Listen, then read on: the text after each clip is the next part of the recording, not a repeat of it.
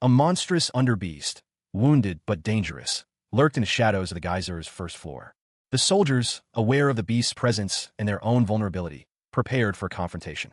As the soldiers aimed their weapons, Kale, recognizing the potential for a tragic mistake, desperately shouted a warning. Ignoring Kale's plea, a soldier fired, the shot echoing through the cavern. The underbeast, enraged by the attack, lunged forward, its claws extended. One soldier, stunned by the sudden attack, stared in disbelief. His comrades, however, reacted with nervous laughter, attempting to mask their fear. They had killed the beast, proving that even here, in this strange place, the laws of cause and effect still held true. A decision was made to retreat, discarding unnecessary equipment to expedite their escape. Suddenly, a chilling sound pierced the air, signaling a new and more formidable threat. Kale, despite the danger, resolved to fight. The soldiers discussed their recent victory, calculating the financial reward for their efforts. Their actions, however, had been part of a larger, more sinister plan. He stared into the darkness, a grim expression etched onto his face. The weight of their recent battle hung heavy in the air. As his companions had wished, they would remain unarmed, a decision born of necessity. A sudden cry pierced the silence. The young filmmaker, overwhelmed by the intensity of the moment, needed to capture it all on film. The others, however, were already departing, leaving the young man behind. They debated their next move, the question of where to wait for their leader looming large. Hyunji, exasperated, voiced her frustration at the chaotic turn of events. The filming was ruined. Kale, however, announced their departure, leaving Hyunji and the others stunned. Hyunji's thoughts turned to the reason for Kale's reluctance to approach the labyrinth, a secret she was beginning to unravel. One of the soldiers openly questioned Kale's decision, labeling him a coward. The others, however, were more concerned with the financial implications of their abrupt departure. They pressed onward, deeper into the ominous darkness. Hyunji, a young woman with shoulder-length brown hair, urged caution. A young girl, visibly frightened, clung to her side, eyes wide with fear. They stood within a dark, cavernous space, the air thick with an unsettling silence. They needed to move quietly, to avoid alerting any nearby predators. The group's division was a risk they couldn't afford. Kale, ever vigilant, observed the surroundings. He understood the grim reality. The first to be noticed would be the first to fall prey. He tried to convince the others to remain silent, but the blood scent would have betrayed them all if they had tried to flee. Despite the risk, they pressed on, their movements careful and deliberate. Even if they could have convinced the soldiers, the situation was far too precarious. Suddenly, a monstrous creature emerged from the shadows, its terrifying visage filling the camera's view. It roared, a sound that echoed the creature's primal rage. Its gaping maw, filled with rows of razor-sharp teeth, snapped shut, narrowly missing its prey. The sheer power of the beast was palpable. Hyunji and Kale scrambled away, narrowly escaping the creature's grasp. They were running out of time and options. The creature lunged again, its massive claws reaching for the young man in the yellow helmet. He cried out in terror. Kale recognized the creature as a wolf-monkey hybrid, a particularly dangerous predator. The situation had become dire. Kale was perplexed. Why were these creatures on the first floor? Their presence suggested a deeper, more sinister plot. He realized with dawning horror that they had been cornered. A whole group of the creatures was closing in on them. He wondered if their pursuers had known their location all along. The question hung heavy in the air, a chilling realization. A monstrous wolf-monkey hybrid lunged, its claws extended. The impact sent Hyunji sprawling. She braced herself, drawing her blade. Kale moved to intercept the creature, his daggers flashing. With a swift, acrobatic maneuver, Hyunji evaded another attack. She used the momentum to launch a counterattack. Kale, seizing an opportunity, unleashed a flurry of strikes. Kale's eyes narrowed, his expression hardening. Hyunji, determined, declared her intention to maintain a rapid pace. A monstrous wolf-like creature lunged, its jaws snapping shut inches from Kale's head. Hyunji, clinging to Kale's back, braced herself for impact. He grunted, a few ribs protesting under the strain, but Kale held firm, his grip on Hyunji unwavering. The beast roared in frustration, its attack thwarted. Its massive form crashed to the ground, sending tremors through the cavern. They scrambled to their feet, the adrenaline of the near miss still coursing through their veins. Kale urged Hyunji onward, his eyes scanning their surroundings for any further threats. They might chase after, so let's hurry. Hyunji, however, was overcome with grief. Tears streamed down her face as she cried out, "Why did you let the others die?" She seemed to misunderstand something crucial. She had been hired as a guide, not a protector. Kale explained, "I was hired as a guide, not a guard. Was there something in the contracts that said I should fight?" Despite his efforts, people still died. That's Geyser for you. He confronted her with the truth. She had hired a group of arrogant idiots who ignored his warnings. They did everything I said not to. So what do you mean? Why didn't I save them? Kale, though visibly irritated, remained resolute. I'm still working. You need to pay. He made a promise. I'll keep you alive. The young man and woman stood on a precarious outcropping, the remnants of a fiery destruction swirling around them. They had fled blindly, seeking escape, and found themselves within a labyrinthine structure. A sudden tremor shook the ground beneath them. The ground gave way, sending them plummeting into the darkness below. He landed hard, the impact jarring his body. His left arm was broken, but he felt a grim determination to survive. He considered the fall and the fate of his companion. He was alone, stranded, and in grave danger. He had fallen into the heart of a labyrinth. The place was eerily silent, abandoned, and unsettling. He awoke to the echoing silence of a labyrinth, the darkness pressing in on all sides. His body ached, a dull throb radiating from his side. Nearby, a weathered stone wall bore a strange symbol, a serpent coiled around a sword, its eyes glowing faintly. A monstrous head, reptilian and immense, emerged from the shadows, its eyes burning with malevolent light. It hissed, a sound that vibrated through Kale's very bones. The creature lunged, its jaws snapping shut inches from Kale's face. He barely managed to dodge the attack. He scrambled back, his heart pounding in his chest. Fear warred with a desperate determination to survive. His eyes blazed with defiance. "Bullshit," he muttered, his voice raw with anger and adrenaline. A voice echoed through the cavern, cold and ancient. "You, who will inherit this ominous underground."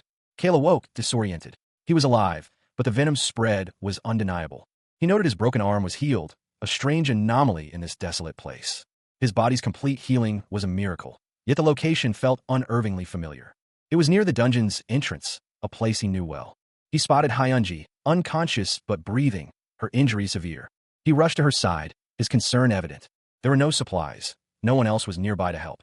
He realized then that his unexpected recovery wasn't accidental.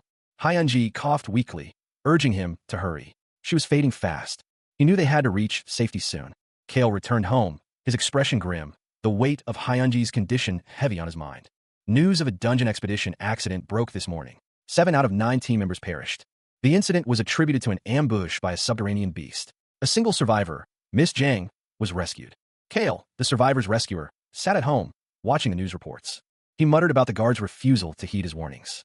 If not for his camcorder footage, he would have faced disciplinary action. He had left part of Hyunji's payment in her room. She must have found it. He decided to deliver the rest of the money to her quickly. He found Hyunji crying. Her expression was one of distress. He looked concerned. Hyunji had already seen the money and was overcome with emotion. She explained that she didn't want to discuss how she obtained it, as she hadn't done anything wrong. Hyunji's father comforted her.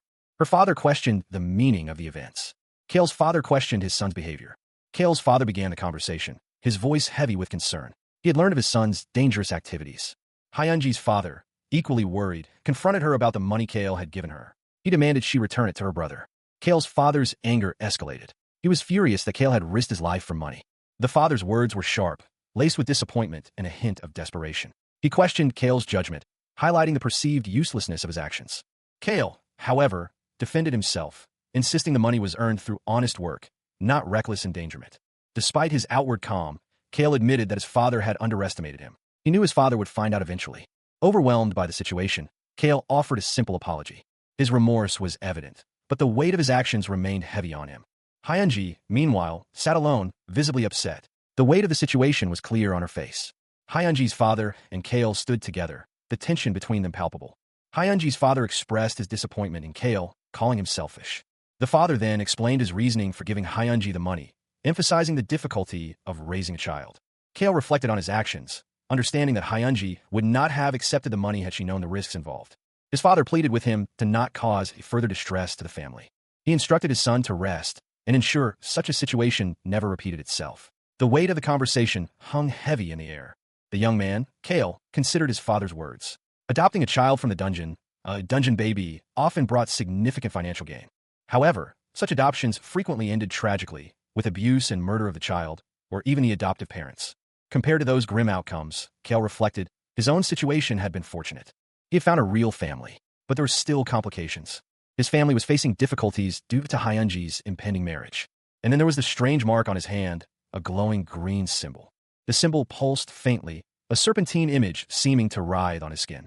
He had discovered information online about Naga's Labyrinth, a rank 1 labyrinth with a synchronization rate of 16.1%. He sat at his desk, reviewing the details he'd found. The green interface on his computer screen resembled game interfaces he'd seen before. A thought struck him. Could an abandoned labyrinth have chosen him as its master? A notification appeared on a screen, indicating a change in the portal status. Something new had arrived. He reacted instantly, shattering a window to escape. His eyes widened in shock and fear. He found himself on the ground, disoriented. Below him, a familiar symbol glowed faintly. He recognized it as the entrance to the labyrinth. It was similar, yet different. The creature reappeared, its speed exceeding his ability to track it. He knew he had to confront it immediately, using all his strength.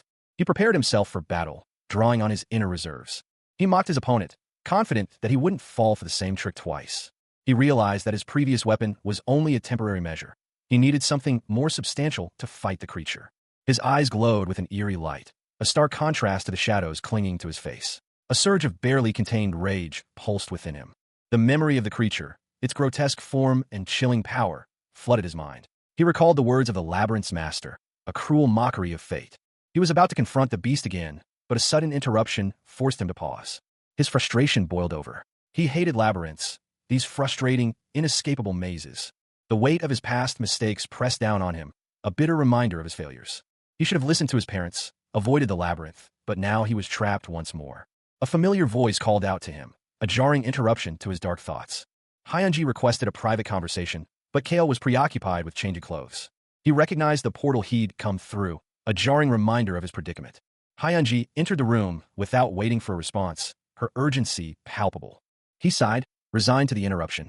Whatever it was, he would deal with it. It felt like his body was breaking, but there was nothing physically wrong with him. Hyunji found Kale at home, sweating profusely. Appa, what was that weird sound? He hadn't even changed clothes since his ordeal. That's... His expression was one of discomfort and exhaustion. Hyunji, oblivious to his distress, excitedly exclaimed, "Wow, you game now."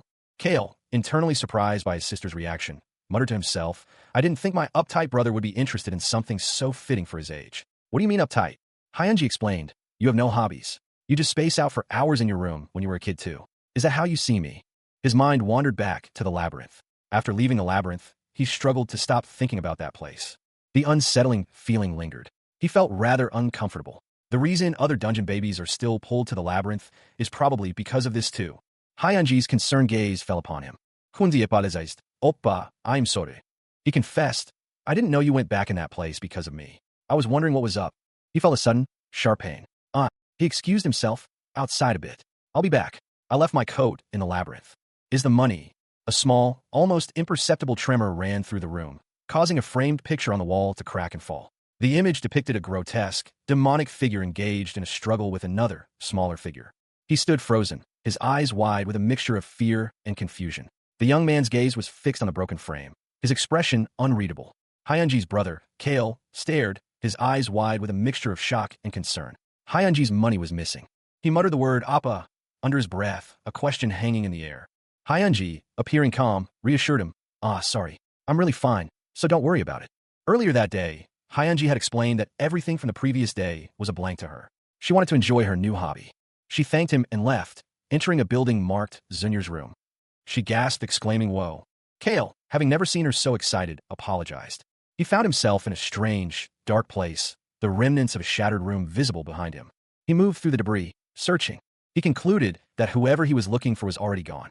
He repeated to himself, "Not here, not here." Everything was there except Hyunji's money. A large snake appeared, seemingly speaking to him.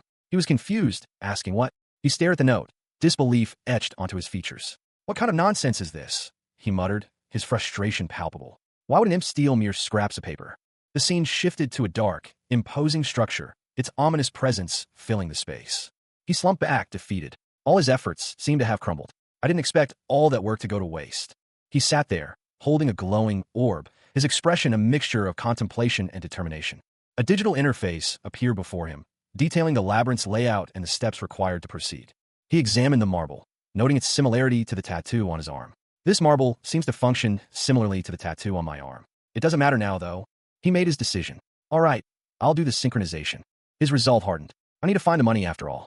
He considered his options. If not, I could just leave it be. He initiated the synchronization process, a sense of foreboding washing over him.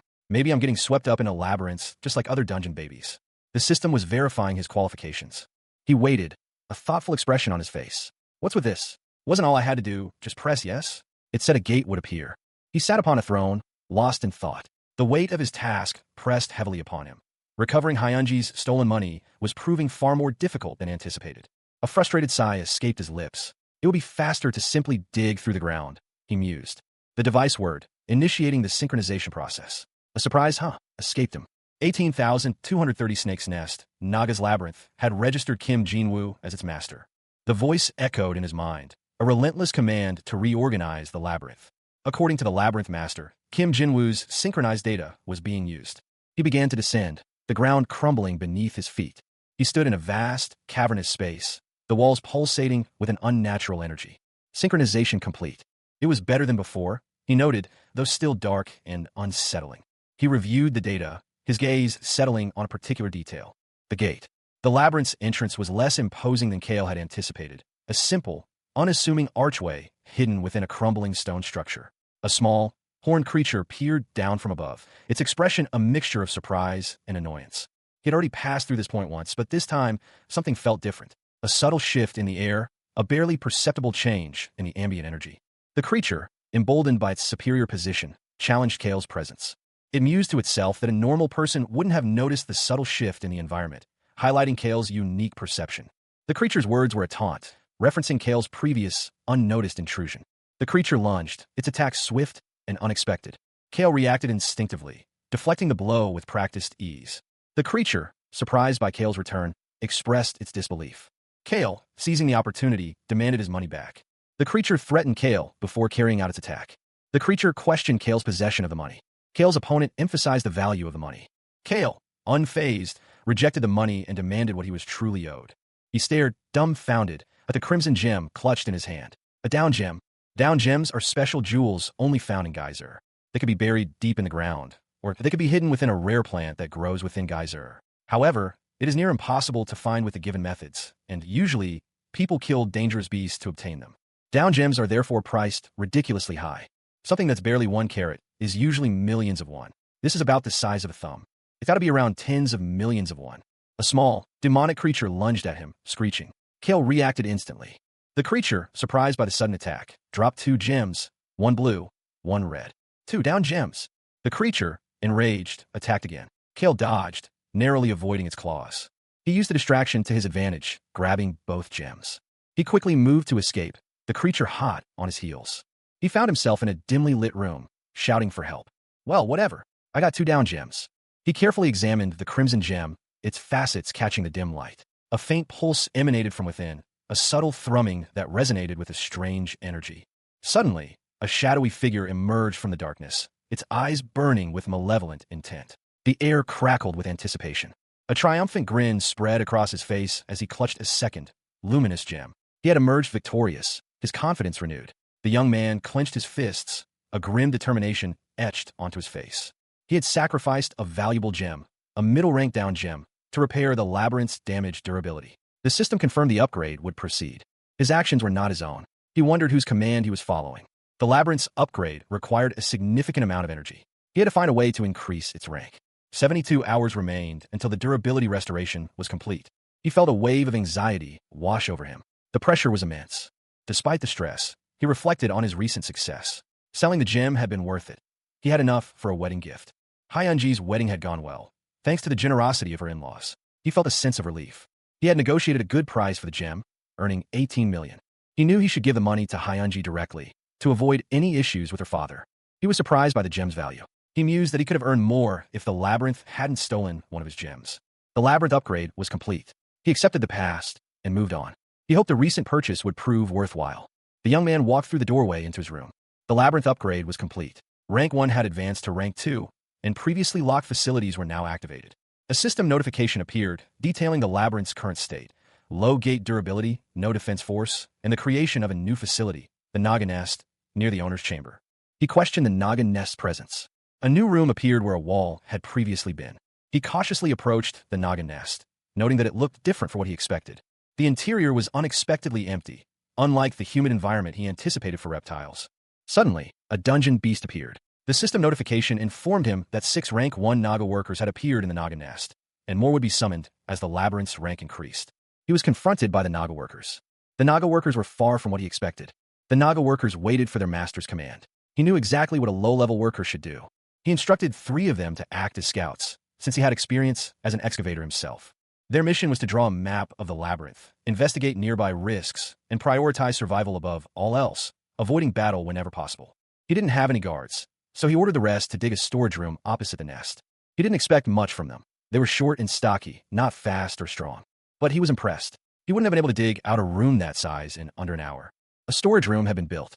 Part of the Naga worker exploration team returned. Just one? Could it be? Where's the rest? He regretted not going with them. Workers didn't exist in the Naga military forces summoning category. It was a permanent loss, or so he thought. They were fine. The spoils were too much, so they came to leave some. It was an honor that he was worried. The young man stood before a crudely drawn map, a small, reptilian creature perched on a nearby rock. He examined the map, his brow furrowed in concentration. Updating the labyrinth map was a necessary task. He realized there was no need to personally survey the area to create the map. Nearby, various items were scattered. The Naga workers had diligently gathered a large amount of supplies. The reptile commented on the quantity of spoils. He wasn't sure if he should be thankful for their efforts. The items appeared to be from a past war, outdated or rusted. There was no sign of recent human presence. He realized the location was isolated. Among the items, he discovered a gem. He instructed the reptile to gather all similar items and inform the others. He planned to have the gems evaluated. He turned to flee, but the path was blocked by monstrous serpents, their eyes gleaming with malice. If he left now, the workers would be vulnerable. His concern for their safety weighed heavily on him. The Naga scout, Shiek, confirmed more gems lay below. He nodded, accepting the risk. It was true. The labyrinth offered him something valuable, whether it was money or opportunity. He approached the altar, a place of both power and sacrifice. The gems were replaced with labyrinth energy. A possibility? He had traded millions for a mere possibility, but his obsession with the labyrinth had grown. He understood the dungeon baby's obsession. They risked everything for the thrill of the unknown. He was bored, utterly, completely bored. He vowed, a sinister smile stretched across his face. He declared, a glory great enough to encompass the entire geyser. With a dramatic flourish, he commanded, I summon Naga. The young man reviewed the summonable units, noting the costs and capabilities of each. A maintenance fee was required, a detail that caused him to frown. He considered his options. Summoning more units would be beneficial, but he was concerned about the cost. He found himself in a dimly lit stone corridor, the air heavy with the scent of damp earth. The cost of summoning units was a significant concern. He decided to summon one Naga soldier and one Naga maid, carefully managing his resources. The young man turned, his gaze fixed on something in the distance. He prepared himself, a sense of anticipation building within him. He cautiously approached a large, imposing doorway, his heart pounding in his chest. A massive figure loomed in the shadows. The Naga soldier materialized before him, its appearance exceeding his expectations. The soldier's duty was to defend the storage area with the workers at the gate. The young man nodded in satisfaction. He observed the soldier's physique, confident in its ability to survive until the 5th floor. He was surprised to see that the Naga maid summoned was of heroic rank. He questioned whether this was truly heroic. He stood in the center of a vast, stone chamber, the air heavy with anticipation. A blinding light erupted, forcing him to shield his eyes. The summoning was complete. A Naga maid, Dominique, had answered his call. Dominique, unlike other Naga maids, was a true advisor, utterly devoted to her master. She addressed him with a respectful title. He felt a voice in his mind, a telepathic communication. Overwhelmed, he asked for guidance. Dominique, delighted by his success, confirmed her ability to speak. The Naga maid, with a slight murmur, assessed their surroundings. She summarized the current situation. He realized the tutorial was far from over. Dominique informed him of a nearby down gem and a plant. He pondered the Naga maid's capabilities, questioning if she could also utilize maps for navigation. The young man decided that a first-hand assessment was necessary before committing to any maintenance. Dominique, the Naga maid, agreed, stating that she too needed to personally verify the situation. They discovered the cave wall was weak, allowing them to access the lode from the side. The lode was directly behind the wall. The maid explained that sometimes down gems could be mined alongside other minerals, which were then sent to the forge. Dominique pointed out a small, gem-shaped plant. Despite its size, it could still yield down gems. She explained that these plants were hardy and didn't require much maintenance. Kale agreed to harvest them while they were there. The nearby passages were easy to defend, had a water source, and their position was central. However, a dangerous-looking mark was noted on the map. The map indicated a large, blocked area, likely due to wild beasts. The maid suggested that hunting these beasts could help offset maintenance costs. Kale confirmed Dominique's identity. He was incredibly impressed by her abilities. Dominique chuckled, assuring him that her abilities were normal for a Naga maid maintaining the labyrinth. She added that she never imagined a Naga would be assisting him. She explained that her presence would allow for better communication and advice. Kale understood the master's concerns, but reassured her that he would spend a significant amount of time in the above world. Dominique explained that since there was no labyrinth core yet, there wouldn't be an immediate swarm after the labyrinth's creation. She had to be prepared for anything in Geyser. The labyrinth's security was paramount. Although they consumed many down gems, more were needed to upgrade the labyrinth. Kale asked if the labyrinth's owner could perform the upgrade for him. He had one last question. What would happen if he didn't meet the standards? Dominique explained that there could be Nagas who would leave or rebel. Even if the beast took over, it couldn't absorb the labyrinth. Only those chosen by the labyrinth could be its owners. And there weren't enough foolish Nagas to challenge the royalty, who controlled all of Geyser. Kale and Dominique stood together, contemplating the situation. Kale agreed to the plan. Dominique stated that there was much to do, so they should stop at the small talk. He asked if the harvested down gems were enough to upgrade the labyrinth. The system confirmed that 31 good quality intermediate grade down gems had been offered to the altar, and the upgrade was starting. A man was examining a down gem, pondering the recent activity of veteran explorers. The young man, Kale, surveyed the office with a grim expression. His gaze fell upon a whiteboard detailing recent activity in the labyrinth, specifically the alarming increase of wolf monkeys on the first floor. He explained the situation to the older man seated behind the desk, emphasizing the decline in the quality of explorers over the past 5 years and the resulting shortage of down gems. Kale assured the older man that he wasn't there to take advantage of the situation, merely seeking information. He explained that, having severed ties with his former employer, Geyser, he lacked knowledge of current events within the labyrinth, but could gather information on down gems since they were brought there. The older man, seemingly unconcerned, stated that obtaining the necessary down gems wouldn't be difficult. He then offered Kale a lucrative job opportunity, mentioning a significant contract. The conversation shifted. Kale's expression changed as he inquired about hell spiders. The older man explained that while dangerous, hell spiders possess down gems, making them a valuable, albeit risky, target. The older man suggested that Kale's high rank would allow him to earn significant money by hunting them, but Kale refused. He pressed Kale, highlighting the financial benefits and the urgency of the situation, but Kale remained resolute in his refusal. The older man brought up Kale's family responsibilities, attempting to sway his decision. Suddenly, Kale reacted violently, striking the older man. The young man, Kale, stood before an older man, his expression serious. He explained the difficulties of his work, likening it to managing exceptionally powerful, yet unpredictable, children. The older man, in response, cautioned Kale that not all of the beings he dealt with were as docile as he seemed to find them. Kale, however, remained confident in his abilities, stating that he had personally acquired all of his current charges. He then elaborated on the harsh realities faced by those who worked alongside him, many having lost family to violence. The older man sighed, acknowledging the difficulty of trusting someone with nothing left to protect. He continued, emphasizing the importance of Kale's family and the potential consequences if anything were to happen to them. Kale, however, seemed unfazed, stating that the older man would soon witness the consequences of one of his charges going berserk. Kale promised that such an incident would not be repeated. The older man, after a moment of reflection, agreed to transfer the funds. He then prepared to leave. The older man sighed again, noting the lack of mention of a certain table. Hyunji ran, fear evident in her eyes. Hyunji, her face etched with terror, stumbled through the undergrowth, desperate cries escaping her lips. Giant spiders, their eyes glowing menacingly, swarmed around her, their legs a blur of motion. The ground, she realized, had been their prison for generations, a labyrinth built by their own hands. Yet, the creatures they had served now turned on them. Kale, witnessing the scene, felt a surge of rage. His knuckles whitened as he clenched his fists. Why? Why would they betray those who had toiled for them? A figure emerged from the shadows, cloaked and imposing. A desperate plea escaped Hyunji's lips. Duke Geyser. The monstrous spiders advanced, their many eyes fixated on their prey. Their movements were swift and deadly. Their 8 legs moved with terrifying speed and precision, their fangs dripping with venom. Kale, startled by the sudden attack, reacted instantly. He was ready.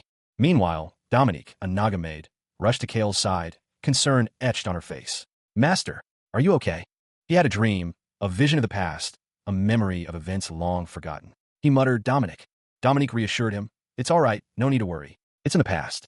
She looked at him with concern, her purple eyes filled with empathy. Kale, however, laughed a nervous, strained sound. And Master, the small, strange creatures, though initially unsettling, were now seen as companions. They just looked not very labyrinth-y, Kale mused. He found himself strangely fond of them. No way, I like them now. He reflected on his upbringing in the labyrinth, and how these creatures were different.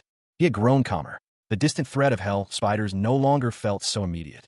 However, deeper threats could still emerge from below. He turned to Dominique, seeking an update.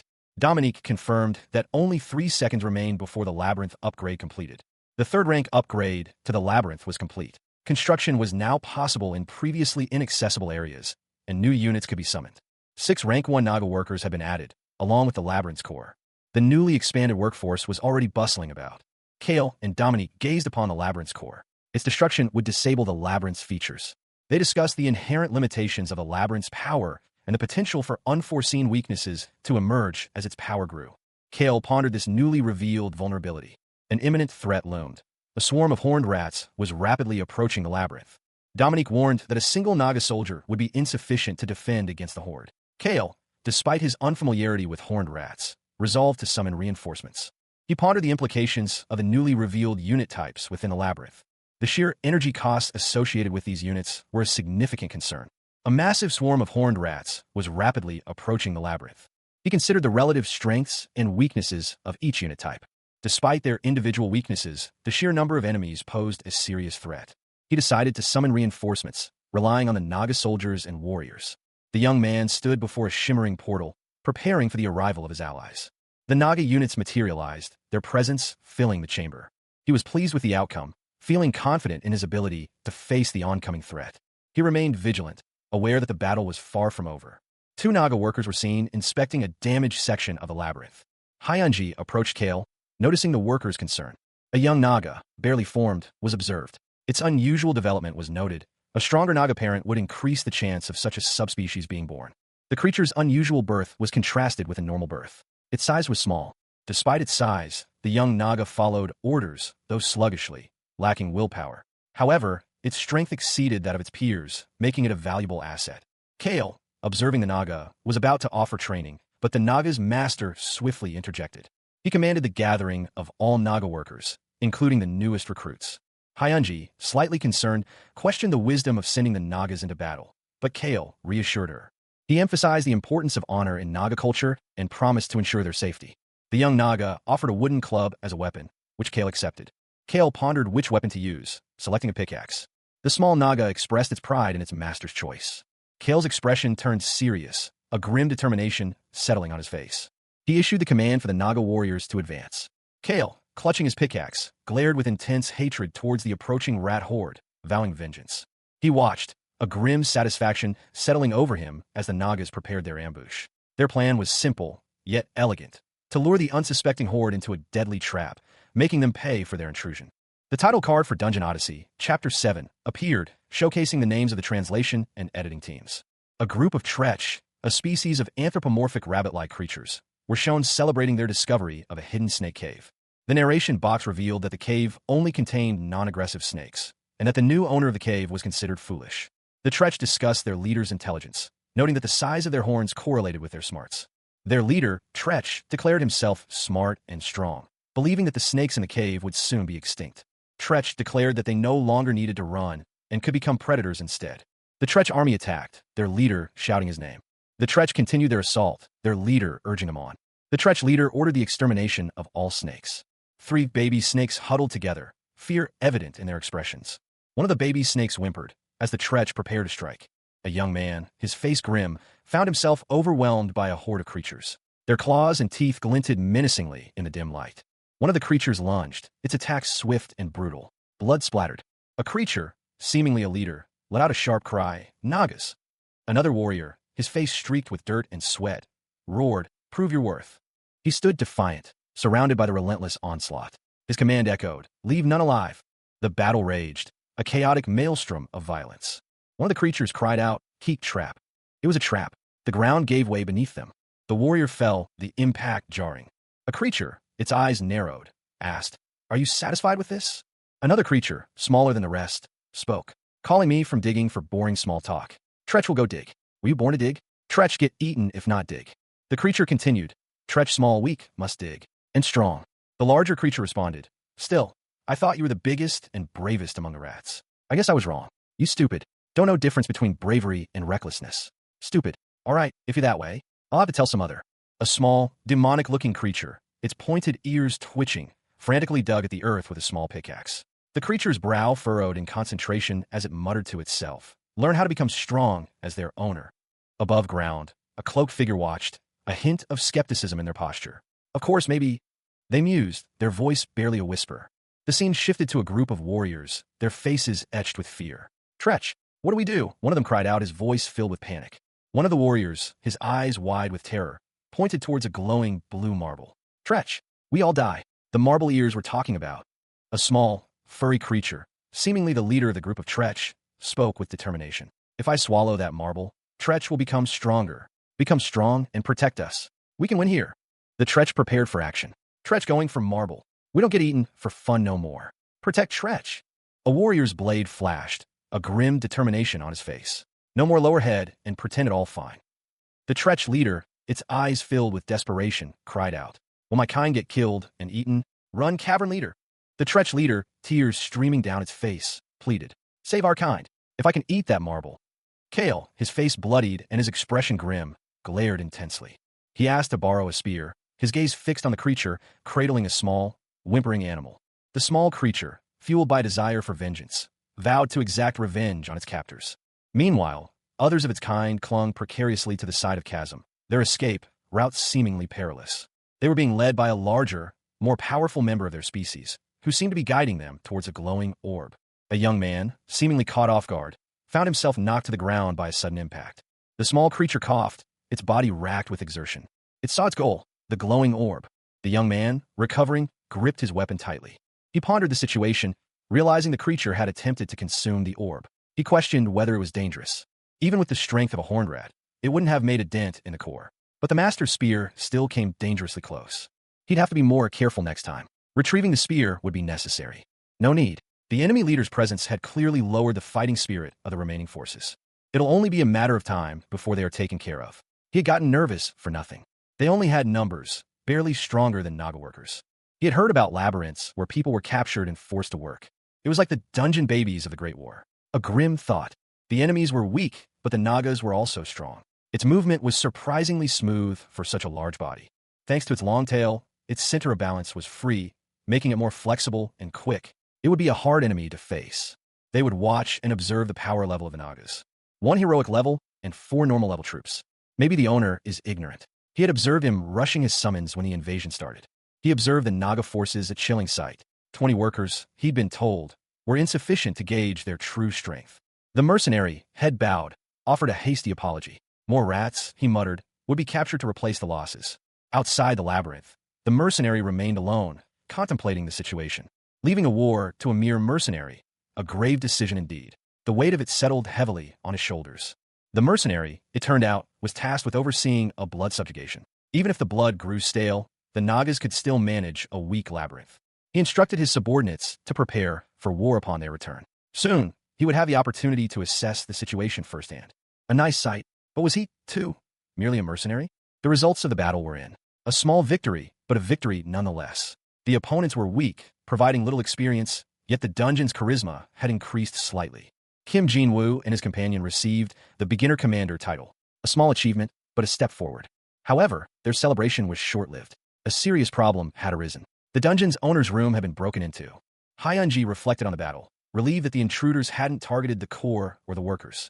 The potential harm to Dominic had been a close call. She expressed gratitude that their first opponents were relatively weak, allowing them to survive this encounter.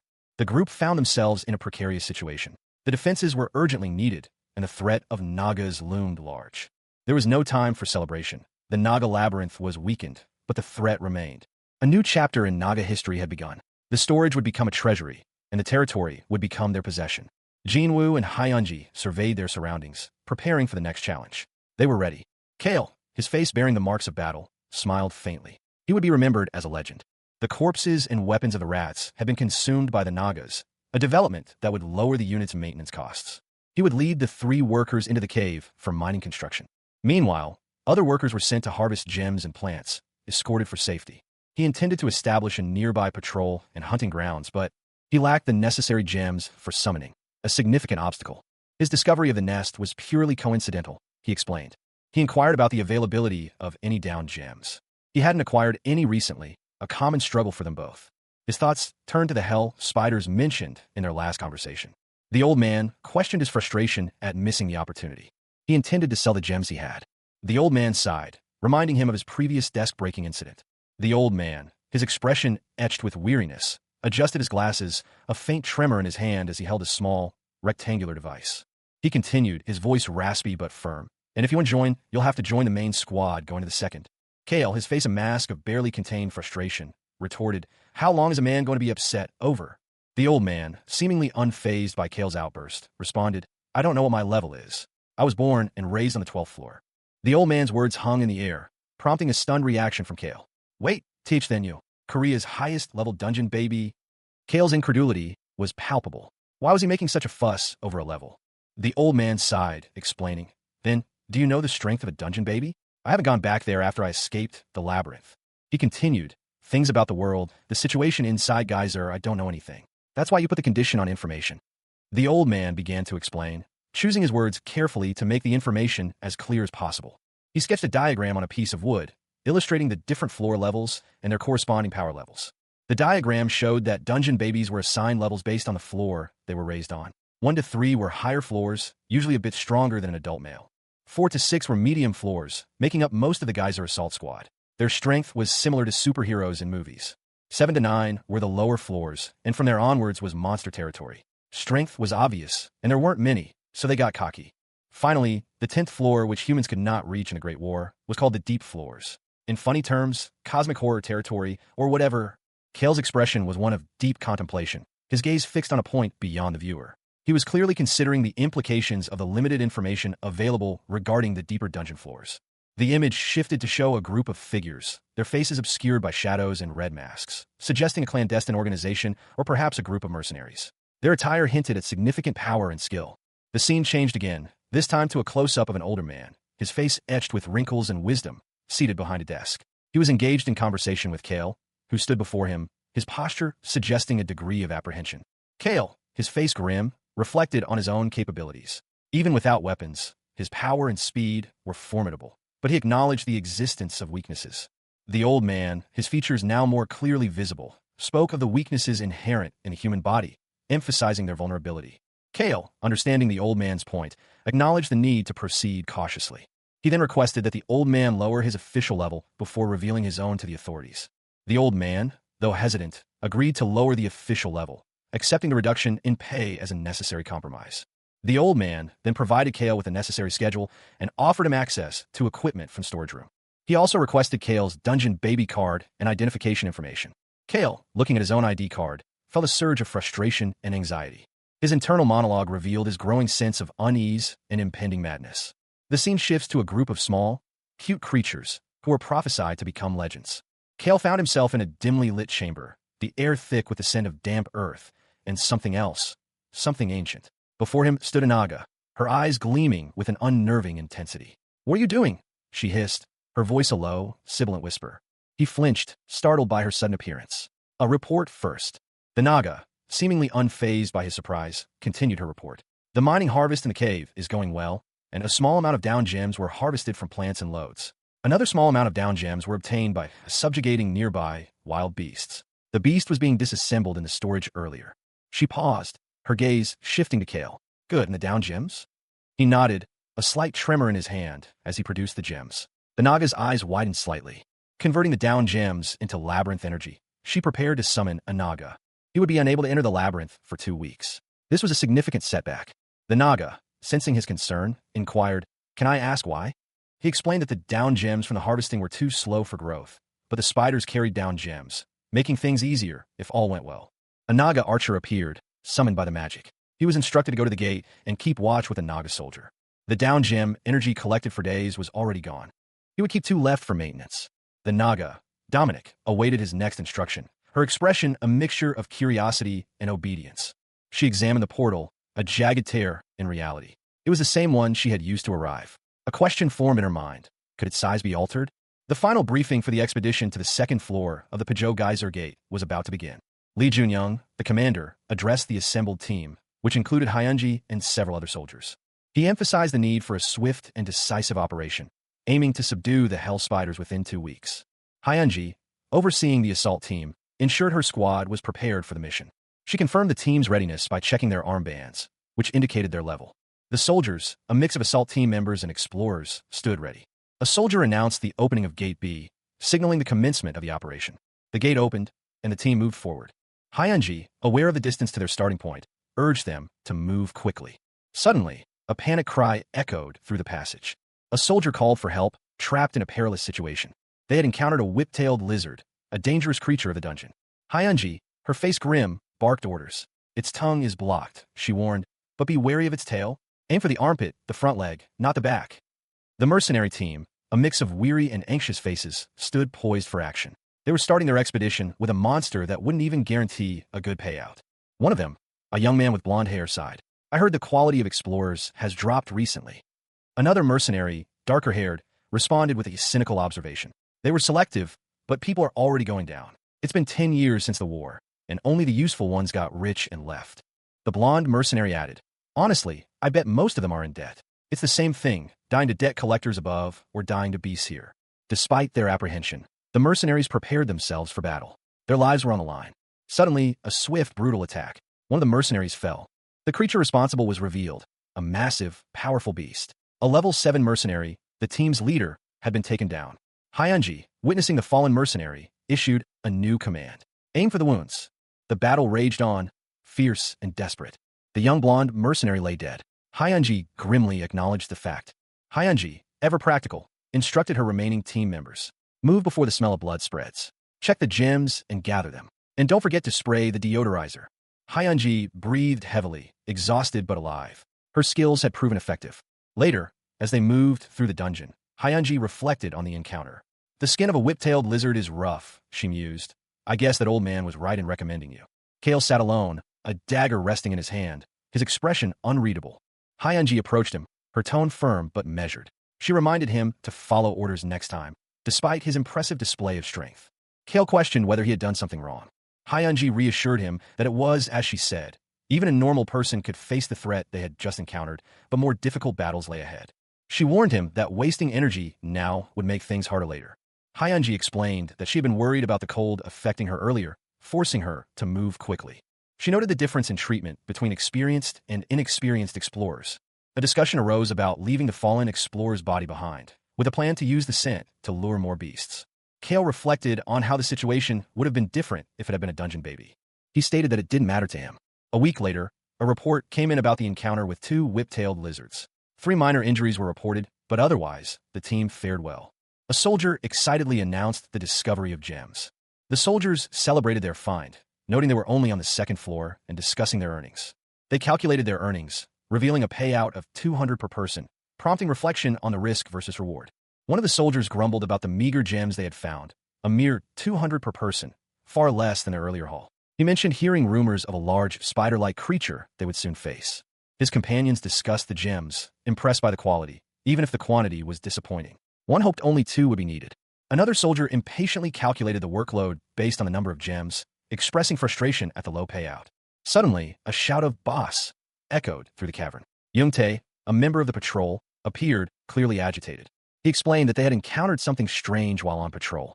The tracks suggested a significant battle had taken place, possibly involving the first team who encountered the spiders. Hyunji noted that the signs of a struggle were widespread. Another soldier explained that gems were falling from above, prompting them to try and collect them. However, they found that their bodies could not move freely in the air. They speculated about the source of the falling gems, wondering if it was a beast. Amidst the chaos, someone urgently called for Youngtae to deploy the flares. Youngtae prepared for battle, his expression grim. He stood, his back to a monstrous, shadowy figure, the air thick with anticipation. A wave of crimson energy erupted, engulfing several figures in its destructive path. Hyunji, witnessing the devastation, gasped, "Is that a human?" The team, realizing the scale of the threat, decided to regroup. 10 people were only a fraction of a danger. They moved swiftly, prioritizing escape and strategic repositioning. Junyoung was warned to take cover. He braced himself, his eyes blazing with determination. Another member of the team engaged the enemy with a powerful strike. A call for camouflage and strategic maneuvers was issued. Hyunji noticed the protective flares were failing. They pressed their advance, desperately trying to maintain their light source. A fierce clash of blades punctuated the darkening surroundings. Hyunji, her breath ragged, stumbled back, narrowly avoiding a sweeping claw. The monstrous creature lunged again, its shadow falling over her. Kale, eyes blazing, met the creature's attack head-on. He moved with impossible speed, a blur of motion. The remaining soldiers formed a defensive line, their shields raised against the onslaught. Kale's swift action bought them precious time.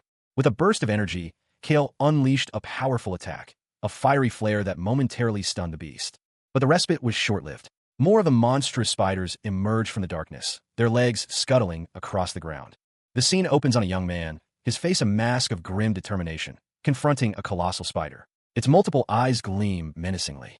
Another figure, a soldier, leaps into action, his weapon a blur as he attempts to strike the spider from above.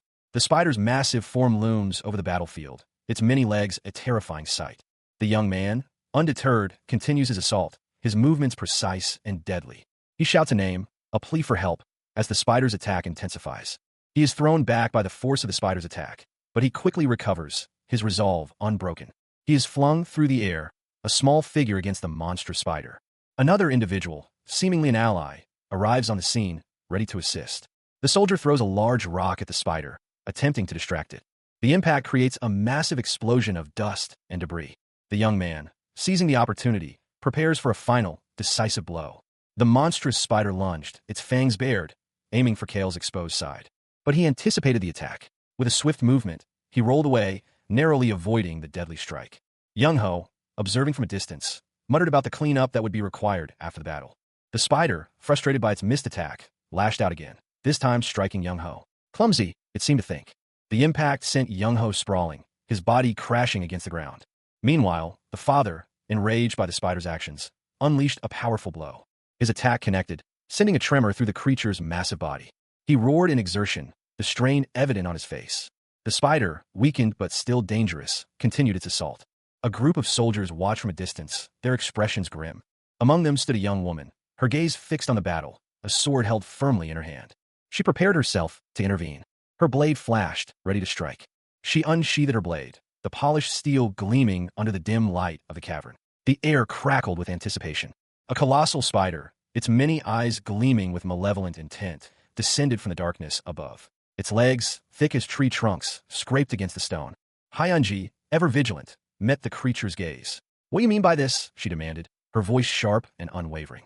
A soldier sighed, exasperated. "Sigh, how outrageous. Is there any reason to fight at full power for just this?" Nearby, a group of soldiers prepare themselves. "Over here, as well. Get ready," one of them shouted. The massive spider lunged, its many legs a blur of motion. "Pay attention," a warning cry echoed through the cavern. Kale, swift and deadly, leaped into action, his daggers flashing as he engaged the monstrous arachnid. The dungeon baby's will. He was thrown back by a powerful blow, landing hard on the cavern floor, surrounded by the spider's offspring. Meanwhile, other soldiers fought valiantly against the relentless wave of spiderlings. One soldier, overwhelmed, cried out in despair. "No, I'm fighting a living thing." Hyunji observed a particularly strong spiderling.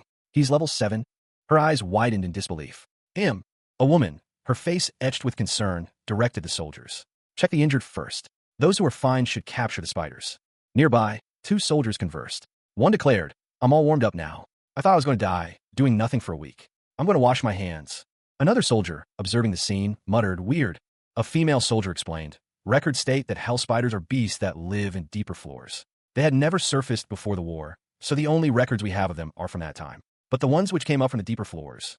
2 soldiers discussed the spider's strength. "We're just warm-ups? Is that what you're getting at?" one asked. The other replied, "Yeah, they feel weaker than the boring lizards. Maybe the beasts from the deeper floors aren't much, or maybe it's us who are too strong." A soldier, relieved, exclaimed, "Thank goodness we didn't have to use the explosives we prepared." But these were not hell spiders. They could be classified as the same species. One soldier examined a fallen spider. But hell spiders are much bigger than this. It has no exoskeleton. The epidermis is weak. Another soldier added, "It also has a different fighting style. A hell spider fighting at close quarters from the get-go." A female soldier, surprised, said, "You wait." 2 soldiers noticed the numerous spider webs. "Spiders are careful organisms." "What?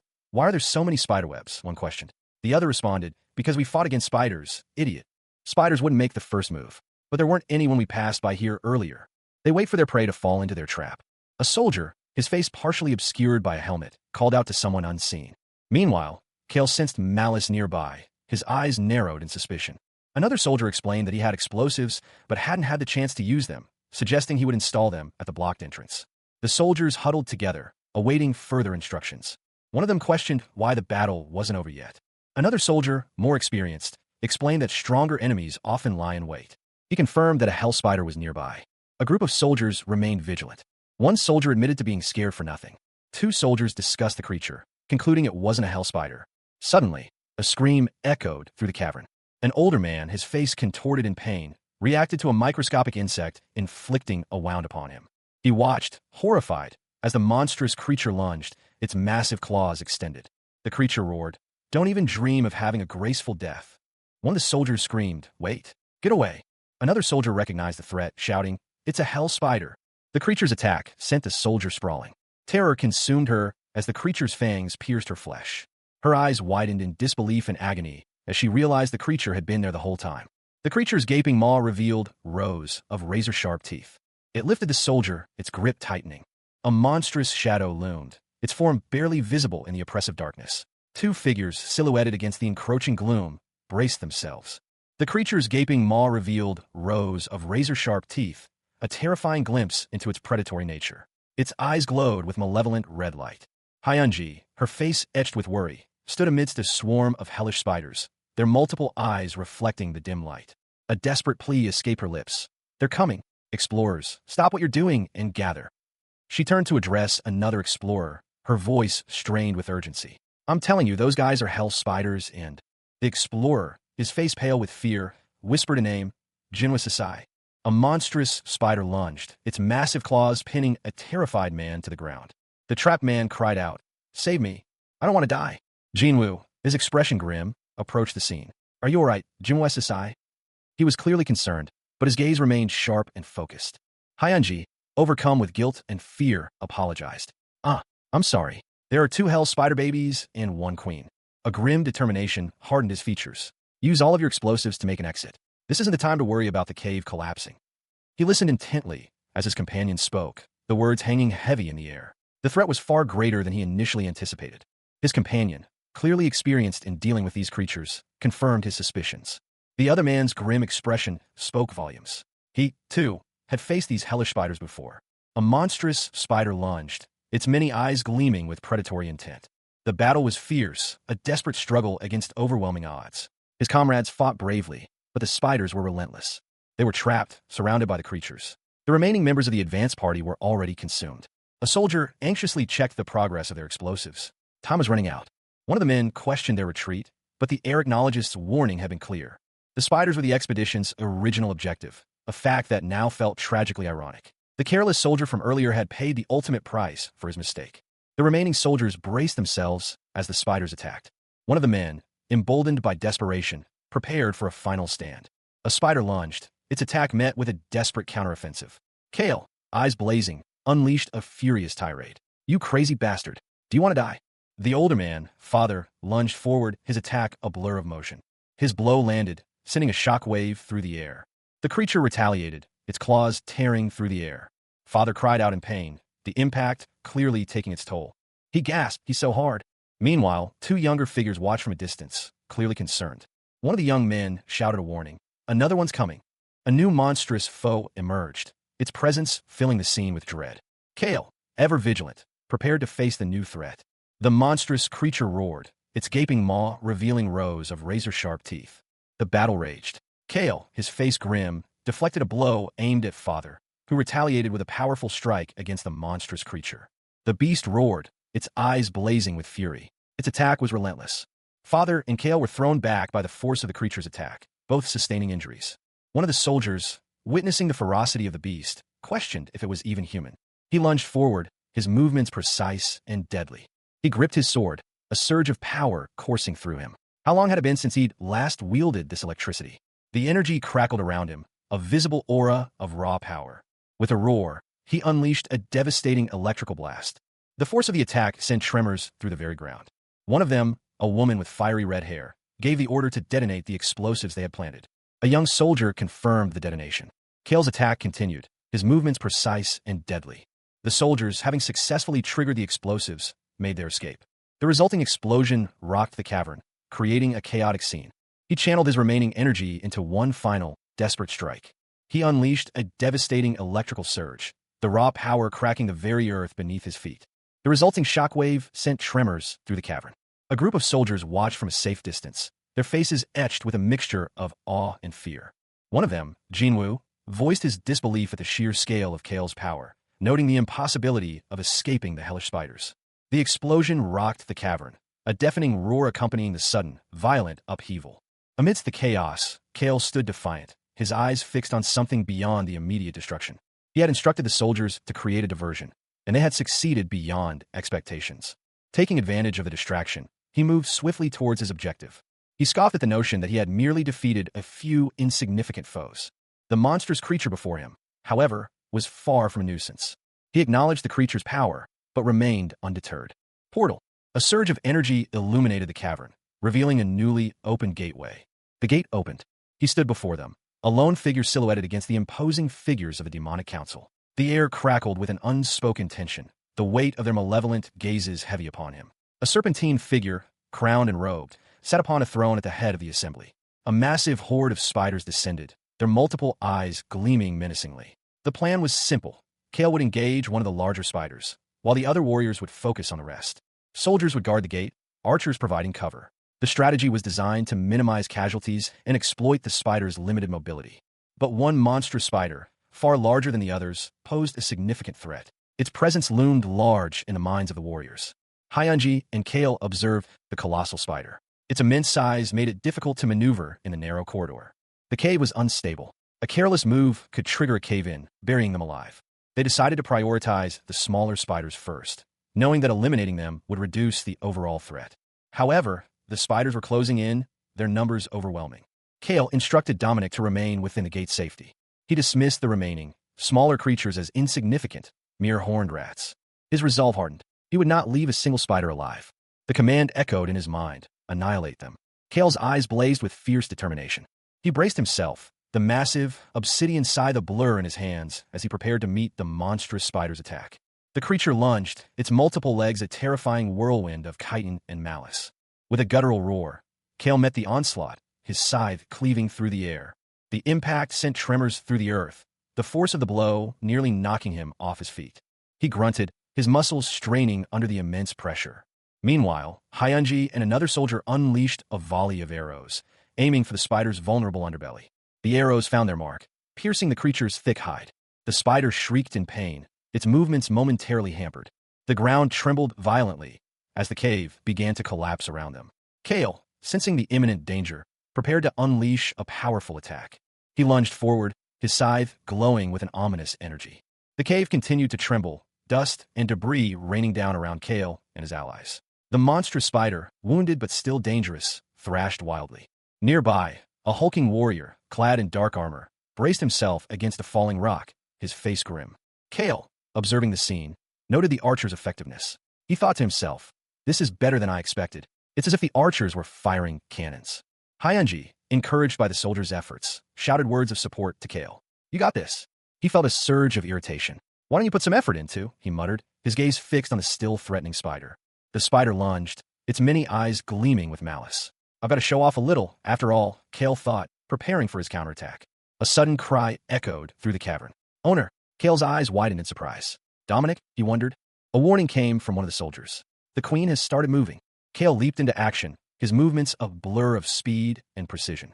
He swung his weapon with deadly accuracy. The ground beneath him cracked and crumbled. A monstrous form began to rise from the depths. He braced himself for the impact, the monstrous creature's gaping maw looming before him. The creature roared, its attack imminent. Kale stared, his eyes wide with disbelief as a wave of shock washed over him. The notification regarding the cancellation of the fear status ailment on the hell spiders appeared, adding to his growing unease. He wondered about the Naga. A Naga soldier fell, succumbing to a fatal wound, and another perished shortly after. Despite the casualties, Dominic and the Naga archers successfully resisted the status ailments. Another Naga warrior fell victim to a fatal blow. He moved with practiced grace, dodging the falling debris and the attacks of the monstrous spiders. From the depths of the collapsing cave, a colossal, nightmarish creature emerged, its form shrouded in shadow and malice. The creature's terrifying visage was partially obscured, yet its malevolent aura was palpable. Its monstrous form continued to rise, filling the space with dread. Kale, his face grim, called out to Dominic, demanding answers. A frantic warning arrived. The gate was in imminent danger. He acknowledged the overwhelming number of lesser spiders, but vowed to persevere. The monstrous creature loomed closer, its eyes burning with malevolent intent. The beast lunged, its massive claws tearing through the earth.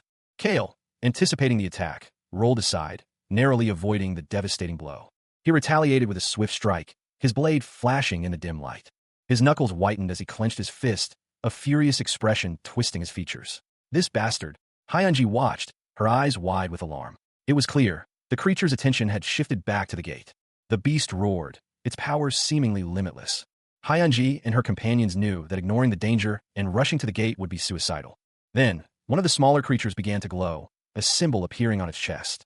Meanwhile, Kale launched himself into the air, his movements fluid and precise. He aimed for the creature's head, his weapon a blur of motion. The beast reacted instantly, its massive form shifting to meet the attack. Kale was thrown back, the force of the impact sending tremors through his body. The beast roared in triumph, its eyes burning with malevolent intensity. The beast lunged, its claws extended, aiming for Kale's exposed side. He barely managed to roll away, narrowly avoiding the attack.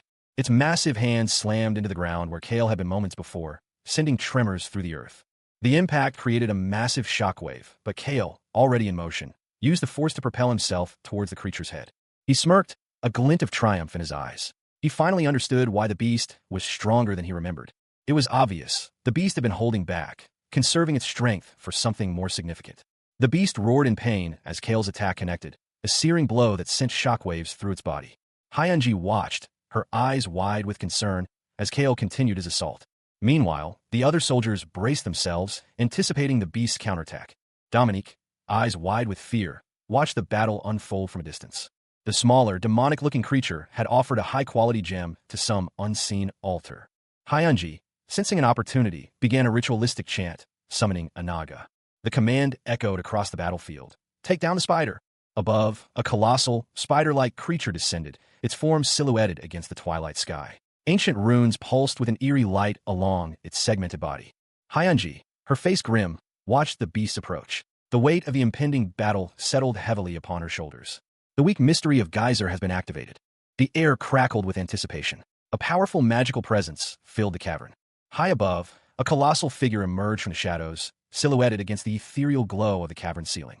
The command echoed through the space. Take down the spiders.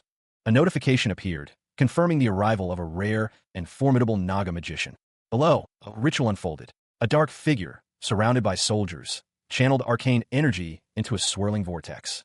The vortex pulsed with immense power, threatening to consume everything in its path. From the vortex, monstrous spiders emerged, their bodies glistening with an unnatural luminescence. They were far larger and more menacing than any encountered before. Hyunji and the others braced themselves for the onslaught. Kale, his body partially exposed, stood defiant amidst the chaos. His expression was one of grim determination. He watched as the smaller spiders were instantly obliterated by the sheer force of the Naga magician's power. The remaining, larger spiders lunged forward, their many eyes glowing with malevolent intent. The battle raged. Kale moved with practiced precision, his daggers flashing in the dim light. The hell spiders were still perfectly fine, indicating that the area of effect was prioritized over force. The monstrous spider lunged, its claws extended. The monstrous creature lunged, its claws extended. The sheer size of it was daunting. Its attack was swift and brutal, a flurry of blows that sent shockwaves through the air.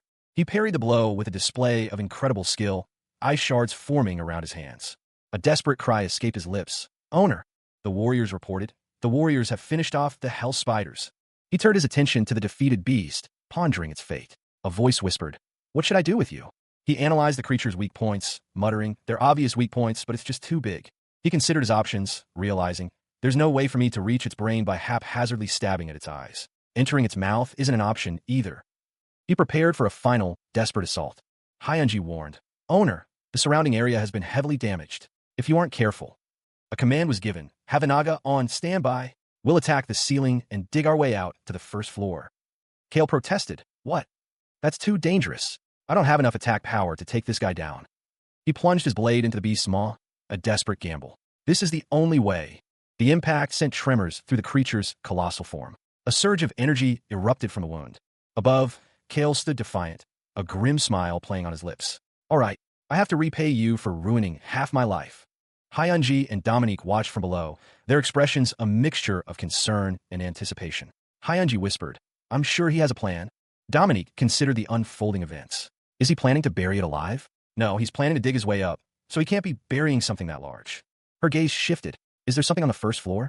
The owner is fighting desperately by himself. Dominique lamented, but there's nothing I can do. Even a Naga that should be fighting to protect him can do nothing but watch. The beast's roars echoed through the cavern as Kale continued his assault. It felt as if their very existence had been denied. Kale strained, his face contorted in exertion. I don't have enough attack power. Meanwhile, another voice cut through the chaos. There's no need to be so depressed. We haven't been cast aside because we're useless. The owner has. He watched over his servants, always the first to confront danger head-on, ensuring their safety even amidst the chaos of battle. His decision to act first, sacrificing the Naga, was a calculated move, something only he could execute. Hyunji and Dominique, observing from a distance, marveled at his magnanimity, though they were prepared to act as needed. Their faith in him remained unshaken. They believed that their moment to act would surely come. A hooded figure, a magician, approached Kale, inquiring about his remaining mana. The beast roared, its powers surging as Kale channeled his remaining energy into a powerful attack. With a determined expression, Kale believed that guiding the energy wouldn't be too difficult. However, the confining walls of the arena hampered his efforts. Meanwhile, Hyunji and the others sensed a growing unease, feeling that something was approaching. They discussed the situation, noting the unusual absence of high-level beasts on the upper floors. One of them, however, noticed something amiss, halting their retreat. Their attention was drawn to a distant sight, a revelation in the darkness. Hyunji watched in awe as Kale unleashed a devastating attack, the force of which sent shockwaves through the very ground beneath their feet. A new passage had opened between the first and second floors, altering the layout of the dungeon. He didn't have time to investigate. His priority was to seal the passage and rejoin his team. He had been wondering if he would reach the surface, but now, a new threat emerged from the depths. The problem now was how to quickly neutralize this new foe. A cloaked figure appeared, their presence radiating power. Kale, sensing the shift in the battle, prepared himself for a new challenge. A magical attack erupted from below, surprising the warrior. It was a weakened ice attack, but still a threat. Dominique and her companion assessed the situation, noting that the path ahead was now covered in ice. The creature, unable to support its weight on the ice, was about to fall. Dominique smiled, a sly glint in her eyes. Kale, leaning against her, chuckled at her words. You really are the best, he admitted, a hint of playful challenge in his tone. The beast, seemingly unfazed by its fall, hissed, a low growl rumbling in its chest. Hyunji, observing the creature, spoke. She noted that the beast's greatest need was raw power, not clever tactics or traps. A cloaked figure, their face obscured, explained that the beast needed an opportune moment to unleash a devastating blow, a blow it couldn't deliver in its current position. Hyunji and Kale strategized. They couldn't let the spiders escape. They had to capture them all. Suddenly, a monstrous spider lunged, forcing a warning from Hyunji. Kale launched a powerful attack, aiming to finish the beast off. The resulting explosion shattered the surrounding area. The aftermath of the explosion was a scene of devastation. A thick plume of smoke still billowed into the sky, obscuring much of the landscape. He stood amidst the rubble, his breath ragged, the air thick with the smell of burnt earth and ozone. Kale gripped his daggers, his senses on high alert, scanning for any sign of movement. The battle concluded with a resounding victory. Jinwoo, having defeated the Hell Spider, was promoted to normal commander. His accomplishment was noted. The fame of the Naga's labyrinth had risen. His units gained experience, and their ranks were upgraded. Kale and Hyunji, aboard their transport, descended towards the battlefield. They observed the aftermath of the conflict, noting the changes in the creature's forms. Hyunji noted that the mage's transformation had been significant to their victory, while Kale observed that one of the creature's severed arms wasn't regenerating. They discussed the requirements for advancing mages and the construction of laboratories and forges within the labyrinth. 50 more gems were needed to upgrade the labyrinth. Kale checked his current gem energy. He decided to check the loot from the recent battle. He found 6 high-quality gems from the Hell Spiders and 44 lower-quality gems from lesser creatures. Despite his soldier's unfortunate death, Kale was pleased with the number of spare gems he had acquired. Kale planned to keep a few low-quality gems and return the rest to his master. Nagas, the fighting concluded, yet several tasks remained. A large battle had transpired at that location. Consequently, beasts and explorers in the vicinity would soon swarm the area. They needed to ensure the gate remained concealed. He instructed them to gather as many spider corpses as necessary and to magically seal all nearby entrances upon his departure. Hyunji questioned the unusual circumstances, while a nearby creature indicated its mana was nearly depleted. The others were to barricade the gate with boulders. He confirmed that the path to the first floor was clear and that he would return in time to complete the upgrade. 5 days would suffice with the available provisions.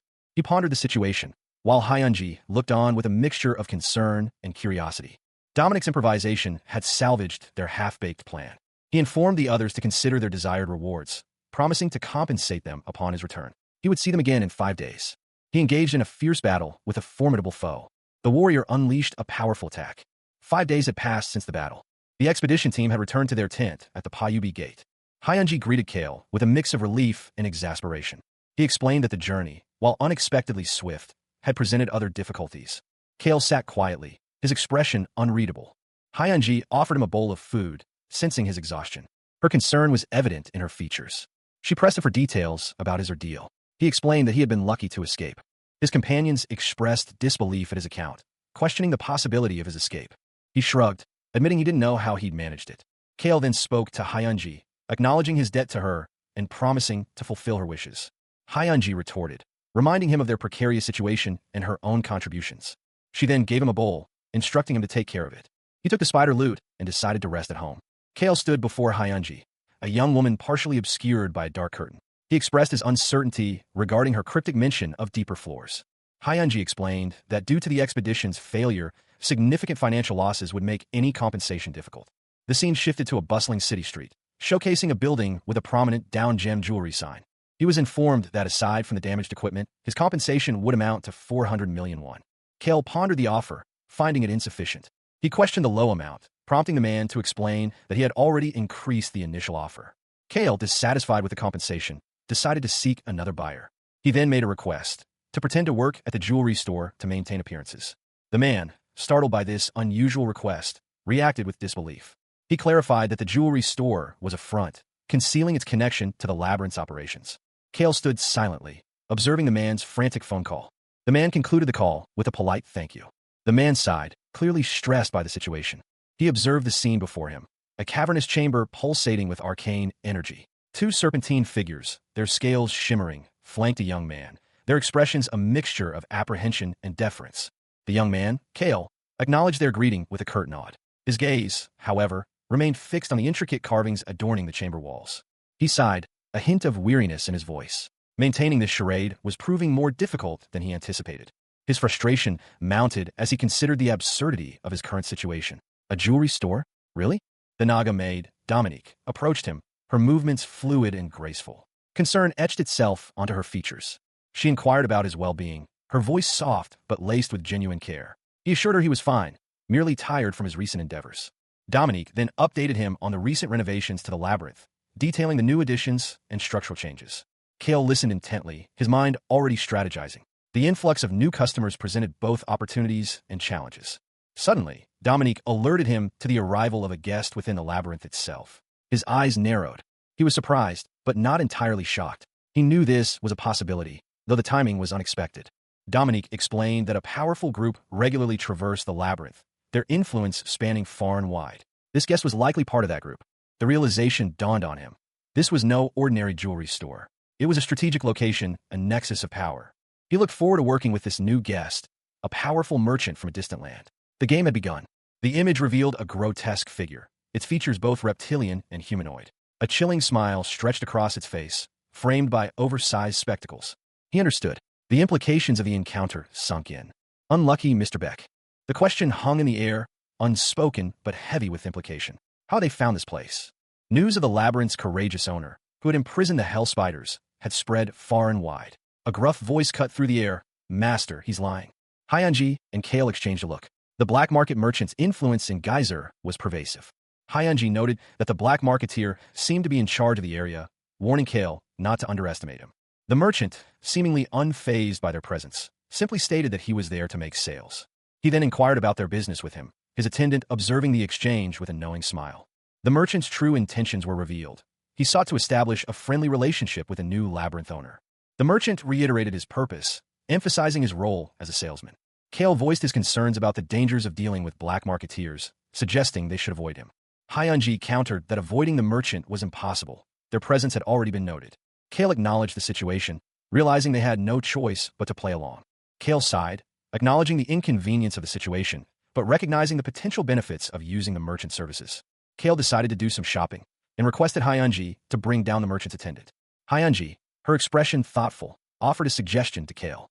Heeding her advice, Kale approached the merchant's attendant. The attendant, a grotesque figure with reptilian features, awaited their request. Kale, his gaze unwavering, stated his intentions to the merchant. The merchant, a creature of unsettling appearance, presented a vial containing a mysterious substance. He readily agreed to show Kale the item. Kale examined the vial with intense scrutiny. Hyunji watched him closely, her expression a mixture of curiosity and concern. The merchant then produced a high-quality gem. Kale, after considering the price, made his offer. Hyunji pondered the significance of the transaction. Hyunji, her eyes wide with a mixture of apprehension and excitement, addressed Kale.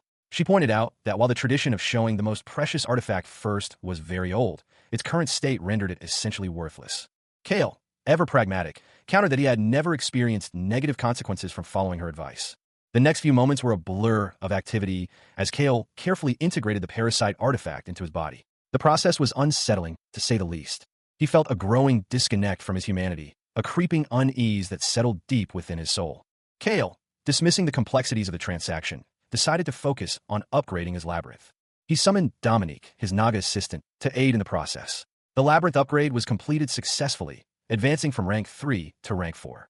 Dominique noted that the upgrade had been rushed, but Kale felt it was necessary given the circumstances. He reflected on the usual process of labyrinth upgrades, typically involving a gradual buildup of facilities and military forces. She explained that their Naga labyrinth was unique, allowing for rapid growth without the energy expenditure required for summoning a military force. A question arose regarding the relative strength of other labyrinth owners. Dominique clarified that they weren't necessarily weak, but rather chose not to expand their influence beyond their own domains. Kale, understanding the implications, declared his readiness to manage the labyrinth's interior improvements immediately. Kale reviewed the options for upgrading his labyrinth. He needed to maximize the abilities of physics, magic, and healing, and each facility would improve the skills of his military force. He decided to expand his labyrinth, adding a cattle farm and a barn near the Naga nest. The laboratory, blacksmithy, and temple consumed too much energy. Dominique, his Naga maid, was tasked with ordering the archers and warriors to assess the situation with the beasts living nearby. Kale planned on summoning a new defense force, so he wouldn't have to worry about that. To summon the military force, he needed to sacrifice low-rank gems. He gathered them, preparing for the ritual. He sacrificed 30 low-rank gems of good quality to the altar, increasing his gem count to 162. He considered summoning Naga, but ultimately decided against it. Instead, he chose to summon a military force, a decision that reflected his current strategic priorities. A week later, the Naga nest expansion construction was finished. He checked on the progress. The capture of giant rabbits and black bears was complete, and the workers were taking breaks while creating traps and digging hallways. The newly added military forces were on rotation between guard, patrol, and training. The new map creation was nearing completion. Kale was pleased with the progress, though he felt they were too busy. The expansion had increased expenses. Kale reviewed the labyrinth's maintenance statistics, a grim expression settling on his face. The sheer number of Naga soldiers, mages, and healers spoke volumes about the Duke Spider's obsessive warmongering. He turned to Dominique, his concern evident. "I guess we'll have to go down one more time to get more gems." Dominique responded, her tone thoughtful. "You've been staying in the labyrinth longer than usual recently. I like it, but your family..." Kale explained, "That's fine. I moved about 4 days ago. I live alone on a mountain ridge now. There's no convenience store or even a house nearby."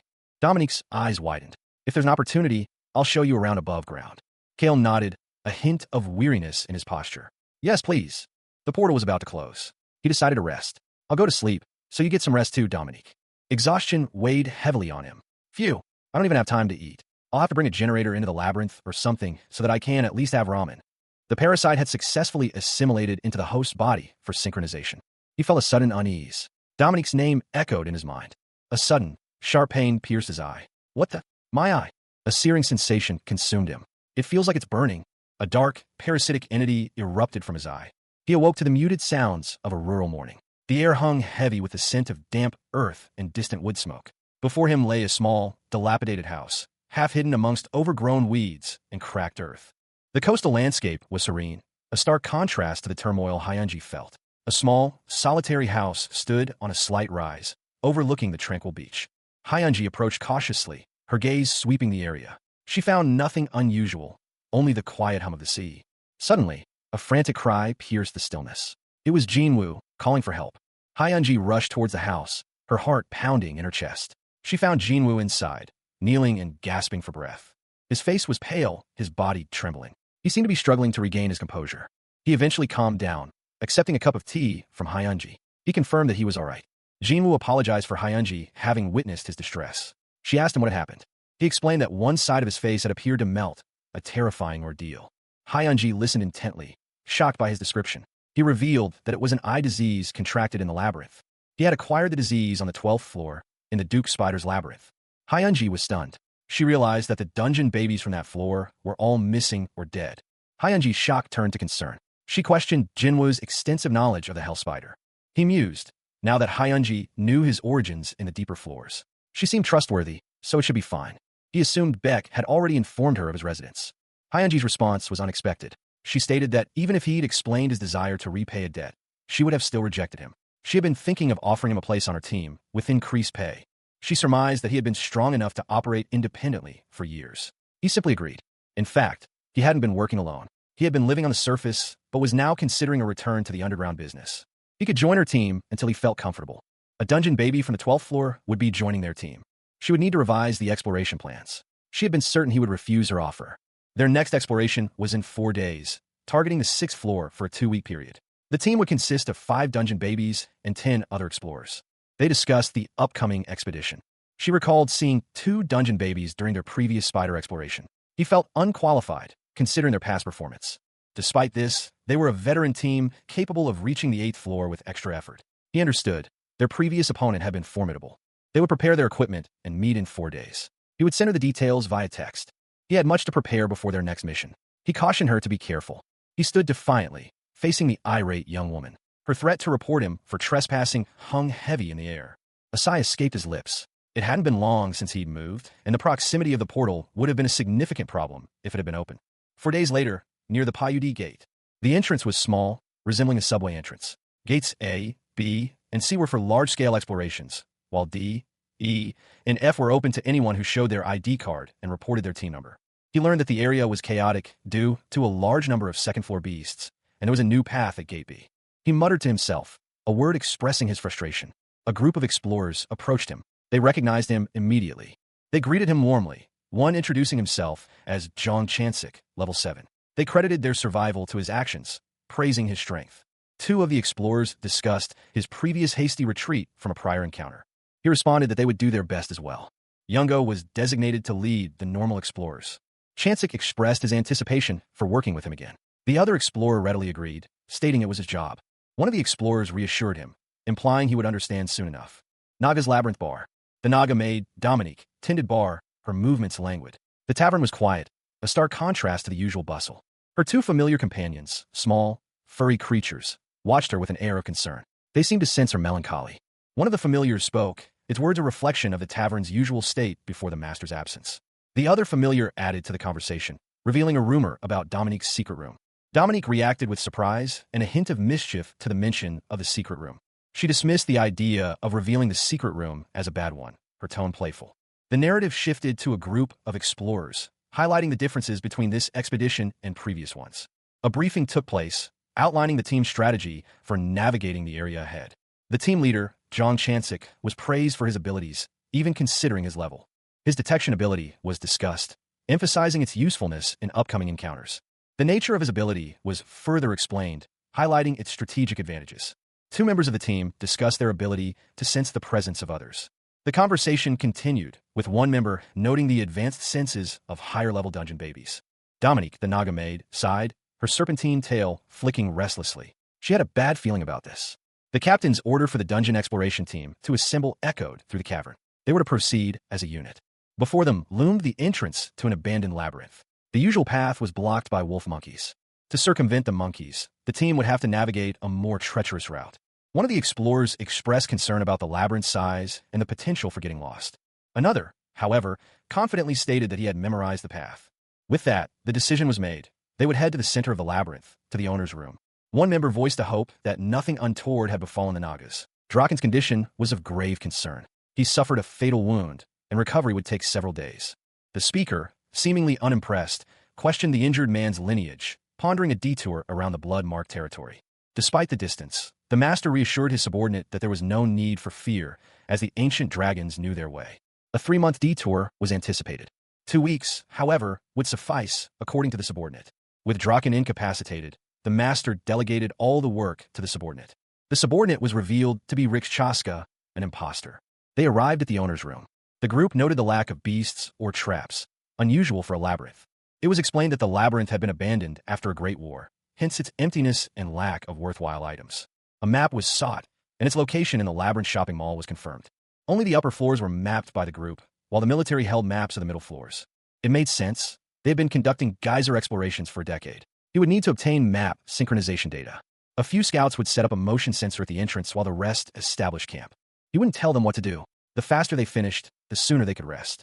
He had told them before to conserve their energy. They were the strongest, so they should get used to this treatment. Bored, he suggested they investigate the owner's room. He pointed to something across the way. That was the throne of the former labyrinth ruler. He admitted to not being used to such things.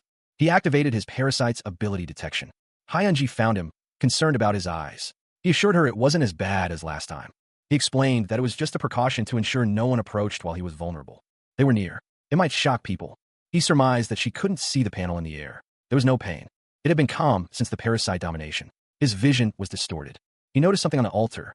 He strained to see, his eyes struggling against the dim light of the cavern. The object was too faint for his unaided vision. His parasite, however, detected something. He held out his hand, revealing a small, dark gem. The device identified it as a fragment of an abandoned labyrinth. Kale considered its potential uses.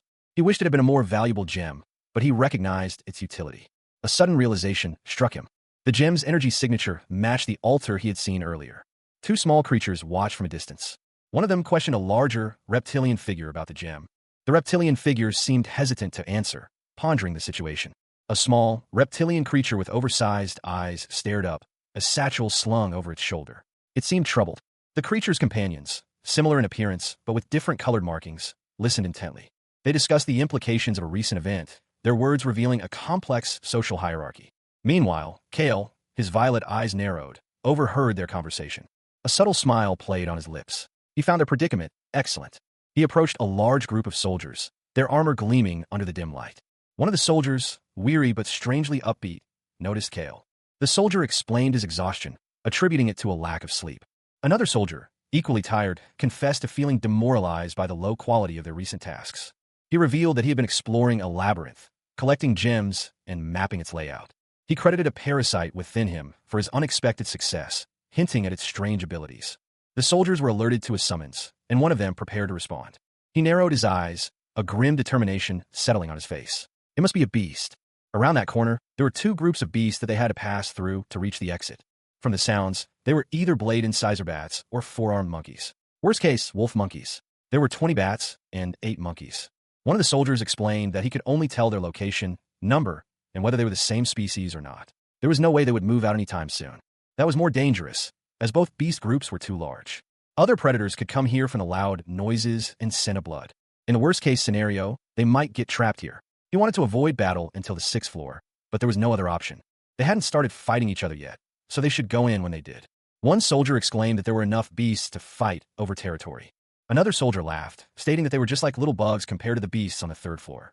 Kale sighed. There would be no end if they continued like this, so they should just fight them. If possible, that would be best. He would take half. Then they would go in. A chaotic battle raged. Two hulking beasts clashed, their roars echoing through the cavern. They had begun fighting.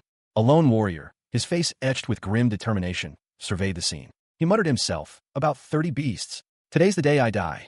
He scoffed, no way. The warrior moved with impossible speed, striking down one beast after another. He was astounded. Impossible. In one hit. It takes lower floor dungeon babies minutes to take them down. He reflected on the nature of dungeon combat. Dungeon babies' fighting methods are related to the labyrinth they were in, the floor level, as well as the environment. His fighting style was brutal and efficient, attacking without thinking until the opponent falls. That's how most dungeon babies fight. But his precision was unnerving. He's delivering one-hit kills. He's aiming only for the vital points as if he can see them. Another warrior watched, impressed. His speed and strength seemed just a bit higher than Junyoung's. He wondered, how is he able to move like that? The answer came as a revelation.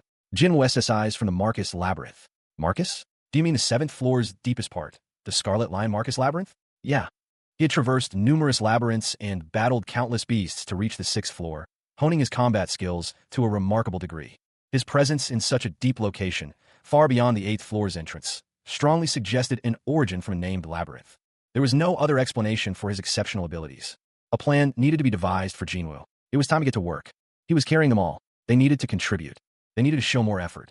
His body felt unusually light. The enemy's movements appeared incredibly slow. He questioned his own strength, unsure if he was truly giving his all. The parasite had activated his dormant powers to a low degree. The parasite's presence had heightened his ability to detect weakness. He saw its heart, protected by its ribs. This was the parasite's influence. The more he learned about the parasite's abilities, the more wondrous they seemed. The price he paid to acquire it now felt insignificant. He still needed to investigate further to fully utilize its potential. The parasite had already recognized its host. Jinwoo declared that they were finished there. He admitted to having overdone it. He'd said he would take half, but he'd taken 70%. It made exploration more convenient, he reasoned, but he asked for understanding, given the need to make excuses for his actions. The explorers were already discussing how he was a hero made for war. He'd overdone it, he mused. The battle was over, so they should gather the gems before other beasts arrived. Junyoung urged them to hurry. Chanchik was praised for his efforts, but another problem arose. Another exploration team, twice their size, was nearby. They were approaching in groups, as if to surround them. He hadn't detected them earlier because he'd been distracted by the battle, but they had likely been watching from afar. He told everyone to be on guard. They weren't beasts, he pointed out. Beasts weren't the only enemy in Geyser. The laws were meaningless there. It was commonplace to steal other spoils. There were about 30 mid-sized beast bodies, and an exploration team, twice their size, had been watching from afar, only approaching after the battle concluded. He had been right to trust his instincts. Had it not been for Chansik's keen awareness, they would have been ambushed. They were gathering, their numbers growing. It seemed they had realized they'd been discovered. Were they leaving? No, they were still approaching, their intentions clear. They needed to be on guard and act accordingly. The exploration team was tired, and they would be caught if they ran. Hyunji felt the weight of their dependence. She wondered if she could leave it to Kale if things went wrong. Kale, however, expressed his confidence in his team. He liked them. And then, they appeared. The opposing exploration team. Song Jongchul, a familiar face, emerged from the shadows. Jongchul expressed surprise and a hint of happiness at seeing them again, despite their previous encounter. He commented on their resilience, having survived a previous massacre. His words, however, were laced with sarcasm, highlighting their unexpected survival. To reach their destination, they had to pass through the lower floors. Jongchul inquired about their loot, his eyes gleaming with avarice. Hyunji and Kale observed a newcomer, their expressions a mixture of curiosity and suspicion. The newcomer's arrival prompted a discussion amongst the group about the Exploration Association, a powerful organization backed by the government. Kale voiced his skepticism about the association's methods, highlighting their tyrannical control over labyrinth entrances. Meanwhile, a high-ranking member of the association addressed a large group of explorers, emphasizing the financial incentives driving their actions. The conversation continued, with Kale expressing his dislike for the association and their methods. Kale's internal assessment of the situation revealed his growing unease with the power of the association. He learned that Song Jongchul, a particularly strong member of the association, led a significant number of teams. Observing the explorers, Kale noted their impassivity, suggesting a familiarity with dangerous situations. One of Kale's companions grimly assessed the situation, acknowledging the overwhelming odds if they were to engage in combat. Kale felt the pressure mounting as he realized the sheer number of opponents they faced. The sheer number of opponents, positioned below the 7th floor, loomed large. The young man, his body tense, felt a prickling unease. They were getting on his nerves. He sensed a palpable killing intent. The intensity of the threat was comparable to that of the Labyrinth's king. His body froze, fear gripping him. He wondered if the king was right behind him. A raucous laugh shattered the tension. "Look at you," the man with fiery red hair jeered. "Why are you so scared? It's just a prank." The red-haired man continued, mentioning how cute the young man had been during their previous encounter. The red-haired man, attempting to deflect blame, claimed he had only been having fun. He then expressed sympathy for their suffering at the hands of the spiders. The red-haired man boasted about his own significant contributions. He then urged his companions to leave, cautioning them not to disturb the young man's prey. As they departed, the red-haired man added a final thought. He believed he had met the young man before. The red-haired man's gaze lingered on the young man, a hint of something unreadable in his eyes. He received a warning about a certain Junyoung's expedition, deemed too risky to join. The speaker, a man with fiery red hair, advised against participation. Despite the warning, the young man remained unmoved, stating his intention to treat any who joined him well. He seemed unconcerned. The red-haired man, Song Jongchul, chuckled, promising to see the young man again soon. The scene shifted to reveal the aftermath of a battle. Several figures lay defeated on the ground, casualties of a recent conflict. Among the survivors, a group huddled together, shaken but alive. They urged each other to remain calm, grateful to have escaped unharmed. Jinwoo, one of the survivors, was also told to calm down. He was surprised to find that he already possessed something unexpected. His companions, however, were not as calm. They expressed their unease, sensing a powerful killing intent. One of them speculated that the Labyrinth's king might be responsible for this feeling. They discussed the nature of killing intent, noting that only those with heightened senses could perceive it. The conversation turned to Song Jongchul and the shared experience of the Labyrinth. They noted his change in demeanor. Another survivor recalled Zhangshul's past, describing him as aggressive but a capable leader. A different perspective was offered, reflecting on Zhangshul's transformation after escaping the labyrinth and gaining freedom and wealth. The group decided to return, aiming to collect the beasts and profit from their expedition before leaving. The young man, Kale, voiced his concern. Their goal had been the 6th floor, but now, Song Zhangshul's expedition presented an unexpected and dangerous complication. He explained that the man had closed in on them during their previous encounter, and they had no idea what to expect next time. Under normal circumstances, extra caution would have been warranted. However, they had already achieved significant gains. They had successfully completed the collection of the beasts, and a call for everyone to gather was issued. The group assembled, preparing to head back. Their return journey was surprisingly smooth, taking only a week. The fact that everyone returned alive was considered unusual, possibly due to their early escape. Hyunji's observation was noted. Meanwhile, Kale arrived at the labyrinth down gem appraisal, recognizing the name of Song Zhangshul. An older man explained that while he understood Song Zhangshul's opposition to the association's control over the geysers, his actions were still problematic. The man revealed that thanks to new minimum level requirements, the survival rate of explorers had drastically increased. A flashback revealed the reason for the previous low survival rate: the lack of restrictions on bringing inexperienced explorers into the dungeon. He pondered the implications of the Adventurers Guild-like association, its controls seemingly favored by public opinion. The young man, Kim Jinwoo, questioned whether Song Zhangshul had caused any trouble. An older man scoffed, highlighting the difficulty of obtaining reliable information without extensive investigation. Now that I think about it, Jinwoo learned of the existence of human hunters, groups that roam the land. He was informed that these groups would attack other expeditions to steal their belongings. A description of the human hunters was given. They were crazed individuals who covered themselves with bandanas and had sharpened teeth. Jinwoo found this information useful and vowed to watch out for them, though he didn't think he needed to worry about his own safety. The older man was questioned about his previous visit to sell gems, but he had only been paid in money this time. Jinwoo reflected on the generally positive public opinion of the association, but wondered if there was a different reason behind Junyoung SSI's dislike. He decided to avoid further involvement in the situation, deeming it troublesome. A figure, cloaked and hooded, walked down a dark corridor. Dominique greeted her master, noting his early return. Dominique's expedition concluded sooner than anticipated. She inquired about the labyrinth's safety. She informed Jinwoo that a guest awaited him at the pub. Jinwoo, surprised, questioned if it was the black merchant again. It wasn't. It was an underelf mercenary. Jinwoo reacted with disbelief at the unexpected guest. He decided to investigate personally. Dominique warned him about the untrustworthy nature of underelves, lacking loyalty or pride. She questioned why he hadn't dismissed them from the labyrinth earlier. She explained that she had wanted to, but they lacked skilled scouts in the Naga labyrinth. Archers had a wide range of vision, but were too large to be effective scouts. Jinwoo considered that underelves might be necessary, but they seemed far from dexterous. He decided to make the judgment himself, assuring Dominique not to worry. Jinwoo arrived at the pub, where a bartender greeted him. He noticed a bottle on a nearby table. He felt a sudden, sharp pain in his side, a searing agony that stole his breath. Darkness threatened to consume him. Gasping, he looked up to see a young underelf woman staring at him with wide, frightened eyes. Beside her stood a man, his expression a mixture of surprise and apprehension. "So you are." The underelf, the one Dominique had warned him about, spoke. His features were sharp, his gaze intense. "The elf I heard about." The scene shifts to a dimly lit tavern, where a cloaked figure confronts two individuals. One is a young man with dark hair, the other a young woman with striking teal hair and pointed ears. The teal-haired woman, Dominique, exclaims indignantly at the young man's perceived rudeness. She then addresses the cloaked figure, emphasizing the importance of showing respect as a guest. The cloaked figure, an elf named Rikchaska, remains silent for a moment, his expression unreadable. Rikchaska then speaks, addressing a powerful entity known as the sole lord of the throne. He explains his presence in the underworld, emphasizing his status as an unauthorized wanderer. The sole lord, through Dominique, requests Rikchaska's name and purpose. Dominique observes Rikchaska's speed and confidence, but questions his intentions given that he approached with a weapon drawn. Rikchaska's actions are explained. It seemed as if he were prepared to attack if his speed was not matched.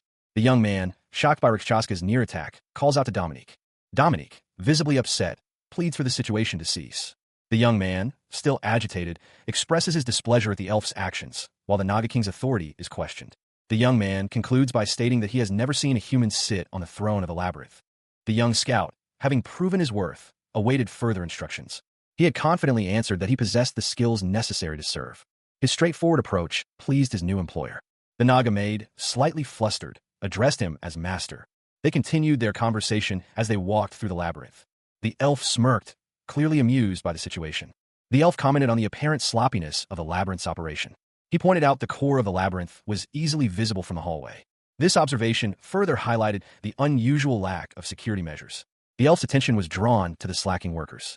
He noted that those particular workers were off duty that day. The concept of labyrinth workers having days off was baffling to the scout. Providing the workers with proper meals and rest was deemed a more effective strategy than pushing them to their limits.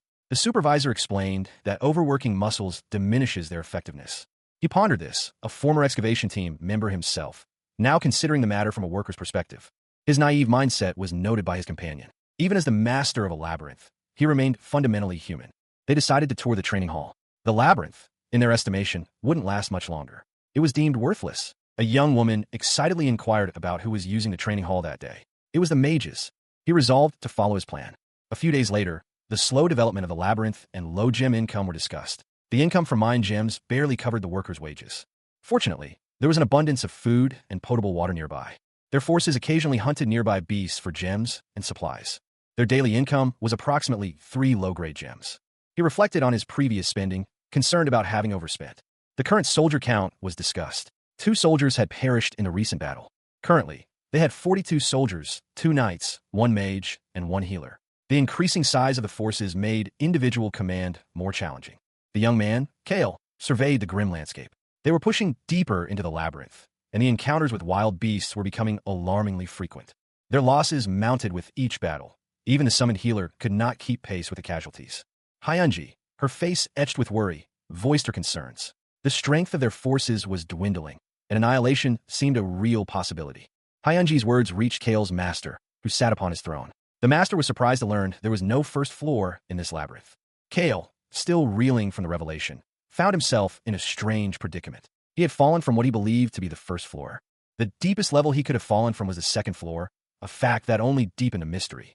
His master explained that the labyrinth had, in fact, moved him back to his original position after he'd claimed the throne. This revelation helped explain the presence of human artifacts from a past war and the absence of other humans in this isolated section of the dungeon. Kale pondered the implications. Was this just a particularly isolated part of the dungeon?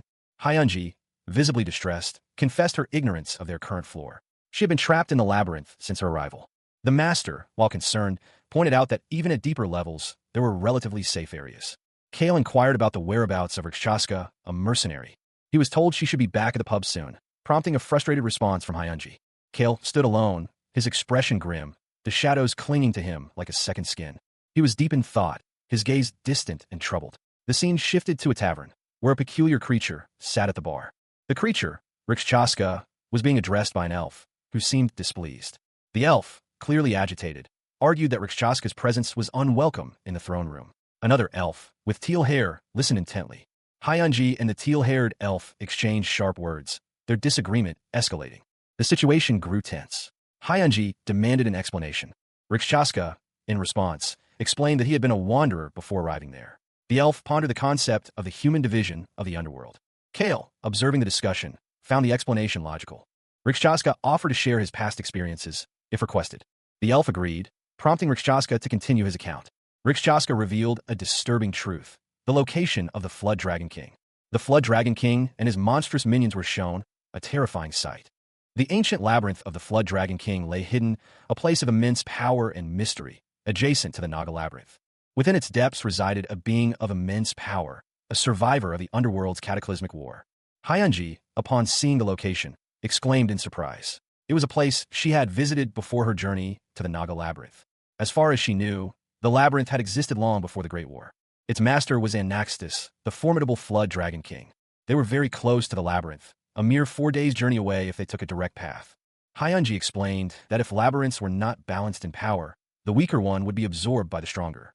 While working for one of the factions, Hyunji had spent more time creating an attack route than expanding the labyrinth itself. This allowed her to witness many battles among the beasts. She also learned about the Naga Labyrinth's existence from observing the beasts. Kale questioned Hyunji's assertion, prompting her to explain that the blood leopard, an apex predator, ruled the area between the 2 labyrinths. An attempt to subjugate the blood leopard had failed, leading Hyunji to believe there was a reason behind this failure. Considering the blood leopard's territory and the species' slow speed, Hyunji estimated it would take them at least 2 months to reach their target. They had time on their hands. The mercenary, Rakshasa, sat across from Kale, Hyunji, and the father. She stated that she had worked for them before. Hyunji reacted with surprise, exclaiming that she was a spy. Rikshashasha clarified that she was merely a mercenary, currently hired by the Naga King. The Naga King, it turned out, had a task for her, to help them fight a flood dragon, a request she couldn't refuse. Kale then instructed Rikshashasha to share everything she learned while working for the flood dragon's labyrinth and to check the numbers and direction of those approaching. He added that they wouldn't be wary of her if she hadn't worked for them before. Rikshashasha mentioned the cost of her services would be expensive, but assured them not to worry about the price. She estimated it would take about a week. After the elf departed with some food, Kale began to prepare as well. Dominique, observing from afar, suspected that the elf was hiding something. Kale agreed. Kale pondered that the elf had asked a weaker labyrinth to hire her, despite the looming war. He doubted she was working for the flood dragon, suggesting she might just be an aggressive mercenary. However, he couldn't sense any loyalty in her words when she spoke of the flood dragon.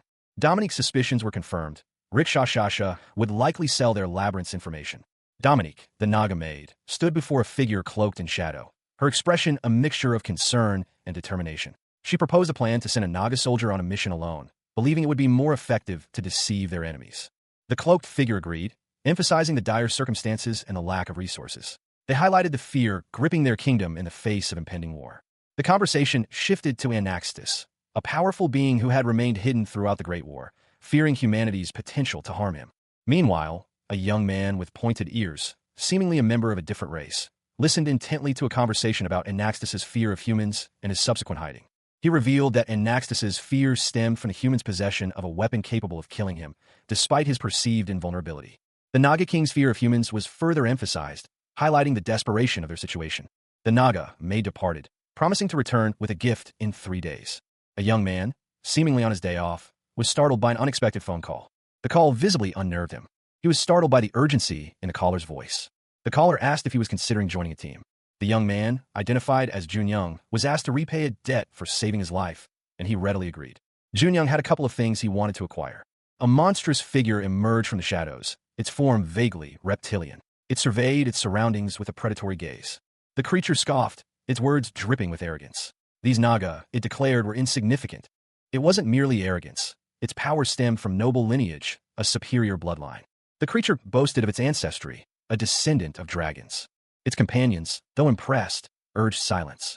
Their earlier boasting had proven unwise. One of them reminded the others of a previous encounter, a close call that had taught them caution. The creature's habit of mentioning its dragon heritage at the end of every sentence was noted. Even during a dangerous encounter with a blood leopard, it had been unable to stop. One of the companions pointed out that the creature had barely survived a previous encounter. The creature, unfazed, continued to boast of its power, claiming to be incredibly strong. It expressed a desire for a break, claiming the throne belonged to King Anaxtis, and then spotted another Naga. They surmised that the Naga was a worker, and the proximity of the labyrinth was confirmed. The worker fled, prompting pursuit. They gave chase, determined to find the Naga labyrinth. A reptilian creature, its clawed hands gripping its prey, cackled with glee. Huek, Huek, I've finally caught you. It hissed, its words dripping with malice. I'll have you pay for making me, Drakenim, sweat. Its captive, a Naga, remained defiant. The creature's triumph was short-lived, however, as a powerful presence loomed nearby. The looming figure demanded, lead us to the labyrinth. Another reptilian creature, seemingly a descendant of dragons, appeared, its voice booming with indignation. Huh, who dares dirty the name of the dragons? The Naga, revealing his identity, stated simply, I'm the Naga King. The reptilian warriors reported back to their leader, their words filled with urgency. The dragon descendant challenged the Naga King directly. Come at me, human Naga King. I, descendant of the dragons, shall face you myself. The Naga King, seemingly unfazed, issued a command. Dominique started. With a roar, the Naga King summoned his forces. Nagasi, arise. The dragon descendant was taken aback by the sudden ambush. An ambush? How cowardly. He paused, confused. Workers. The reptilian soldiers aimed their weapons, preparing to fire. The dragon descendant rebuked the Naga King. Hey, your labyrinth might be new, but that's no excuse to endanger your workers. The Naga King retorted. How could you call yourself a king? Don't you feel sorry for your workers? He scowled, his grip tightening on the weapon. A single thought echoed in his mind. Even with the additional support, the task ahead remained daunting. The enemy, clearly unfazed, declared their intent to eliminate him. A fiery blast erupted. The atmosphere was heavy, dark, and oppressive. Indeed, the labyrinth was designed to be a deadly trap, taking the lives of any intruders. The challenges were immense. Resources were scarce. Workers toiled relentlessly until death, exploited for their physical labor. A young man, his face etched with weariness, stood amidst the grim reality of the labyrinth. He acknowledged the harsh truth. This was no paradise. A monstrous figure loomed, its presence a stark reminder of the dangers within. He had already informed the Naga Labyrinth of the Flood Dragon Labyrinth's existence. Preparations for battle were underway, but manpower was limited. He, however, had a plan to exploit their desperation. He intended to use the Blood Leopard to convince them to subjugate themselves for a chance at fortune. He urged them to invade the Naga Labyrinth while their forces were weakened. The young man readily agreed to carry out the plan. He issued a chilling command. The Naga Labyrinth was to attack the Blood Leopard a week after its arrival. His advisor, a young woman with sharp eyes, confirmed that the Flood Dragon Labyrinth would depart for the Naga Labyrinth the following day. The advisor reassured him about the travel time, stating it would take at least 2 months for the dragons to arrive. He stated that he did not intend to take a conventional route. A fiery explosion erupted, signaling the start of his unconventional plan. The Blood Leopard, a massive beast, was engaged in battle with several smaller creatures. The creatures, despite being outnumbered, remained defiant, confident in their strength. One of the smaller creatures was struck by a powerful blast of energy. The creatures questioned whether the attack was dangerous. They needed to retreat and report back to King Anaxtus. They found themselves surrounded by the enemy. The young man watched from a distance as the battle raged. The weapons used against the underworld beasts were illegally manufactured firearms and ammunition. They were mass-produced weapons, a failed attempt at a lucrative, illegal enterprise. Kale, surrounded by associates, discussed the limitations of these weapons. He dismissed their concerns, viewing them as mere playthings. Despite their lack of lethality, he acknowledged their utility against common soldiers. Dominique, a Naga, seemed to share his amusement, readily using the weapons. The scene shifted to a monstrous creature, the Blood Leopard, now engaged with the weapons. The beast playfully scratched itself with one of the weapons. It effortlessly destroyed another weapon with a single swipe. The creature laughed, amused by its own strength. Hyunji, however, found herself overwhelmed by the beast's power. The Blood Leopard continued its assault, its attacks proving too much for its opponent. The creature prepared to deliver a final, devastating blow. The beast, its golden armor gleaming, sneered. Weak, too weak, it roared, its voice echoing through the cavern. Its massive claws lashed out, sending several soldiers sprawling. The ground trembled with the force of the blow.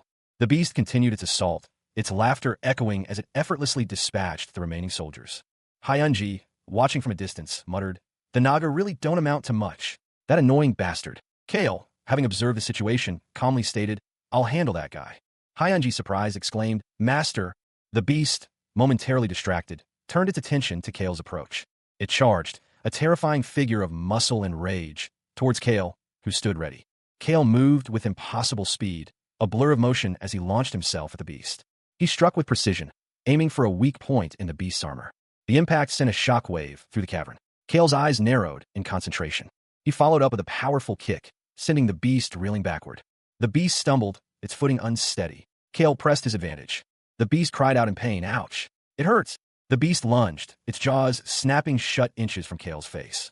He barely managed to evade the attack, rolling away as the creature's claws tore into the ground.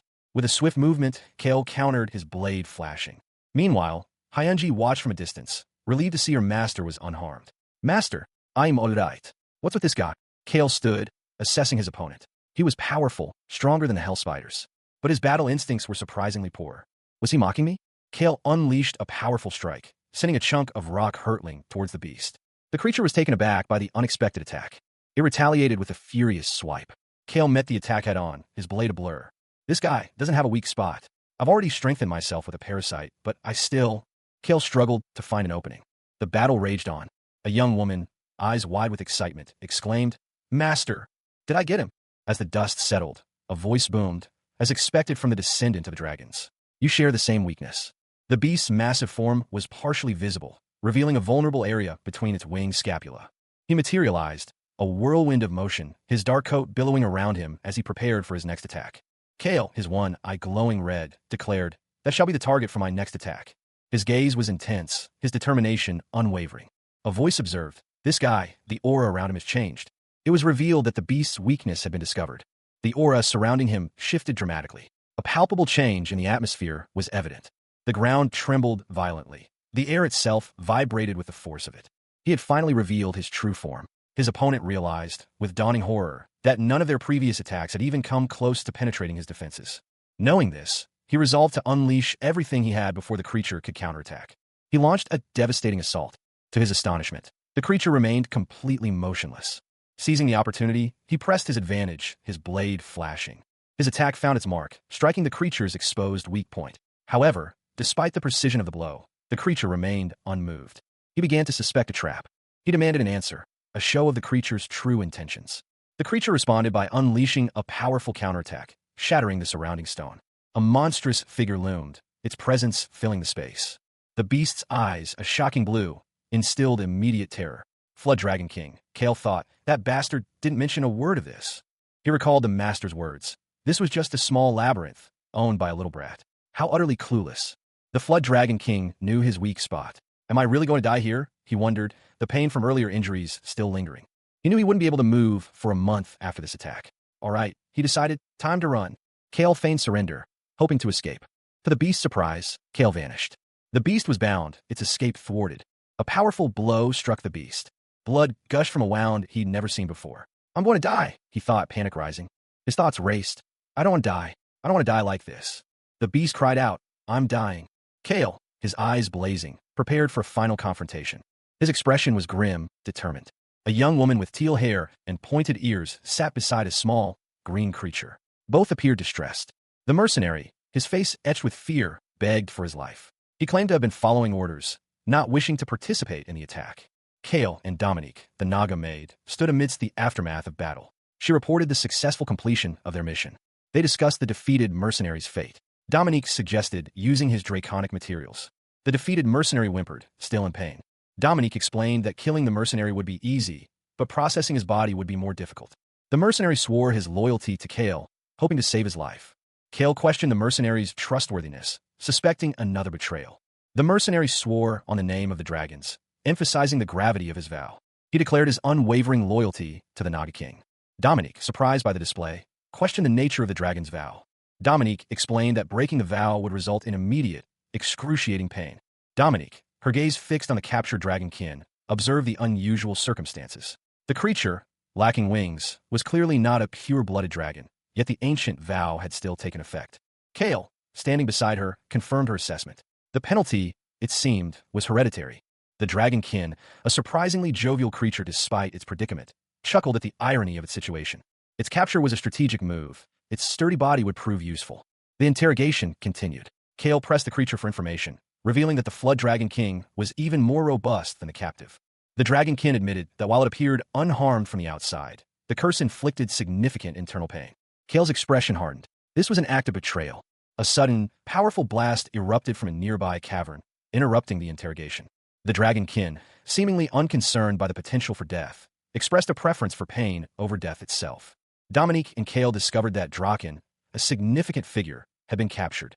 A brief exchange revealed that Draken and another character had met before, though their responsibilities kept them apart. The other character, seemingly unfazed by the situation, dismissed the possibility of the dragon remembering him. They discussed the impending war and the gathering forces. The assessment of the situation was grim. 1 month, they believed, was all they had to muster an army capable of challenging the Blood Leopard. Even that time frame seemed insufficient to match the enemy's strength. A risky plan was proposed to subjugate the Blood Leopard. It was believed that a high-grade gem from the beast would significantly aid in their war preparations. However, even the nearby labyrinths dared not approach the creature. A week was recommended to gather more gems to spawn additional soldiers before attempting the subjugation. The young woman agreed. It seemed to be their only option, despite the inherent danger. She was tasked with creating a detailed map of the Blood Leopard's territory within 2 days. She accepted, though the map would only cover the entrance. With that task assigned, she prepared to depart. Her master questioned her destination and intentions. Human weapons were deemed insufficient, so the master would be using his personal savings for this mission. She assured him she would return before Rickshaw's return. An hour later, a scene unfolded inside the Payudi gate. She found a suitable location, a hidden alcove within the labyrinth's depths. It seemed secluded enough. Kale, holding several maps, requested their synchronization. The process linked the first 3 levels of the underworld labyrinth. The newly integrated map displayed a clear path to the previously hidden gems. He recalled his last expedition. It had taken 4 days to traverse the labyrinth's first 3 floors. A calculation flashed through his mind. A sprinting adult male is approximately 9 times faster than one walking. He decided to enhance his leg strength, knowing that dungeon babies move faster than ordinary humans. With a surge of power, he felt the ground tremble beneath him. He had obtained several low-grade gems. The acquisition of the gems was accompanied by a powerful energy surge. He knelt, the energy crackling around him. A young woman with teal hair and a young man with dark hair stood before a stone door, a keyhole visible. The woman seemed to be explaining something. The young man, addressing someone unseen, reported that nothing had happened in the 2 days he was gone. He confirmed that it had been very quiet. The young woman questioned him about his journey to the 3rd floor of the underworld. He explained that he had gone all the way down. The young man displayed a large quantity of gems he had collected. The woman was astonished by the number. She inquired how he had obtained so many gems. He attributed his success to the parasite. A counter displayed the number 0435, indicating that the gems were far from enough for the war. The young man contemplated the inadequacy of lower-grade soldiers for the upcoming conflict. The woman reminded him that upgrading the labyrinth takes about a week, and they had roughly a month. He acknowledged the time constraint, but noted the impossibility of confirming the accuracy of the information.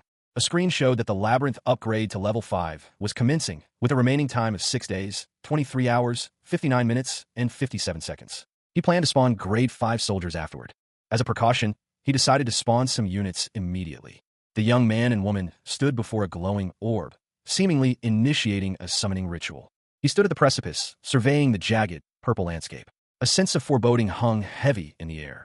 News of the Flood Dragon King's advance had reached him. The king intended to cut through the Blood Leopard's territory, using siege beasts to tunnel through. It would take approximately a day to travel from the Naga Labyrinth to the Blood Leopard's territory. The war was imminent, only a week away. Despite their efforts, the Naga Labyrinth stood little chance against the approaching force. A monstrous siege beast emerged from the darkness, its presence shaking the very ground. He recognized the mercenary within his labyrinth. She was a key part of his defenses. A young man approached, presenting a map. It was a detailed plan, meticulously crafted. He had used the gems he'd been saving to summon additional soldiers, bolstering his defenses. The young man questioned the adequacy of the reinforcements, expressing concern about the upcoming battle. The newly summoned soldiers, elite guards of the Naga Labyrinth, arrived to take their positions. They were the best of the best, seasoned warriors prepared for the coming conflict. Despite the reinforcements, he knew it was not enough. The sheer scale of the enemy force was overwhelming. He resolved to fight alongside his forces, facing the inevitable conflict head-on. The young commander surveyed his troops, a grim expression etched onto his face. "You might even forfeit your life." "How persistent," he stated, his voice low and dangerous. "Are you looking down on my soldiers?" He addressed a subordinate, his tone sharp. "I understand. As you wish, King of Naga." A weary-looking man, his face drawn and pale, spoke. "I was foolish to even think that they had a chance." Another figure, seemingly an elf, responded. "I hope you had a chance to get some rest in the 2 days you were gone. I'd like you to—" He began, but was interrupted. The scene shifted to a group of soldiers, their faces grim. "Be our guide," one of them requested, "for the Blood Leopard subjugation." The elf, still weary, responded. "Make the map as an excuse to have me leave for a couple of days." He continued, his voice laced with resignation. "It's useless no matter what you do." They arrived at their destination. "We've arrived at the Blood Leopard's territory," one of them announced. The elf instructed them. "Please order your soldiers to stay as silent as possible from now on." Although the Blood Leopard doesn't have that great of a defense, it's specialized in stealth and ambush. He expressed his concern. "It's impossible for us to find it before it finds us, so we need to prepare for an ambush. You seem to be quite nervous." The commander responded, his voice tight with tension. "Of course. The Blood Leopard has reigned as the apex predator of this region for a couple of decades. I wouldn't want to die while doing mercenary work." The group moved forward cautiously, the elf leading the way. Tension hung heavy in the air. The elf's apprehension was palpable. "Although I agreed to be their guide, this is quite dangerous. I'm not sure if I can even get out of here alive." She sensed a powerful killing intent nearby. It was a controlled but heavy killing intent that sent chills down her spine, indicating the presence of the Blood Leopard. The elf's eyes widened in alarm. It was right behind her. A terrifying shadow loomed, warning of imminent death if she dared to look back. Kale vowed to act. He confronted the elf, questioning his methods in running the labyrinth. The elf explained his perspective, deeming the group weak and naive for the harsh environment. But Kale, also born in the underworld, knew better. He was there to do mercenary work, nothing more. The elf accused him of betraying the Naga Labyrinth and selling information to the Flood Dragon King. The elf protested, claiming his past work for the Flood Dragon King wasn't justification for such treatment. Kale revealed that if he were truly a spy, he would not have revealed his past service. The elf, however, remained unconvinced, believing Kale was still lying. The elf vehemently insisted. "Everything I've told you is the truth." He responded, "That's exactly what I don't understand." The elf questioned, "Just what is your objective? For what reason do you go back and forth between 2 labyrinths like this?" He simply stated, "I have no objectives or any sort." The elf turned his back, stating, "As I've already said, you have no evidence." He then asked, "Have you ever heard of parasites?" The elf replied, "I've only heard about them, but I haven't seen one for myself before." I have one attached to me. The elf revealed. When I first met you, I put a fragment of my parasite on your body. He continued. It seems to have enjoyed the journey with you. It was able to get a tour of the Flood Dragon Labyrinth. The elf pondered. You saw everything, and you're still giving me another chance? He sighed. The elf confessed. I seem to have looked down on you a little too much. I actually have no relation to both the Flood Dragon Labyrinth and the Naga Labyrinth. The elf, his face etched with a grim determination, confessed his true motives. He hadn't sought to aid Kale. His actions were driven solely by a thirst for vengeance against the Spirit King. His gaze remained fixed, unwavering, as he spoke of his relentless pursuit of retribution. The weight of his confession settled heavily upon him. He felt the approach of death. He had already revealed everything. There was nothing left to hide. A shadowy figure loomed, its presence menacing. A blade pierced the elf's flesh. With a final, desperate effort, the elf warned of the deadly consequences of looking back. The young man, his dark tunic stained with dust, lay sprawled on the ground, his breath ragged. He looked up, his face contorted in a grimace of pain and frustration. The creature loomed over him, its presence heavy with menace. He hadn't even noticed its approach. The battle began with a ferocious assault from the unseen beast. He parried a blow, narrowly avoiding a fatal injury. The creature's speed was astonishing. The fight continued, a blur of motion and desperate defense. He realized the creature was somehow camouflaging itself, even in the midst of combat. Its speed, however, was also a significant challenge. Despite the difficulty, he pressed on, his movements precise and deadly. The creature lunged, its claws extended. The creature's attack was met with a fierce counterattack. I can see you, he thought. He stood, victorious, over his fallen foe. The battle raged, the young warrior, Kale, struggling against a monstrous foe. The creature's massive jaws snapped shut, narrowly missing its target. He rolled away, narrowly avoiding being crushed beneath the creature's immense weight. Dust and debris filled the air. Despite his skill, Kale found himself at a disadvantage. Even though he had become the master of a labyrinth, his human limitations were clear. His opponent, however, remained unmoved by his prowess. The creature's gaze was cold and dismissive. It simply didn't regard him as a true threat. Kale, acknowledging the gravity of the situation, proposed a temporary truce. The battle would continue later. He warned the creature that if they ever crossed paths again, it would not be given a second chance to speak. A young man with pointed ears and pale skin appeared, his eyes wide with alarm. He had spotted the blood leopard. The creature remained still, its movements ceased. Was it recovering from the previous assault? Kale, exhausted from his exertion, realized the extent of his power drain. He had used too much of the parasite's energy. He knew he needed to finish the fight quickly, before his stamina completely failed him. The young man warned him about another blood leopard. Suddenly, another monstrous creature emerged from the shadows, adding to the growing danger. The two creatures, now working together, prepared to unleash their combined might upon Kale and his companion. He was thrown back, the monstrous creature's claws narrowly missing his face. The impact sent tremors through his body. He landed hard, the breath knocked from his lungs. His vision swam for a moment. The creature loomed over him, its gaping maw a terrifying sight. This reminded him of a previous encounter with a similar beast. Hyunji, ever vigilant, urged him to conserve his energy. They were running low on stamina and facing two powerful opponents. She offered to support the Naga, but Kale refused her help. He was determined to face this challenge alone. Hyunji, despite his refusal, remained ready to intervene if the situation worsened. He reminded himself not to underestimate his soldiers. Their lives depended on his strategy. A mage was working frantically, but the situation was dire. The soldiers were in critical condition. The mage's efforts were not enough to save them all. One of the soldiers was particularly important to the king. They needed to protect the remaining soldiers at all costs. A new threat arrived, adding to the already desperate situation. The new arrival was a monstrous creature, even larger and more terrifying than the first. It lunged forward, its claws extended, ready to strike. He lunged, his daggers flashing, aiming for a gap in the creature's armored hide. The blow landed with a sickening thud, but the beast barely flinched. Its massive claws lashed out, sending him sprawling. The sheer force of the blow knocked the wind from him. The creature loomed over him, its gaping maw filled with rows of razor-sharp teeth. Fear, cold and sharp, pierced through Kale's adrenaline-fueled haze. This was far beyond anything he'd faced before. With a roar, the beast prepared to strike the killing blow. But then, a blur of motion, Hyunji appeared, intercepting the attack with a perfectly timed strike. The impact sent the monstrous creature reeling, giving Kale a precious moment to recover. However, their respite was short-lived. From the shadows, a second, even larger creature emerged, its presence radiating malice and power. A smaller, goblin-like creature watched from the sidelines, its eyes wide with fear and awe. The new beast was a terrifying sight, its size dwarfing even the first. Its claws, tipped with wickedly sharp talons, glinted menacingly in the dim light. Kale braced himself, his sword held high, ready to face whatever horrors lay ahead. Our Naga labyrinth. After decades of ruin, the Naga had finally established themselves in the underworld once more. He was the first and most honorable soldier of the Naga labyrinth. He had vowed to ensure that they would never fall again, to witness the changes promised by their king. But his vow to defeat enemies alongside the king was wrong from the start. A monstrous creature emerged from the shadows, its presence filling the air with dread. The creature's eyes glowed with malevolent intent, its massive form a terrifying sight. It lunged forward, its claws extended, ready to strike. The soldier braced himself for the inevitable impact. With a desperate cry, he met the creature's attack head-on. The clash of steel against monstrous flesh echoed through the cavern. The requirements have been satisfied. The Hall of Heroes is responding to the desire of the Naga soldier. A surge of power enveloped him, a fiery energy coursing through his veins.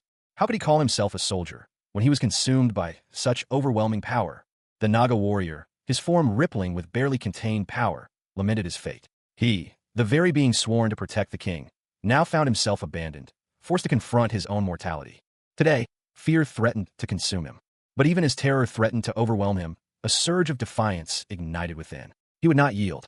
"You will die with me," he vowed, his voice a low growl. The battle raged. A monstrous creature, its form vaguely reptilian, lunged at its opponent, claws extended. The creature's attack was met with a burst of energy, a wave of cyan light erupting from the warrior's body. The force of the impact sent the beast reeling, its powerful limbs momentarily stunned. He pressed his advantage, the cyan energy intensifying as he unleashed another powerful blow. The creature roared in pain, its massive jaws snapping shut just inches from the warrior's face. He was thrown back, the impact jarring him to his core. His arm felt numb. He landed hard, the breath knocked from his lungs. He could feel the creature's presence looming over him. The beast lunged again, its claws extended, aiming for a killing blow. He thought it was supposed to be the apex predator of this territory. He was wrong. The warrior, despite his injuries, found a renewed strength. He gripped his weapon tightly. A new opponent emerged, a hulking figure with horns and a disdainful expression. "How disappointing," it sneered. A figure, cloaked and shadowed, stared into the abyss. His whispered words hung heavy in the air. "No way." He looked on, disbelief etched onto his face. The events unfolding before him defied all logic. The monstrous creature loomed, its presence a palpable threat. A chilling explanation accompanied its image. Heroization requires a certain level of experience. It is not something that can be intentionally triggered. But this was different. Even the one undergoing the transformation couldn't predict it. The warrior, however, remained steadfast. He would not underestimate his soldiers. His gaze hardened. Just how many more surprises did his opponent have in store? The question hung in the air, unanswered. Then, a chilling realization dawned. The king of Naga. The heroization of the Naga soldier was complete. One of the soldiers, eyes wide with shock, could only utter, "I don't know what happened." There was no escape. His only certainty was the need to fight back. A monstrous figure, wounded but not defeated, writhed in pain. The warrior, perched atop a fallen beast, surveyed the scene. His expression was one of grim determination. A new threat emerged, its jaws snapping shut with a terrifying sound. He lunged, his daggers flashing, aiming for the creature's exposed flank. The beast, however, reacted instantly, its massive claws deflecting the attack. The impact sent him reeling, but he recovered quickly, rolling to avoid a follow-up strike. A nearby Naga warrior, observing the fight, questioned the whereabouts of a spirit that had been present earlier. He challenged the unseen entity to reveal itself, noting that this was how blood leopards typically fought, using stealth and surprise. Despite his recent transformation, the soldier still struggled to match the speed and agility of the blood leopard, hampered by his need to protect the wounded Nagas. The situation was dire. The odds were stacked against him. Meanwhile, another Naga, seemingly a mage, was injured and needed assistance. A concerned comrade tended to the mage's wounds, warning him to remain still as his organs had been damaged.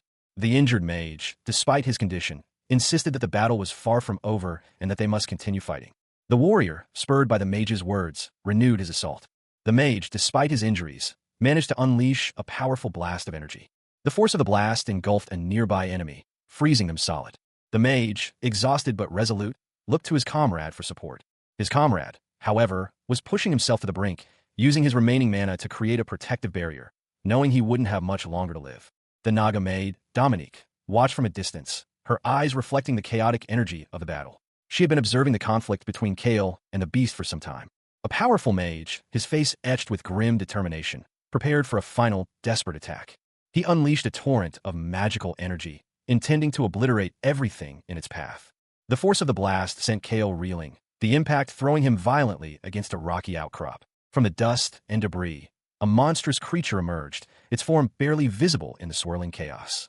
Kale, despite his injuries, rose to meet the beast, his eyes burning with defiance.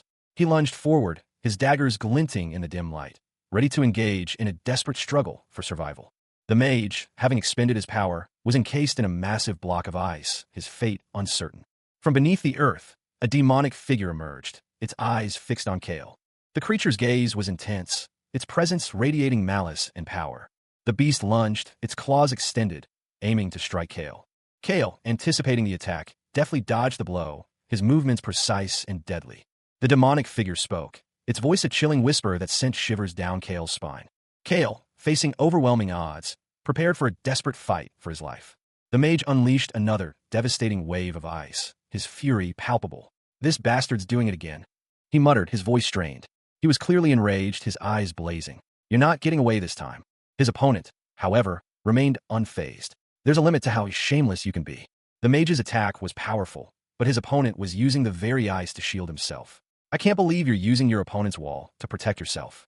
The beast emerged from the ice, its form partially obscured. "You seem to be looking down on us a bit too much." The creature lunged forward, its claws extended. With surprising speed, it ensnared the mage. "Caught you." A demonic figure emerged from the beast's shadow, its features sharp and unsettling. The mage, trapped, struggled against the beast's grip, his face contorted in a grimace. The beast roared, its power immense. The beast's jaws opened, revealing rows of razor-sharp teeth. A voice, calm and measured, cut through the chaos. "Don't overreact just yet. This is only the beginning." A colossal, ice-armored beast loomed, its eyes burning with malevolent intent.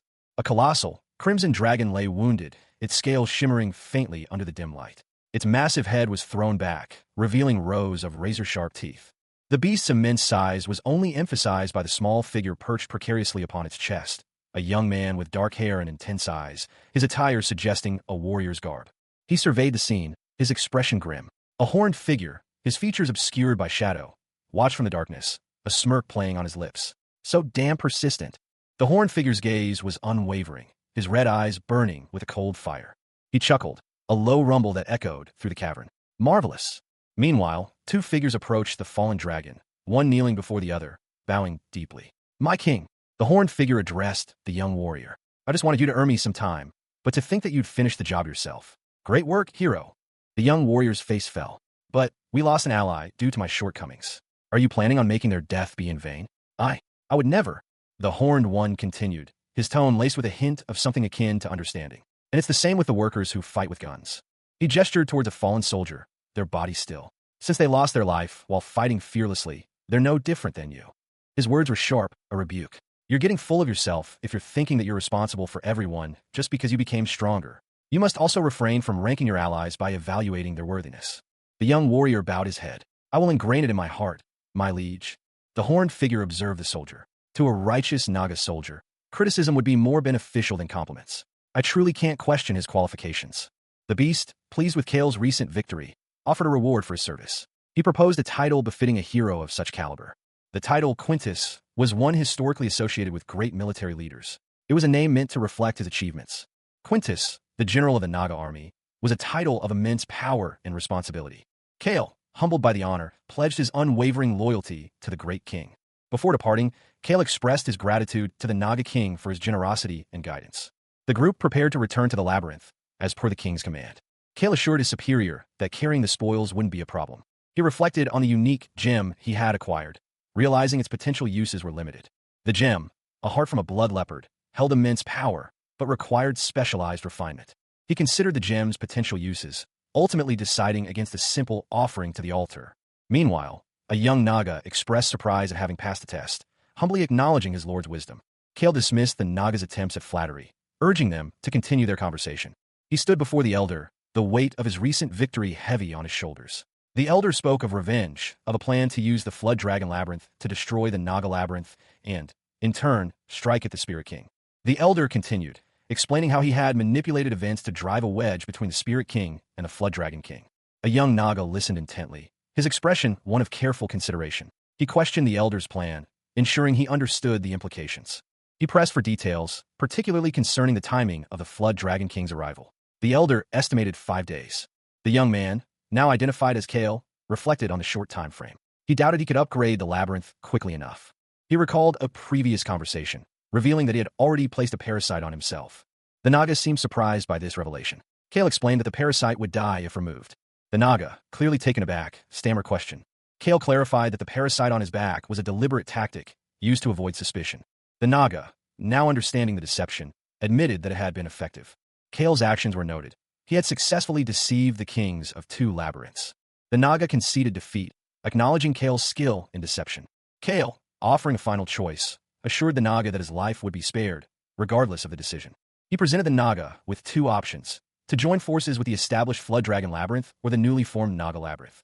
Kale, the young man with the faint scar on his cheek, pleaded for more time. He sought an alliance, offering aid and revenge against the Spirit King in exchange for his service.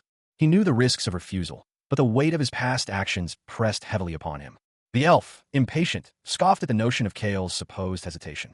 His patience snapped. The elf seized Kale, his grip tightening. The elf warned Kale that he was the first to survive betraying him for so long.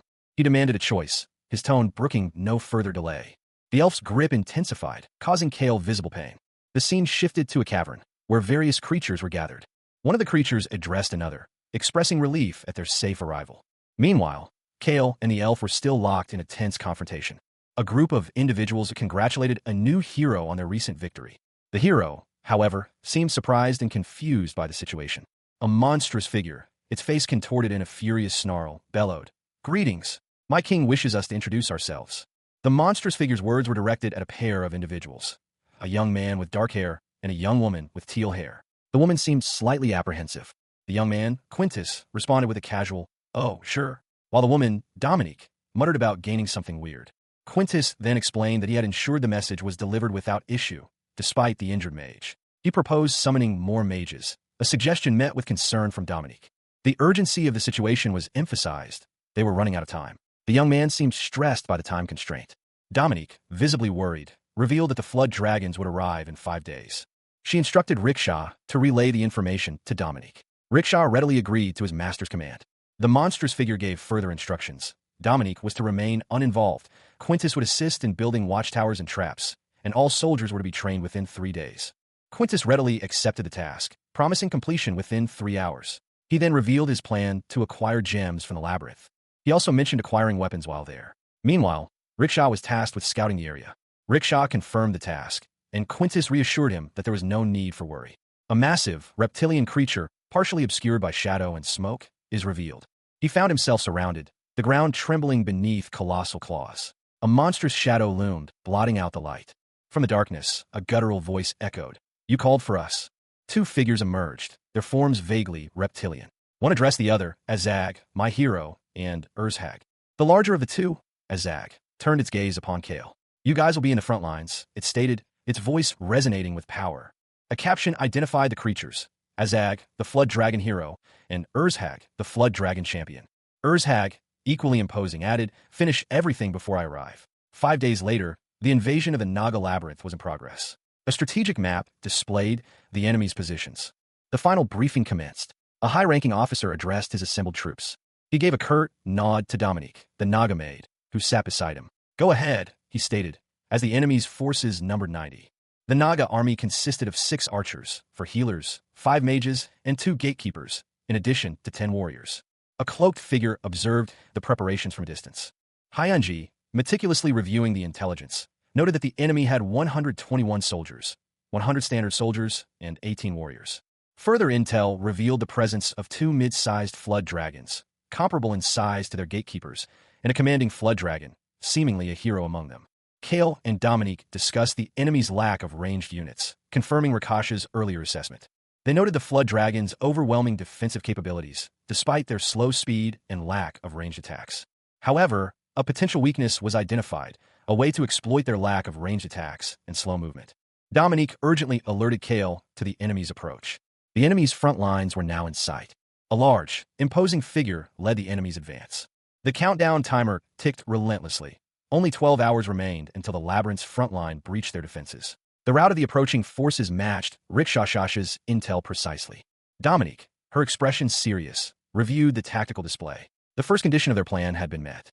She addressed the assembled soldiers, everyone, to your positions. Prepare the first line of defense. Draken, a powerful dragon-like warrior, chuckled. And as for their hero, of course, I'm not a shooting practice target. Kale, lying down, responded with a dismissive gesture. Then go out there and prove it. The vast army of the Naga labyrinth stretched before them, a formidable sight. A high-ranking Naga addressed the assembled troops. I heard that you died after being defeated, but seeing how you're still alive. Azag, a powerful Naga, confronted another figure, his voice a low growl. Did you submit to the Nagas? The other Naga scoffed. Is that really something you'd say to your old comrade? I think you're taking the joke a bit too far. Having to deal with you was beyond stressful.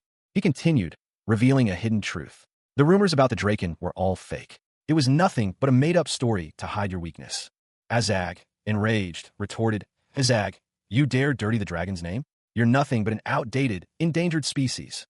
Two figures emerged, their words cutting through the tension. Perhaps we have more dragon blood than you. The final panel shows a powerful figure, silhouetted against the crimson sky, addressing his troops. Know your place, you yellow lizard. Its gaze was intense, unwavering. The creature, a behemoth of shadow and scale, surveyed the labyrinthine defenses. It spoke, its voice a low growl that resonated through the very stones. You're coming at us alone? An attack? Or are you surrendering? From within the labyrinth's shadowed depths, a figure emerged, seemingly unfazed by the looming threat. The figure responded dismissively, well, whatever. The forces of the Het Naga were indeed pathetic, lacking both the quality and quantity to match their opponents. Observing the enemy mages, a sense of caution arose. It seemed they were planning something. The order was given, flood dragons. Attack! The dragon-like creatures surged forward, a wave of muscle and teeth, intent on overwhelming the Naga forces. As the forces clashed, a new directive was issued. Lead the infiltration of the flood dragons to the mages. One of the dragon-like creatures volunteered. I'll take care of that yellow lizard. With a swift, brutal strike, the creature made short work of its target. The creature declared, I'll make it painless, for old time's sake. The battle raged on, the clash of scales and steel echoing through the labyrinth. A close-up revealed the intensity in the eyes of one of the dragon-like creatures. The demonic figure unleashed a furious blow, its power evident in the crackling energy that surrounded it. The force of the strike sent tremors through the ground, a testament to its raw power. Another of the demonic figures attempted a similar attack, but this time it was met with swift resistance. The counterattack was brutal, leaving the creature vulnerable. The exposed back of the creature was a clear sign of its weakened state. Observing the battle, Kale and Hyunji exchanged a brief assessment of the situation. Hyunji noted Kale's opponent's fear of death, a factor that influenced his fighting style. Kale, however, saw something else. His opponent was gauging his strength by taking hits. He had exposed his back to test whether his opponent knew his weakness. Meanwhile, Dominic, observing from a distance, noted Kale's ability to bluff. The creature, despite its defeat, proudly declared itself a hero of the flood dragons. The creature prepared for a final, desperate attack. Its power was immense, threatening to overwhelm its opponent. The beast unleashed a final, furious roar, a guttural sound that seemed to shake the very foundations of the labyrinth. Its eyes burned with an unholy light. Kale, bracing himself, prepared for the inevitable onslaught. He knew this was it, the culmination of their desperate struggle. The one thing that was certain was that this battle would determine the fate of the labyrinth, and perhaps much more. The creature's power was immense. It was the second strongest being in the labyrinth, surpassed only by its own creator. Suddenly, a figure emerged from the shattered remains of the labyrinth's walls. It was Draken, his presence radiating power and menace. Draken, the hero, was impossible. His very existence defied logic and understanding. He questioned the beast, his voice laced with disbelief. You have more of the dragon's blood than I do. The beast, unfazed, simply replied, let's see. The beast unleashed a torrent of energy, a terrifying display of power that threatened to consume everything in its path. Kale, desperate, urged Draken to stop, but the hero seemed to be caught in a trance. The resulting explosion was blinding, a cataclysmic event that shook the very foundations of the labyrinth. Draken was thrown back by the force of the blast, his body battered and bruised. The beast, however, was not unscathed. Its face was contorted in agony, its features melting and reforming. Kale stared in disbelief as the strange transformation continued, a chilling sight that left him speechless. Throughout the legend, descendants of dragons should be immune to fire. He recoiled from the unexpected flames, a pained cry escaping his lips. The intense heat overwhelmed him, pushing him back. A powerful hand reached out, seemingly unaffected by the inferno. The hero had been defeated. His strength was no match for the dragon's might. Panic spread among the ranks. Their commander was down, and a dragon fought alongside their enemies. The remaining soldiers were urged to flee. They attempted to regroup, but the chaos was too great. The dragon, victorious, surveyed the battlefield, its gaze falling upon a lone mage. A desperate cry escaped the mage's lips as he was caught in the dragon's grasp. A monstrous creature, its form vaguely reptilian, lunged from the shadows, its claws extended. The creature's attack sent several soldiers sprawling. The sheer force of the blow was evident. Hyunji, a young woman in military attire, and a grizzled commander watched from a safe distance, assessing the situation. The commander considered ordering a volley of arrows, but Hyunji advised against it, deeming it a waste of resources against such a powerful foe. The commander, heeding Hyunji's advice, instead ordered two mages to focus solely on defense. Two figures, cloaked and serpentine in appearance, emerged from the darkness, their eyes glowing ominously. One of the mages unleashed a powerful ice spell, sending shards of ice hurtling towards the creature. The creature was momentarily stunned by the attack, but quickly recovered, its rage intensifying. Amidst the chaos, a soldier, battered but alive, gasped in disbelief. The creature, enraged, roared in frustration, its grip tightening around something. A monstrous creature, its claws dripping with the ichor of battle, lunged forward. A desperate cry pierced the air. Wait! The creature's massive form dwarfed the soldiers, its shadow engulfing them in darkness. Dominique, a Naga maid, issued a command. Tell the gatekeepers to throw the flood dragons back towards the mid-sized ones. One soldier, assessing the situation, stated, "We need to lure them into our defensive formation." Another soldier inquired, "How is the formation doing?" A tactical map revealed the dire situation. They were outnumbered, and their only hope was to buy time. A discussion ensued. Should they activate the traps? Quintus, a key figure in the defense, advised against it, stating, "No, we need to lure out their big ones." A young man, addressing a powerful figure, shouted, "Yes, my king." The king gave orders. Draken was to protect the left flank, while the young man was to protect the right. He stressed the importance of holding the line. Rickshaw, a young elf, reported, "The enemy's main forces are... The Flood Dragon King is on the way." Quintus and Dominique exchanged a serious glance, bracing themselves for the impending assault. The young warrior braced himself, his eyes fixed on the monstrous horror before him. Fear was a luxury he could not afford. A wave of panic rippled through the ranks of his allies. The sheer scale of the enemy was overwhelming. The ground trembled as a colossal force approached, a dark cloud obscuring the sky. A young elf, his face etched with worry, confirmed their worst fears. "So that's yes." Intelligence reports painted a grim picture. They have approximately 300 in their main forces. A grim-faced strategist added, "There are also over 30 mid-sized catapulting flood dragons. Just the number of high-ranked flood dragons alone is greater than the number of soldiers we have in the entire Naga army." Hyunji, the Naga maid, looked to Kale, her eyes wide with apprehension. The weight of the impending battle was heavy upon them. A monstrous claw descended, its shadow engulfing a soldier. The creature's power was undeniable. The soldier was crushed, a testament to the overwhelming might of their enemy. The battle had begun. The ground was littered with the bodies of the fallen, a grim prelude to the carnage to come.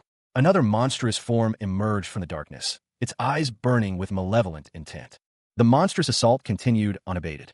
A wave of grotesque creatures, their roars echoing across the battlefield, pressed relentlessly against the defensive lines. Their advance was relentless, a tide of claws and teeth threatening to overwhelm the defenders.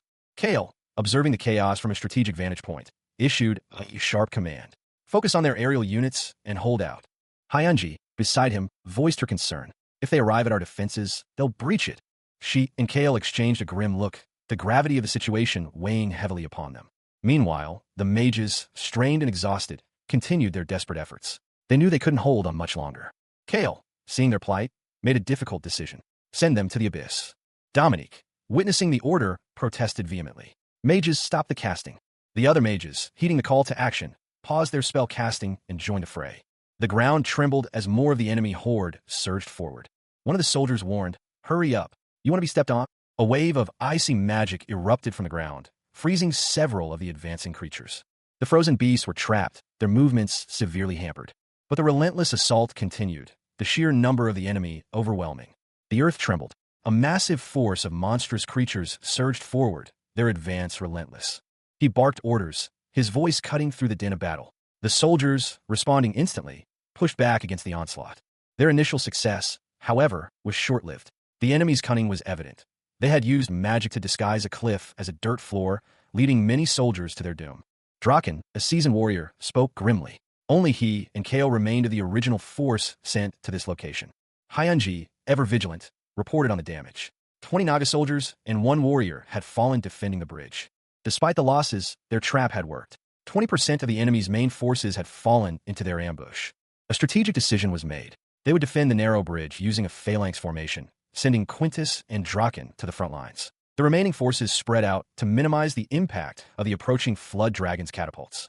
Hyunji stressed the importance of eliminating the Flood Dragons immediately to prevent them from overwhelming their defenses. Kale's tactical prowess surprised Hyunji. She questioned the source of his military knowledge. He simply replied that he had learned them from games. Now, they waited for the arrival of the Flood Dragon King, bracing themselves for the final decisive battle. A subtle unease settled over Draken. Something felt amiss in the enemy's main forces. Dominique, the Naga maid, watched with wide, fearful eyes as the events unfolded before her. A monstrous wave of dark energy crashed against the ancient walls, shaking the very foundations of the fortress. She cried out in alarm, her voice laced with terror. "Master!" The impact of the assault was devastating. A section of the right wall crumbled under the sheer force, revealing a monstrous, reptilian head. A colossal, red-scaled beast emerged from the depths, its size dwarfing even the largest of the soldiers. The soldiers reacted with alarm. It was a siege-class flood dragon. One soldier, his face etched with worry, warned his superior that the creature's size rivaled that of an adult hell spider, threatening to decimate their formation. He urgently called out to his master. The flood dragons were breaching the wall. These were not ordinary dragons. They were elite champions, some even reaching hero-class status. They were approaching the core of the defense formation. The siege-class flood dragon was rapidly approaching.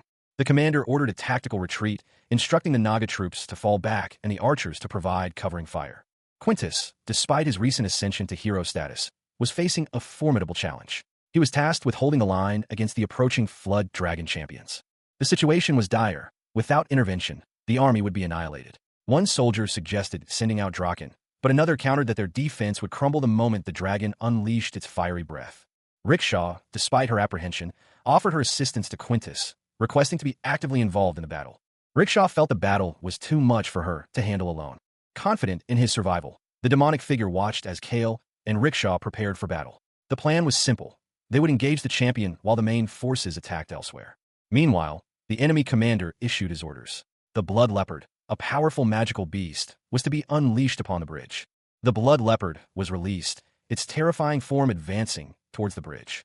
The creature's immense power was evident as it moved, the ground trembling beneath its weight.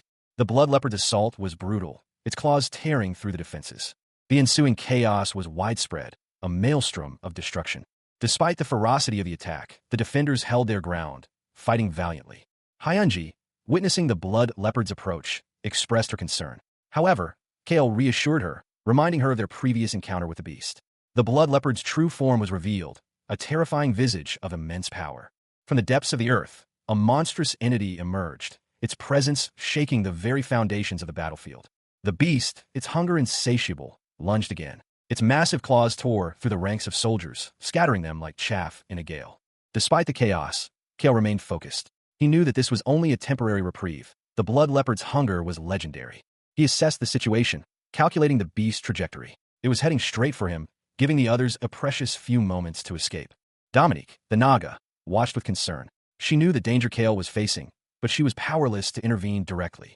A soldier, wielding a massive warhammer, attempted to strike the beast, but the creature's hide proved too tough. The impact shattered the surrounding stone, but the beast barely flinched. Its eyes remained fixed on Kale. Dominique, despite her fear, knew she had to conserve her energy for the Flood Dragon King. She was their only hope against that greater threat. The Blood Leopard roared, a sound that shook the very ground beneath their feet. Its attack was imminent. The creature unleashed a devastating blow, sending shockwaves through the air. Kale braced himself, his eyes narrowed in grim determination. He knew this might be his last stand. Seeing Dominique in danger, Kale shouted a warning. He had to protect her, no matter the cost. The beast's primary objective was clear, to eliminate Dominique first. She was the key to their defense. A massive explosion rocked the labyrinth, sending debris flying. The force of the blast threw a figure to the ground, but they quickly recovered, their voice a low murmur of reassurance. "I'm all right."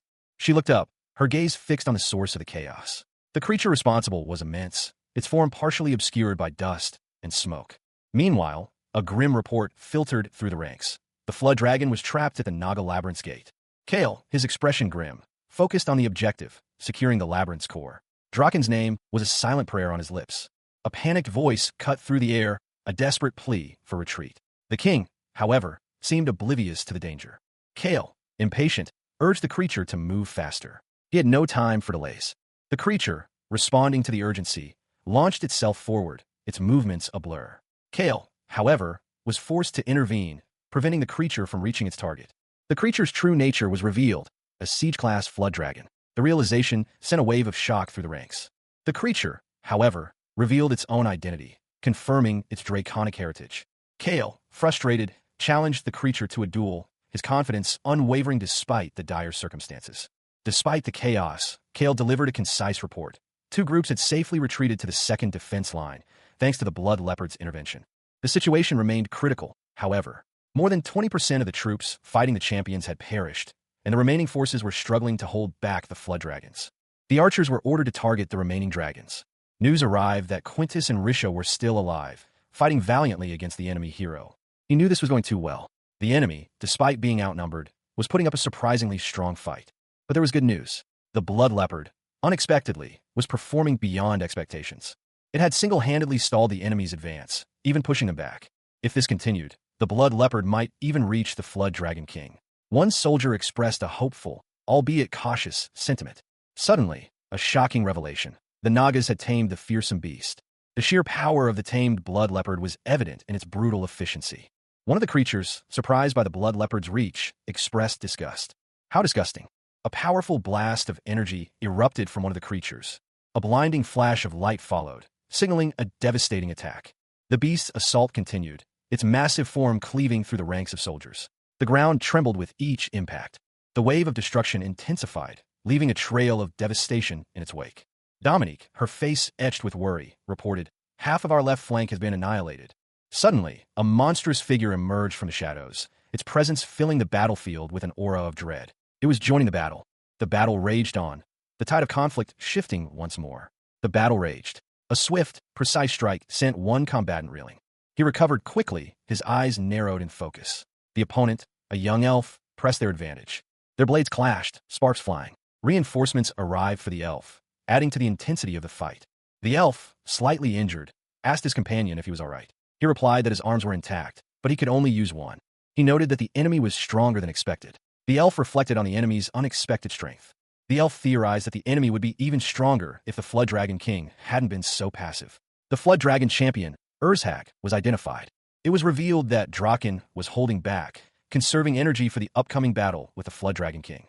Meanwhile, a man in dark clothing pointed towards a monstrous blood leopard, noting that it was holding back the main force. The scene shifted to show the elf and another warrior, battered but determined. The elf's expression hardened. He was clearly assessing the situation. Suddenly, a terrifying roar echoed. The Flood Dragon was joining the battle. One of the warriors asked Quintus if he could fight more. Quintus, despite his doubts, resolved to continue the fight. He knew they didn't stand a chance, but they would hold out as long as possible.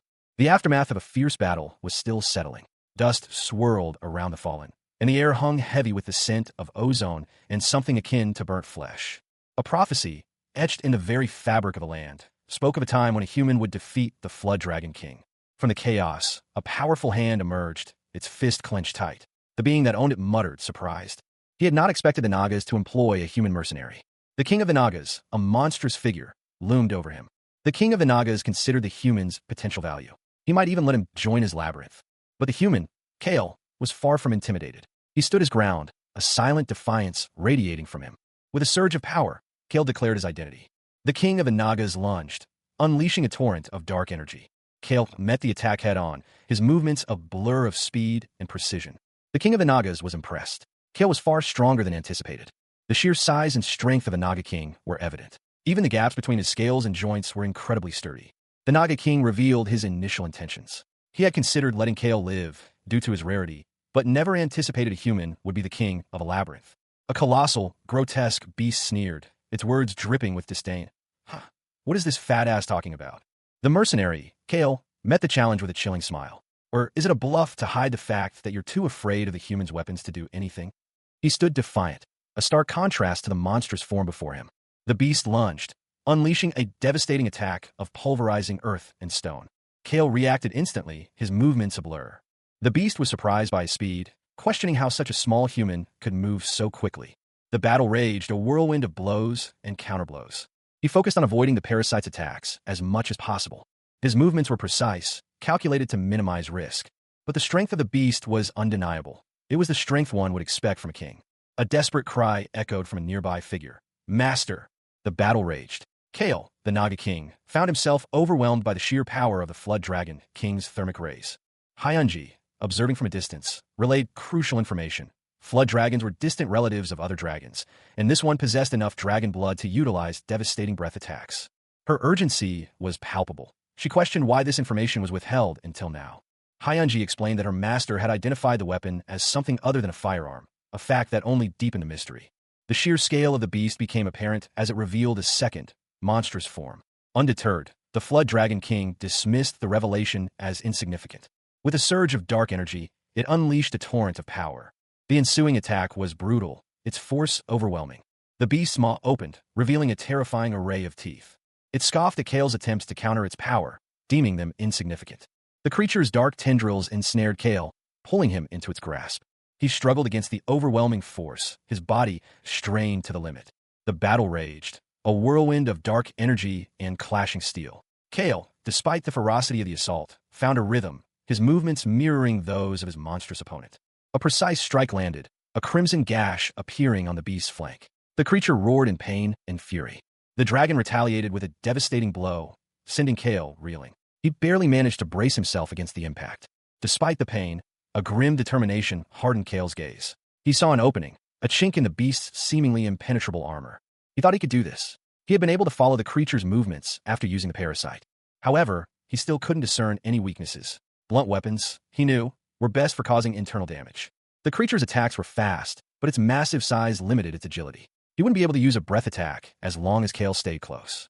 The beast unleashed another powerful attack, its claws tearing through the air. Kale countered, his movements precise and deadly. He had been going easy on the beast, not taking it seriously. But the beast was far stronger than he had initially believed. It was not holding back.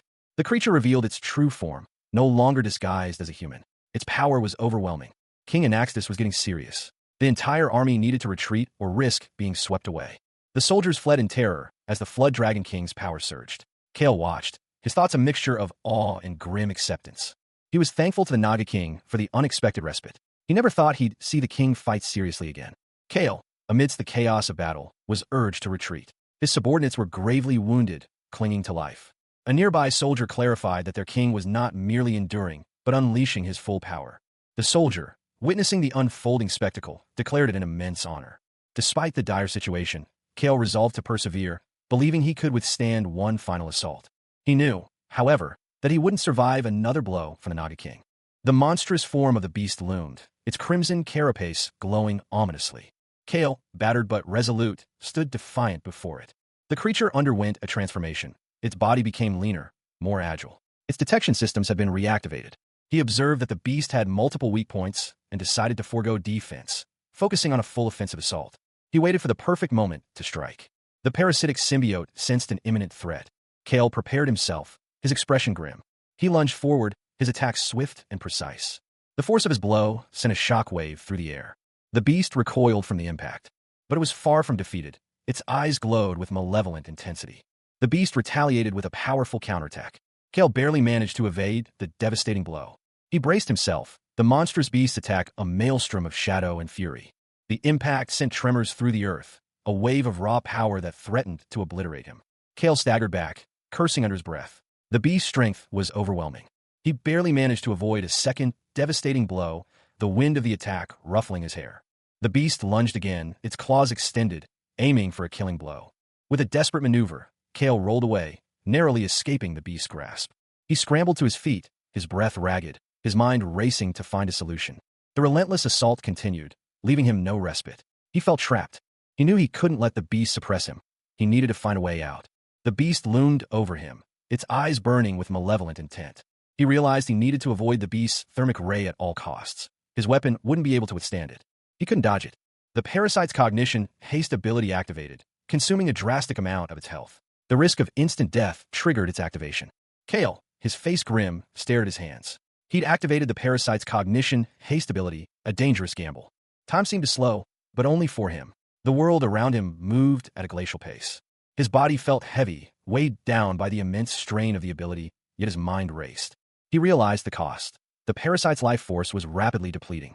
Despite the risk, he knew he had no other choice. This was his only chance. He needed to evade the beast's attacks first to buy himself some time. The beast lunged, its claws extended, but Kale, perceiving the attack in slow motion, easily dodged. He countered with a swift strike, aiming for a weak point he'd observed in the creature's slowed movements. The beast roared in pain and fury, its attacks becoming increasingly wild and erratic. Kale, seizing the opportunity, unleashed a devastating blow, aiming to end the fight quickly. He screamed, a battle cry echoing through the cavern as he delivered the final blow. He needed to end this before the parasite ran out of health. His very life force was dwindling with each passing moment. The beast lunged, its claws extended, aiming for a killing blow. How foolish it was to underestimate his opponent's power. But Kale had a secret weapon. Cognition, haste activated. The world seemed to slow around him, his mind racing. He saw an opening, a weakness in the beast's defense. With a burst of speed, he exploited the vulnerability. The beast roared in pain, its attack faltering.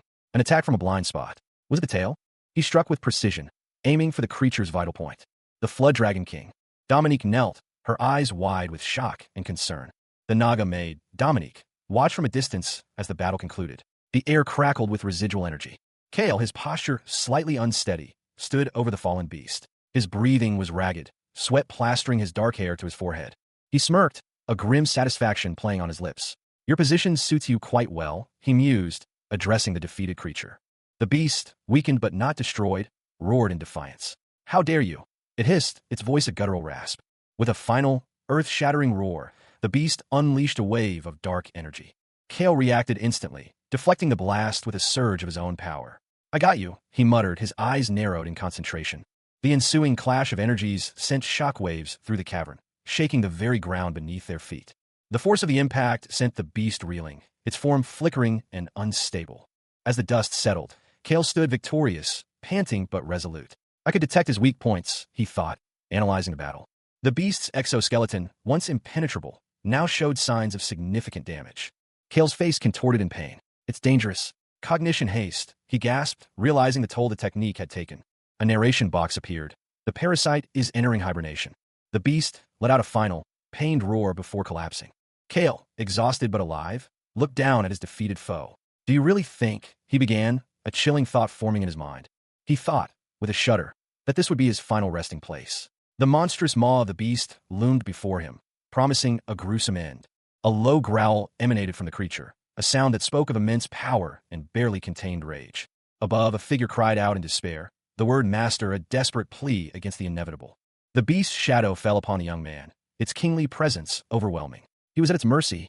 A countdown appeared on a screen, marking the final moments before a significant system upgrade. The system messages confirmed that Kale's health would be fully restored, and the parasite within him had fully recovered and would soon awaken from its hibernation. The beast, its reign of terror seemingly over, had fallen. A notification appeared, signaling the completion of a labyrinth upgrade. The upgrade resulted in the expansion of the labyrinth's territory. The scene shifted to show Dominique, a Naga, engaged in battle within the labyrinth. A significant increase in Naga strength was noted, a consequence of the labyrinth's expansion. Kim Jinwoo, the labyrinth's owner, had fully recovered from his injuries. He confronted the creature, enraged by its earlier humiliation. The creature scoffed, declaring that even his recovery wouldn't change the outcome. Jinwoo vowed to silence his opponent. He unleashed a powerful attack. The force of the attack caused a violent surge of energy. The resulting explosion was immense. The impact left Jinwoo wounded but alive. Despite his survival, his weak points were now exposed. He vowed to end the creature's life himself, his voice a low growl. The battle raged on, a brutal dance of claw and blade. His opponent, however, proved too strong. It desperately needed a weapon. The creature lunged, its attack a terrifying display of power. The impact sent him reeling, the force of the blow nearly shattering his bones. A nearby observer watched in disbelief. He had slain a hero with such ease. The onlookers recognized the creature as the Naga King. They cried out for his death. He was surrounded, outnumbered, and outmatched. His situation was dire. The creature unleashed a devastating attack, its power overwhelming. Amidst the chaos, a familiar voice called out to him. The battle continued, a whirlwind of violence and desperation. A loyal subject offered him a sword, a glimmer of hope in the darkness. He accepted the weapon, his gaze fixed on his enemy. His resolve hardened. A small, demonic-looking creature, its pointed ears and sharp features barely visible in the dim light, extended a hand towards the wounded Jinwoo. The words cognition haste appeared briefly, as if a spell had been cast. He braced himself, the pain a dull throb compared to the burning rage that fueled him. Even if this attack left him unable to move, he would finish it. With a final surge of strength, Jinwoo unleashed a devastating blow, aiming to end the battle with a single strike. The impact sent him reeling, a wave of searing pain washing over him as he collapsed. His vision blurred, but through the haze, he saw the creature's malevolent eyes, a chilling promise of further torment. Despite his injuries, a surge of defiance coursed through him. He would not yield. The creature unleashed another attack, but Jinwoo found it useless against his renewed resolve. He was overwhelmed, the creature's power immense, but his spirit remained unbroken. From the depths of despair, a new power stirred within him. A surge of energy erupted from him, a blinding flash of light. The creature recoiled, momentarily stunned by the unexpected power. Its monstrous form was momentarily thrown off balance by the unexpected counterattack. Jinwoo realized the depth of his previous attack was insufficient. He needed to strike deeper. As the creature lunged again, he prepared to counter, his resolve hardening with each passing moment. He unleashed a final, desperate attack, aiming for the creature's exposed underbelly. The blow connected, sending a shockwave through the monstrous form. The beast recoiled, momentarily stunned by the unexpected force. Seizing the opportunity, he pressed his advantage, driving his blades deeper. His movements were fueled by a surge of power he didn't understand. He felt a strange energy coursing through his veins, strengthening him. He found himself questioning the source of this newfound strength. How could he, so severely wounded, unleash such power? He resolved to use every ounce of his remaining strength. The beast roared, its rage amplified by the unexpected counterattack. From a distance, a voice echoed, "I approve." The creature lunged again, its jaws snapping shut. He braced himself, the monstrous form of the beast looming above. The creature lunged, its claws extended. A sickening crack echoed as the beast's attack connected. Panic rippled through the ranks of the smaller creatures. Their king was under attack. They cried out, "Our king is..." One of the smaller creatures, a young woman with pointed ears, watched in horror as the beast devoured their king. She shrieked, "He's eating the flood dragon king so mercilessly." Meanwhile, a young man with teal hair watched the scene unfold with a strange fascination, muttering, "How dreamy of him." A voice boomed, "You have absorbed the core of the flood dragon king, Anaxtis." The parasitic entity within him had gained a new ability. Jinwoo felt a surge of power, a newfound strength coursing through his veins. The new ability, Fortification, allowed him to recreate the defenses of a flood dragon. The death of Anaxtis had a consequence. The summoned flood dragons could no longer exist. The smaller creatures, weakened by the loss of their king, began to crumble. Their intelligence deteriorated, turning feral. Naga summoned. His eyes glowed with an unnatural crimson light, a stark contrast to the grim set of his jaw. The lingering effects of absorbing the flood dragon king's core were evident in the dark, almost skeletal markings that snaked across his face. Nearby, a group of small, reptilian creatures surrounded a glowing orb, their expressions a mixture of anticipation and obedience. The orb pulsed with a faint, ethereal light. The energy within the orb began to coalesce, forming a towering, armored figure. This was the Naga champion, a being of immense power. A command echoed across the battlefield. The Nagas, spurred into action, prepared for a brutal assault. They were ordered to unleash all of their possessed energy, a terrifying prospect given their numbers and ferocity. The instructions were clear: show no mercy, inflict as much pain as possible. The battle would be merciless. He stood defiant, ready to meet the oncoming horde. His only thought, slaughter them all. The final battle against Anaxtis, the Flood Dragon Labyrinth's king, concluded with Jinwoo's victory. His team had triumphed, but the cost remained unclear. News of Jinwoo's overwhelming victory spread throughout the underworld. His power was now legendary. The goblins celebrated Anaxtis's demise, though one questioned the surprising ease of the victory. The king of Hammer and Anvil, Kmalaxis, had fallen. His unwavering faith in his strength proved to be his undoing. Carrie-Anne, the queen of dreams, expressed disgust at the fallen dragon king, but also relief at his demise. Corinthus, the king of swamps, surmised that Anaxtis's arrogance had been his downfall. Cutharge, the king of gluttony, noted the removal of the flood dragon king, anticipating further challenges. Jinwoo decided to scout the area, his attention turning to the Naga labyrinth. He continued his journey, aware of the labyrinth of the dead that lay ahead. The imposing entrance to the labyrinth of the dead loomed before him. The Naga soldiers completed the cleanup operation, reporting that the larger flood dragons had perished. The aftermath of the battle was grim. 50 soldiers lay dead, a sobering toll. His companion, a Naga, noted that without his intervention, their losses would have been far greater. She acknowledged the sacrifice of their fallen comrades, while another soldier noted that the dragon's breath was the primary cause of death. The battlefield was a desolate landscape of jagged rock and ash. Despite their losses, the soldiers had managed to hold their ground against a superior force. One of the soldiers had received medical attention. More importantly, the Flood Dragon Labyrinth was now open. But the war was far from over. The labyrinth needed a new owner, and they had to claim it quickly. They had a plan. The dragons had already created an entrance, making the journey significantly faster. He was troubled by the lack of manpower, but he pressed on. A strange creature approached, offering its congratulations and assistance. Another individual, seemingly a merchant, was brought before them. One of the warriors recognized the merchant from previous dealings. The merchant's presence raised questions, adding another layer of intrigue to the already complex situation. A grotesque, horned merchant cackled, and us black merchants are willing to buy the spoils of war for a high cost.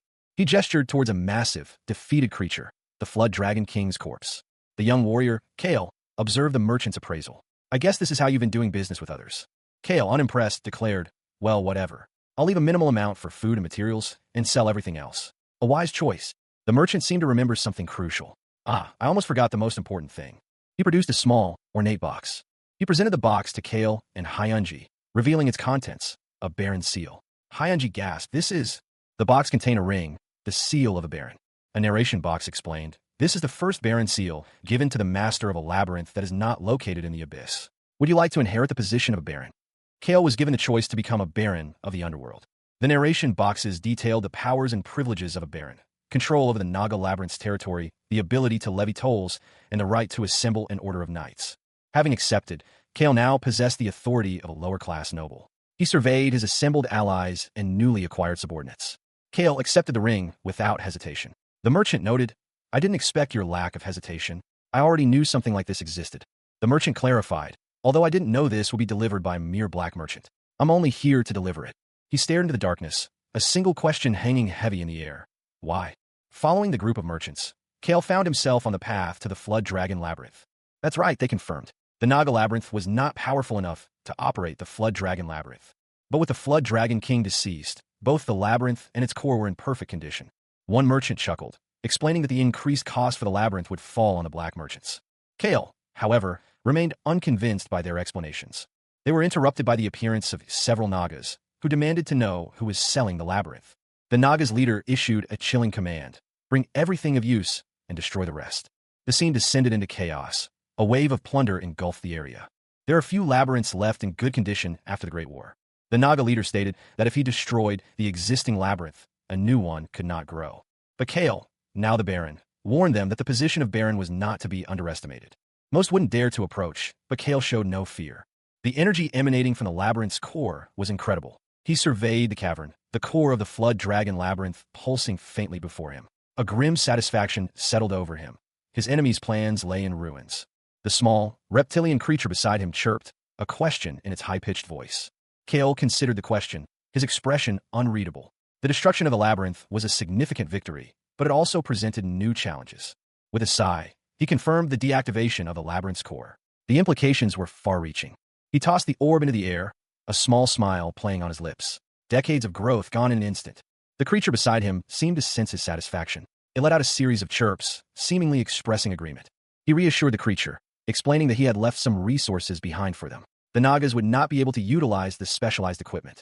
The creature, however, was more concerned about the Naga's imminent arrival. It urged haste. Kale moved swiftly, his movements precise and efficient. He was already anticipating the next challenge. The creature called out to him, its voice filled with respect. A young Naga appeared, carrying a group of creatures. They were the horned rats that had once served the Flood Dragon. The Naga explained that some of the rats were still hidden within the labyrinth's ruins. The question of what to do with them hung in the air. Kale observed the creatures, a thoughtful expression on his face. A subtle smile touched his lips. He saw potential. A young man with pointed ears and striking yellow eyes addressed a group of creatures. Rats, listen up. He was a master of the Naga Labyrinth, renowned for slaying the Flood Dragon King Anaxtis. His accomplishments had earned him a noble title in the underworld. To survive, those before him were told to pay their respects to the Baron. The Baron, Jinwoo, felt his authority as ruler of the underworld activating. The horned rats bowed before him. He would only take them as his own if they proved useful. Otherwise, they would be destroyed. The Baron needed to assess their worth. He found them to be in poor condition, far from ideal workers. Their malnourishment and illnesses hindered their ability to work effectively. One of the rats lamented their plight, knowing their fate was sealed. The Baron considered the implications of taking them in, acknowledging the risk of spreading disease. Another rat suggested feeding them first before anything else. Jinwoo devised a plan, provide them with space, nutritious food, and rest before quarantining them in a newly constructed temple. The rats, however, were unaware of his true intentions. He cradled the small, whimpering creature, his expression grim. "As long as you work for my labyrinth, I won't allow any form of death other than natural causes," he stated, his voice low and firm. His gaze shifted to the group of rat-like beings before him. They were malnourished, their ribs showing through their thin hides. "You'll be provided with 3 meals, 8 hours of sleep, and at least 5 hours of free time a day. You will also have 2 days off every week, and you'll also be free if you finish your sign task early." He continued, "You need to eat up to gain muscle, and you need rest to strengthen those muscles. The efficiency decreases if you are overworked." He summoned a dark, swirling energy, a purple orb forming in his hand. "I don't think you believe me yet," he murmured, his eyes intense. The small creatures stirred restlessly. "Stop ruining the product, and come out already." One of them peeked out, wide-eyed and curious. He held up the orb, its power evident. "Look at this." He gently touched the creature's head. "How could there be such a chubby caterpillar in the underworld?" "It's not a caterpillar, it's a naga." He examined the creature closely. "This is a worker?" He explained the benefits of working for the Naga Labyrinth, emphasizing guaranteed sleep, time off, and protection during tasks. "Come work for the Naga Labyrinth." "My king." He looked at the Naga maid, Dominique, who was resting nearby. I think all the rats came out of hiding after hearing that. The underworld baron addressed his newly acquired workforce, a sizable group of horned rats. He reassured them, "That's okay, we have plenty of food." He then commanded their attention, shouting, "Listen up, horned rats." He continued, explaining their previous plight. "You no longer need to shiver in fear of being eaten by flood dragons after being overworked." With a flourish, he made a bold promise. "I will serve you flood dragon meat." 2 days later, in the Naga Labyrinth, Jinwu oversaw the activation of a new core. Dominique, the Naga, voiced a concern. There has never been an instance of there being 2 cores in a single labyrinth. Jinwu, however, remained resolute. He simply stated, "I agree." The main core, powering the Naga Labyrinth, was ranked 5. The subcore, for flood dragons, was ranked 7. The subcore's lower rank meant it couldn't reach its full potential.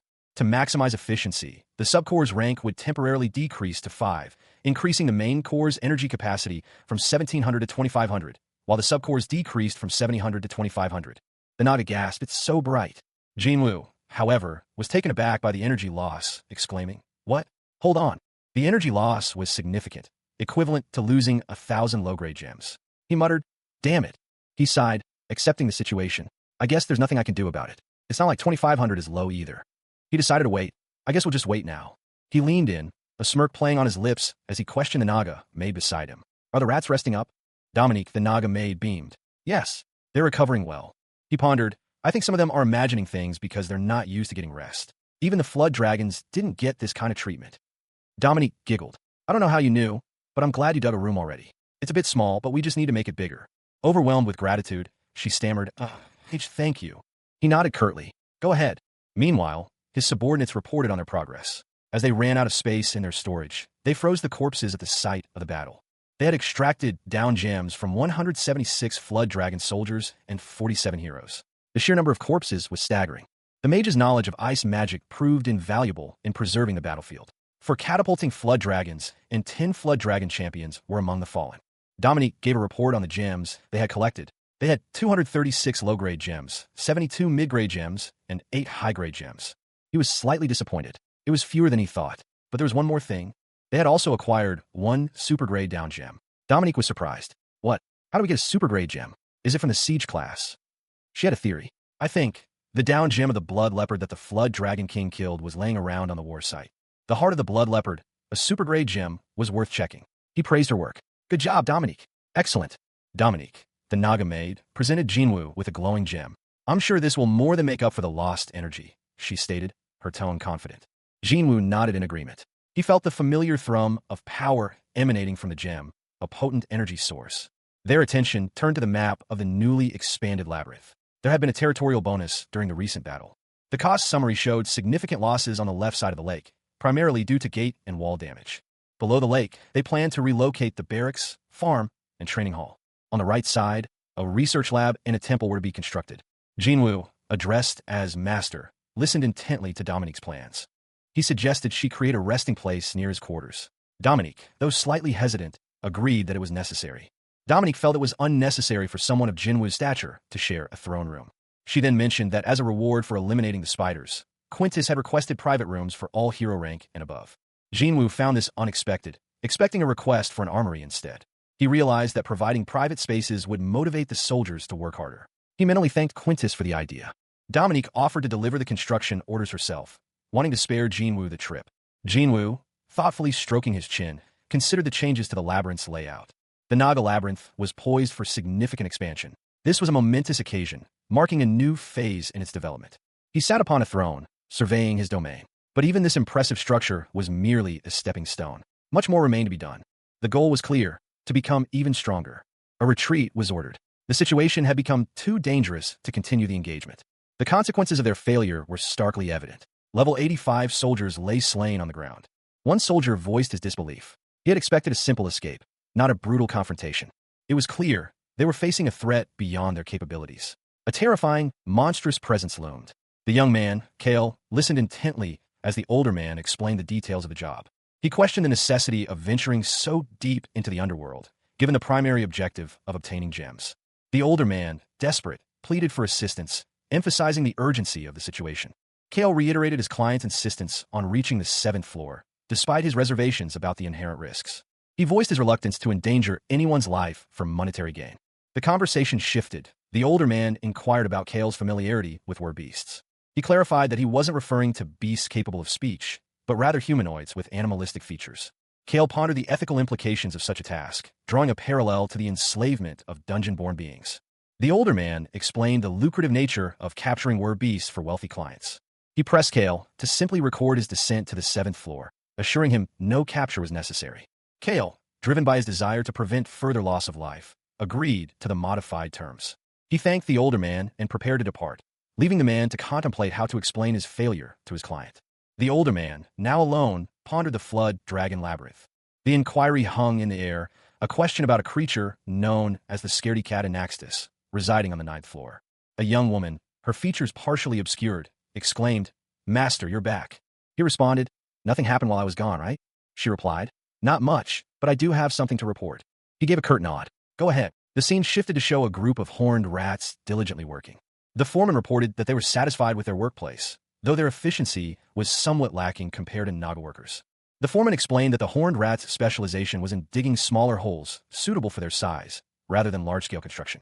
He mused, "I should look into this later." The next task was to finish refining the blood leopard's heart within 3 days. The young woman reacted with a surprised, 3 days? She continued, "Then I guess I should leave after seeing the result. I have plenty of time, and it'd give me some time to recover as well." They were interrupted. "Where are you headed to?" she asked. He replied, "I accepted a request from a human again." She expressed understanding about his work in the upper world, but admitted to feeling frustrated by the reduced time they could spend together. He chuckled, "Huh, that has made me a bit embarrassed. But don't worry too much. All my possessions above ground are just for show. Of course, I do have family above, but..." She revealed that she was born in the underworld, making the Naga labyrinth feel more natural and comfortable for her. Kale and another figure stood in a dimly lit chamber. The other figure, clad in dark green, spoke of valuable information received from above. Kale, seemingly unconvinced, questioned the nature of this information. Hyunji, a young woman with striking teal hair and pointed ears, explained that the Naga labyrinth was located on the 9th floor of the underworld. She also noted that most creatures would die before reaching their lab. The conversation shifted to the potential threat of the beast of the abyss going wild. Kale, however, was more concerned with the construction progress. They discussed the Flood Dragon King, deemed a scaredy cat by humans for avoiding them during the Great War. The scene shifted to a corridor where Kale and Hyunji walked. They continued their discussion. They recounted a tale of a creature surviving explosions in its throat. 3 days later, the blood leopard heart was ready. Hyunji reported on the progress, noting that one heart was appraised and the other refined. A detailed description of the blood leopard heart's properties appeared. Kale examined the gem, realizing it contained an ability he didn't know how to use. The parasite within Kale requested the blood leopard heart. Hyunji confirmed Kale's hypothesis about the parasite's needs. He examined the blood leopard heart, a super-grade gem, noting its troublesome ability to sense similar gems. Its presence would significantly contribute to the labyrinth's growth. Despite the risks, they considered themselves fortunate. Some parasites drained their host's blood or vitality, a fate they narrowly avoided. Hyunji, startled, exclaimed about the unexpected consequences of their actions.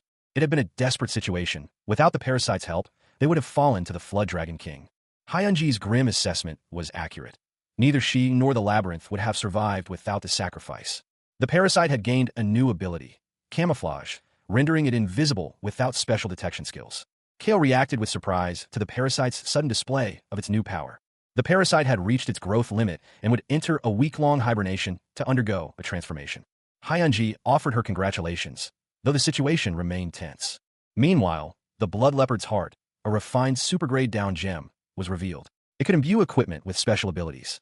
Kale doubted he could use it immediately, given his tendency to break his weapons in battle. He decided to search for a more durable, personal weapon. The parasite, now in hibernation, planned to check on the Flood Dragon core synchronization after 2 weeks. A young woman with striking teal hair and pointed ears posed a question. Would Kale be all right with the parasite slumbering? He responded that the parasite wasn't the reason for his strength. He'd already hunted a hell spider without its aid. He felt confident, as long as he didn't encounter another being like Anaxtis. Several days later, on the 7th floor of the underworld, a grim scene unfolded. Numerous corpses lay scattered before a trio of adventurers. One of them questioned the sheer number of bodies at the beginning of the 7th floor.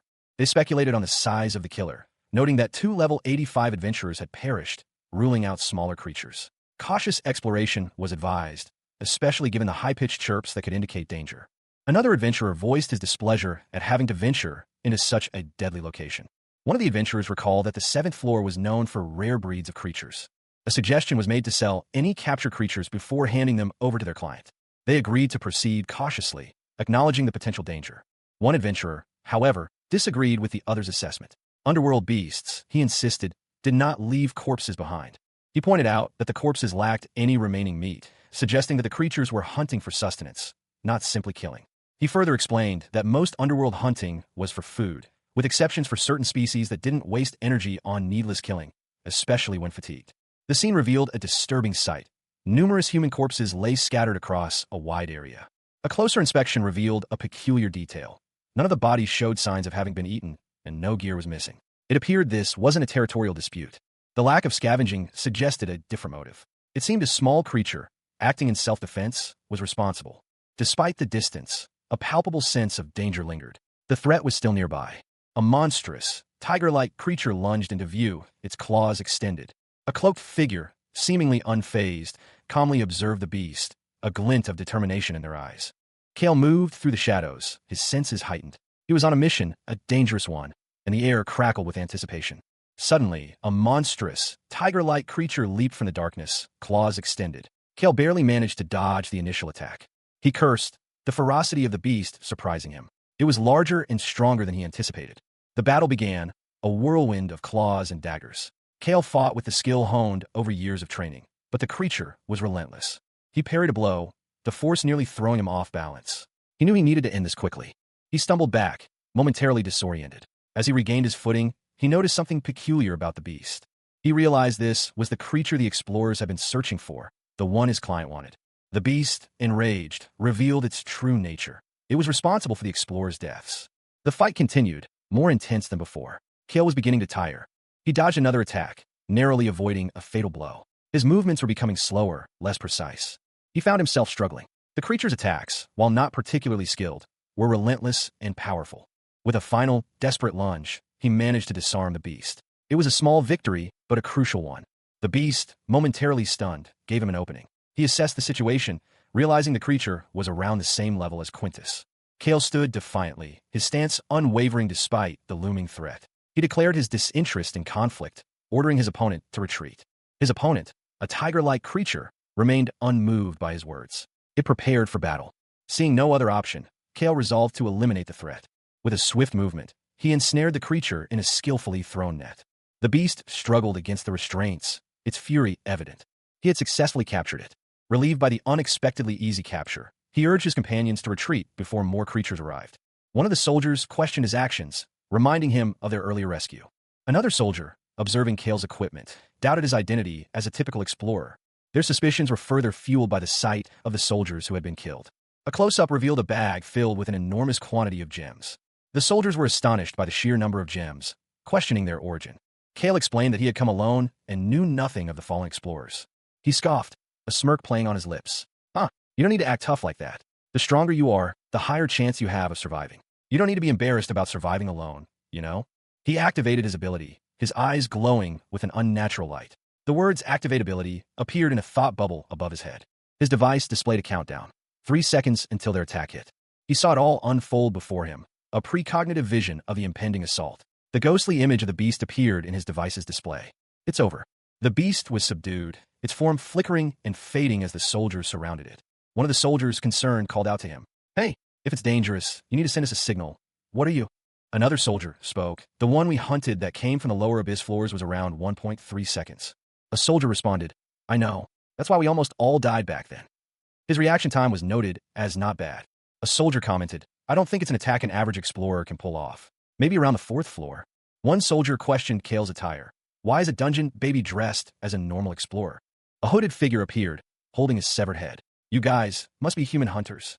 The creature, its eyes blazing with fury, spat a venomous curse at its pursuers. "You're soulless bags that hunt your own species."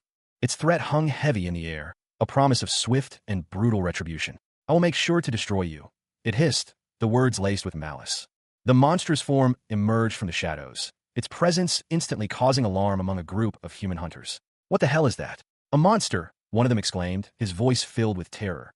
Two of the hunters, a man and a woman, were trapped in a cage, their fear palpable. The man urged his companion, "Shouldn't we need to help them?" The other hunter, however, was far less sympathetic. "Help them, my ass. We need to run," he retorted, already turned to flee. The woman, still trapped, watched in horror as the monster advanced, its shadow engulfing them. Fear etched itself onto her face, her eyes wide with terror as she braced for the inevitable. Meanwhile, Kale unleashed a powerful blast of energy, the force of it sending several of the hunters sprawling. The raw power was evident in the purple lightning that crackled around him. He turned his attention to another hunter, his expression cold and unforgiving. "Fuck off," he commanded, his voice sharp and commanding. The hunter, wounded and terrified, could only stammer, What are you?" Kale ignored the question, his focus elsewhere. "That's not what I'm asking," he retorted, his gaze fixed on something beyond the immediate threat. The hunter, however, seemed to understand something profound. "I think I get it now. All these corpses, it's your doing, right?" The realization dawned on him, the weight of the truth settling heavily upon his shoulders. "You slaughtered your own expedition team, so you could take the word beast for yourself. Just like us. That's right, a human hunter." A figure, cloaked in shadow, stood over a fallen foe. The air crackled with residual energy, a testament to the recent battle. A single, chilling declaration hung in the air. A human hunter? Nearby, another body lay still, the life drained from it. A dismissive thought echoed, not even worth hearing out. The scene shifted to a wider view. A small band of soldiers, battered and bruised, were in disarray. The captain fought valiantly, but the odds were stacked against them. The captain is fighting, and half of them fled. The hunter, his resolve unwavering, vowed to eliminate the remaining threat. "I won't let a single one of you go." One of the surviving soldiers, his face etched with fear and exhaustion, struggled to comprehend the overwhelming power he had just witnessed. "Now I can't even tell what's real or not." He shook his head, his voice barely a whisper. The difference in strength was simply too vast to comprehend. Ability or not, it's all meaningless.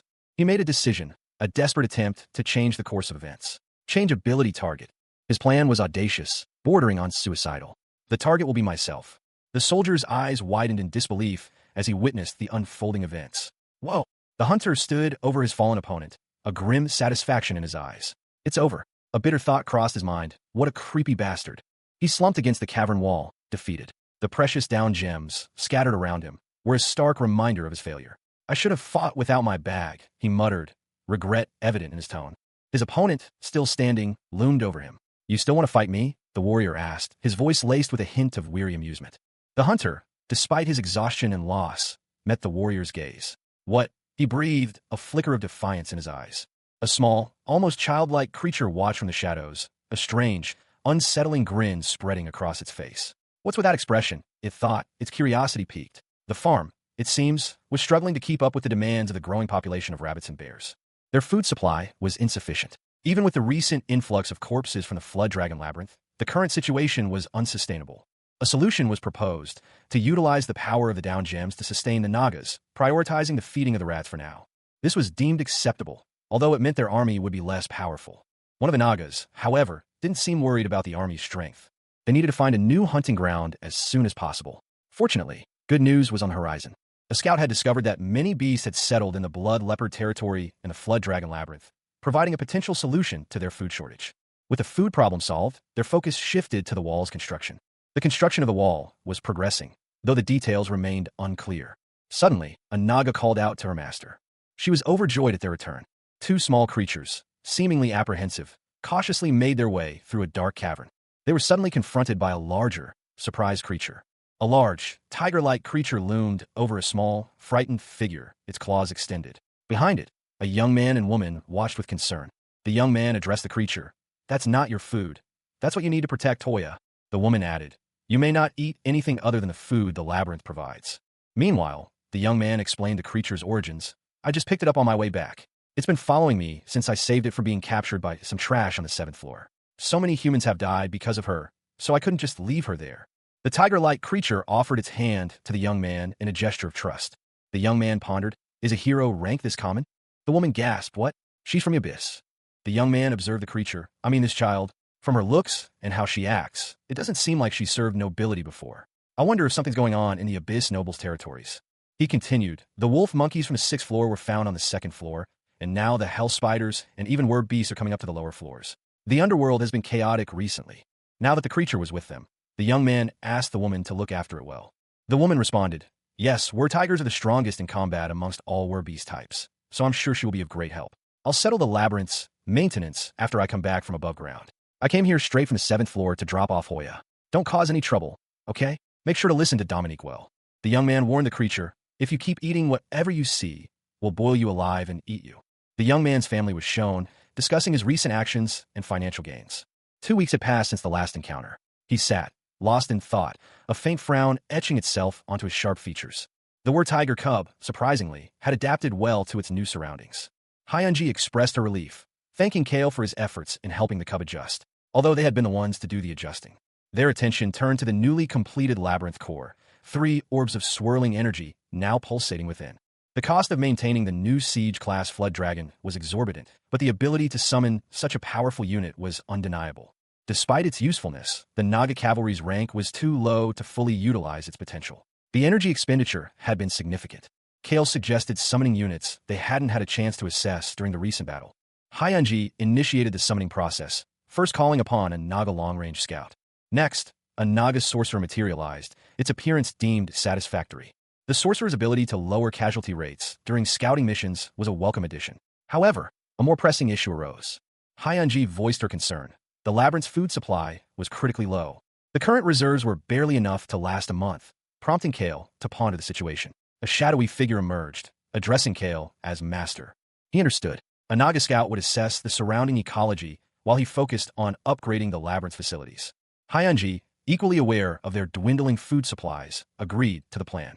Meanwhile, Quintus would oversee the soldiers' training and the workers' safety, while Draken assumed command of Hoya.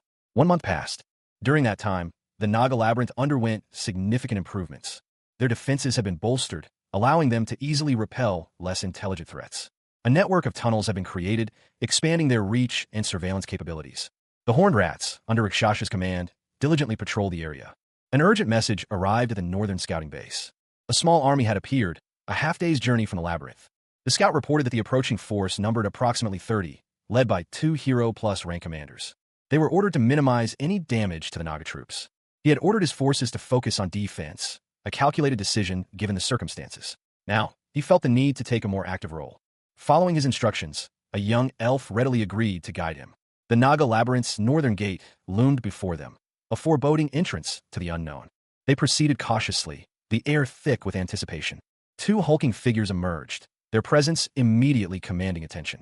They introduced themselves as Mlock and Block, envoys of Malaxis, the king of hammers and anvils. Their arrival was met with immediate hostility. A human, clearly taken aback, questioned their audacity. The envoys, unfazed, declared their intent to have an audience with the Naga labyrinth's king. The human, seemingly resigned to the situation, reluctantly made way. A tall figure with long, dark hair stood silently, observing the scene before him.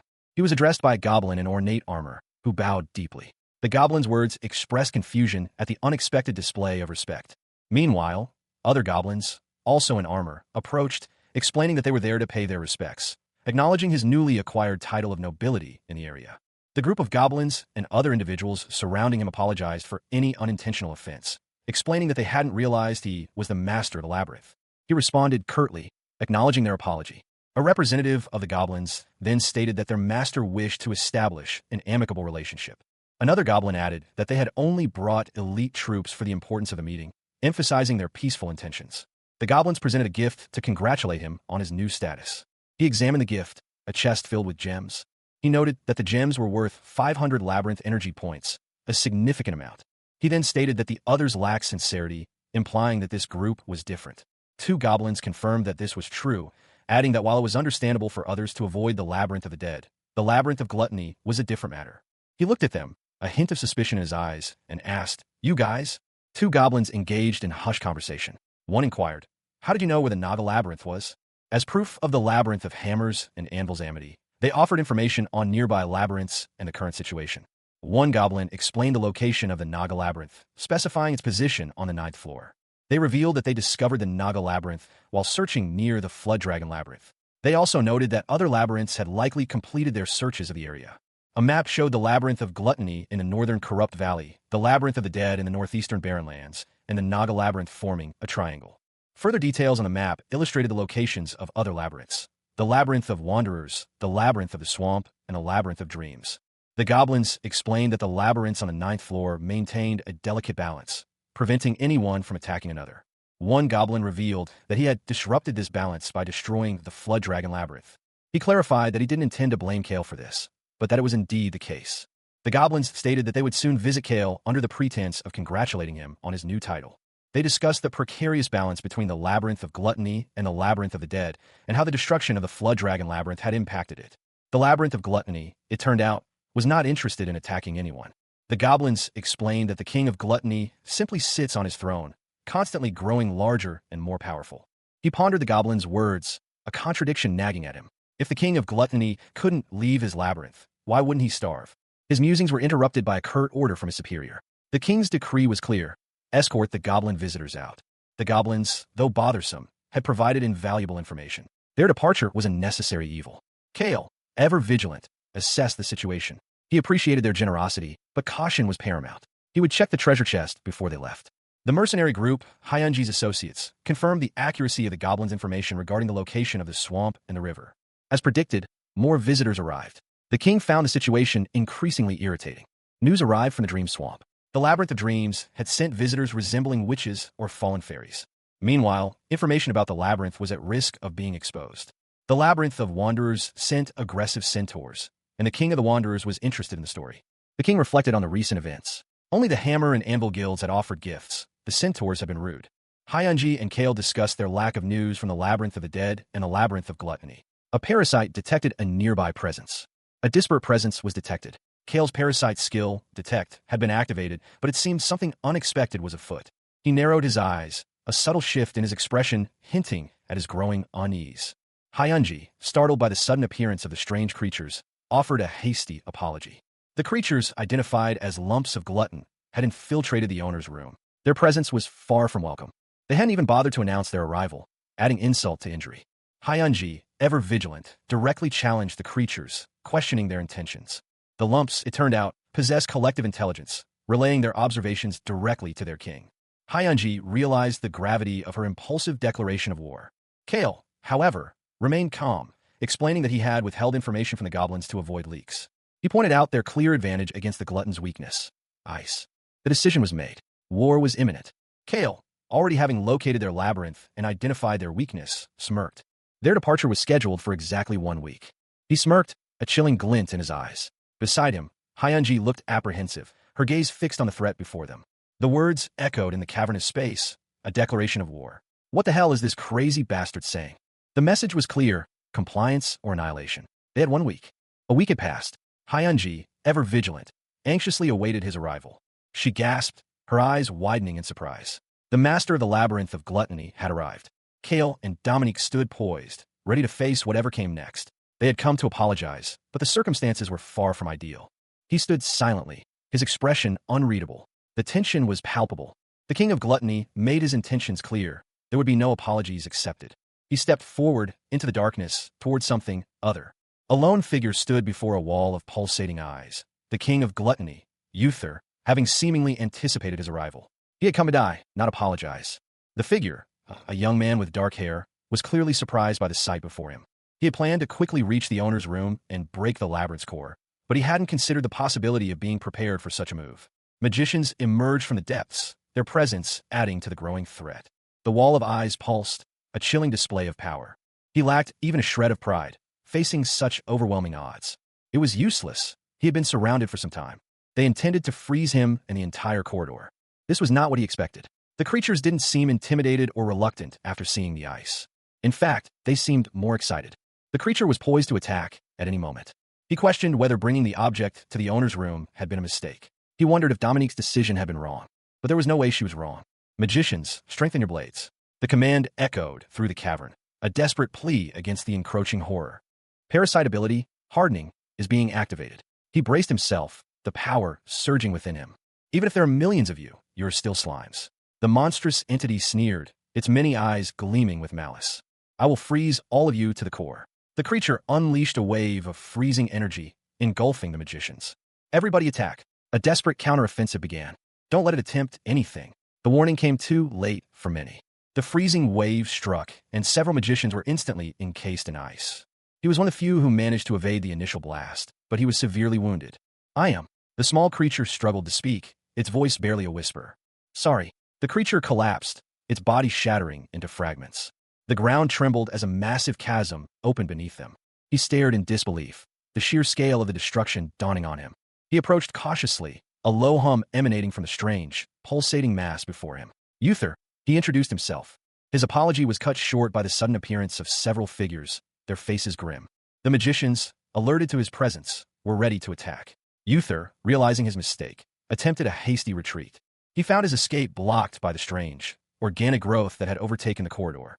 The creature, sensing his predicament, spoke, its voice a chilling whisper. It explained its plan to freeze the entire corridor, trapping everyone inside. But before the freezing could begin, a voice called out, urging calm. Kale, desperate to avoid a fight, pleaded for them to stop. He had been trying to reason with them, but his words seemed to fall on deaf ears. Uther, meanwhile, found himself trapped, unable to speak. The situation was explained. A long silence had caused Uther to lose his ability to speak. A small, green-skinned creature sobbed, lamenting its inability to communicate. Kale and Dominique exchanged a look of concern. The situation was far from resolved.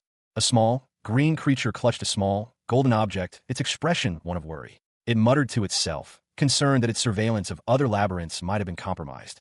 The creature's concerns proved unfounded. It was simply a matter of the unexpected. Meanwhile, a young man with dark hair sat upon a throne, seemingly amused by the events unfolding. He introduced himself as Uther, the owner of the Labyrinth of Gluttony. The green creature, having been appointed a baron, prepared a gift, though hastily. Uther, however, had never before received a gift. He explained that his focus had been solely on maintaining his form since leaving his own labyrinth. The green creature, observing Uther, deemed him a shut-in. The green creature's gift was not well received. It was not a compliment. Uther revealed that he was slowly dying, sustained only by the gluttony pieces under his command. Tens of these pieces were dying of starvation every minute. Uther stated that he had enough gluttony pieces to last for about a month. The green creature agreed with Uther's assessment, acknowledging the impossibility of freezing him all at once. It turned out that Uther only needed to kneel to crack the floor. It possessed overwhelming mass. Freezing it would be impossible. The only way to dispel the magic was to bash its head against the ground. Thank goodness, it was more afraid of ice than it should have been. Unfortunately, an apology wouldn't be enough. He hadn't come in person to apologize before, but he'd never said he would forgive her. She sighed, but it wasn't as if forgiveness was impossible. With the privileges of a geyser noble, he proposed a contract. She was surprised by the offer of becoming his first knight, especially considering they had just met. He had no doubts about her combat abilities, as she was also a master of labyrinths. Most importantly, she wouldn't have to worry about ice, her weakness. She would become the first knight of a noble, someone everyone would look up to. The prospect of such an honorable position was overwhelming. Little did she know, he was just a hikikomori. He began the contract ritual. Baron Kim Jinwoo, naming Uther as his first knight. A small, vibrant creature, its features obscured by a large scroll, excitedly tapped the parchment with a quill. Yes, sir, it chirped, a clear indication of its agreement. Baron Kim Jinwoo, holding the contract aloft, declared, "All right, with this, the contract has been made." He and Uther, the master of the Labyrinth of Gluttony, stood before a stark, imposing structure. The Baron explained the terms of their agreement. Uther was obligated to protect him and his labyrinth with his life. The contract detailed further obligations. Uther would obey all commands, surrender half his labyrinth earnings, and make all resources available to the Baron. Uther, his expression unreadable, simply nodded in silent acknowledgement. Meanwhile, at the Black Merchants' Council of the Round Table, preparations for the upcoming auction were underway. The council members discussed the event, noting the absence of those in charge of the first 3 floors. They acknowledged the devastation wrought by humans on the lower levels, but the 4th floor remained active, despite the ongoing conflict. One council member announced that a newcomer, a greenhorn, had expressed interest in attending the auction. Another member questioned the significance of this, given the rarity of new labyrinth owners attending such events. The council was shocked to learn that the newcomer was, in fact, a human. The news spread a ripple of unease through the council. They wondered how long this human's presence would last. A grotesque figure cackled, "Kai-he-heek." He then asked another individual, "Can you tell what this is?" One of the auction house's employees, a grotesque creature with horns and a purple robe, expressed disbelief. His companion, a similarly monstrous figure, stared in shock. The disbelief stemmed from the fact that a human had managed to secure a baronial title, a feat considered highly improbable. The auction house employee chuckled, anticipating the excitement of the upcoming auction, particularly given the presence of the first human noble and the special prizes prepared. A VIP ticket was presented, its golden lettering gleaming under the dim light. It was explained that this was an annual festival held by black market merchants, where regular products were sold by dealers, but rare items were auctioned. The implication was that the participants in this auction were labyrinth owners. Tens of people showed up every year, with over 100 participants at its peak. The sheer number of surviving labyrinths was discussed, with Geyser being far larger than imagined. Besides the auction, other services were also provided.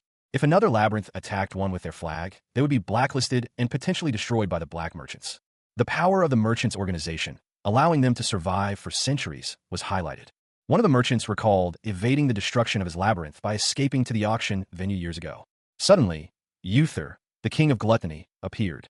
The labyrinth of gluttony was revealed to be right behind him. Kale was shocked by this unexpected turn of events. The merchant revealed that after signing a contract with Uther, he gained the ability to open gates between the 2 labyrinths. A goblin-like creature, seemingly a merchant, addressed another figure cloaked in shadow. "Is there a problem?" he inquired, his tone laced with apprehension. The cloaked figure remained silent, their expression unreadable. The merchant continued, his voice trembling slightly. "You made a labyrinth owner on the same floor, your subordinate." The cloaked figure, seemingly unfazed, responded, "The surrounding labyrinths are going to be wary of you. You don't have to worry about that." The cloaked figure, now identified as Kale, stroked his chin thoughtfully. It seemed the contract hadn't fully bound the subject under his control. This was not good for an old man's heart. He clarified that his control only extended to the contracted individual, not the labyrinth itself. A narration box revealed the identities of the first knight, Kim Jinwoo, owner of the Naga's labyrinth, and Uther, the king of gluttony, whose labyrinth was rank 5. The merchant, visibly nervous, offered Kale a tour of the gluttony labyrinth. Kale politely declined, having visited several times as a merchant. The merchant expressed their displeasure at the state of the labyrinth, describing it as unpleasant due to the slime covering the walls and floors. "How could you?" they exclaimed. Returning to the topic, the merchant explained that they provided VIP tickets to the nobles of Geyser. Kale was informed that he would be seated in a private room with a clear view of the auction items, ensuring privacy. The merchant suggested Kale participate in the entertainment, at least for the show. The merchant was asked about Valicius's participation. They responded that while they couldn't provide personal information, Valicius was a regular attendee. The merchant revealed that Valicius had a keen interest in biological experiments, often purchasing live specimens. Kale, impressed by the amount of information shared, pondered how he could keep his mouth sealed when questioned by a baron. He mused that things might become more interesting this way. He considered the offer, a glint in his eye. He could scout the area himself. If they visited, the merchants would provide their best services as thanks. The auction would begin exactly 1 week from the moment the ticket glowed, lasting for 1 week. Regardless of location, a gate would form when the ticket was torn. He asked if bringing others was permissible. It was. A week later, near the labyrinth of gluttony. The area was sticky. Why were they leaving his labyrinth? Beasts might spill out if the ticket was torn. His labyrinth was being used as a shield. Of course. Quintus had hung the flag. All forces, save for the bare minimum, had gone to rest. Only wild beasts remained a threat. He was still told to be on guard. The king wouldn't let a single insect pass. Uther and Rakshasha, who knew the labyrinth owners of the 9th floor, would follow. Dominique needed to remain to ensure the labyrinth functioned properly. He apologized for leaving her in his care. He told her to rest. It was time. A golden invitation, bearing the inscription VIP, was held in a gloved hand. With a nod, the group set off. Their arrival was met with immediate hostility. "You son of a bitch. How dare you show your face here?" One of the onlookers scoffed. "Shouldn't you invest your dawn gems into spawning more soldiers instead of using them on the auction?" The group's leader responded sharply. "The fuck did you just say?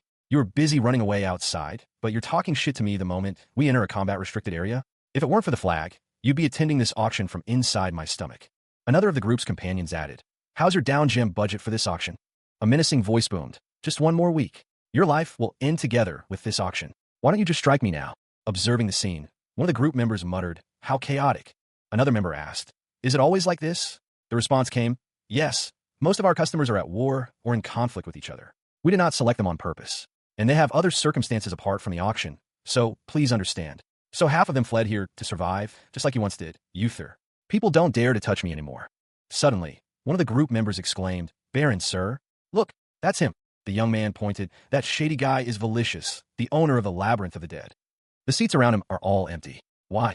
The auction will start soon. Guests, please be seated. I can't say for sure, because I can't smell things, but I heard that he smells like rotting bodies. Two massive stone golems stood guard, their expressions grim. A sense of foreboding hung heavy in the air.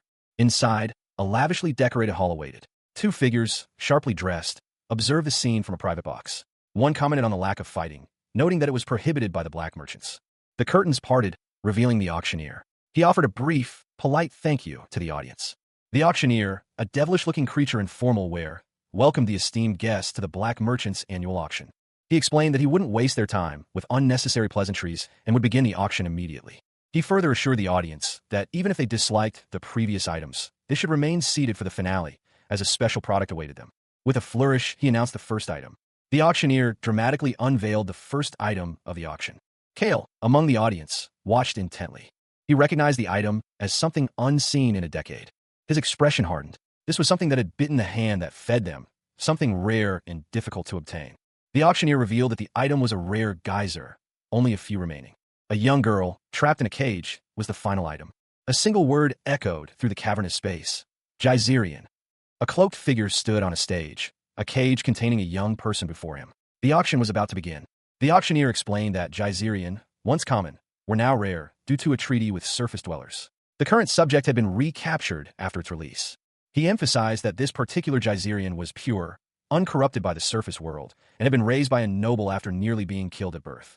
The auctioneer, a devilish-looking creature, addressed the crowd, highlighting the rarity of the human being auctioned. A spectator scoffed, pointing out the abundance of humans in the higher levels, but the auctioneer countered that their customers from the deeper floors valued the rarity. He further explained that the product was specifically targeted at those deeper-level customers, where humans were a rare sight.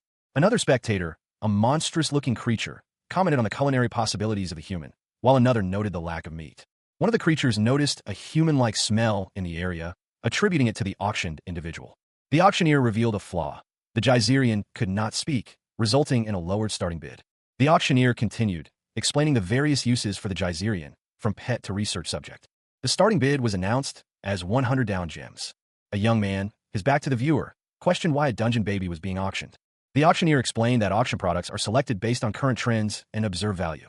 The auctioneer, a Geyserian with striking blonde hair and pointed ears, leaned back in his chair, a weary expression on his face. He stated that if the item was deemed unworthy, it would be. He continued, explaining that the young man before him was going up against the black merchants, a powerful and dangerous organization. Even the nobles of the deeper floors were wary of them. The young man, along with several others, listened intently. They knew the situation was dire. They couldn't use pure strength to handle it. The young man's companion, a stern-looking individual, pointed out that the young man had previously stated his desire for revenge against the Necromancer King for experimenting on his kind.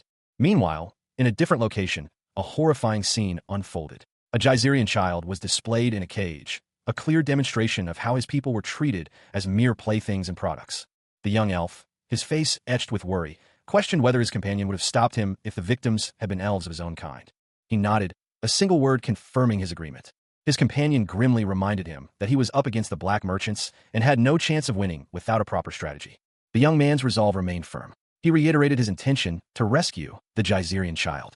The blonde-haired Geyserian, despite understanding the young man's motivations, expressed his inability to comprehend the life led by the young man in Geyser.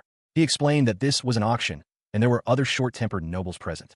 The blonde-haired Geyserian then revealed the simple method for rescuing the child. Start bidding.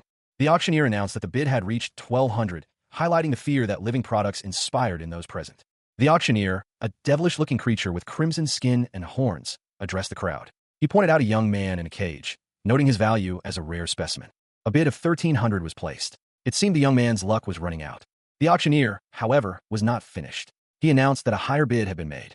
A new bid of 1,500 was announced, raising the stakes. The tension mounted as a powerful necromancer refused to back down. Meanwhile, a spectator, a bear-like creature, seemed to express indifference to the escalating drama. The bid climbed to 1,600. The esteemed noble's bid was met with a sense of unease from the onlookers. The auctioneer, with a sinister smile, reminded everyone that the black merchants were not liable for what happened after the auction. The final bid was placed, settling the price at 1,600. The gavel fell. The Geyserian child had been sold for 1,600 gems. The price far exceeded expectations. It was a record. Observers whispered amongst themselves, noting the persistence of the winning bidder. A woman, dressed in formal attire, gave instructions to her subordinate. He inquired about the delivery of the purchased item. She explained the auction house's shipping policy. The previous lots had been non-human products. A rare creature had been sold earlier, though most such items were deformed. A high-ranking official explained the rarity of certain items. The final item was about to be revealed. A vampire. The auctioneer noted the rarity of vampires in Geyser. The auctioneer announced that the vampire for sale possessed diluted blood, yet its rarity and scarcity remained undeniable. The auction continued, with the bids rising steadily. A man in a suit observed the proceedings, noting the vampire's attention seemed drawn to him. The bidding intensified, reaching 3,800 gems. The auctioneer explained that the product had a special condition. The auctioneer explained that if the product did not recognize its new owner, the transaction would be nullified and the product would be put up for auction again the next day. A demon auctioneer scoffed at a comment from the audience. The auctioneer called for calm, reminding everyone of the noble's status who was auctioning the vampire. The auctioneer warned that bad-mouthing the black merchants might irritate the esteemed nobles. A discussion amongst the audience members revealed that the vampire was a creature from the deep floors, known for its bloodlust. One man recalled encountering similar creatures in the deep floors, noting that most lacked individual egos. He also mentioned that vampires could bestow immortality upon their masters. The auction concluded with the vampire selling for 23,000 gems. The buyer was surprised when the vampire refused to acknowledge her as its master. The vampire challenged the buyer, questioning her identity. She, the newly acquired vampire, surveyed her surroundings with a calculating gaze. The auction house, opulent yet cold, felt like a cage. A surge of power emanated from her, a palpable energy that crackled in the air. Her eyes narrowed, a predatory glint reflecting the flickering candlelight. The auctioneer, a grotesque figure with horns and crimson skin, warned her against violence. His voice, though strained, carried an undercurrent of fear. Ignoring the warning, the vampire's lips curled into a cruel smile. She would not be controlled. The scene shifted to a moment earlier, revealing the high-quality gem that had been the subject of the auction. Hyunji, arms crossed, watched the unfolding events with a mixture of apprehension and curiosity. The auctioneer, brimming with excitement, anticipated the successful evaluation of his latest acquisition. Many hours later, a new scene began. A figure, shrouded in shadow, stood before a closed door. Inside, a man in formal attire explained the procedures for transferring the gem to its new owner. A woman with fox-like ears listened attentively. He nodded in understanding. A young woman with purple hair watched them from a distance, her expression unreadable. She remained silent, observing the man as he prepared to leave the room. A cloaked figure, his face obscured by shadow, addressed the young woman before him. "Do you have a name?" The woman stared blankly ahead. Her eyes seemed unfocused, though directed at the figure. It was clear she was not fully present. The cloaked figure reassured her. "Don't worry. I don't intend to harm you. I won't hurt you, even if you make a noise." The woman's silence confirmed what others had suspected. Her ordeal in the labyrinth had robbed her of her voice. He continued, explaining that such cases were not uncommon among labyrinth survivors. He stated, "In cases like this, I am your new master." His words hung heavy in the air. The young woman's fate was sealed. She lay on a bed, her body still, her spirit broken. The man watched her, a flicker of something unreadable in his eyes. He mused, they really did a number on her. They've turned her into a doll. He approached her, his voice sharp. "Raise your head." He questioned her origins. "Were there any other Geyserians apart from you in the labyrinth that you lived in? Which labyrinth did you come from?" His gaze was intense, probing. He wanted answers. She responded, defeated, "It's no use. I was going to leave her in the care of the Naga Empire." The young woman's condition was far worse than anticipated. A difficult decision loomed. To leave her to the uncertainties of finding a proper guardian, or to take responsibility. Nearby, a group of people reacted with laughter and amusement to the girl's plight, highlighting the harsh realities of her situation. He knew something like this was inevitable. For now, he would take care of her.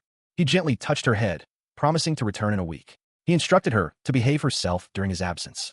Leaving her in the care of his guide, he departed. The guide acknowledged his instructions. Upon his return, he expressed his dissatisfaction with the arrangements made for the girl's care. The guide explained that the girl was now part of his entourage, and therefore entitled to the same level of service. The guide was instructed to provide the girl with a room, food, and treatment for her minor injuries. The guide's response indicated that they would fulfill his requests immediately. However, the guy believed that such treatment was excessive for a worker. His anger flared, a terrifying transformation beginning. He challenged the guide, revealing his own Geyserium heritage. The man before him was also a Geyserium, a shadowed figure, its features obscured, bowed its head slightly. A soft, almost apologetic, "My apologies," escaped its lips. The figure, now revealed to be a humanoid with feline ears and a formal suit, spoke again. It would check in regularly on the child and stress the importance of proper care. He departed, his long coat billowing slightly in the unseen breeze. The young man, Kale, relaxed in a plush armchair, surrounded by unusual, almost whimsical decor. He reflected on his comfortable, if somewhat peculiar, accommodations. The scene shifted to a formal dining area, where Kale and others partook in a meal. He noted the surprisingly high quality of the food and lodging, contrasting with his initial expectations. Later, seated across from another individual, Kale listened intently as the other recounted the history of a mercenary guild. The narrative focused on the elves' survival and the formation of their mercenary guild, known for their exceptional combat prowess. The conversation continued, revealing that the guild's success was partly due to their exquisite appearance, which had inadvertently led to a deadly trap. Kale reacted with shock and dismay to this revelation. His companion offered a grim assessment, stating that such occurrences were commonplace in Geyser. The elf, overcome with emotion, confessed to having used trickery in his quest for revenge, acknowledging the inadequacy of his own strength. Kale, understanding the elf's plight, offered his assistance in the quest for revenge, despite the risks involved. A young man with dark hair and intense eyes pondered, his gaze distant. The Necromancer King's suspicious actions and the proximity of their labyrinths meant conflict was inevitable. He thanked the elf before him, acknowledging that their current truce was temporary. The young man inquired about the well-being of a child, his tone laced with concern. A small, green creature remained motionless, staring into the distance. A young woman with purple hair sat quietly, her attention focused on something unseen. Someone urged the small green creature to eat. The purple-haired woman carefully carried a covered dish. The young man, observing the purple-haired woman, noted her unusual eating habits. He reflected on the upcoming auction, knowing it was the last day. An announcement from the black merchants heralded the start of the final auction. The young man and the elf walked together, acknowledging the impending end. The elf reflected on the auction, noting the lack of useful items for purchase. The journey back home was uneventful, save for the lingering weight of the labyrinth's exorbitant cost. 8,000, a sum that spoke volumes about the Naga labyrinth's extravagance. They had barely stepped through the doorway when a chorus of complaints erupted from the small, green creatures. The final auction, they grumbled, had been disappointingly unremarkable. The items offered were nothing special. One of the group, however, voiced a different opinion. He preferred to spend his gems on more units, rather than whatever curious item was about to be presented. And then, the moment arrived. The grand finale of the auction was about to begin. The auctioneer, a devilish figure in a sharp suit, gestured dramatically towards the stage. He announced the special product, a mysterious individual who had refused her owner for the past week. Kale, however, was puzzled. He couldn't understand why a vampire would even be present at this auction. The auctioneer, however, silenced any further questions, reminding everyone that the product was not allowed to speak. He added, with a sly grin, that they would be in trouble if he didn't sell the item. The blonde woman on stage suggested adding some spice to the proceedings, given that it was the final auction. This time, the auction would be different. Instead of the participants choosing, the product would choose its master. The vampire smirked, ready to make her selection. The vampire, her blonde hair cascading down her shoulders, declared that her future master would dictate her worth. Regardless of the offers, she stated her intention to be sold for a specific price. An excited auctioneer, a devilish figure in a tuxedo, announced the event as the finale. He urged the participants to proceed immediately to determine the owner of the vampire, known as the Red Gem of Geyser. Meanwhile, a figure, their choice already made since the first day, prepared for the auction's conclusion. A swift movement, a blur of dark clothing, indicated a decisive action. The auctioneer believed that the place where they were was significant. It was the very room where a noble had caused havoc on the first day. A figure inhaled deeply, captivated by a sweet scent. The blonde woman, overwhelmed by desire, confessed her inability to hold back any longer. She urged herself to restrain herself. A young man, his expression serious, addressed someone unseen. Rikshasha. He received a reply, a quiet affirmation. Yes, master. The young man's companion, an elf-like figure with gray hair, voiced a question. Are all vampires like this? The elf's question was answered with a dismissive comment about the blonde vampire. She's just a pervert. A devilish-looking figure with white hair and red skin chuckled. The vampire had chosen a master, and her choice was his. The devilish figure's overwhelming presence was the reason for the vampire's choice. Another figure, a large, purple creature, scoffed. Take an aristocrat? I knew it. As promised, The vampire's value depended solely on the aristocrat's judgment. The blonde vampire smirked, asking how much the young man thought she was worth. The young man pondered the vampire's worth. 1 down gem. The creatures surrounding the vampire were shocked at the low price. The devilish figure cautioned against jumping to conclusions, suggesting the lord might be offering a down gem of the highest rank. But it was, in fact, the lowest rank. A young man, his expression unreadable, stood before 2 smaller figures. One, a small, green-skinned creature, looked up at him with wide eyes. The other, a dark-skinned elf, seemed equally apprehensive. The elf sighed, clearly frustrated. He had expected a much higher price for the vampire. He didn't care about the vampire itself, only that a valuable gem had been wasted. The green creature, however, was shocked. The price was far lower than anticipated. On stage, a devilish-looking auctioneer announced the sale of the first vampire in decades. The blonde vampire, the subject of the auction, was aghast at the incredibly low price. She was amused by the prospect of being nicknamed the one-gem vampire. She shrugged off the disappointment. The gems were not her primary concern. After the auction, a red-skinned, devilish man approached, explaining the next steps. The vampire was upset about the low price she received. The auctioneer thanked everyone for attending. The auction concluded, and instructions were given to those who had won. She, the newly acquired vampire, stood silently as the auctioneer declared the unbelievably low price. The buyer, a young man in dark attire, remained impassive. The man's calm demeanor was a stark contrast to the expressions of those around him. He seemed unfazed by the whispers and shocked reactions. A group of onlookers watched, their faces a mixture of disbelief and suspicion. One of them, a man in a dark coat, questioned the buyer's motives. The blonde auctioneer, addressing someone unseen, dismissed the concerns. She was clearly unconcerned by the unusual transaction. Meanwhile, a grotesque figure, seemingly involved in the auction, expressed his bewilderment at the low price, muttering about coincidence. The young man in dark clothing, identified as a baron, calmly explained his participation in the auction, revealing he was merely an observer. He chuckled, dismissing the other suspicions as overthinking. The vampire's low price was, to him, simply a fortunate coincidence. The grotesque figure, however, countered that such a low price was too convenient, hinting at hidden agendas and potential beneficiaries. The baron, unfazed, accepted the situation as mere luck, urging his companion to enjoy the unexpected reward. His companion, however, remained unconvinced, still suspecting foul play.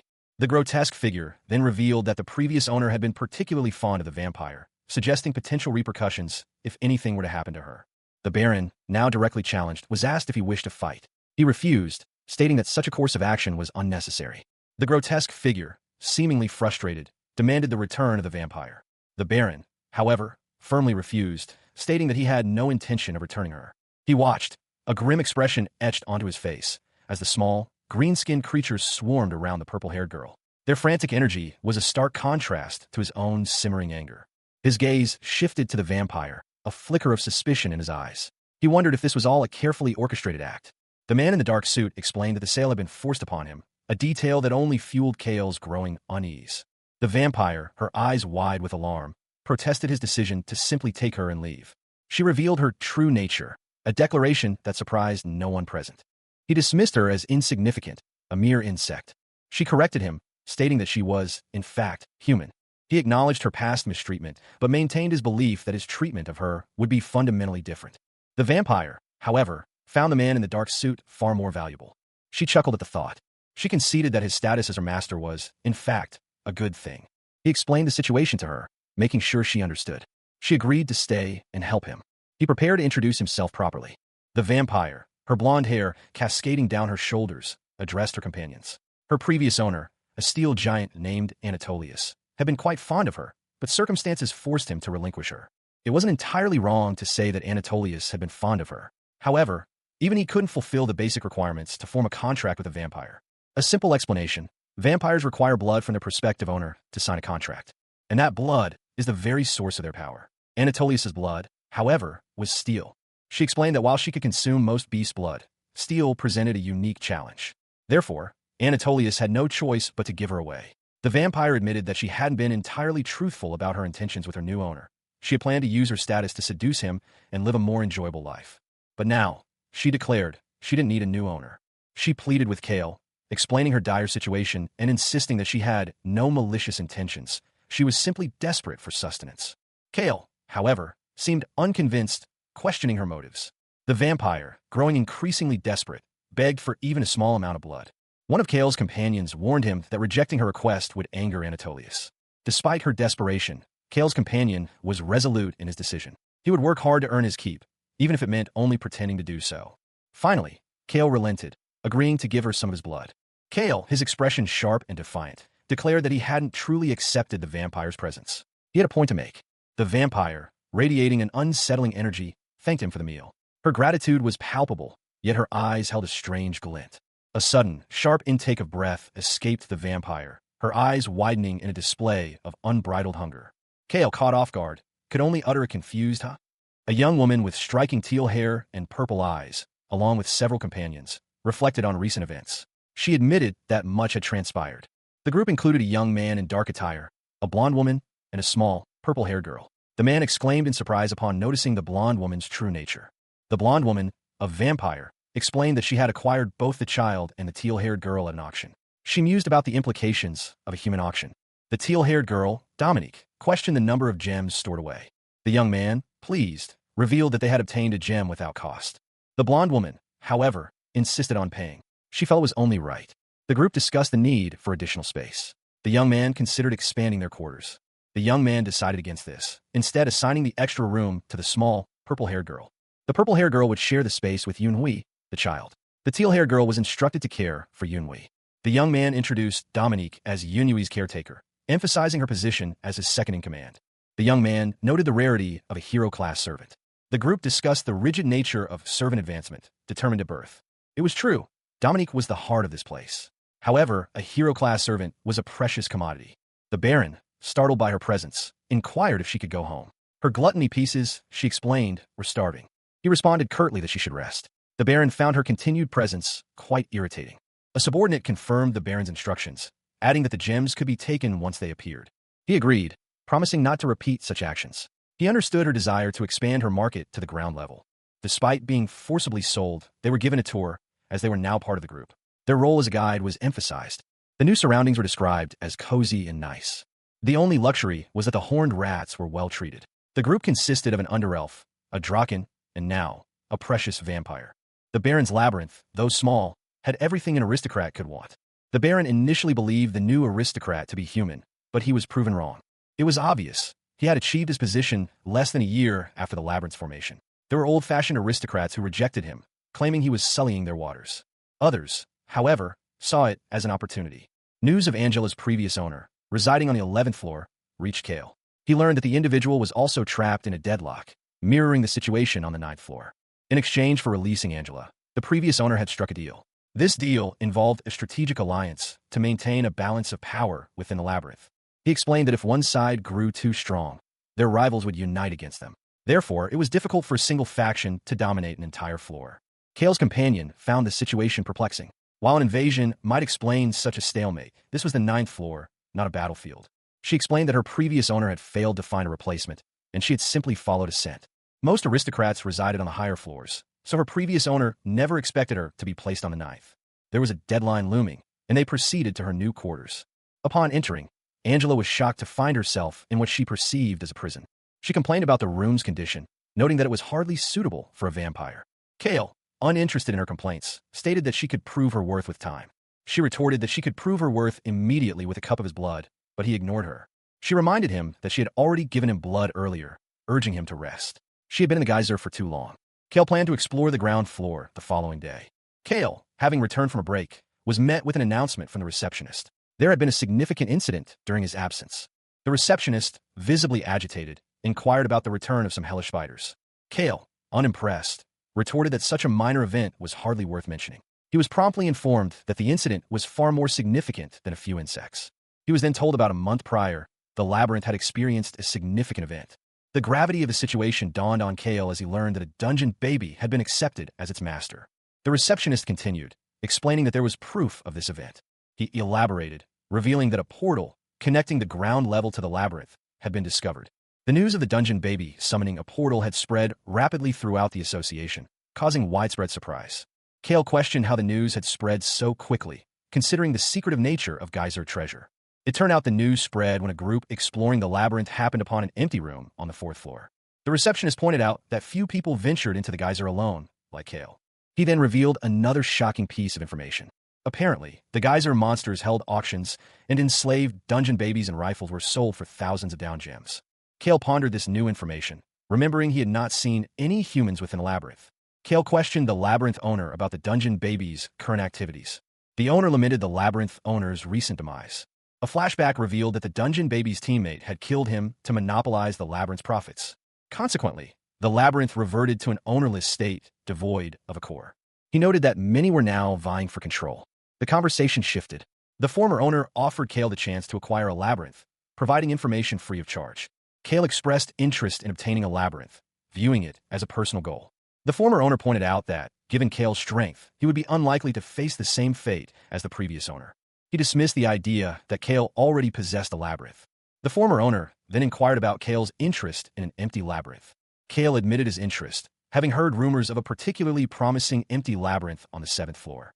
However, he learned that this information wasn't from the association's network, and that they had already sent people to investigate 2 weeks prior. Upon hearing this, Kale recognized the name of the person sent and reacted with anger. He had been told the old man was the leader, but Kale felt it was more efficient to investigate the labyrinth directly, rather than waste time aimlessly wandering around.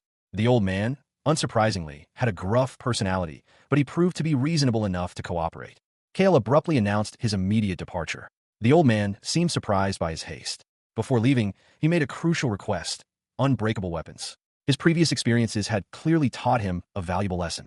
2 figures, a young woman with teal hair and another with blonde hair, greeted a cloaked individual. The teal-haired woman addressed the cloaked figure. "Master, you're back." The cloaked figure simply responded with a non-committal The blonde woman, meanwhile, observed that the cloaked figure had acquired another quest from the humans, judging by their attire. The cloaked figure explained their intention to investigate an empty labyrinth on the 7th floor, though they cautioned that those who had arrived there first were not friendly. A young man with dark hair, seemingly the cloaked figure, was asked if he had come to check on the situation. He replied that he had intended to make his way to the 8th floor as well. The teal-haired woman, identified as Draken, explained that Draken's progress was too slow and that they couldn't risk contact with humans. She stated that she would only take another person with her this time. The blonde woman eagerly volunteered for the task. The blonde woman, boasting about her reconnaissance skills, claimed to be able to detect all living beings in the surrounding area. The young man pondered the blonde woman's ability, noting its similarity to that of someone named Chansik. An older man, observing the scene, commented that such an ability would be useful. The blonde woman, whose name is revealed to be Angela, confirmed her ability to erase traces as well. With a flourish, Angela demonstrated her power, creating a dramatic visual effect. Angela declared that she could always be with the young man in his shadow. Angela added that, as long as he didn't want her gone, she wouldn't be a disturbance. Another person, named Angela, would also join them. The young woman, Yunhui, gestured dramatically, addressing a group that included a cloaked figure and a pair of other adventurers. She declared, "Master." The cloaked figure, seemingly weary, responded, "Thank you for the consideration. I just thought it would be good to have this child accompany us."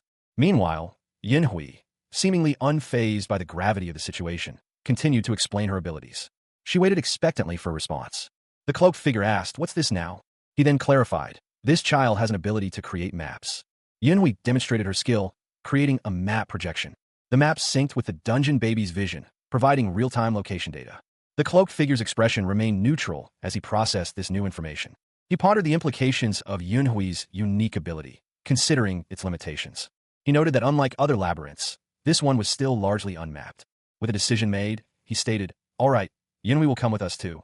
One of the other adventurers voiced a concern about the inherent danger of their mission, but another reassured them. The group prepared to depart, their attention focused on the upcoming journey. He sighed, a weary expression on his face. Dominique, the Naga maid, was preparing a meal, seemingly unfazed by the upcoming mission. The order was clear: a picnic but not for fun. Yunhui, the young cartographer, fidgeted nervously. The weight of the mission, and perhaps her own anxieties, were clearly visible. A map of the surrounding area was displayed, highlighting their current location and the path ahead. The destination, the Labyrinth of the Dead. Yunhui's face was a mask of grim determination. She was not a minion, she insisted. The group continued their trek through the desolate landscape. The journey had been arduous, with little sign of life for 2 days. Kale, ever vigilant, noted the lack of other living beings. He suspected a reason for this unusual emptiness. Their stealth, aided by Yunhui's small stature, allowed them to remain undetected. The beasts likely believed them to be a much larger force. Yunhui's frustration mounted as she was constantly ordered around without respect for her personal space. Despite her complaints, the expedition continued. It had only been a day since the auction, yet this was already Kale's 3rd such mission. He needed rest, a year's worth after each expedition, but the pressing need for this mission outweighed his exhaustion.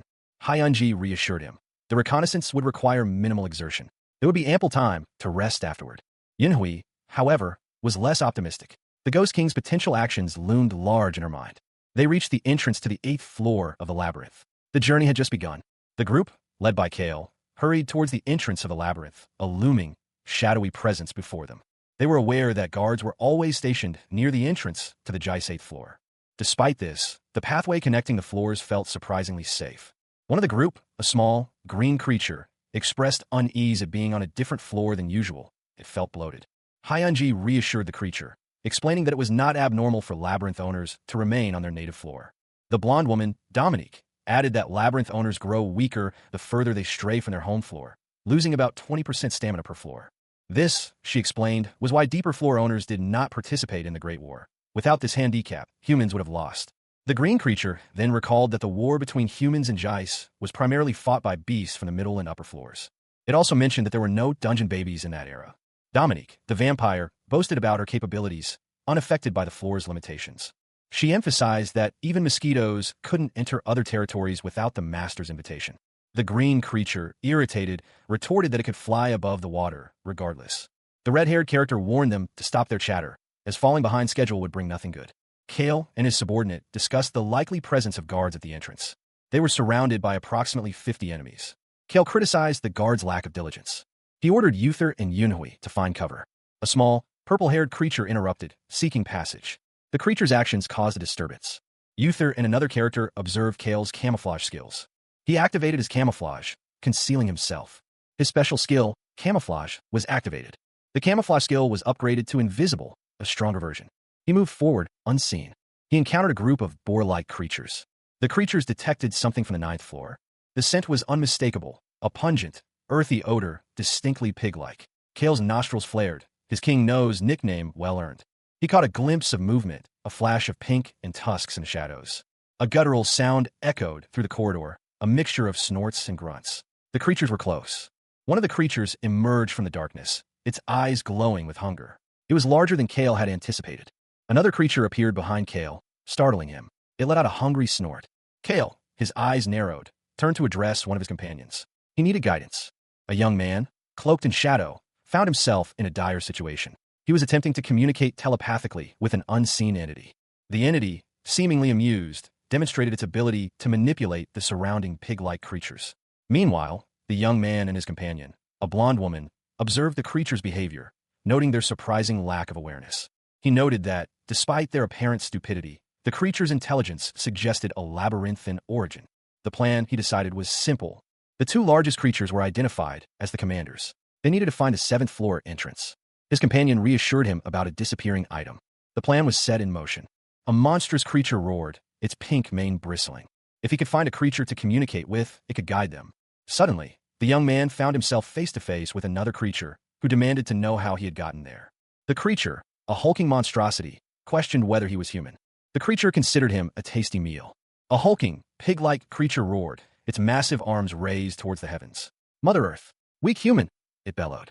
The creature's words were directed at a cloaked figure, who stood defiantly in the creature's shadow. The creature lunged, aiming to crush its opponent. The attack connected, but the result was unexpected. Two more of the pig-like creatures watched, their expressions shifting from confidence to alarm as their companion fell. The cloaked figure, having delivered the blow, questioned their own actions. They hadn't expected the aristocratic seal to be so effective. The cloaked figure was certain that the hit had been intentional.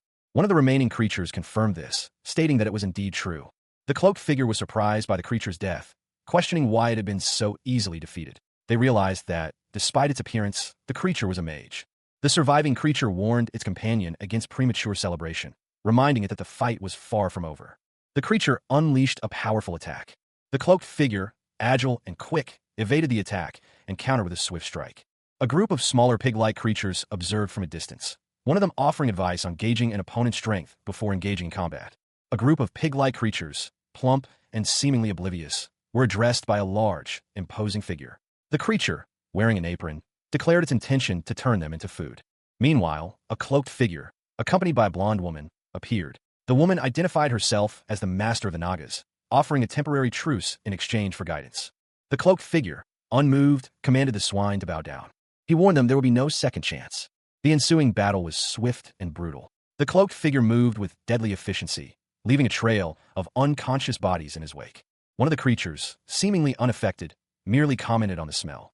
A small, green-skinned creature, seemingly a magical being, was caught in the crossfire, its body emitting strange, glowing orbs.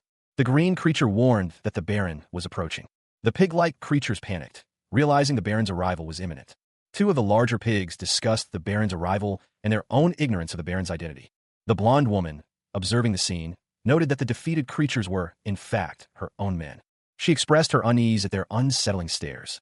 Two pig-like creatures huddled together, one shivering and claiming to have a cold, the other complaining about a lack of blood. A blonde woman and a cloaked man stood before them, the woman suggesting that the creatures were wary of the man. The woman explained that there was a rumor about pigs being good to feed on, and that a group of vampires had killed many of them decades ago. A flashback showed the blonde woman, dressed differently, overseeing a massacre of the pig-like creatures. Returning to the present, the woman noted that there were many of the creatures.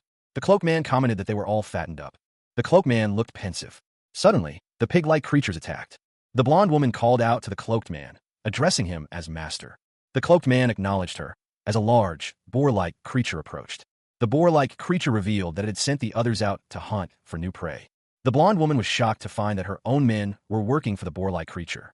The boar-like creature is revealed to be a powerful being, even having a vampire among its followers. Kale, the young man in the dark gray tunic, activated his Baron's exclusive skill, the Clow Aristocrat's authority. He mused that it was definitely not a weak ability. The Big Tusk Boar tribe's chief resisted the seal's authority, surprised by the arrival of an aristocrat. The chief, somewhat intimidated, questioned the presence of a vampire alongside Kale. He had never heard of aristocrats leaving their floors and wondered if they had come to kill his kin again. Kale and Hyunji explained they were merely passing through, on their way to the 7th floor. Hyunji added that the Boar subordinates had offered to guide them.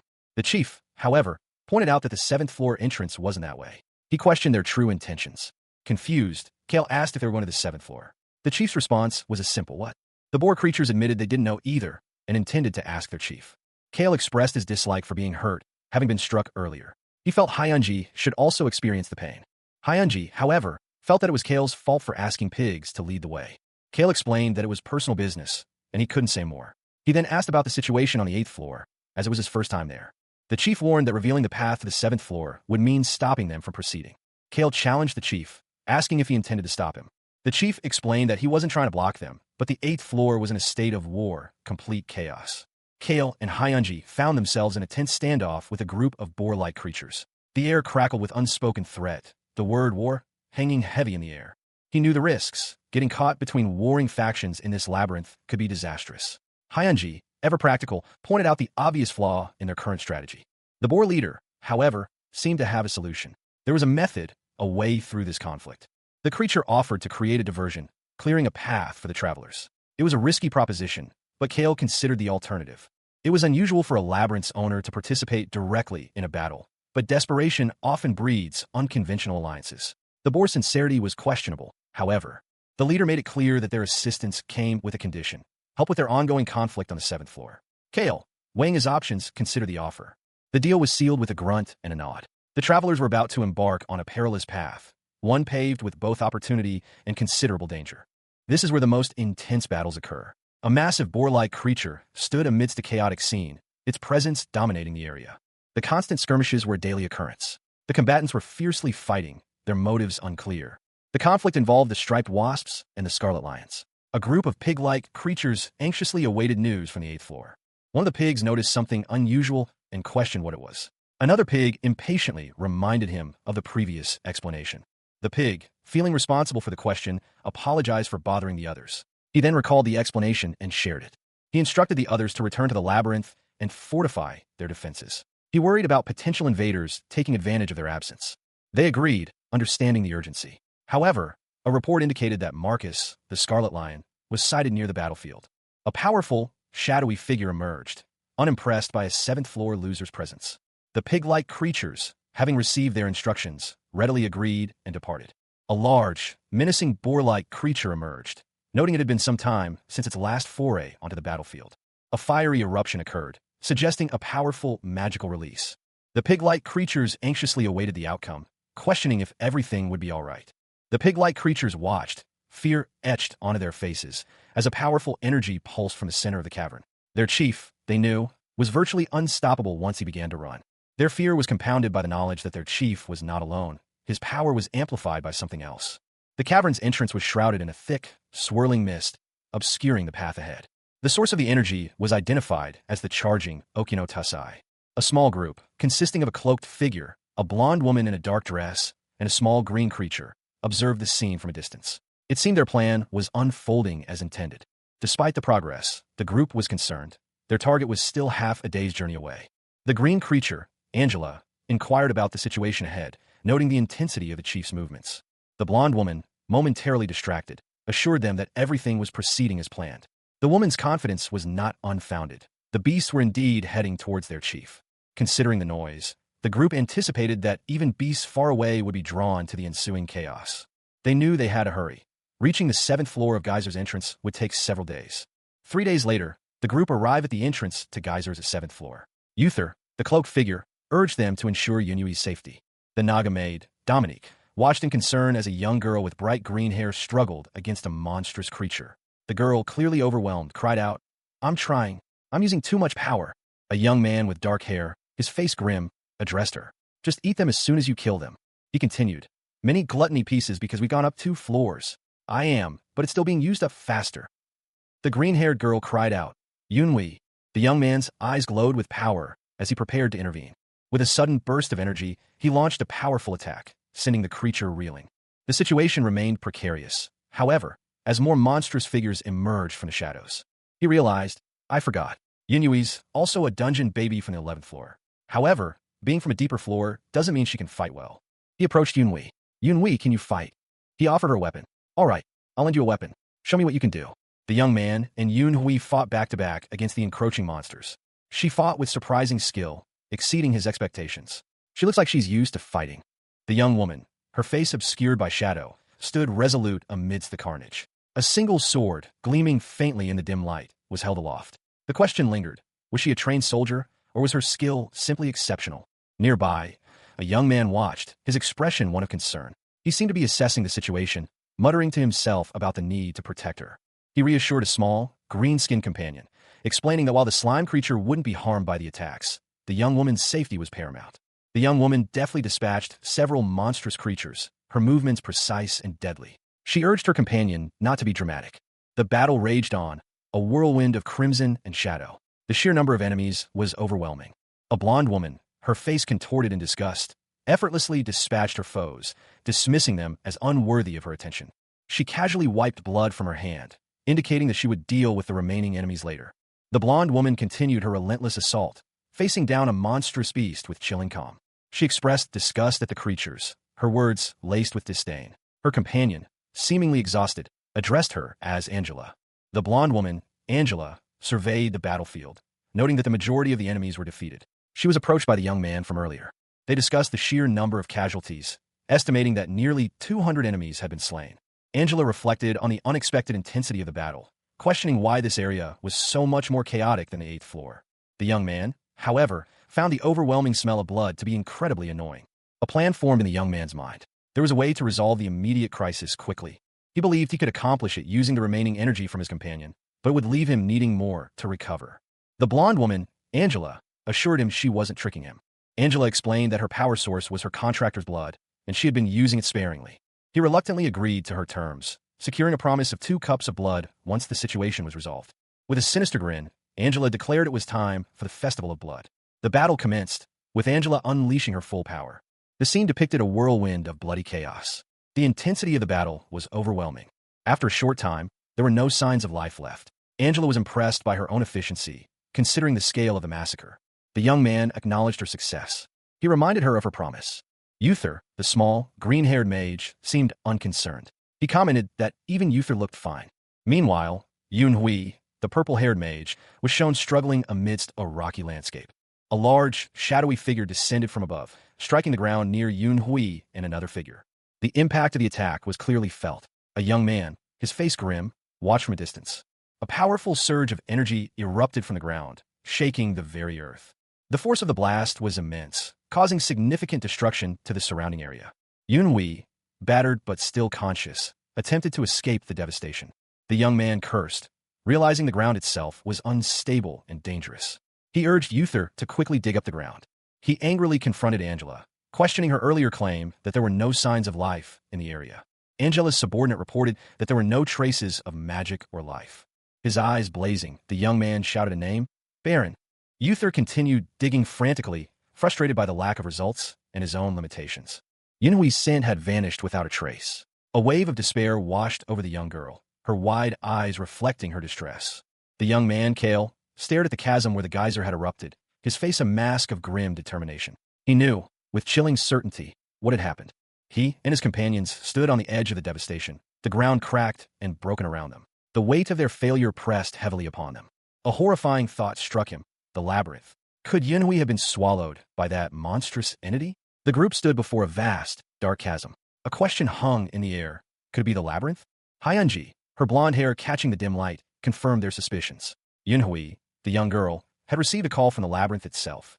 Kale examined the updated map. Parts of it, previously unknown, had been revealed, likely due to Yunhui's unique abilities. The map indicated Yunhui's location, a place that would normally take days to reach. Kale realized the implications. Yunhui must be somewhere extraordinary. Hyunji announced that she had found Yunhui, confirming that the girl had indeed received the labyrinth's call. They hurried to Yunhui's location, but their journey was interrupted. Kale activated his invisibility ability, but moved too quickly, alerting a nearby presence. A monstrous figure emerged, questioning how they had found Yunhui so quickly. They were able to locate Yunhui thanks to her unique ability. Without it, they would have lost her. She was starving and needed immediate help. Hyunji warned Kale that multiple beings were in the area. High above, a figure emerged from the shadows, their silhouettes stark against the dim light. No, humans again, they observed, their voice a low murmur. The statement hung in the air, a question forming on their lips. Again? Far below, a vast throng of people could be seen moving through a cavernous space. It looks like they're all looking for an empty labyrinth down here, a voice noted, the sheer number of people surprising. The group cautiously proceeded, a sense of unease settling upon them. Let's take a look before moving on, one of them suggested, their eyes fixed on a disturbed area ahead. A heated discussion erupted amongst the group. One member expressed doubt about a human being chosen as the owner of the labyrinth, while another countered that the crowd was simply there because the labyrinth was empty. Hyunji, ever practical, pointed out the futility of wanting to become the owner without understanding how the labyrinths worked. Suddenly, a familiar face appeared, his anger palpable. You fuckers came here late and still want to get a slice of the pie, he roared, his voice laced with fury. The newcomer's arrival raised a crucial question. Was this the labyrinth Mr. Beck had been referring to? They decided to press on, their priority being the search for Yunhui. One member planned to mark a location on their map for later investigation. Angela, ever vigilant, scanned their surroundings. A familiar one. It should be Yunhui, she confirmed, sensing a nearby presence. The group encountered a peculiar sight, a Pierrot mask, unsettling in its appearance. It's a bit creepy and ugly, one of them commented. The vampire, Angela, stood before a looming, imposing figure, its features obscured by shadow. A chilling decree was issued. They had to enter. The warning was stark.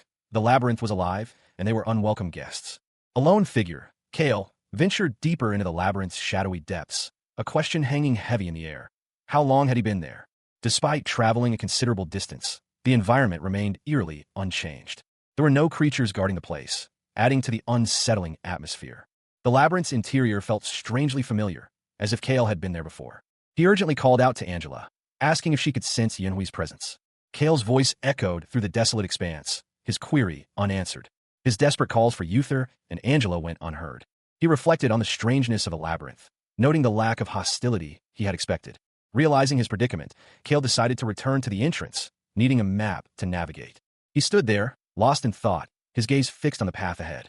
Suddenly, Kale felt a parasitic presence, his skills failing him. The labyrinth's unsettling silence was broken only by the rhythmic thud of Kale's boots against the cold stone floor. A seventh-floor labyrinth without an owner, it was unheard of. He paused, his gaze falling upon a figure wielding a pickaxe, their face partially obscured by shadow. "Are you insane?" the figure asked, their voice laced with disbelief. The figure, a man with short, light brown hair, emerged fully into view. His expression shifted from disbelief to a predatory grin. "Do you want to be eaten up?" he hissed, his eyes gleaming with malice. A young girl, her face pale with fear, was held captive by a shadowy figure. "If you want to goof around, then do it quietly and don't scream nonsense at least," the figure warned, its voice low and menacing. The girl, visibly shaken, whispered, "Don't you know we can all get killed if even one of us gets caught slacking off?" She looked at the man with wide, frightened eyes. But, you're definitely... Did you really lose your mind? She stammered, her voice barely audible. The man laughed, a harsh, guttural sound that echoed through the cavern. This won't do. I don't want to be eaten, he exclaimed, his fear palpable. He continued, and you were the labyrinth owner? Then did you grow a bunch of legs and arms like those spiders? Kale, having witnessed the bizarre exchange, spoke. Yeah. Next time you're that tired, let me know instead of falling asleep somewhere on your own. He offered a weary smile. The man nodded. I'll stand guard while you sleep at least. You work the hardest out of us all. He added, no one's going to say anything if you rest a bit, so that you don't pass out like today. The man's gaze softened, a hint of genuine concern in his eyes. Team leader, Kim Jinwoo, he murmured, a flicker of recognition crossing his face. A smile spread across the man's face. Good, you remember. But you're fake, he stated, his tone shifting back to a knowing smirk. He continued, on top of that, you have a great imagination for a kid who's never even seen sunlight before. He smirked, a glint in his eye. One of his companions questioned his strange behavior. Their concern was palpable. Their lives depended on remaining vigilant. Another chimed in, reminding them of the storyteller among them, whose tales provided a much-needed distraction. They agreed that a story was in order, even if it meant risking their safety for a moment of levity. The storyteller, a young man with striking silver hair, began his tale, his words painting vivid images in their minds. He chuckled, a hint of mischief in his tone. His companions listened intently, captivated by the unfolding narrative. He revealed his real name, a Korean idol whose fame had preceded him even into this desolate place. The storyteller continued, recounting how he had inspired dreams of the world above in one of the listeners. A sudden, violent memory interrupted the story, a stark reminder of the war's brutality. The storyteller, shaken, tried to regain his composure, but the memories were too vivid. He described the horrific fate of others, their bodies dissolving under the effects of a poisonous fog. The grim details of the war continued, highlighting the sacrifices made by those who fought. The story concluded with the tragic deaths of several individuals, each a victim of the war's relentless cruelty. The figure's face was obscured by shadow, yet a grim determination etched itself onto the visible features. A single, crimson stain marred the otherwise dark fabric of their clothing. He recalled the events of that day, the chaos of battle, and the moment he lost consciousness. A young girl stood beside a man, both seemingly lost in the aftermath of a violent struggle. The narrator continued his account, detailing the final moments of a reporter named Kim Jinwoo, who had suffered a fatal abdominal injury. His voice was heavy with grief as he spoke of Major Jang Jisoo, a soldier who had perished while carrying a comrade from the beginning of their ordeal. The weight of that death settled upon him. He described the labyrinth, a cruel place that trapped its victims in a deceptive illusion of happiness. The irony was not lost on him. His happiest moments had been fleeting, overshadowed by the impending doom of his friends. He remembered the man, the one who had taught him the true meaning of death. The memory was a constant source of pain. The scene shifted, showing the final moments of the man's life, a violent struggle against a shadowy figure. A small, green-haired creature giggled, a mischievous glint in its eyes. Just 5 more minutes, it thought. The creature's playful demeanor shifted as it prepared for something. A sudden, guttural cry echoed through the chamber. A young man with dark hair and a blonde woman were caught off guard by a powerful hypnosis spell. From the darkness below, a voice called out, "Master." The group, now aware of the danger, seemed to be resorting to violence as their previous tactic had failed. It would have been a significant problem had they encountered the group while still under the spell. Panic ensued as the green-haired creature exclaimed, "What the heck happened?" A monstrous figure emerged from the depths, its form grotesque and unsettling. The creature's strength was considerable, but it was only at the soldier rank. This labyrinth seemed to specialize in debilitating effects. The blonde woman asked the dark-haired man if he intended to destroy the labyrinth. His expression upon waking was quite unpleasant. He responded with a firm no. He clarified that he wasn't some tyrant who destroyed everything he disliked. The group, led by Kale, pressed onward. Hyunji, ever vigilant, noted that even the black market would be after them for their actions. They cautiously navigated a treacherous passage, where several figures lay incapacitated by some unseen force. The traps, it turned out, were poorly set, but the labyrinth's true defense was far more insidious. They continued deeper, their guard raised against the unseen dangers. Hyunji sensed Yunyui's presence nearby, but there was no visible entrance. Kale, sensing the labyrinth's defensive mechanisms, prepared for a confrontation. A sudden collapse of the passageway forced Kale to react quickly. He found Yunui, seemingly unharmed, in a hidden chamber. Her situation seemed familiar to him, triggering a sense of unease. Yunyui's predicament mirrored a previous encounter, adding to the mystery. Kale, resolute, declared his intention to claim the labyrinth for himself. He stood with Yunui, ready to face whatever challenges lay ahead. The scene shifted, revealing a whimsical carnival-like atmosphere. A young woman with purple hair stood amidst oversized playing cards and balloons, her expression unreadable. She mused aloud. I guess it's a labyrinth of carnivals. Festivals. Two other figures, a woman with long blonde hair and another smaller, green-skinned individual, appeared, the latter commenting, "It sure is flamboyant." The purple-haired girl, Yunhui, was then seen resting on a bed, seemingly recovering. A man watched over her, noting, "Seems like it's gone smoothly." A voice instructed her, "Press yes to proceed with the synchronization." Yunhui complied, a slight tremor in her hands. The scene shifted to show Yunhui, along with the blonde and green-skinned individuals, standing before a dark void. A narration box explained, registering Yunhui as the owner of the labyrinth of madness, delight, and festivals filled with dreamlike joy.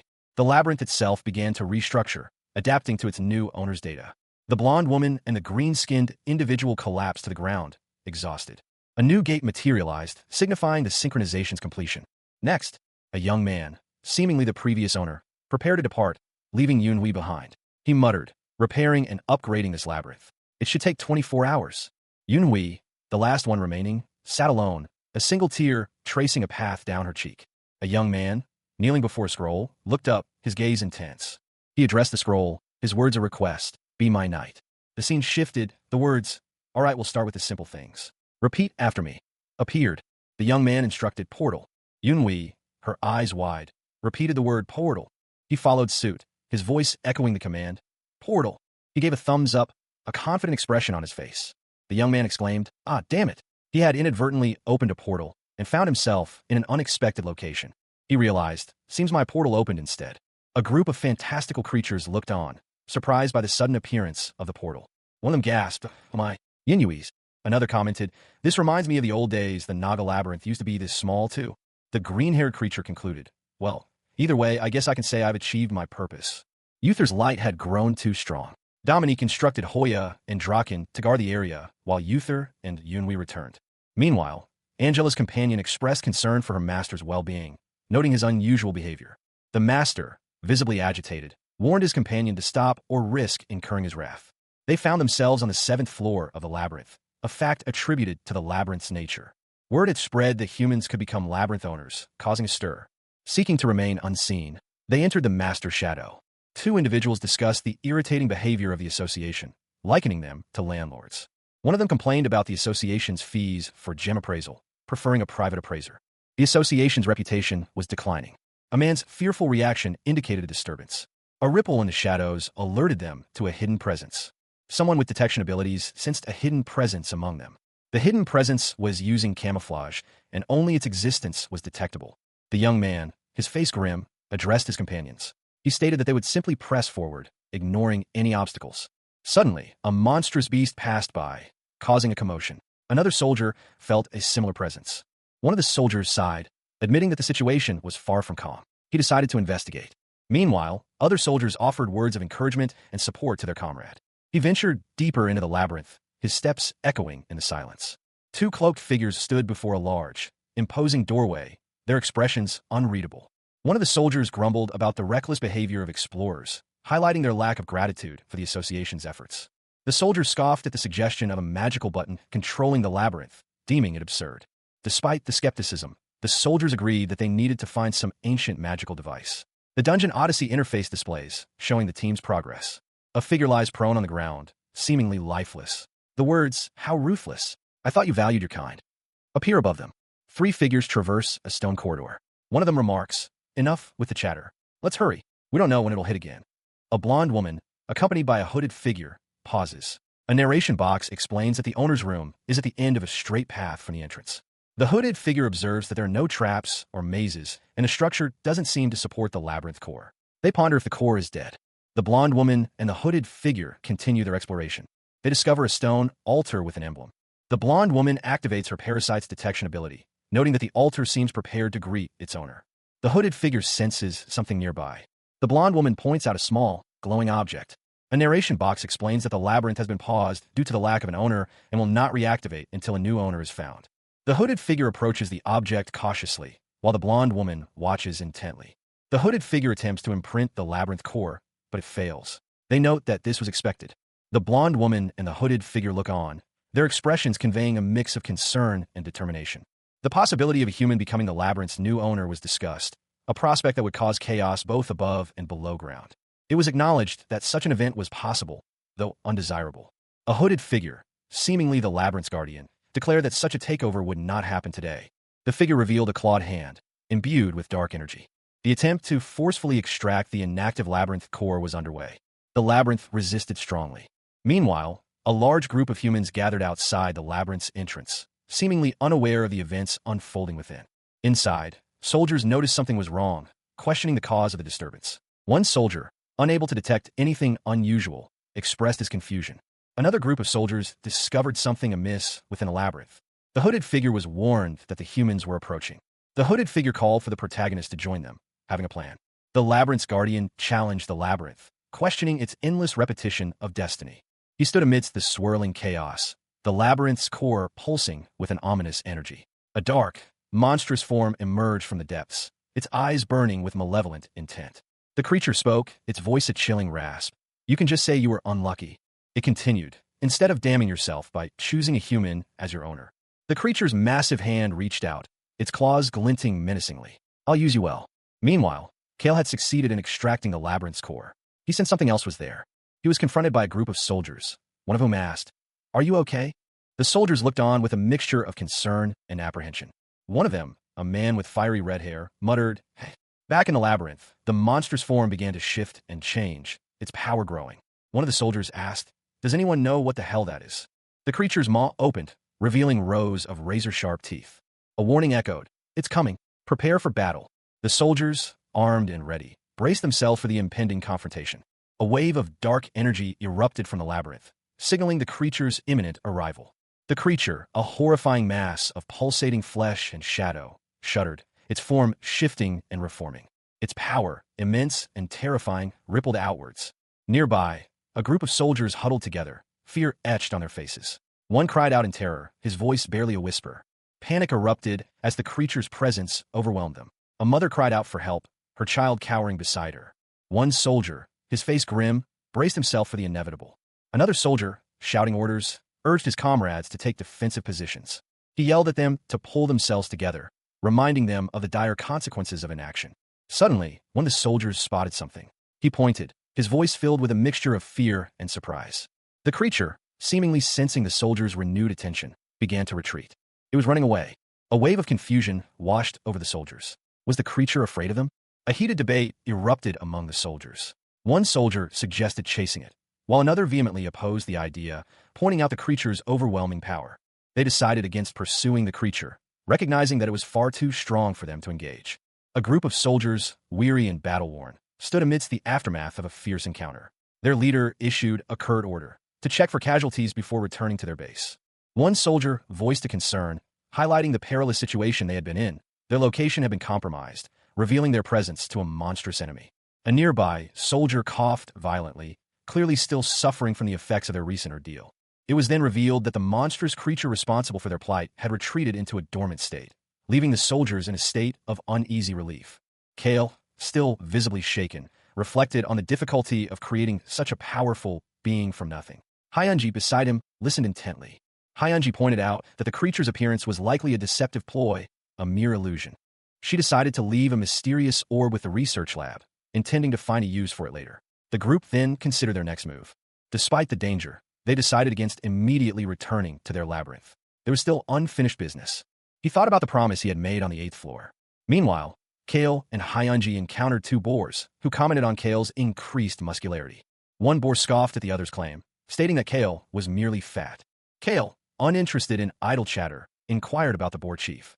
The panel shows a close-up of Kale's face, his expression unreadable. He stared blankly ahead, a question mark hanging in the air above his head.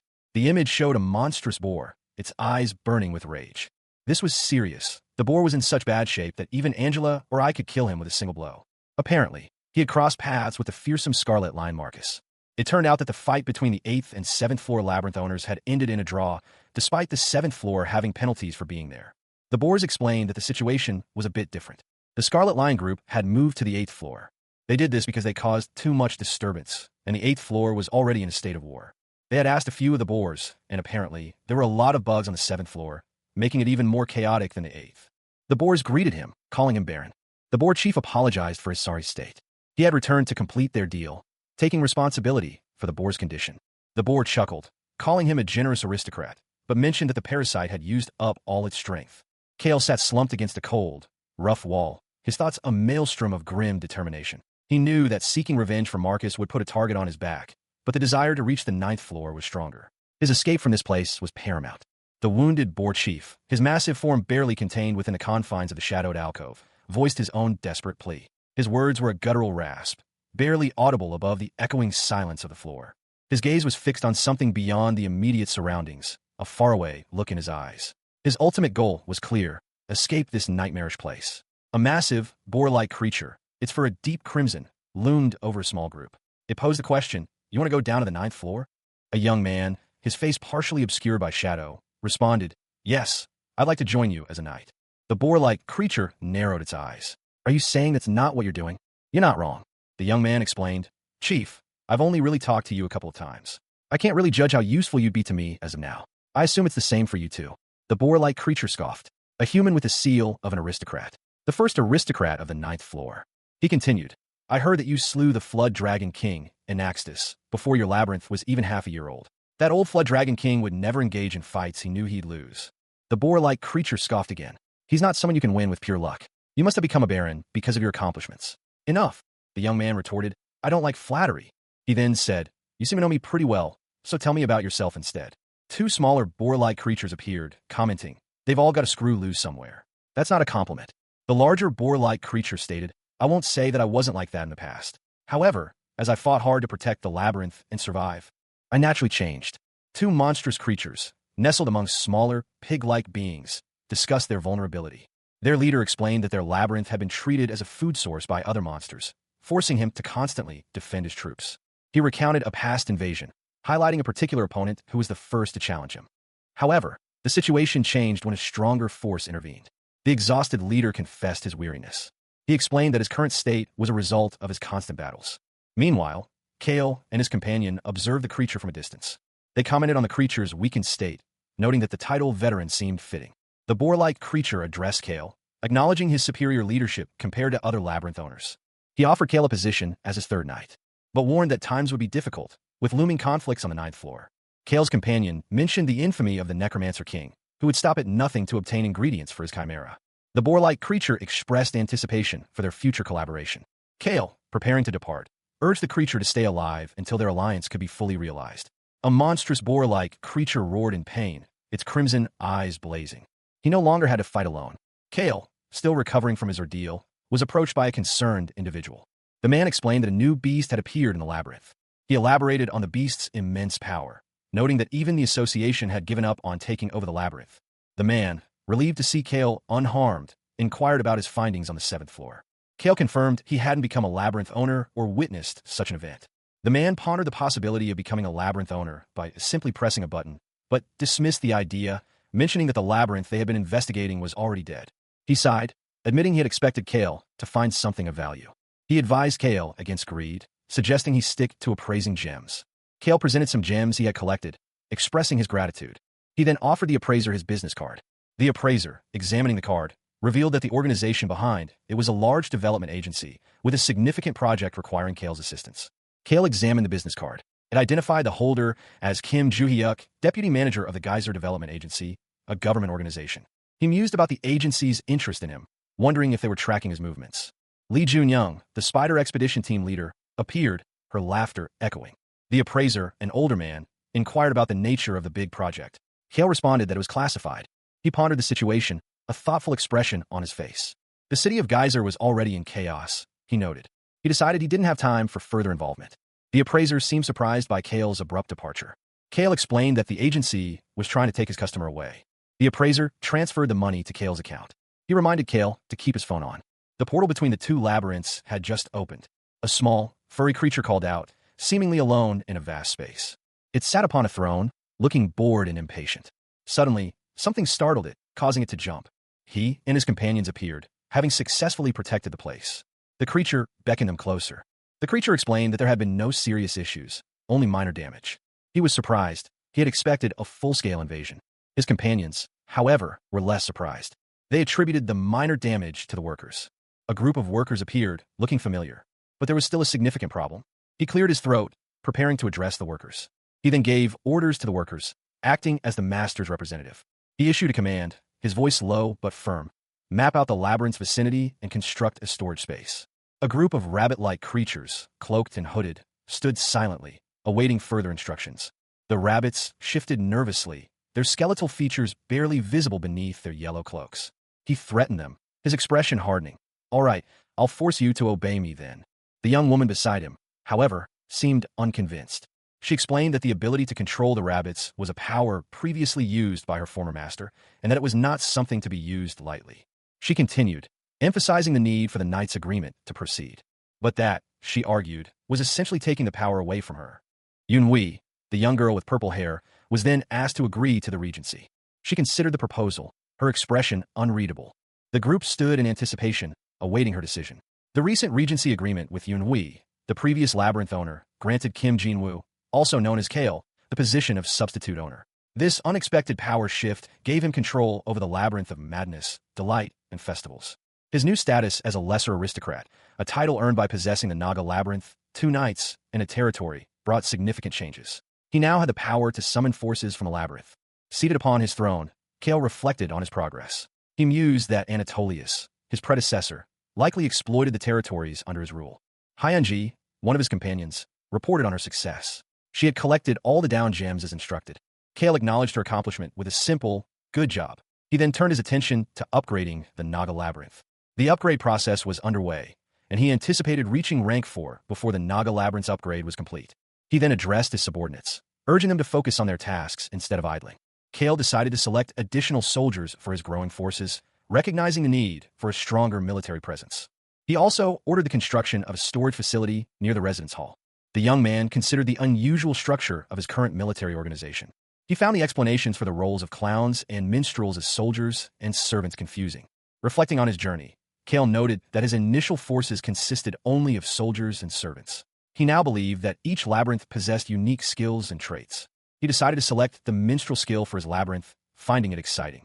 The festival's excitement skill, currently at level 0, would grant increased speed and attack power to Kale's labyrinth forces at higher levels, but at the cost of decreased defense. He reviewed the skill's properties, noting the significant defensive penalty at higher levels.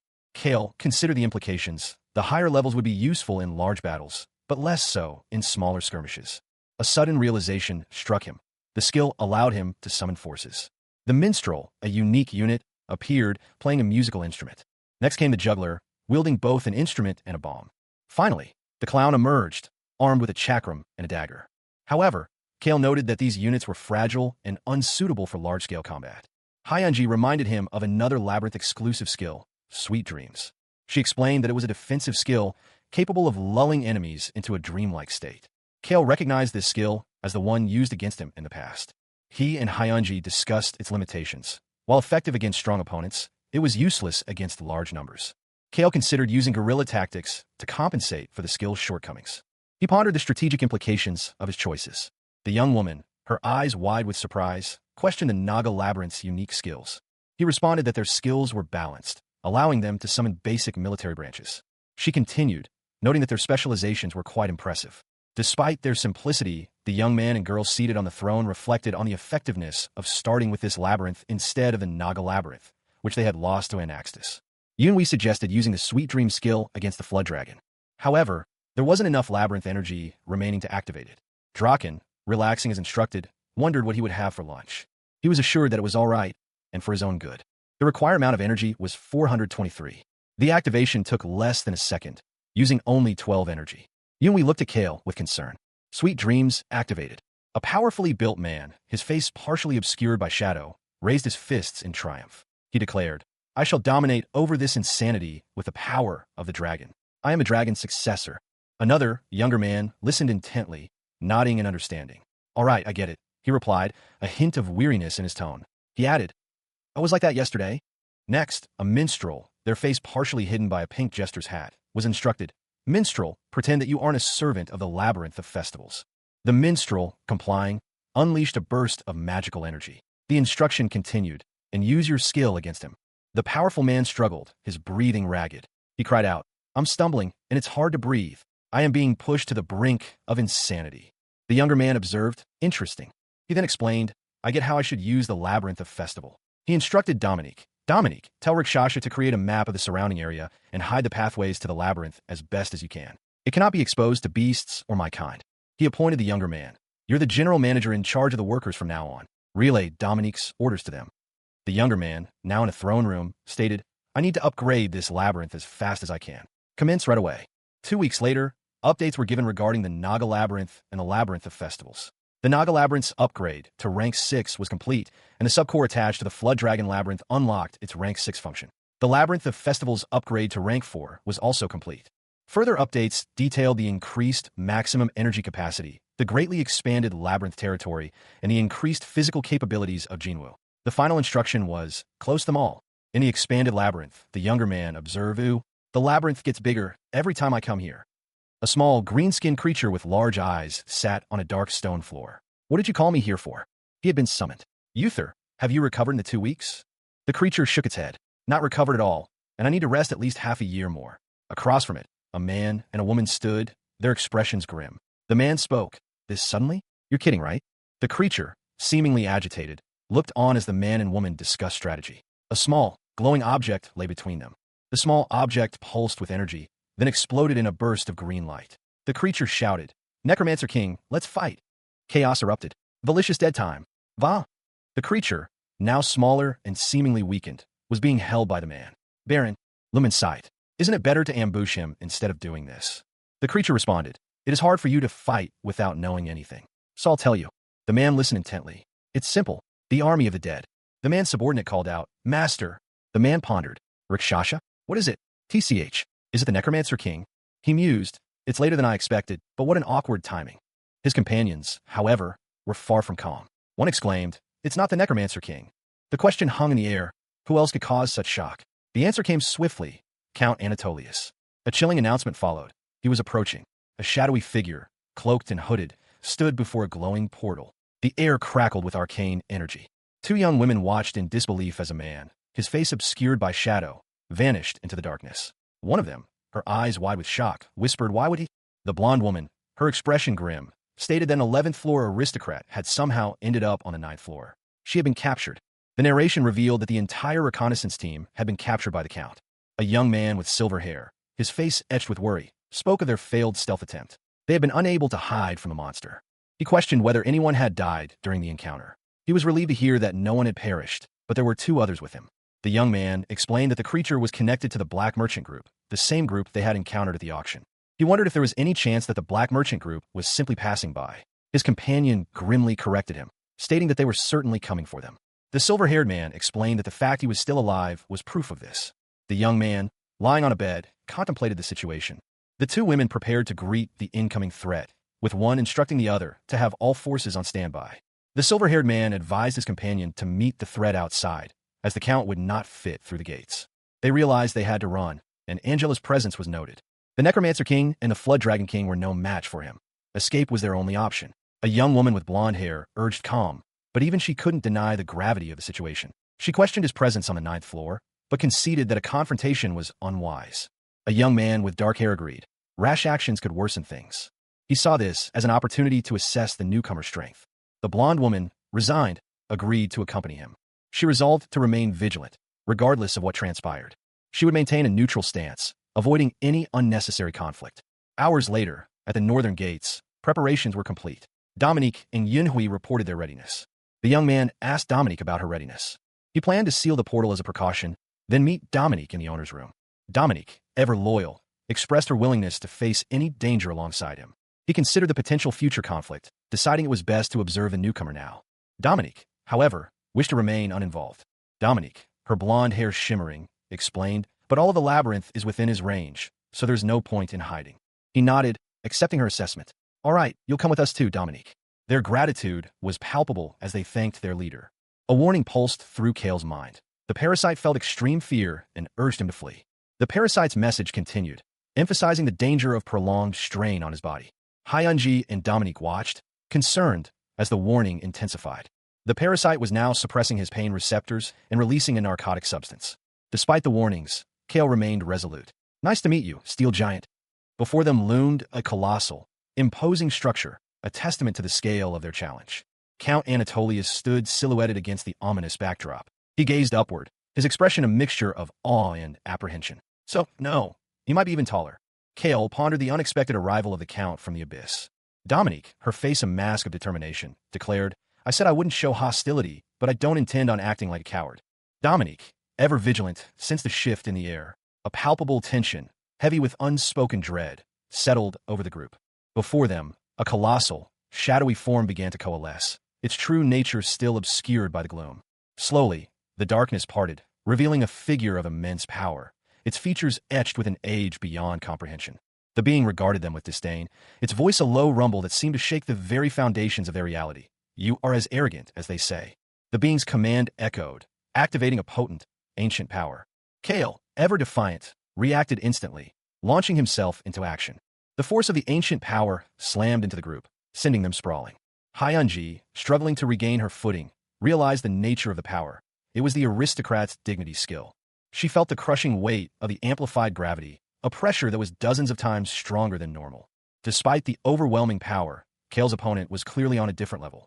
The sheer force of the attack left the group battered and bruised, their bodies aching. Kale, despite his injuries, remained defiant, his eyes burning with determination. The assessment was delivered with a chilling indifference. Not bad, the imposing figure stated, a declaration that seemed to carry more weight than a simple observation. He allowed them to remain before him, a concession that spoke volumes about their unexpected strength. I'll permit you to stand in front of me, he conceded, his tone devoid of any warmth. The question hung heavy in the air, a challenge masked as an inquiry. So what's your purpose for being here, Count? One of them demanded, their voice laced with suspicion. Angela, her face etched with a mixture of awe and trepidation, received a grudging compliment. I will forgive your rude manners since you are stronger than I expected, the figure admitted, acknowledging her unexpected power. The potential of the human before him was clear. You could be useful, human baron, the figure mused, already calculating the benefits of this unexpected alliance. The terms were laid out, stark and uncompromising. I will be your sponsor, investor, and guide, the figure declared, outlining the nature of their partnership. The path forward was revealed, a descent into the unknown. Raid Valicious and take over the 9th floor, the instructions were given, setting the stage for the next challenge. He was urged to continue his descent. Come down to the abyss, your homeland, human baron, the voice echoed, a subtle hint of manipulation. The meeting place was established. I will be waiting on the 11th floor, the figure stated, leaving no room for negotiation. A simple, almost defiant agreement. All right, do whatever you want, the human replied, his tone suggesting a simmering resentment. A vow of vengeance was made, a promise whispered with barely contained fury.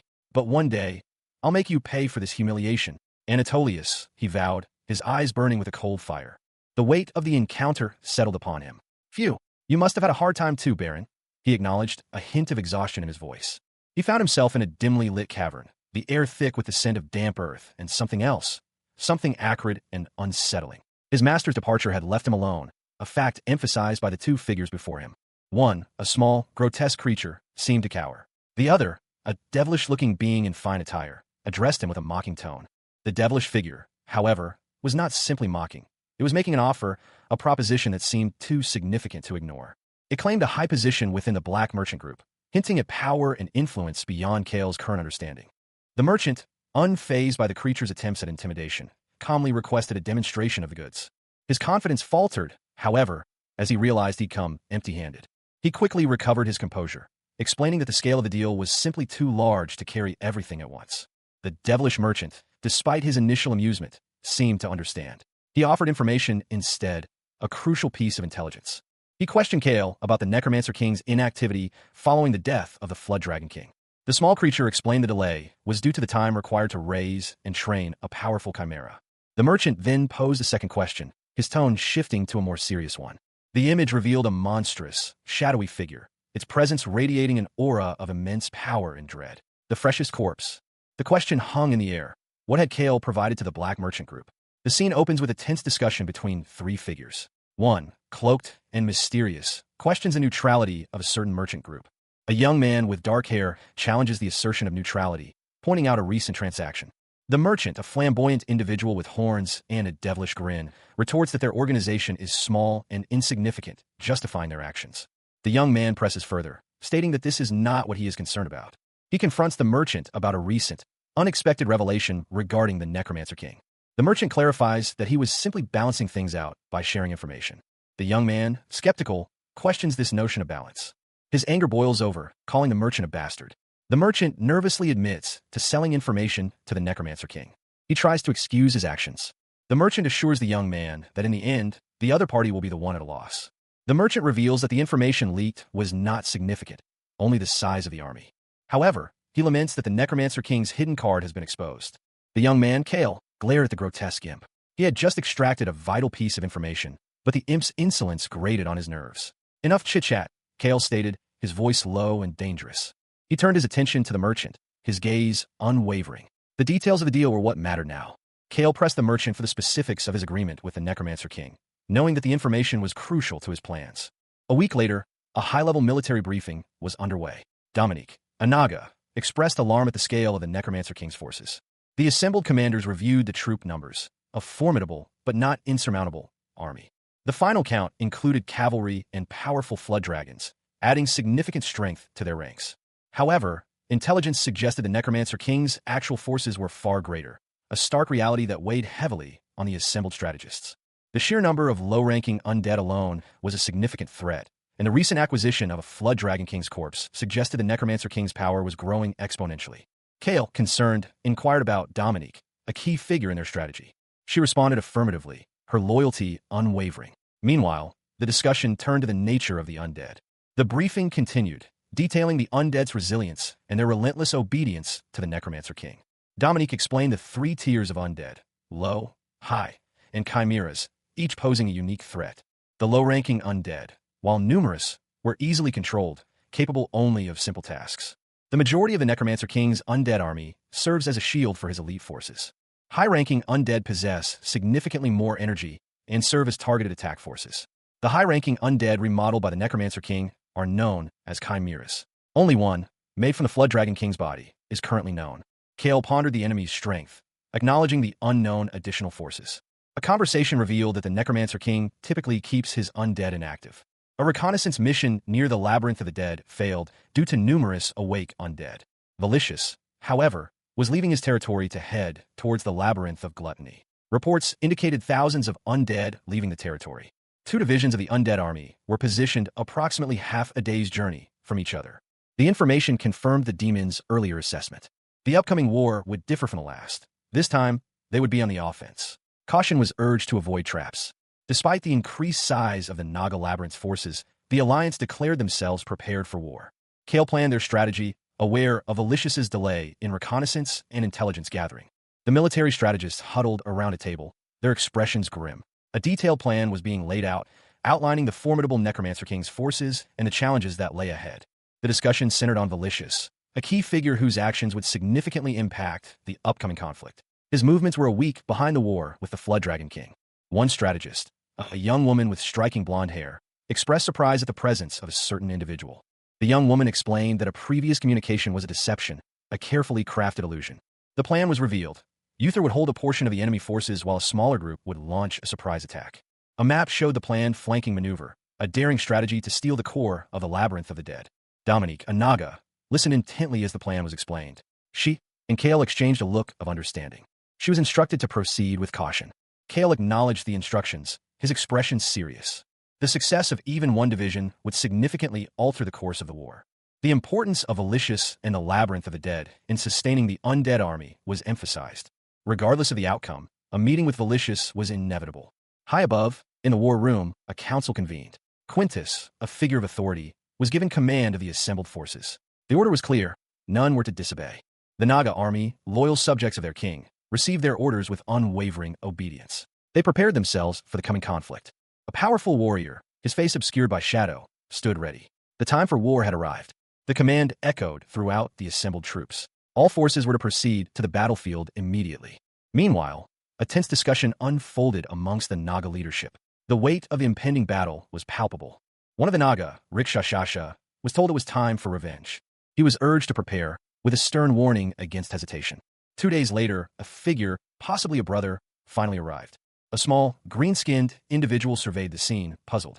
They found the situation unexpected. They had anticipated a larger conflict. The small figure pondered the nature of a large, dark form before them, questioning if it was a corpse.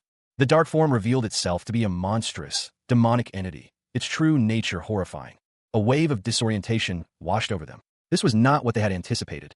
A lone figure stood before a vast army, their presence dwarfed by the sheer number of soldiers arrayed against them. The figure, a young woman with vibrant green hair, greeted the army with a cheerful, hi, it's been a while. She noted that they appeared much prettier than the last time she saw them, even commenting on a new haircut. A monstrous, armored figure emerged from the ranks, its expression grim. It muttered something about the haircut looking perf- before being cut off. The young woman was suddenly engulfed in darkness, a powerful force seemingly pulling her down. She landed hard, groaning in pain. Why the hell are you so active now? She wondered aloud, clearly surprised by her sudden, unexpected mobility. She recalled that she used to avoid moving to prevent moss from growing on her. However, she realized that most physical attacks wouldn't work on her anymore. As long as she didn't use the thermic ray, she would be fine, she reasoned. But then she was reminded that she couldn't use it anymore. The monstrous figure from before spoke, a single word cutting through the air, wait. The young woman's eyes widened in disbelief. No way, she exclaimed. A blinding flash of light erupted from the monstrous figure. The monstrous figure was engulfed in a cloud of smoke. The smoke cleared, revealing a monstrous, gaping maw. The monstrous creature lunged forward. That was ruthless. Don't you think it's a bit mean to use your ultimate skill from the get-go? The young woman, bracing herself, clenched her teeth. With a resounding impact, she unleashed her power. She found herself hurtling through the air, the force of the impact sending her reeling. However, she smirked, a glint of mischief in her eyes. You undead guys aren't the only ones who are undying, she declared, her voice filled with confidence. I'll show you my legion that I've been collecting for decades. Here, it's time to eat. Eat him all up. With a battle cry, she unleashed her legion upon the undead. 3 small, hooded figures, their faces obscured, descended from above.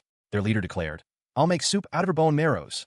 They launched a swift, coordinated attack against a hulking, armored figure. A green, viscous substance erupted from the impact. The armored figure, clearly wounded, staggered back, clutching at the wound. 2 more of the small figures appeared, flanking it. The armored figure roared in pain and fury, unleashing a wave of dark energy that engulfed the small figures. The beast, its armor cracked and its body bleeding, let out a pained cry. Meanwhile, a group of soldiers, including Baron and Hyunji, stood before a portal. Hyunji explained that their main force was already engaged in battle with the Flood Dragon King. Baron reacted with surprise, noting that the engagement had begun sooner than anticipated.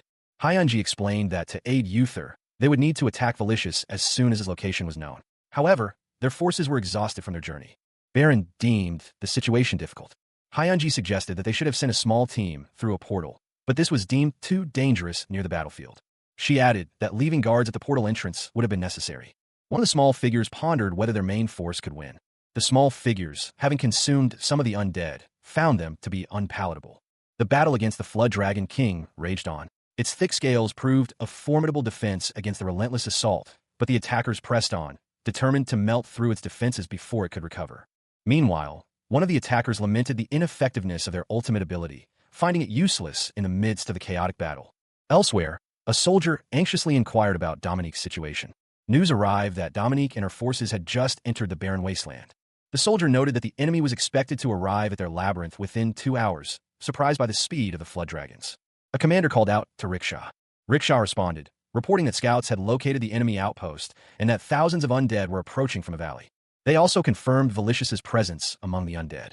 A discussion ensued regarding the best course of action. One soldier voiced their preference for engaging the enemy when their own forces were at full strength. Another countered that this was a war against tireless undead, necessitating immediate action.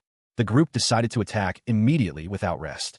One soldier, despite previous orders, declared their intention to personally eliminate Valicious. A young man, his expression grim, stood beside a towering figure clad in dark armor. The air crackled with tension. Nearby, an elf-like archer, her face set with determination, readied her bow. The command to fire echoed across the battlefield. The order was given, and a massive horde of undead surged forward. A wave of skeletal warriors charged, their movements surprisingly swift and coordinated. The initial volley of arrows rained down, but the sheer number of the undead proved overwhelming. Undead warriors, their bony forms clashing against the defenses, pressed their attack. A lone skeletal warrior, wielding a sword, fought with surprising ferocity. The battle raged on, a chaotic clash of steel and bone. The young man from the first panel pushed forward, joining the fray. He moved with surprising agility, dodging blows and striking with deadly precision. The pressure mounted as more undead poured onto the battlefield. The young man urged his companions to close ranks. Despite their numbers, the skeletons were surprisingly weak against the defenses. The battle, however, was far from over. He mused, "They'll be fine without me," as he vanished into a smokescreen, leaving behind a line of soldiers. The smokescreen obscured the battlefield, momentarily concealing his movements from the massive undead horde. A commander, observing the scene, ordered, "Second line of archers, smokescreen." Following the command, archers knocked their arrows and prepared to fire. The archers unleashed a volley of arrows into the advancing horde. From the shadows, a skeletal figure emerged, its eyes burning with malevolent red light. The skeletal figure unleashed a powerful blast of dark energy. A warrior, caught in the blast, was sent reeling. The skeletal figure declared, "Whether you are dead or alive," its attention fixed on the fallen warrior. The skeletal figure lunged forward. A lone, hooded figure stood amidst a desolate landscape, the silence broken only by the wind whistling through the skeletal remains of ancient structures. Nearby, a small, cloaked creature tilted its head, sensing something amiss. A young woman with teal hair, her expression one of concern, voiced her apprehension about their chosen path. The creature identified a landmark, confirming their proximity to the labyrinth of the dead. They stood before a vast expanse of graves, a chilling testament to the countless lives lost within. Despite their careful planning, the group found nothing immediately apparent. The teal-haired woman apologized for any errors in judgment. She pointed out that even the map indicated the labyrinth of the dead should be in this area. The group considered their options, acknowledging the possibility of a trap, but unwilling to remain idle. A man with horns and a large build suggested that their adversary might have already dealt with the threat. He praised the teal-haired woman's plan, confident in its effectiveness. With a renewed sense of purpose, they prepared to move forward. She found the ease with which she dispatched the initial wave of undead unsettling. A strange unease prickled at her senses. The young man, Kale, stood before her, a grim expression etched on his face. He sheathed his sword, muttering that it had been too easy. His words were immediately contradicted by the continued advance of the undead horde. A chilling scream pierced the air. The sheer number of the undead was staggering. One particularly large skeleton, adorned with a horned helmet, lumbered forward. It was clearly a more significant threat than the others. Kale questioned whether this larger skeleton was merely a decoy, a dummy. A sinister laugh echoed through the air as the skeleton lunged forward. Kale, however, remained unconvinced. He suspected something more sinister was at play. It was undoubtedly the work of the Necromancer King, Valicious. Kale wondered what had prompted a soldier to become the new labyrinth owner. He realized that the situation was more complex than he initially thought.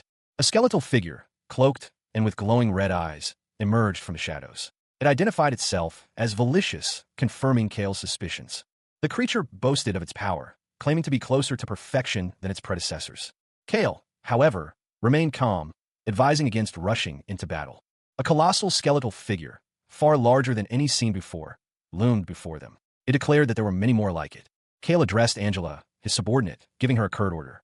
The young warrior, Kale, stared in disbelief at the monstrous undead horde before him, his eyes wide with shock. What the hell is going on here? He couldn't comprehend the sheer scale of the undead army. His thoughts raced. I don't think his gimmick is of this world. Even as the battle raged, Kale felt a subtle unease. He sensed something amiss, something out of place, even before the fighting began. He could feel a subtle life force from the undead, a faint pulse that shouldn't exist. Yet, the feeling was strangely focused, as if emanating from a single source. But it feels like the life of one individual. That psycho broke his soul.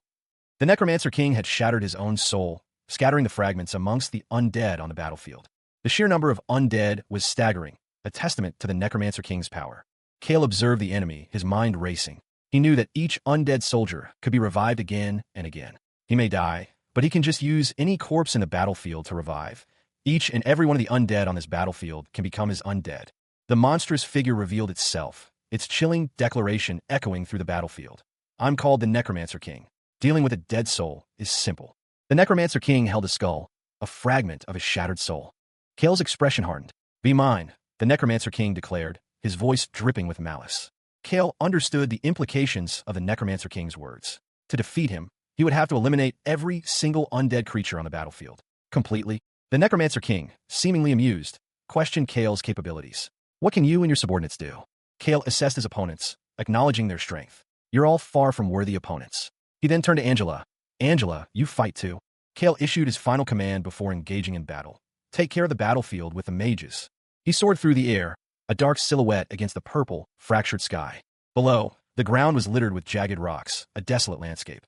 A massive horde of undead, summoned by a dark magic, rose to meet him.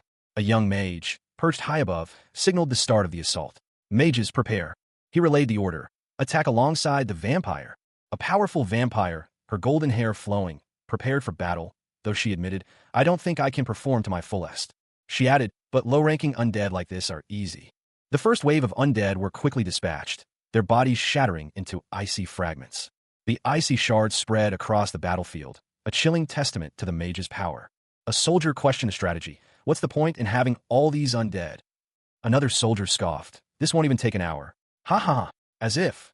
A skeletal figure, seemingly the leader of the undead, warned, you think the low-ranking undead are the main force? You're delusional if you believe that.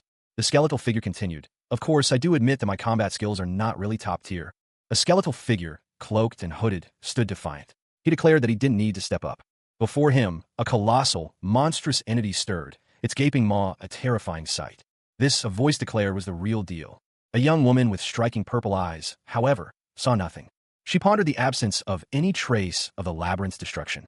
She dismissed the possibility of an illusion, certain the labyrinth had been there. A gigantic tunnel, a truly massive structure, was revealed. The group, observing the tunnel, concluded it was recently made. The scale of the tunnel was too immense to have been dug by hand. Siege-class beasts would have been needed. One of the group members, a small, demonic-looking creature, questioned the implications. The young woman exclaimed in disbelief at the possibility of a moving labyrinth. A terrifying, monstrous figure emerged from the depths, a grotesque parody of religious iconography. The sheer size of the creature dwarfed even the siege-class beasts, exceeding even the scale of a massive flood. The Nagas who perished on the battlefield were rising as undead. A chilling wave of dread washed over the scene. Witnessing this horrifying spectacle, Kale resolved to prevent further loss of life. He entrusted Angela with dealing with the monstrous entity, his gaze firm. He turned, his attention drawn to something else entirely. A question hung in the air. Angela? Meanwhile, Angela sensed the disturbance. Master, something's off, she stated, her voice laced with concern. The scale of the undead horde was significant, yet not of the siege-class variety. This observation only deepened the mystery. Kale's expression reflected his unease. That's probably, he muttered, his mind racing to understand the implications. The true threat loomed large, far exceeding the immediate danger of the undead. It was the labyrinth itself, a force beyond their comprehension. The scene opens upon a desolate graveyard, marked by a weathered cross. The air hangs heavy with the unspoken weight of death. A figure, shrouded in shadow, contemplates the limitations of necromancy. Raising the dead is not a simple task. It requires access to corpses and adherence to strict rules. Even with access to corpses, there's a limit to how many undead one can raise. Reanimated bodies quickly decay into mere skeletons. The figure, struggling to maintain control, notes that even freshly acquired corpses are held together only by a thin thread of mana, constantly decaying. The scene shifts to a battlefield strewn with the corpses of fallen soldiers. The remnants of a once mighty army lie scattered across the ground. The power of an undead army is fleeting. It weakens with each passing day. The only thing awaiting it in the post-war peace is a downfall. Death, however, follows the natural course of things. It is inevitable. A pale figure, seemingly undead, issues a command, gather the dead. The figure directs the collection of bodies, preparing for a ritual. Not a single piece of flesh or bone shall go to waste. Every last bit will be used. The figure reflects on death as a beginning, not an end for them. There is no rest in eternal life and glory. A large pile of corpses is shown, forming a grotesque monument. The first chimera, forged through death, emerges from the labyrinth of the dead. The necromancer surveyed the scene, a chilling smile playing on his lips. The forces of the labyrinth of the dead were growing stronger. He watched as a lone figure stood defiantly before a monstrous gate, seemingly unfazed by the looming threat. A wave of high-ranking undead emerged from the gate, their terrifying forms filling the air with a palpable sense of dread. Meanwhile, a frantic message reached the necromancer. His forces were under attack by high-ranking undead. The necromancer confirmed the report, his expression hardening. He consulted his tactical map, assessing the situation. The right flank was already compromised. Kale, despite his reservations, knew he had to act. He couldn't leave Yunhui uninvolved. A powerful surge of energy erupted from Kale, striking the heart of the undead horde. Yunhui, despite her fear, was given orders to fight. She was needed.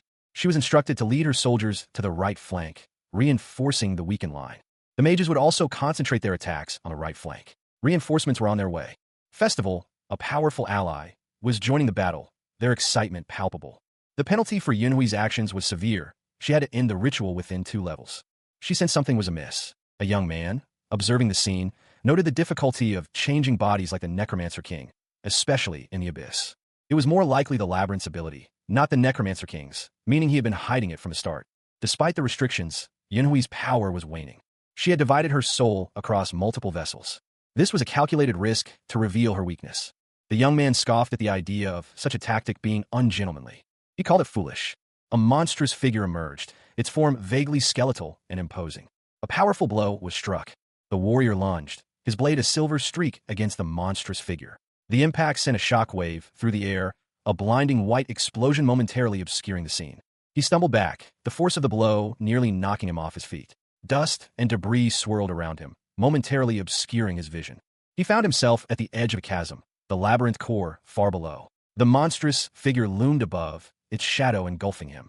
Another warrior, clad in dark armor, appeared, engaging the beast in a fierce duel. Their blades clashed, sparks flying. The armored warrior fought valiantly, but the creature's strength was overwhelming. A powerful blow sent the warrior reeling.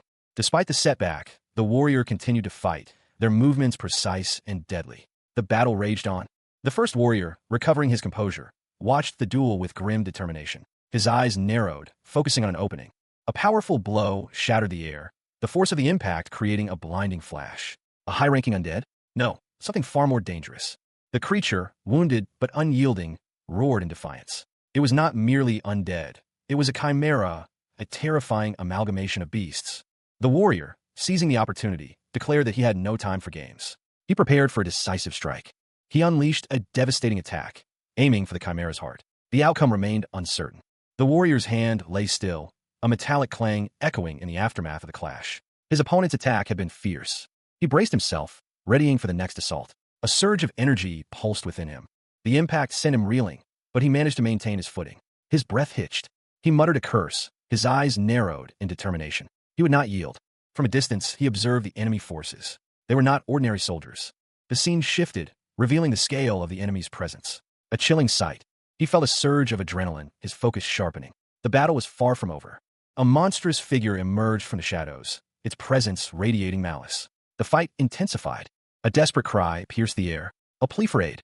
Amidst the chaos, a figure emerged, seemingly unfazed by the surrounding carnage. Their resolve was unshaken. The warrior, though wounded, insisted he was fine. It was merely a scratch, he claimed, but there were 3 human-form chimeras present, and they were strong. A monstrous chimera loomed, its presence filling the space. The warrior prepared for another confrontation. 2 armored figures emerged, their expressions grim. One of them was clearly injured. Kale's eyes widened, his gaze fixated on a pair of earrings. He muttered to himself, a question hanging in the air. Are they? The image before him was one of desolation. A vast, cracked landscape stretched into the distance, hinting at a catastrophic event. He was not alone. Fear etched itself onto the face of the small, demonic creature, its eyes wide with terror. A hulking figure, clad in dark armor, loomed over the battlefield. Its eyes glowed with malevolent intent. The creature's presence sent a chill down the spines of those nearby. Fear gripped the hearts of the soldiers. A young woman, her face etched with terror, watched from distance. Her eyes widened in disbelief. The ground trembled as the monstrous figure unleashed a devastating roar. The sound echoed through the valley. A smaller, cloaked figure, wielding a pair of daggers, prepared for battle. Their eyes burned with determination. The young woman called out to a blonde-haired woman, her voice filled with urgency. The blonde woman responded with a curt acknowledgement. A massive, red-skinned brute, wielding a massive axe, charged into the fray. Its rage was palpable. The cloaked figure moved with surprising speed and agility, dodging the brute's wild swings.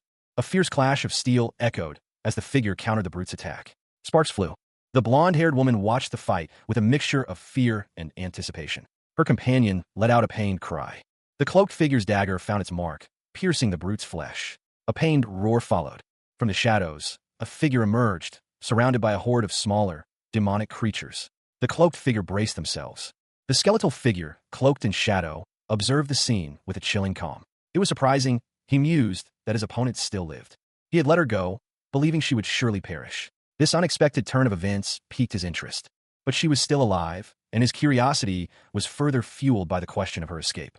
The decision to let her go had been a calculated risk, a necessary sacrifice to acquire 3 elves. His actions were justified, he believed, by the value of those elves. The blonde woman, however, was unimpressed. She retorted that he was running his mouth far too much for someone without a tongue. He found her less than worthless, in fact, far worse. Her anger flared, a fiery tempest in her eyes. She was a burden, he thought, a liability in the ongoing fight. Meanwhile, a new voice issued orders. The swordsman was to pursue the human, while the mage was to deal with the vampire. The shield man was instructed to eliminate the elf, and then the human as well. The blonde woman was shocked to discover that the use of spirit magic was permitted. A powerful blow sent the blonde woman sprawling. The force of the impact reverberated through the air. She landed hard, groaning in pain. Her breath hitched in her chest. Nearby, an underelf chimera watched, its eyes wide with alarm. It was clearly injured, its body trembling slightly. Fear etched itself onto the chimera's face. It cried out to its captain, its voice filled with desperation. The underelf scout, barely conscious, struggled to rise. Its body ached from the previous attack. A blur of motion. A swift, decisive strike. The young man, Kale, landed gracefully, his dark eyes fixed on his opponent. He was ready for anything. He moved with lethal precision, his movements a deadly dance. His opponent, however, was no slouch. The warrior braced himself, anticipating the next attack. His muscles tensed, ready to spring into action. A flash of steel. A clash of blades. The fight continued with brutal efficiency. Kale was surprised by the sudden shift in momentum. He wondered what had just happened. He had blocked the attack, but the force of it still sent a shockwave through his body. The underelf chimera, eyes wide with terror, braced for the inevitable. A hulking figure, its skin the color of a stormy night, raised a glowing weapon. The energy crackled, threatening to consume all around it. He reacted instantly, his blade a blur as he met the oncoming attack. The clash of steel echoed through the cavern. The force of the impact sent tremors through the very ground. A wave of energy rippled outwards, shattering the surrounding stone. His opponent, a being of immense power, seemed surprised. The aura surrounding the blade was unlike anything he had encountered before. The creature lunged again, its attack relentless. The warrior parried, his movements precise and deadly. He grunted, the strain evident on his face. This was far more challenging than he had anticipated. His opponent's power was overwhelming. He knew he couldn't sustain this for long. A woman with long blonde hair watched from the shadows, her eyes narrowed in suspicion. She questioned the nature of his opponent's magic. She pondered the strange resilience of the undead creatures. Why weren't they self-destructing as expected? A cloaked figure observed the battle from afar, his face obscured by shadows. He muttered to himself, noting the purification process underway. The creature's attack connected, causing a searing pain. A surge of energy pulsed through the warrior's body. A vortex of purple energy opened up, consuming everything in its path. The woman watched in shock. The warrior felt a sudden, intense pressure. He was being pulled into the vortex. The force of the impact sent Kale reeling, a searing pain lancing through his side. He coughed, tasting blood. Before him, the monstrous creature, its form partially obscured by a cloud of dust and debris, began to rise. Hyunji, her eyes wide with alarm, watched from a distance as the Necromancer King appeared, a figure of immense power. She accused the creature of causing the destruction, her voice laced with anger and accusation. The creature lunged, its claws extended, aiming a fatal blow at Hyunji. But she was saved by a sudden, powerful blast of energy that sent the creature reeling. A figure in dark armor, seemingly unaffected by the blast, stood calmly amidst the chaos. Hyunji, recovering from a near-death experience, noted the unusual combination of combat magic and regeneration displayed by the attacker. She mused that perhaps this was the reason for the creature's resilience. A soldier, surveying the battlefield, noted that the fallen enemies weren't entirely dead. Their bodies held a high chance of reanimation. A spectral entity revealed that only elves could utilize spirit magic, a fact that held significant implications for the ongoing conflict. The Necromancer King's ability to mimic spirit magic was deemed impossible, suggesting a hidden power at play. Kale, his mind racing, questioned whether the soldiers were brainwashed. He watched as one of the brainwashed soldiers fell to the ground, defeated. Meanwhile, Kale desperately sought a way to awaken his fallen comrades. He realized he might need additional help, perhaps from Rikshashasha. Suddenly, Yunhui appeared, her purple hair a stark contrast to the grim surroundings. She unleashed a powerful blast of energy, creating a massive fissure in the rock. The warrior paused, his thoughts turning to Yunhui and the possibility of brainwashing. He saw a portal, a labyrinth, and the word portal appeared before him. Having entered the labyrinth of festivals, he was met with another shout of Yunhui's name. Yunhui, eyes glowing, prepared to use her abilities. Use sweet dreams. Inside the castle, a princess voiced her concern. The situation outside was perilous. She watched anxiously as a knight prepared to leave. The princess insisted she could defend herself, but the knight remained steadfast in his duty, worried for her safety. She reminded him of his strength, highlighting his role as her protector. He acknowledged her point, but his concern remained. He reassured her, stating that was precisely why he was there. Overwhelmed with relief and gratitude, the princess expressed her eternal loyalty.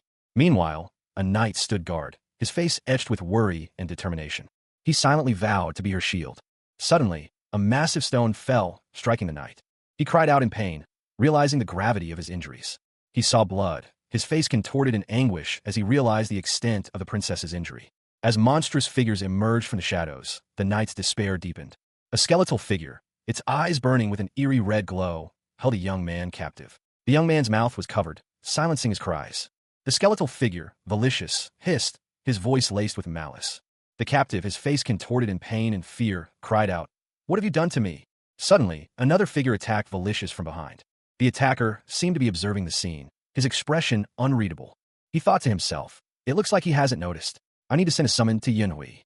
A sudden, violent impact rocked the area. A purple-haired figure appeared, asking, "Are you also a servant of Valicious?" The skeletal figure roared, "I will kill you. I'll rip you too." The purple-haired figure responded, "We're Rikshasha's friends. Calm down." Valicious, the undead monstrosity, roared his defiance. "You wish. I don't care anymore," he shrieked, his hollow eyes burning with malevolent energy. He was clearly enraged by the intervention. His opponent, a figure cloaked in shadow, remained unmoved. "If you're going to defend him, then—" The cloaked figure continued, their voice calm, yet chilling. "You will cease to exist if his energy source is cut off." The purple-haired woman, having just delivered a blow, cursed. "Damn it," she muttered, clearly frustrated by the unexpected complication. Meanwhile, a desperate cry echoed through the cavern. "Angela!" The counter-brainwashing technique proved successful. "It's a success, Master," the Master instructed. "Yep, we should do it to the other elves before the Necromancer King notices." A dark-haired man reacted with disbelief. "No, that's impossible. The first use has used up all the labyrinth of Festival's energy." He then issued a command. "Tell Yunhui to hurry and get to the 5th level of excitement." The purple-haired woman addressed someone unseen. "Highness, there are so many obstacles." "Yunhui, did you hear?" A surprised voice interrupted. "What? Your Highness?" A blonde woman, observing from a distance, realized something crucial. "I knew they were too strong to be just mercenaries. As if a legendary rank mercenary squad can exist." The purple-haired woman looked on in confusion. What am I supposed to do? Is there something I can do to help?" The purple-haired ally, having just finished a fierce battle, found herself in a precarious situation. She was instructed to remain hidden, to do nothing, while the Necromancer King remained a threat. She was tasked with a seemingly impossible mission, to help by doing absolutely nothing. Meanwhile, Yunhui, another ally, was given a separate task, a delivery to the 5th level of excitement. Yunhui moved with surprising speed and power, a pink energy surging from her. The force of her attack shattered the stone around her. The resulting impact created a significant tremor. The ground buckled and cracked under the strain. A figure, heavily armored, lay injured amongst the rubble. The injured warrior groaned, addressing the unseen presence as Your Highness. He confessed his lifelong vow to protect them. Despite having awakened, all he could do was watch. A skeletal figure, wielding a blade, attacked the fallen warrior. The warrior, despite his injuries, wondered how he could possibly continue. He questioned his identity, wondering if he could truly call himself a guardian knight. A colossal, stone-like entity emerged amidst the chaos of battle, its form vaguely humanoid yet undeniably monstrous. A portal shimmered within its chest cavity. The shieldman's connection to his defensive magic faltered. Was this some kind of labyrinthine buff, or something more sinister? The enemy was nearly invisible, a phantom amidst the swirling dust and energy. There had to be a scheme at play. A figure, cloaked and imposing, watched the unfolding events with grim determination. He would not let his guard down. The monstrous entity loomed, its gaping maw a terrifying sight. It was the labyrinth of the dead. The warrior resolved to destroy the portal, to crush this gateway to the unknown. He moved swiftly, his intent clear. He was going for the portal. The warrior's excitement was palpable, but he needed to buy time, no matter the cost. He was only at the 3rd level of excitement. Angela, a powerful ally, was called upon. She was busy, but she answered the call. Yunhui, another ally, was also present, though her role remained unclear. The warrior engaged the monstrous guardians of the portal, his blade a blur of motion. The warrior's attack was met with fierce resistance. He was failing. The portal remained open, a looming threat. The warrior's efforts were proving insufficient. The warrior, his movements a blur, deflected a blow aimed at his ally. The force of the impact sent tremors through the ground. He recognized his opponent, Sinner, captain of the Elven Kingdom's Guardian Knight Order. Sinner's expression was one of grim determination. With a surge of power, the warrior launched himself through a wall of rock, escaping Sinner's immediate reach. He was the shield protecting the elves of Geyser, a responsibility he took seriously. But even he felt the weight of the monstrous entity before him. Sinner, facing the overwhelming power of Valicious, chose death over becoming a puppet. Meanwhile, a woman with fiery green hair watched in dismay. She had warned him not to interfere. The The warrior, battered but not broken, struggled to his feet, his resolve unwavering. From a distance, another observer scoffed. It was pointless, they thought. The battle was already lost. A monstrous figure, known as Valicious, launched a devastating attack. The force of the blow caused the elf knight's brainwashing to unravel. He was astonished by his sudden liberation. The elf knight retaliated with a powerful counterattack, aiming for Valicious's heart. He was unsure how he managed to break free from the mental control. His opponent scoffed, reminding him of the burdens he carried from a past life. The elf knight was urged to detach himself from the meaning of a life that was over. A wave of pain washed over him as he cried out in agony. His mind resisted the attempts to manipulate his identity. Valicious commanded the elf knight to surrender, urging him to leave everything to him. The elf knight's mistake, Valicious explained, was leaving their souls within their bodies. The elf knight vowed to demonstrate the true power of spirit magic. A look of utter disbelief washed over the aged figure. His mouth hung open, a silent testament to the impossibility of what he was witnessing. He sputtered, his voice laced with a mixture of shock and outrage. The vessel he had created, the body meant to be a mere puppet, had defied his control. The reason for his actions became clear. He had taken the elf's spirit, believing he had absolute control. A surge of ethereal energy erupted, a geyser of spirit magic unleashed by the elf. The force of it shattered the stone floor. The elf's declaration echoed the depth of his suffering. He would rather cease to exist than remain a puppet. The elf's spirit had departed, leaving behind only an empty shell. A nearby observer watched in stunned silence. Another warrior, also seemingly under a form of control, ceased his attack. The situation was far from clear. The elf's actions, though unexpected, seemed to carry a sense of respect. His expression was one of profound deference. One of the observers, confused by the sudden shift in events, voiced his bewilderment. The other observer recognized the process, identifying it as spiritualization, a rare technique. The observer explained the nature of elves and their connection to spirits. Their spirits reside within their bodies. The ritual of spiritualization prevents the soul from departing to the spirit realm, keeping it tethered to the physical world, but at a great cost. It was a skill considered sacred amongst their kind. He was likely using it subconsciously. His mana would soon dissipate. He observed the ethereal form before him. The blonde woman, startled, questioned if humans possessed a similar ability to the Archon. The dark-haired man beside her vehemently denied it. The ethereal being, seemingly unfazed, questioned the purpose of this spiritualization. He liked his previous body, but what could he do? He explained that they didn't understand the nature of spirit. He continued, explaining the nature of his current incorporeal state. His expression was one of profound sadness. He had just touched the entity's disgusting soul. Confused, he asked what was happening. Then, he pleaded for the process to stop. He apologized profusely. The ethereal form began to dissipate. He and Angela stood amidst the chaos of battle, their faces etched with grim determination. A palpable tension hung in the air. Angela's eyes widened in horror as she witnessed something terrible. A sharp cry escaped her lips. The elf knight, Lina, wept openly, his grief a stark contrast to the ongoing battle. His words were a lament, a betrayal of trust. The young man, Kale, reacted with alarm to the sudden appearance of Angela, her distress evident. He noted the falling undead, a consequence of the ongoing conflict. The situation was dire. Despite the scale of the battle, Kale observed that only half of the undead had fallen, a troubling detail. Angela's voice was filled with a desperate plea, her words hinting at a soul retrieval. He urged her to hurry, the urgency of the situation clear. The battle was far from over. A third of his soul was gone, a significant loss. Yet, he felt a strange sense of omnipotence. He reflected on his resurrected state, realizing that he was fundamentally different from his past self. The resurrected being found the situation unpleasant, a feeling of unease settling over him. A shadowy figure emerged from a chasm, its form vaguely humanoid but unsettlingly distorted. The creature's gaping maw revealed rows of razor-sharp teeth, a terrifying display of predatory intent. Its monstrous form shifted, revealing a powerful physique capable of immense destruction. Another figure, cloaked and ominous, watched from the shadows, its face obscured. Kale, alongside Angela, prepared themselves, a grim determination etched on their faces. He declared his intention to act. A colossal, armored being materialized, its presence commanding the battlefield. It asserted its dominance. The armored giant sized up its opponent, questioning its reliance on sheer size. Kale remained unsurprised by the unfolding events, comparing the current foe to a legendary dragon. He moved with speed and precision, dodging a devastating blow from a giant. The force of the impact sent shockwaves through the ground. Despite its superior size, the giant was outmatched in speed and power by Kale. However, a sudden shift in the battle's momentum became apparent. Kale's comrade had sacrificed himself, leaving Kale in a trance-like state. He stood amidst the swirling chaos, his energy depleted. The recent battle had taken its toll, leaving him with no reserves to continue. His gaze fell upon Yunhui, a young girl desperately trying to keep up. He urged her to hurry. Yunhui, surrounded by a horde of skeletons, looked overwhelmed. A powerful enemy, its form vaguely humanoid but clearly monstrous, loomed over them, its movements swift and deadly. The skeletons pressed in, their numbers seemingly endless. The scene shifted, showing the relentless advance of the undead army. Yunhui, despite her fear, remained determined. She clutched a small amulet, her knuckles white with tension. A shadowy figure emerged from the darkness, its features obscured but menacing.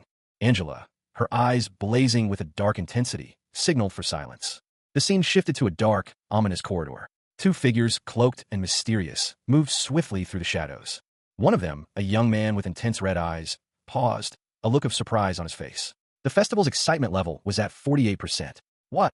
A vision of a young woman with fiery red hair filled his mind, her expression one of distress. A dark presence loomed behind her.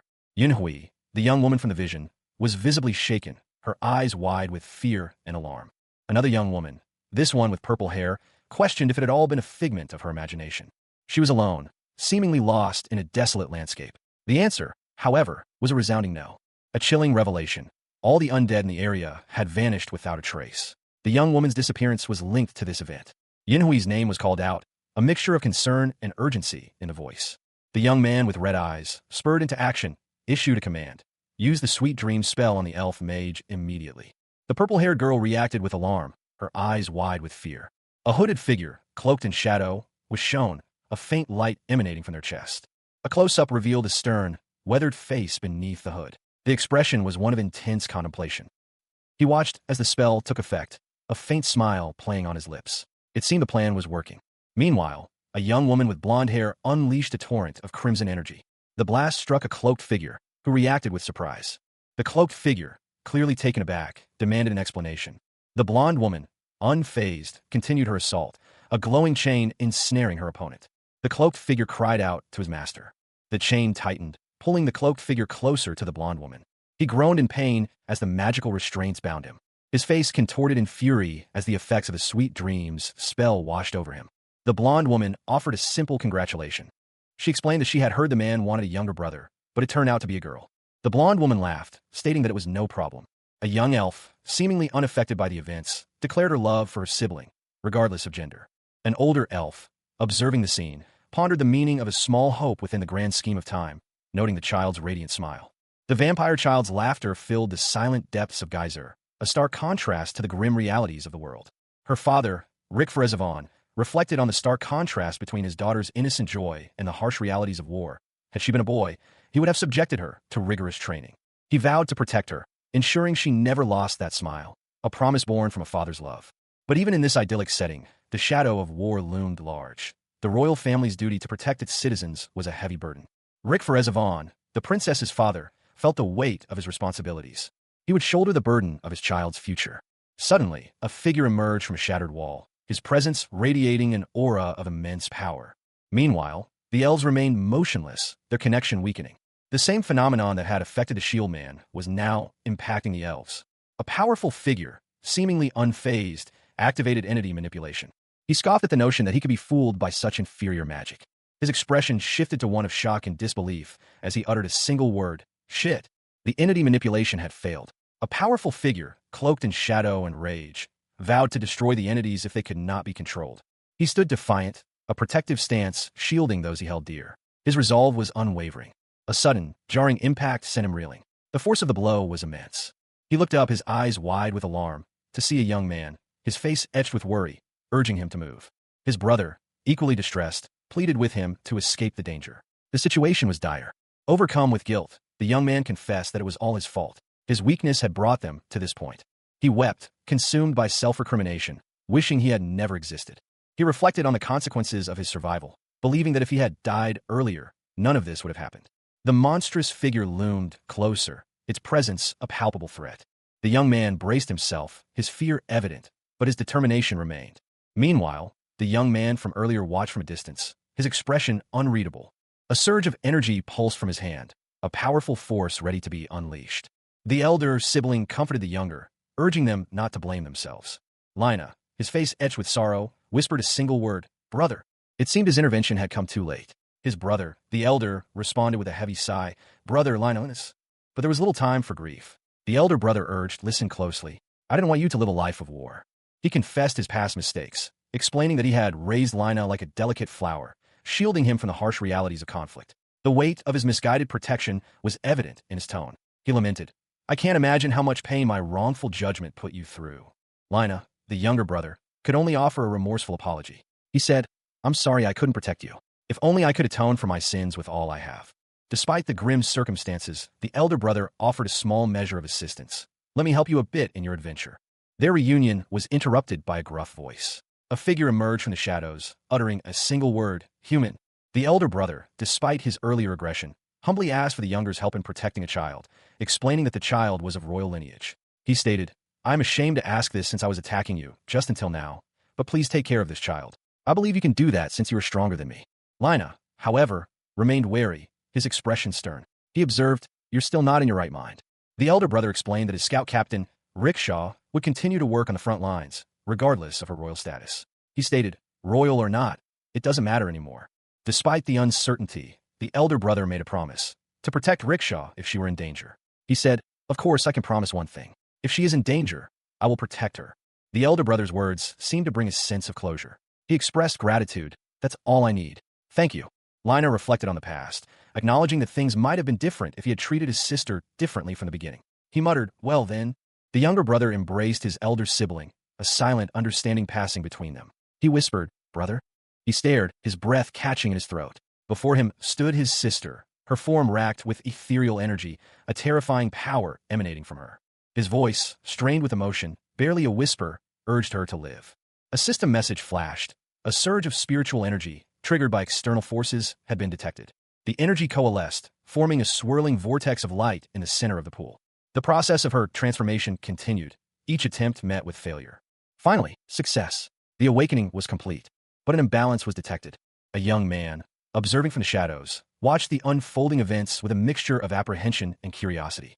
An older man, cloaked and hooded, observed the scene, his expression unreadable. He knew this was his only chance to act, to protect her, and to prove his worth.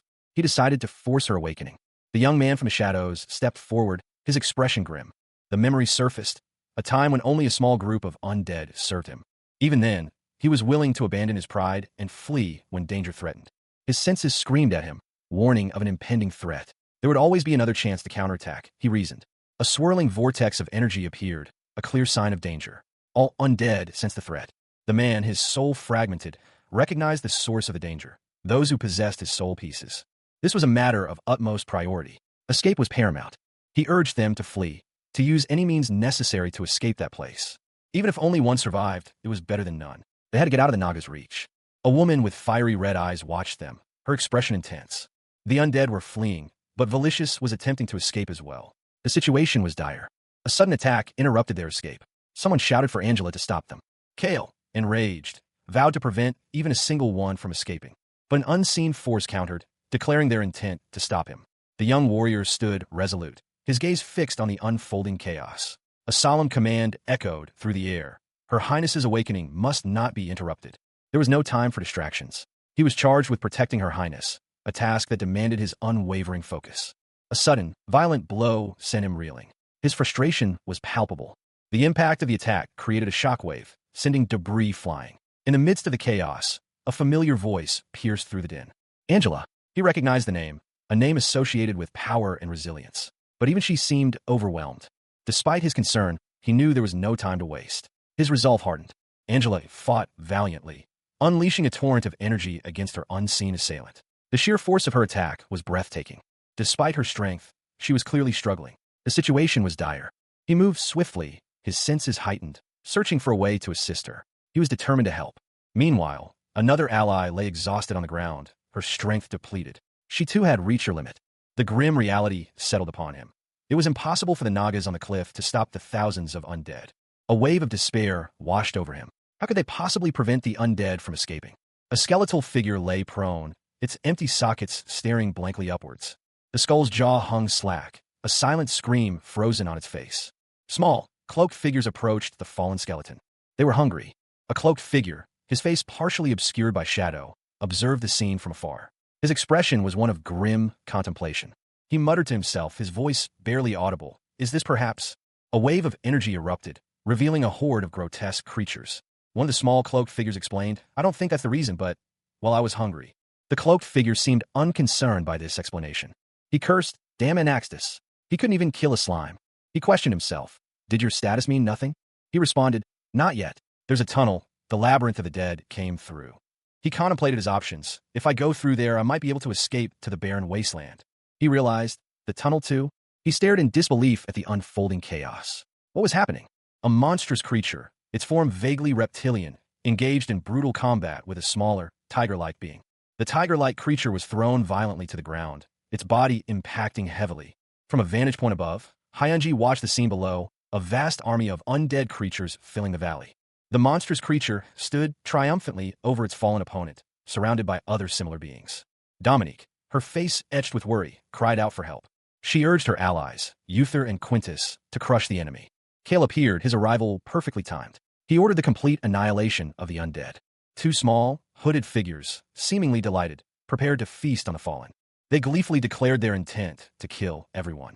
A figure, his face obscured, performed a ritual, the words soul retrieval appearing. The ground trembled as a horde of undead creatures emerged from the depths. Kale, witnessing this new threat, looked on in shock. All the undead were falling, a tide receding from a battlefield. A young man with dark, intense eyes watched a woman with blonde hair beside him. She questioned if he had given up, but he knew better. He was merely regrouping, gathering his strength. He wasn't stupid. He was strategizing. It had been a while since he'd been cornered, and the irony of fearing death as an undead being wasn't lost on him. He considered his predicament. Despite his efforts, he saw no way out. His defeat was inevitable. His original body lacked combat skills, a fact that now weighed heavily on him. Pus dripped from his decaying skin, and the air whistled through his punctured lungs. It had been a long time, yet he felt alive. He would struggle until the very end. His face contorted in a grotesque grin. With a guttural cry, he initiated the chimera creation. The labyrinth was breaking down around him. It seemed he was using all the power he could muster. He remained impassive, a lowly undead, his gaze fixed on something unseen. The awakening of Kirkshasha as a hero had been successful, though she fell short of legendary status. A sacrifice was still necessary. A surge of spirit energy, caused by external factors, was detected. It was assumed the effect would be temporary, a force measure, but ultimately acceptable. If her body retained the memory of this event, it would prove invaluable to her in the future. He was exceeding Geizur's influence, temporarily freed from the curse of downfall. With a whispered wish, the princess offered her body as a sacrifice. Her final request was to restore the once glorious elf dynasty within Geizur. A mournful whisper escaped her lips. No. The queen of the high elves, her majesty, observed. Rikshasha's return was noted. It seemed they were quite late. With the soul reunited, there was no reason to hold back strength. Ignoring the black merchant group, a path would be opened. The high elf princess was left to her own devices to decide her next course of action. She weighed her options alone. She expressed her gratitude, a simple yet heartfelt thank you, echoing in the vast, moonlit expanse. Before her stood a figure cloaked in shadow, their form barely visible against the radiant glow. The warrior, his back to the viewer, stood poised, his sword held ready. In the distance, a faint light flickered, suggesting the lingering effects of a recent struggle. A single word, barely a whisper, yet filled with profound respect. Master. 3 days had passed since the conclusion of the war. The aftermath was being assessed. A Naga representative reported that their military forces had been fully replenished, thanks to a recent deal. They had traded information about the Necromancer King's military strength in exchange for the capture of Valicious and the core of the Labyrinth of the Dead. Meanwhile, others had approached the representative with information about the Necromancer King's military power. One individual, having fulfilled their end of a bargain, reflected on their success in exacting revenge. Despite the apparent victories, the overall outcome of the war was deemed a stalemate.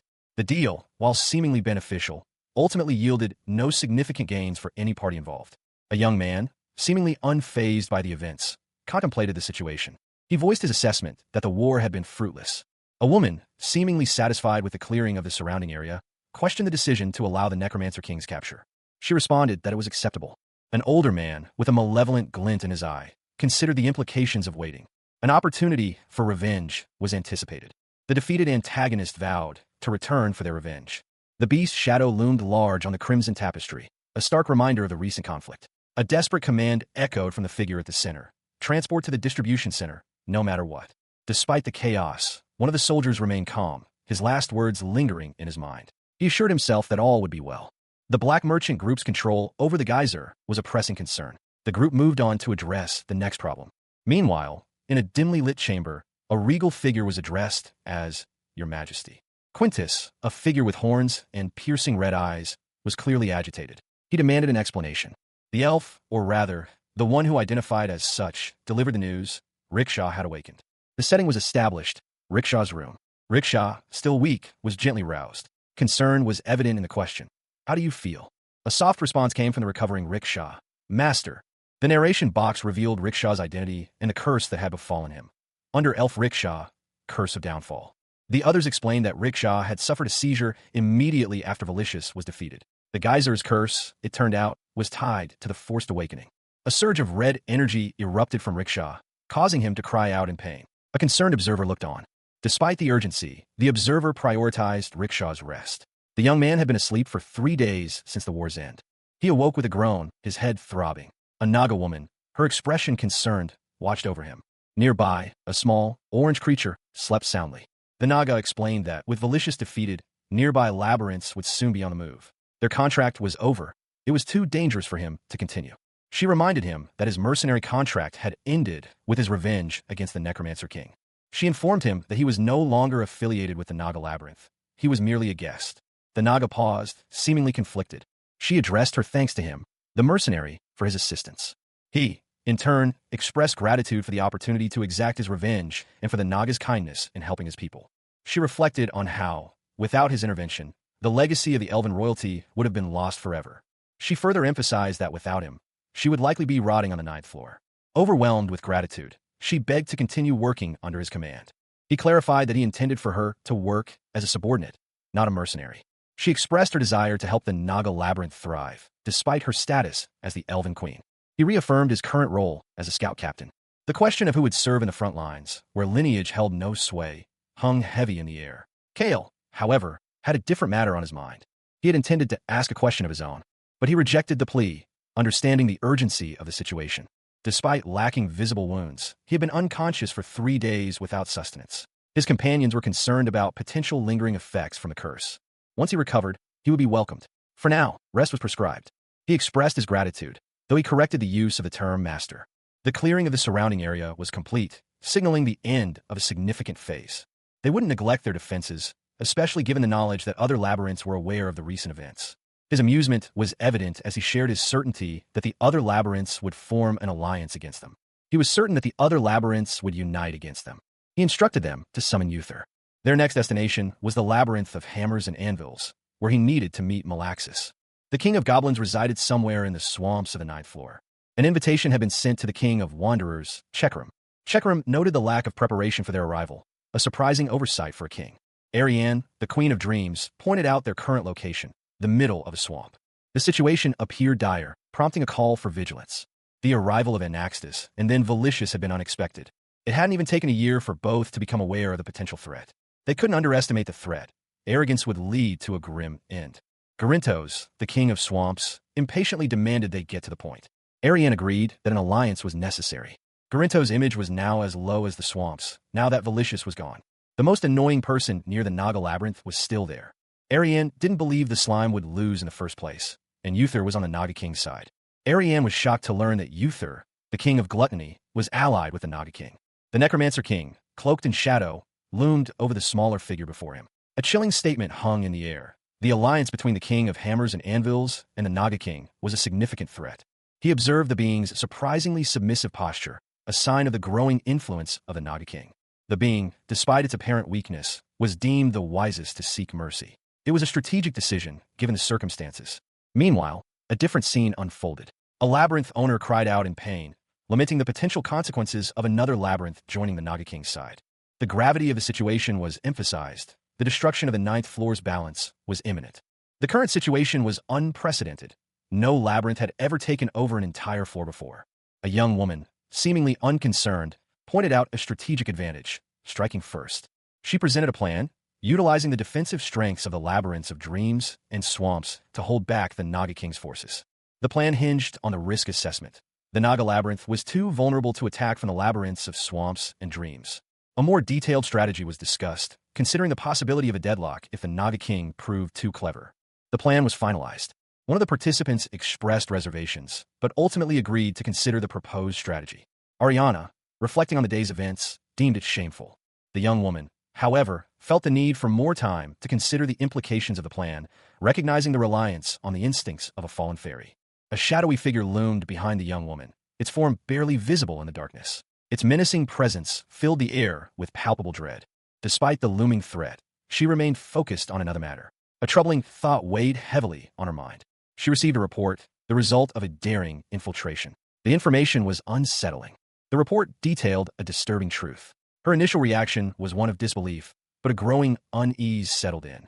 The source of her unease was revealed. A vast, shadowy army was massing in the darkness. Her expression hardened. The gravity of the situation was clear. The information confirmed her worst fears. The deeper floor aristocrats were planning an invasion. 3 dias se passaram desde o fim da guerra. As consequências estavam sendo avaliadas. Um representante Nagan relatou que suas forças militares haviam sido totalmente reabastecidas, graças a um acordo recente. Eles haviam trocado informações sobre a força militar do rei necromante em troca da captura de Valicious e do núcleo do labirinto dos mortos. Enquanto isso, outros se aproximaram do representante com informações sobre o poder militar do rei necromante. Um indivíduo, tendo cumprido seu lado de um acordo, refletiu sobre seu sucesso em obter vingança. Apesar das vitórias aparentes, o resultado geral da guerra foi considerado um impasse. O acordo, embora aparentemente benéfico, acabou não gerando ganhos significativos para nenhuma das partes envolvidas. Um jovem, aparentemente imperturbável pelos eventos, contemplou a situação. Ele expressou sua avaliação de que a guerra havia sido infrutífera. Uma mulher, aparentemente satisfeita com a limpeza da área circundante, questionou a decisão de permitir a captura do rei necromante. Ela respondeu que era aceitável. Um homem mais velho, com um brilho malévolo em seus olhos, considerou as implicações de esperar. Uma oportunidade de vingança foi antecipada. O antagonista derrotado jurou voltar para sua vingança. A sombra da besta pairava enormemente sobre a tapeçaria carmesim, um lembrete cruel do conflito recente. Um comando desesperado ecoou da figura no centro. Transporte para o centro de distribuição, custe o que custar. Apesar do caos, um dos soldados permaneceu calmo, as últimas palavras do homem ecoando em sua mente. Ele se assegurou de que tudo ficaria bem. O controle do grupo do comerciante negro sobre o Gizer era uma preocupação premente. O grupo seguiu em frente para lidar com o próximo problema. Enquanto isso, em uma câmara pouco iluminada, uma figura real foi saudada como Sua Majestade. Quintus, uma figura com chifres e olhos vermelhos penetrantes, estava claramente agitado. Ele exigiu uma explicação. O elfo, ou melhor, aquele que se identificou como tal, deu a notícia. Riksha havia acordado. O cenário foi estabelecido. O quarto de Riksha. Riksha, ainda fraco, foi gentilmente despertado. A preocupação era evidente na pergunta: como você se sente? Uma resposta suave veio do Riksha em recuperação: mestre. A caixa de narração revelou a identidade de Riksha e a maldição que o havia atingido. Elfo inferior Riksha, maldição da queda. Os outros explicaram que Riksha sofrerá uma convulsão imediatamente após Valicious ser derrotado. A maldição do Gizer, descobriu-se, estava ligada ao despertar forçado. Uma onda de energia vermelha irrompeu de Riksha, fazendo gritar de dor. Observador preocupado olhou. Apesar da urgência, o observador priorizou o descanso de Riksha. O jovem estivera dormindo por 3 dias desde o fim da guerra. Ele acordou com um gemido, a cabeça latejando. Uma mulher Nagan, com expressão preocupada, o observava. Por perto, uma pequena criatura laranja dormia profundamente. A Nagan explicou que, com Valicious derrotado, labirintos próximos logo estariam em movimento. O contrato deles havia terminado. Era muito perigoso para ele continuar. Ela lembrou que seu contrato de mercenário havia terminado com sua vingança contra o rei necromante. Ela o informou que ele não estava mais afiliado ao labirinto Nagan. Ele era apenas um convidado. A Nagan fez uma pausa, aparentemente em conflito. Ela agradeceu a ele, o mercenário, por sua ajuda. Ele, por sua vez, expressou gratidão pela oportunidade de vingar-se e pela gentileza dos Nagan em ajudar seu povo. Ela refletiu sobre como, sem sua intervenção, o legado da realeza élfica teria sido perdido para sempre. Ela enfatizou ainda que, sem ele, ela provavelmente estaria apodrecendo no 9º andar. Dominada pela gratidão, ela implorou para continuar trabalhando sob seu comando.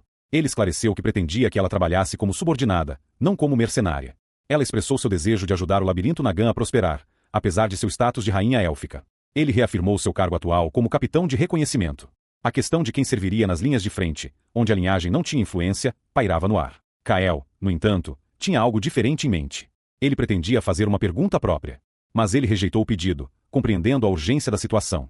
Apesar de não ter ferimentos visíveis, ele havia ficado inconsciente por 3 dias sem se alimentar. Seus companheiros estavam preocupados com possíveis efeitos residuais da maldição. Assim que se recuperasse, ele seria acolhido. Por enquanto, o repouso era prescrito. Ele expressou sua gratidão, embora corrigisse o uso do termo mestre. A limpeza da área circundante estava completa, sinalizando o fim de uma fase significativa. Eles não negligenciariam suas defesas, especialmente considerando o conhecimento de que outros labirintos estavam cientes dos eventos recentes. Seu divertimento era evidente enquanto ele compartilhava sua certeza de que os outros labirintos formariam uma aliança contra eles. Ele tinha certeza de que os outros labirintos se uniriam contra eles. Ele instruiu que convocassem Uther. Seu próximo destino era o labirinto de martelos e bigornas, onde ele precisava encontrar Malachus. O rei dos goblins residia em algum lugar nos pântanos do 9º andar. Um convite havia sido enviado ao rei dos peregrinos, Shecarim. Shecarim observou a falta de preparação para sua chegada, uma falha surpreendente para um rei. Ariane, a rainha dos sonhos, apontou sua localização atual, o meio de um pântano. A situação parecia crítica, levando a um pedido de vigilância. A chegada de Anastus e depois Valicious havia sido inesperada. Nem mesmo um ano havia se passado para ambos tomarem conhecimento da ameaça potencial.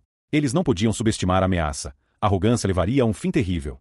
Gorintos, o rei dos pantanos, impacientemente exigiu que fossem direto ao ponto. Ariane concordou que uma aliança era necessária. A imagem de Gorinto agora era tão baixa quanto os pantanos, agora que Valicious havia partido. A pessoa mais irritante perto do labirinto Nagan ainda estava lá. Ariane não acreditava que o limo perderia no primeiro lugar, e Uther estava do lado do rei Nagan. Ariane ficou chocada ao saber que Uther, o rei da glutoneria, estava aliado ao rei Nagan. O rei necromante, envolto em sombras, pairava sobre a figura menor à sua frente. Uma declaração arrepiante pairou no ar. A aliança entre o rei de martelos e bigornas e o rei Nagan era uma ameaça significativa. Ele observou a postura surpreendentemente submissa do ser, um sinal da crescente influência do rei Nagan. O ser, apesar de sua aparente fraqueza, foi considerado o mais sábio em buscar misericórdia. Era uma decisão estratégica, dadas as circunstâncias.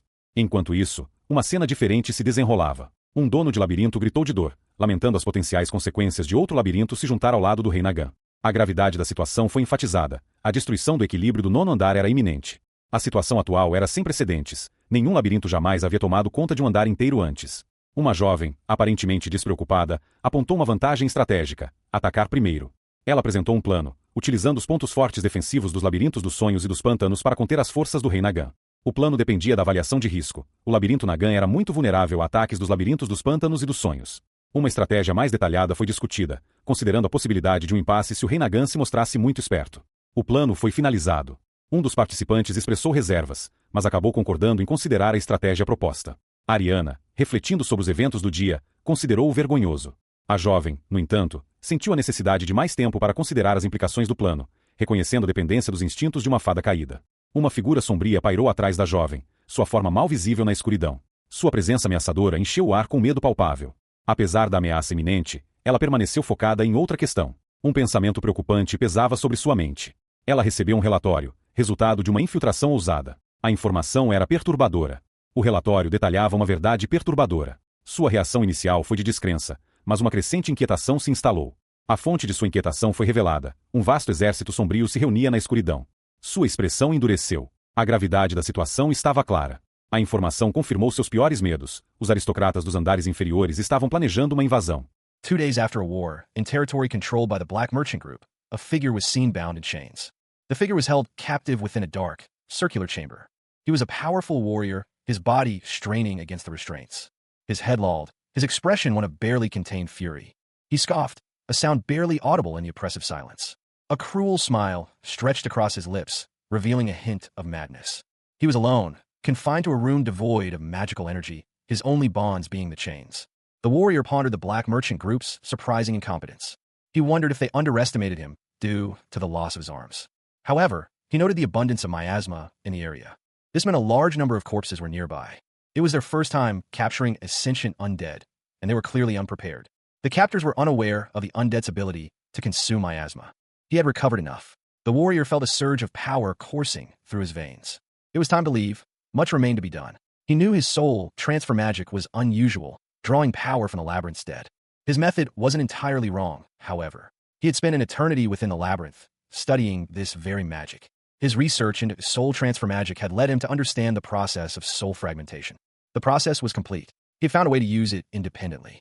To perform the ritual, he needed a suitable body, a recently deceased undead creature. Ideally, the stronger the body, the better the results. He considered the bodies he had seen in the labyrinth. A low growl rumbled in his chest as he began to focus his intent. He had found one, a Geysiren. It might not be ideal, but it would suffice. The body was not up to his usual standards, but time was of the essence.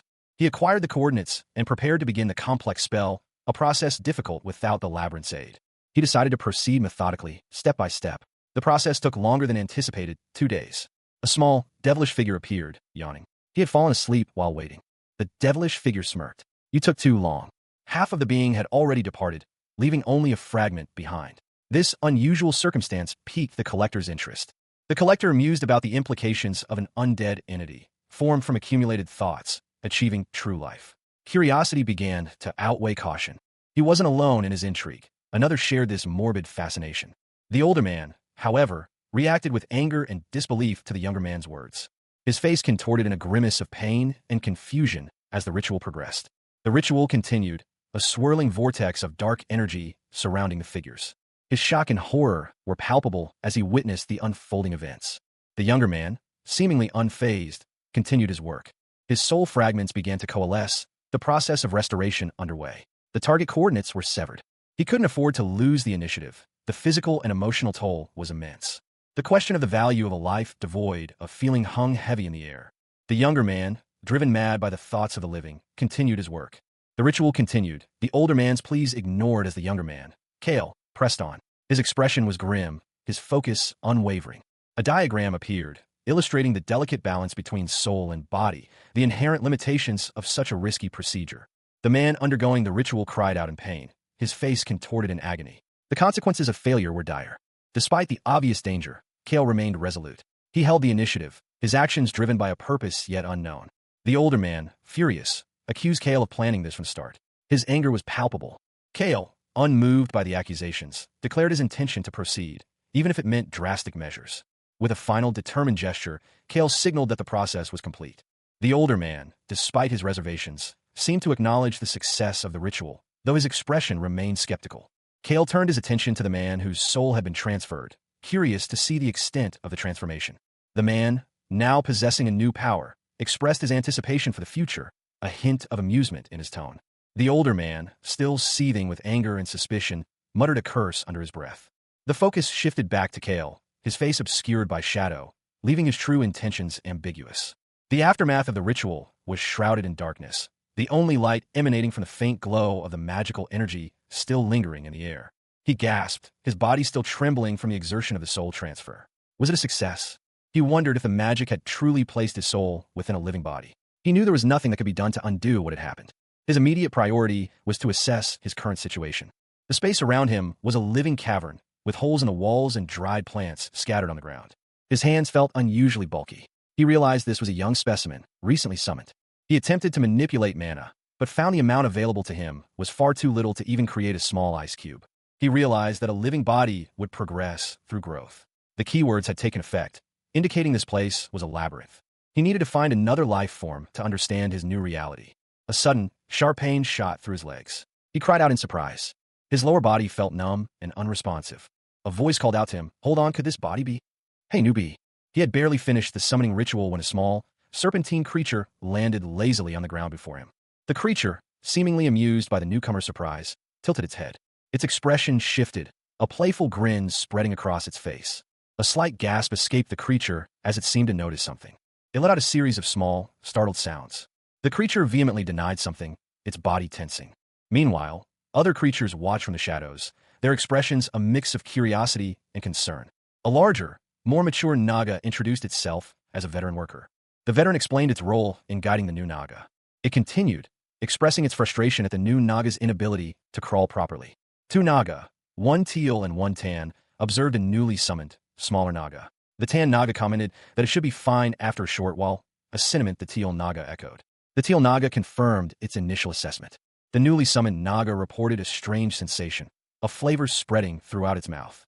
A tingling sensation, like a volcano erupting, spread across its skin. Suddenly, the tan Naga reappeared, surprised to see the newcomer again. Meanwhile, the teal Naga instructed the newcomer on breathing exercises.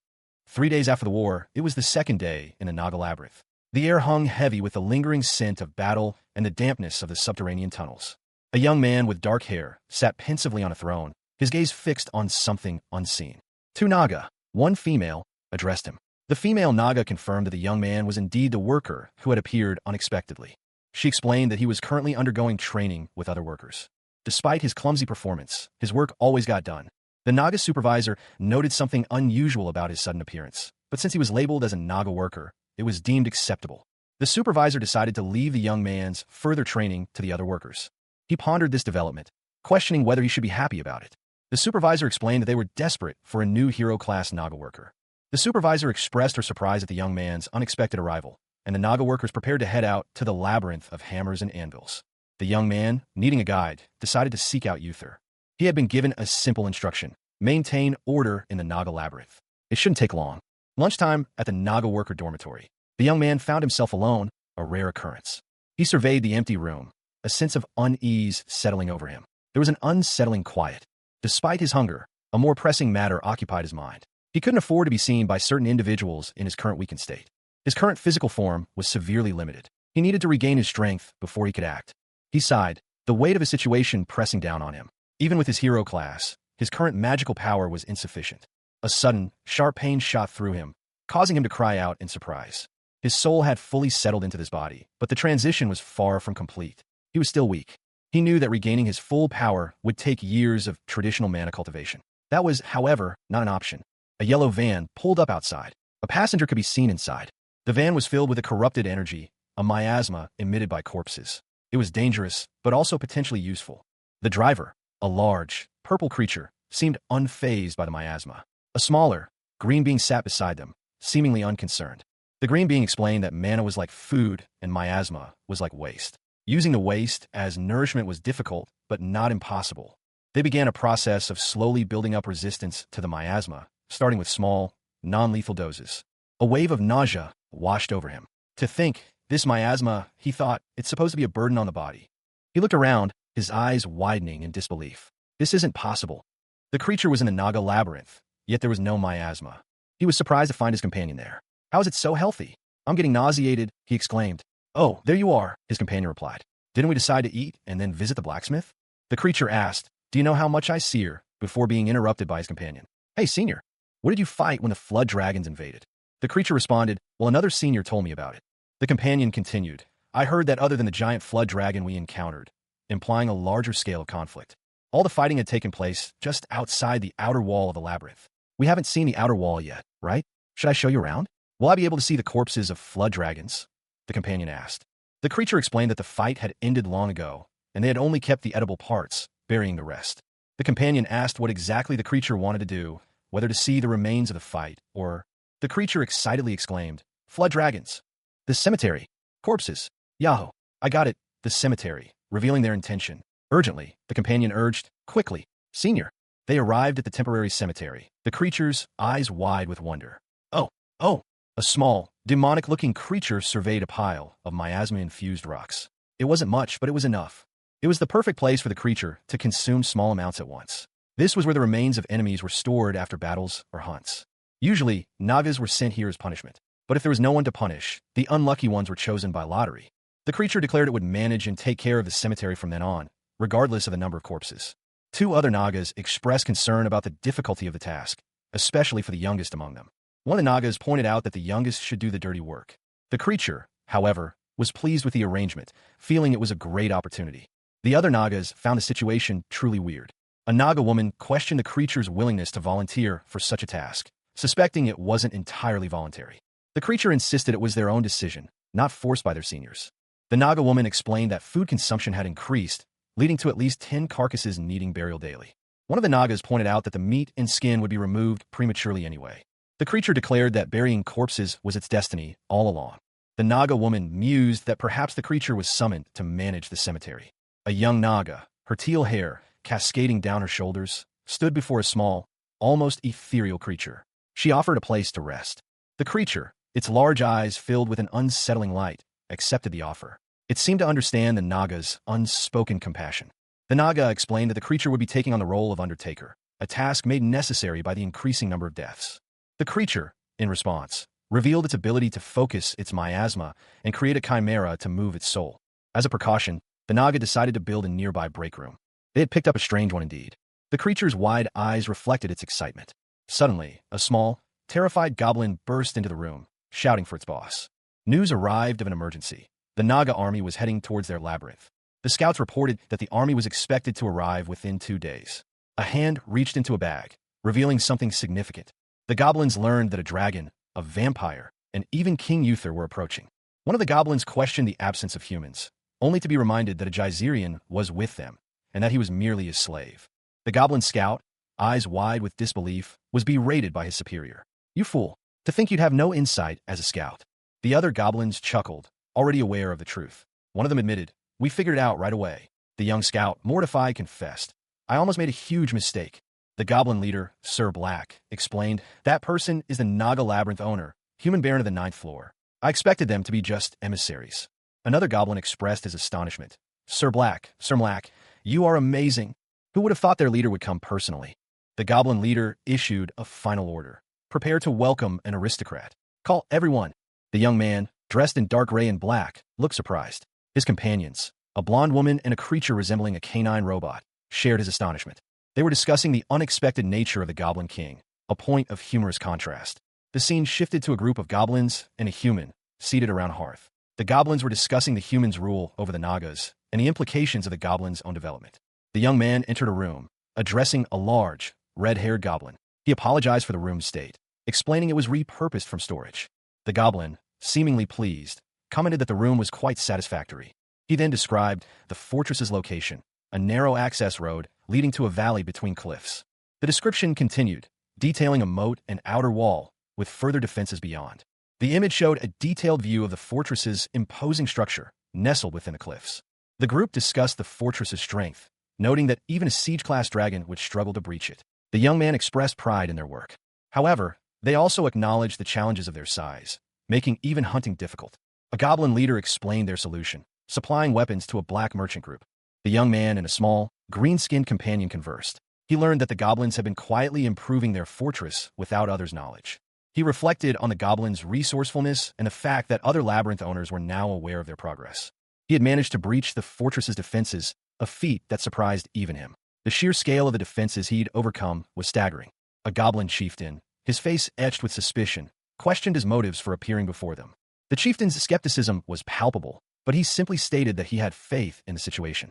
The chieftain explained that it would be illogical for them to betray him, given their shared enemies and the many useful technologies the goblins possessed. The chieftain, clearly weary, leaned back, a mug of ale in hand. He added that there were other reasons for his willingness to cooperate. He alluded to the formidable enemies they had faced together: the vampire, Draken, the undefeated aristocrat, and the gluttonous king, and the devastating losses they would have suffered had they fought. The chieftain gestured toward the group of visibly shaken goblin scouts. His apologies were sincere. He thanked the protagonist for dealing with Anaxtis and Valicious, two significant threats to the goblins. The protagonist admitted that he hadn't expected such open communication, but he understood the goblins' strategic thinking. The chieftain explained that understanding the bigger picture required knowing when to yield, a lesson learned over many years of survival. The protagonist, still somewhat perplexed, questioned the chieftain's motives. A map of the region was shown, highlighting the goblins' limited hunting grounds due to desolate lands. Their reliance on the black merchant group for essential resources was revealed, a vulnerability that had been exploited. The chieftain proposed a contract. In exchange for the protagonist's service, the goblins would share 30% of their gem mine profits. The goblin chieftain, his face etched with worry, nervously swirled the ale in his tankard. He explained that their resources were stretched thin, and any additional tribute demands would cripple their already precarious position. He questioned the young knight's motives, suspecting a hidden agenda behind the offer of fealty. The knight, Kale, remained impassive. He clarified that he wasn't seeking mere fealty. His intentions were far more strategic. His goal was to forge a powerful alliance, one built on mutual trust and shared interests, not blind obedience. The goblin chieftain, however, remained skeptical. The disparity in their power was undeniable. He pointed out that the knight's proposal seemed too advantageous, lacking any conditions or stipulations. Kale countered by recounting his past experiences. He had received envoys from other labyrinthine factions upon achieving aristocratic status, but their congratulations were merely a facade. In reality, these envoys were spies, constantly monitoring his activities. The only exception to this pattern were the envoys from the labyrinth of hammers and anvils. Despite their financial struggles, they had provided him with a chest full of gems, a map of the 9th floor, and crucial information. This information proved invaluable, leading to his victory against Valicious. The goblin chieftain, along with his advisors, considered this. They acknowledged that their past cooperation with Kale was no different from a formal alliance. The chieftain declared that instead of demanding tribute, he would reward Kale for his past assistance. His laughter boomed through the room as he praised Kale's unique approach, contrasting him favorably with other, less trustworthy forces. The goblin chieftain's words resonated with fervent loyalty, his fists clenched in a display of unwavering devotion. He barked an order, his voice booming through the cavern. The chieftain, surrounded by his council, awaited the arrival of the promised items. Kale, entering the cavern, paused, his expression unreadable. The goblins proudly presented their handiwork, equipment forged from an alloy of abyssal dark iron and adamantite. One of the goblins explained that the sword's durability was exceptional, given the materials and the blacksmith's skill. He added that the best blacksmith from their labyrinth of hammers and anvils had collaborated on its creation. Kale examined the blade, a hint of satisfaction playing on his lips. He found the constant search for new weapons annoying. He questioned the chieftain about the appropriateness of accepting such a valuable gift. The chieftain explained that the weapon was intended as a symbol of their newfound alliance, a gesture of goodwill. His expression softened as he elaborated on the significance of the gift. Kale reflected on his journey, admitting that he never expected to venture out from the valley, yet he was now a labyrinth owner. He expressed confidence in his decision to explore the world, having secured the goblins' alliance and promised them prosperity.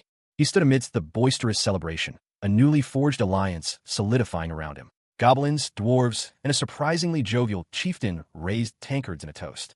A green-haired goblin, clearly the most enthusiastic of the group, expressed her delight at his presence. Her words hinted at a sense of relief and gratitude. The alliance, it seemed, was not merely a strategic partnership, but a publicly announced fact, celebrated with gusto by all involved. Before the festivities, Kale had discreetly gathered information about the labyrinth of hammers and anvils, a crucial step in securing the alliance. The dwarf chieftain, despite his jovial demeanor, made it clear that even as allies, certain boundaries and expectations needed to be established. The goblin army, it turned out, was surprisingly well organized. Their ranks were clearly defined, with specialized roles beyond the typical warrior. Their work was divided into 3 shifts, ensuring constant vigilance in defending the labyrinth and hunting. Many goblins were engaged in less glamorous tasks, mining, construction, and other essential chores. Their equipment, though seemingly crude, was uniquely crafted by the goblins themselves, reflecting their ingenuity.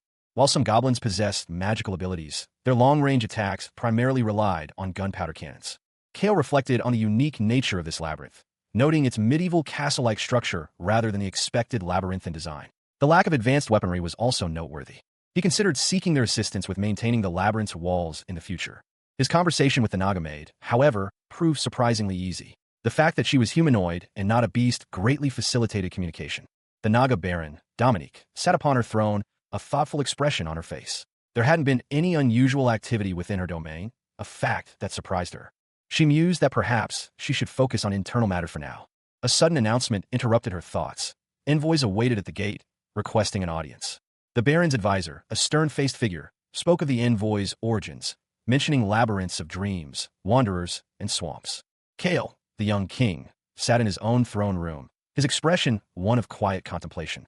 He was informed that the Naga Labyrinth owner was a Baron of Geyser. The envoys, a diverse group, were ushered into Dominique's presence. Dominique demanded to know the purpose of their visit. One of the Naga guards warned the envoys to leave immediately if they were affiliated with the Labyrinth Alliance. However, the envoys revealed that their masters admired the Baron's accomplishments. They also expressed caution, aware of the Baron's potential hostility. Their true purpose was revealed, to convene a round-table conference with all Labyrinth owners on the 9th floor. The young man, his expression unreadable, stood before a digital display. The screen showed a character profile, the name Dungeon Odyssey prominent at the top. He pondered the implications of a figure's presence on the 9th floor, a potential old enemy of Anatolius. Doubt clouded his thoughts. A small, horned creature challenged him, questioning his allegiance. The young man, however, firmly denied any connection.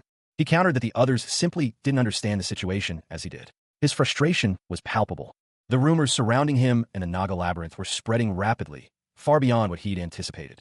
Within 3 months of the labyrinth's creation, he had defeated the Flood Dragon King, a feat that elevated him to aristocratic status. The reality of his actions, however unbelievable, remained undeniable. He recalled the scene vividly, the ground splitting open, blood splattering everywhere as he fought. Others present, including a group of seemingly important figures, discussed the events, though one quickly steered the conversation away from the details. The central issue, they agreed, was Anatolius's visit to the Naga Labyrinth. The horned creature questioned what Count Parthenon would think of the young man's recent victory over Valicius. The young man concluded that all his hard work had been part of Anatolius's plan. The rumors in the Abyss spoke of a young man, and the forces of the Abyss had begun to pay attention to him. This, the young man mused, was likely why the forces of the Abyss were now focused on him. He nodded slowly, confirming the information. The 10th floor's aristocrats were mostly Anatolius's enemies, and on the 11th floor, Anatolius and Parthenon were locked in battle. His companion, a small, grotesque creature, pointed out that Anatolius's subordinates were preparing to invade the ninth floor. Given the circumstances, the young man decided he didn't have time to worry about what the other labyrinths on the ninth floor were thinking. The creature then offered two pieces of good news. The young man inquired as to what they were. First, there was no other labyrinth on the ninth floor besides the Naga labyrinth, which had witnessed Count Anatolius. Second, every scouting team sent to investigate had been killed, except for his own. A vision flashed before his eyes. Rikisha almost died fighting back against the forces of the abyss. The other labyrinths were aware that a being from the abyss had once been there, leading them to believe the abyss was preparing for war. However, the target of the abyss's attention was not the ninth floor, but the Naga labyrinth. The creatures believed it to be an inter-floor invasion. The creature then revealed the second piece of good news, though it was unclear whether it was truly good news for him. After the war against the Necromancer King, Count Anatolius had officially decided to sponsor him.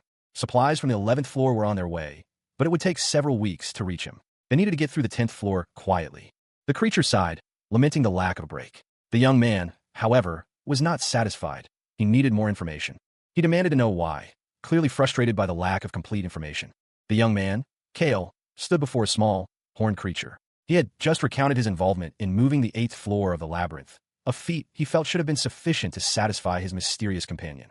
The creature, unimpressed, questioned the adequacy of Kale's contribution. His life, it seemed, depended on this. Kale, in turn, offered the only thing he had left to give, his worn coat. The creature refused. The creature then made a proposition to accompany Kale to the 10th floor. The creature paused, seemingly reconsidering its offer.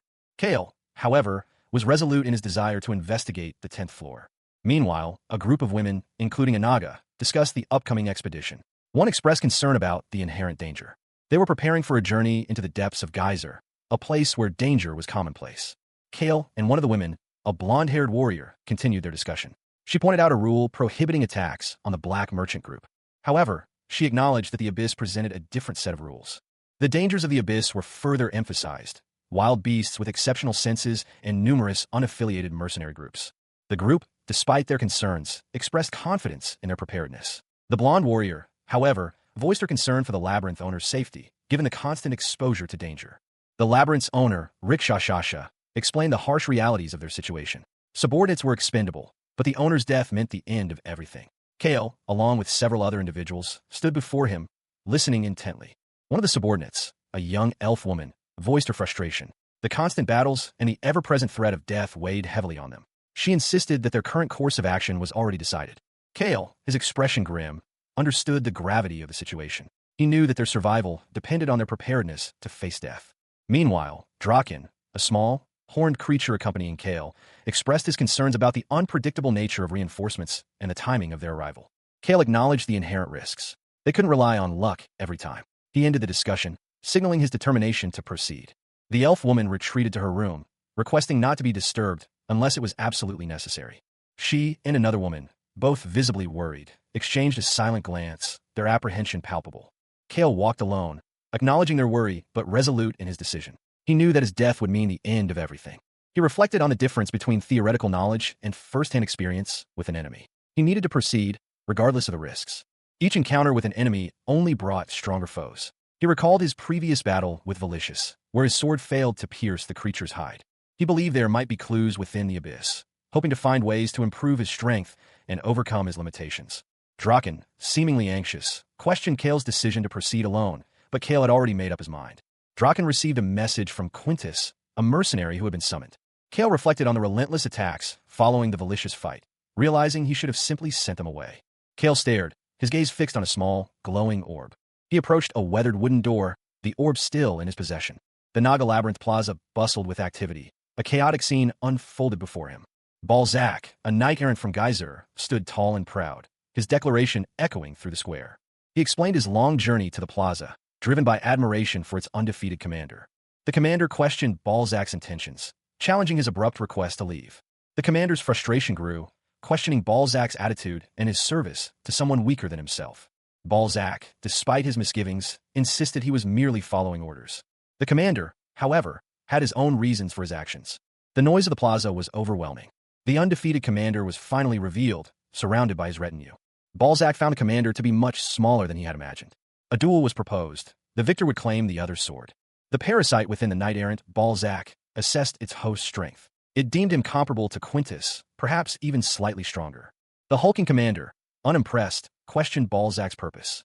Balzac, undeterred, explained that he sought to witness the undefeated commander's strength firsthand, challenging him to a duel. The commander, intrigued by the audacity, considered the request. Balzac's confidence was unwavering. He had heard that the undefeated commander resided on the 9th floor. The commander, having asked Balzac's purpose, received his answer, a duel. The commander questioned Balzac's intelligence, deeming his excuse for the duel rather transparent. He pointed out that if Balzac truly intended to deceive, he should have at least changed his armor.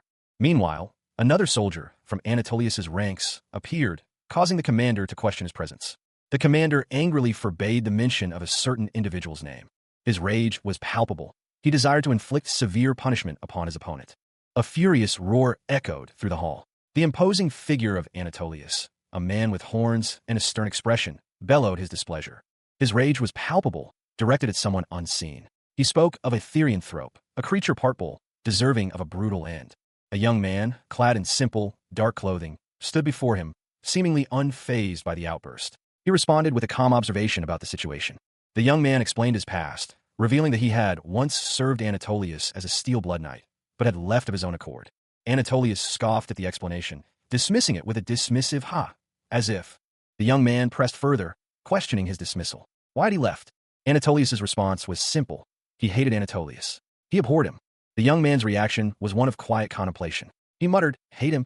Anatolius, sensing the young man's disbelief, pressed his point, accusing him of underestimating him. He revealed that the young man's departure from the 10th floor to the 9th was a deliberate choice, not a dismissal. Anatolius insisted that his explanation was the truth, emphasizing the animosity between himself and the forces on the 10th floor. The young man considered this, noting that if he truly hated Anatolius, he would have joined the 10th floor's forces.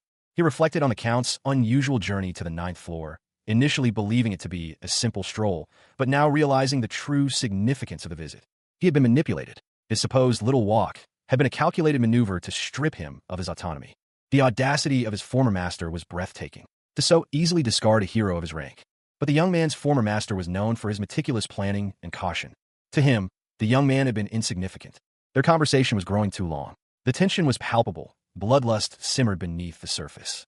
If it continued, a duel would become a fight to the death. A request for a duel was made, an honorable request from an undefeated commander. The challenger's goal was simple, to witness the young man's power firsthand. He found the undefeated commander's reticence unusual. But this interruption, this request for a duel, was unexpected. Despite the circumstances, the young man agreed to fight. He understood his former master's intentions, but he refused to become a mere tool. This was not a duel, it was an execution. Take your secrets to the grave. The earth shattered as a powerful force erupted. The imposing figure of Kale's former master filled the space, his features etched with a chilling intensity. He raised his halberd, the weapon gleaming ominously under the dim light. The master prepared to strike. With surprising speed, the attack came down upon Kale. The impact sent Kale reeling. He barely managed to brace himself against the force of the blow.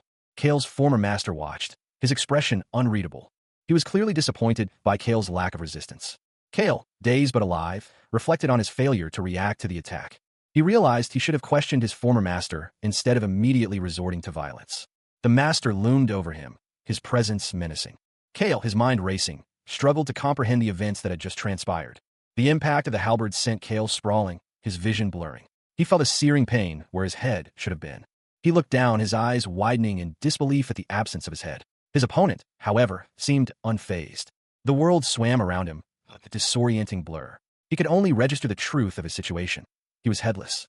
His opponent, a towering figure cloaked in shadow, acknowledged Kale's predicament, but remained unmoved. The battle, it seemed, was far from over. Despite his grievous injury, a surge of defiance coursed through him. He would fight to the bitter end. His opponent, out of respect for Kale's unexpected resilience, paused briefly. Meanwhile, a group of onlookers watched the bizarre duel unfold, one of them making a peculiar request. The duel continued, the headless warrior displaying an astonishing level of combat prowess. His opponent roared with laughter, marveling at Kale's tenacity. A woman with striking blonde hair watched the battle, a familiar feeling washing over her as she observed Kale's fighting style. She addressed the headless warrior, noting his stubbornness. Elsewhere, a young man awoke, his mind grappling with the name Dullahan. The young man, Balzac, stood before a powerful figure, a dark sorcerer surrounded by grotesque creatures. Balzac's words confirmed what had been previously stated. Everything Balzac had said earlier was true. He questioned the sorcerer about her departure from Anatolius, hinting at a possible hatred motivating her actions. The sorcerer confirmed that Dullahan were self-aware entities, similar to Valicious, but with key differences. A diagram explained the creation of Valicious from wandering souls, contrasting it with the process of a Dullahan inheriting a body and soul from their past life. The sorcerer continued, explaining that to become a Dullahan, one must die in battle from decapitation and possess a strong aversion to their killer. She emphasized the necessity of dying by decapitation and the intense hatred required for the transformation. The young man, realizing the implications, stated that Anatolius was his killer. He revealed that Anatolius was a member of an old mercenary group in the Abyss. The mercenaries, though not as famous as others, were self-sufficient. Their captain selection by a labyrinth was a point of contention, leading to internal conflict and despair. Anatolius, in a desperate move, appointed a new leader while attempting to oust the others. The group's internal conflict stemmed from their captain's decision and the resulting betrayal. He had witnessed firsthand the brutal treatment of a new labyrinth. The king, a stern figure with horns and a regal bearing, explained the situation. The king continued, outlining the labyrinth hunt and its implications. Their strategy involved gathering gems to upgrade the labyrinth, a process that took considerable time and effort. They had to protect their investment from other mercenary groups. Despite the challenges, their efforts proved successful. They pushed back all invaders and reached level 7 within a year. Their success spread far and wide. The king reminisced about the excitement and fulfillment of those days. He had once dreamed of becoming a knight, but his destiny led him down a different path. The king turned away, a hint of sadness in his posture. He revealed that their success wasn't entirely their own doing. It had been forced. Then, Anatolius attacked. Balzac, a man with horns and a beard, looked pensive. He questioned the nature of the situation. He addressed the group, reminding them of his authority as captain and questioning their continued use of that title. A young woman, part of the group, scoffed, highlighting her superior position as a labyrinth owner. One of the group members, a small, furry creature, expressed fear, prompting a question about their apprehension. The creature responded, highlighting the sheer scale of their next opponent. Another member of the group, visibly shaken, admitted to being terrified by the sheer size of the upcoming enemy. The young woman, however, remained confident, downplaying the challenge ahead. The furry creature, still apprehensive, questioned the group's optimistic outlook. The young woman dismissed their concerns, asserting that fighting was preferable to inaction. She remained resolute in her decision to proceed. She confirmed their course of action. A warning was issued to the group. The group was informed of the strength of their upcoming opponents. Count Anatolius, a steel giant, and his 100 knights. A colossal figure, cloaked in shadow, loomed over the battlefield. Its voice, amplified to resonate across the expanse, declared, "There is no need to fear. We are no longer a fledgling mercenary group. We have forged ourselves in the fires of countless battles, and now stand ready to face any challenge. With thousands of hardened comrades at our side, victory is assured. This is the final trial for the sake of our Therianthrope labyrinth." The assembled warriors, a diverse band of heroes and allies, prepared themselves for the ultimate test, their battle cries echoing the stakes. Death for glory, sacrifice for glory, victory for glory. Hyunji, the undefeated commander, found herself questioning her identity amidst the chaos. Who am I? The undefeated commander rallied her troops, her resolve unwavering. She addressed her army, a single word carrying the weight of their shared purpose. Everyone. The army, a formidable force, stood ready to face the monstrous horde that threatened to engulf them. The battle commenced. The cry of attack rang out as the clash of steel and the roar of monstrous creatures filled the air. The ferocity of the assault was overwhelming, a maelstrom of violence and chaos. A figure emerged from the fray, addressing a mysterious master. "Master!" The masked figure observed the battle, deeming it pitiful. Despite the apparent nobility of the struggle, they saw only foolish creatures. He declared his intention to show respect, a solemn vow in the face of the looming battle. A powerful hand, adorned with golden rings, emerged from the shadows, its grip firm on a colossal, ancient sword. The earth trembled as the sword was drawn, shattering the very ground beneath it. Hyunji, her face grim, addressed her knights, urging them to prepare for an immediate assault. She stood poised, a figure of unwavering determination amidst her troops. The ancient sword began to glow, an ethereal light emanating from its core. A blinding column of light erupted from the sword's tip, piercing the heavens. The light intensified, creating a fissure in the very fabric of reality. The radiant energy continued to surge, shaping itself into a magnificent, otherworldly weapon. The weapon took form, a breathtaking spectacle of light and power. Truly, it was a sight to behold. From a distance, a cloaked figure watched, their expression unreadable. A shame. The immense power unleashed by the ancient sword continued to spread. The aftermath of the devastating attack was still settling. A wave of destruction had swept through the land, leaving behind a trail of devastation. Amidst the chaos, a figure emerged, mounted on a powerful beast. He surveyed the scene, his expression grim.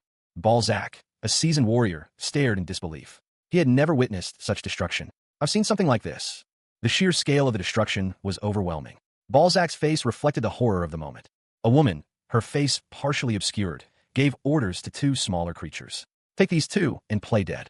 One of the smaller creatures, seemingly a young woman, apologized. Sorry, I didn't expect him to be this strong. I will act as the wall for you. Another mercenary, seemingly the leader, smiled grimly. I'm leaving the mercenary group to you. The weight of the loss settled upon them. Everything we had built up over the years. The finality of the situation was clear, was brought down in just one attack. A monstrous figure lay defeated, its massive form splayed across the scorched earth.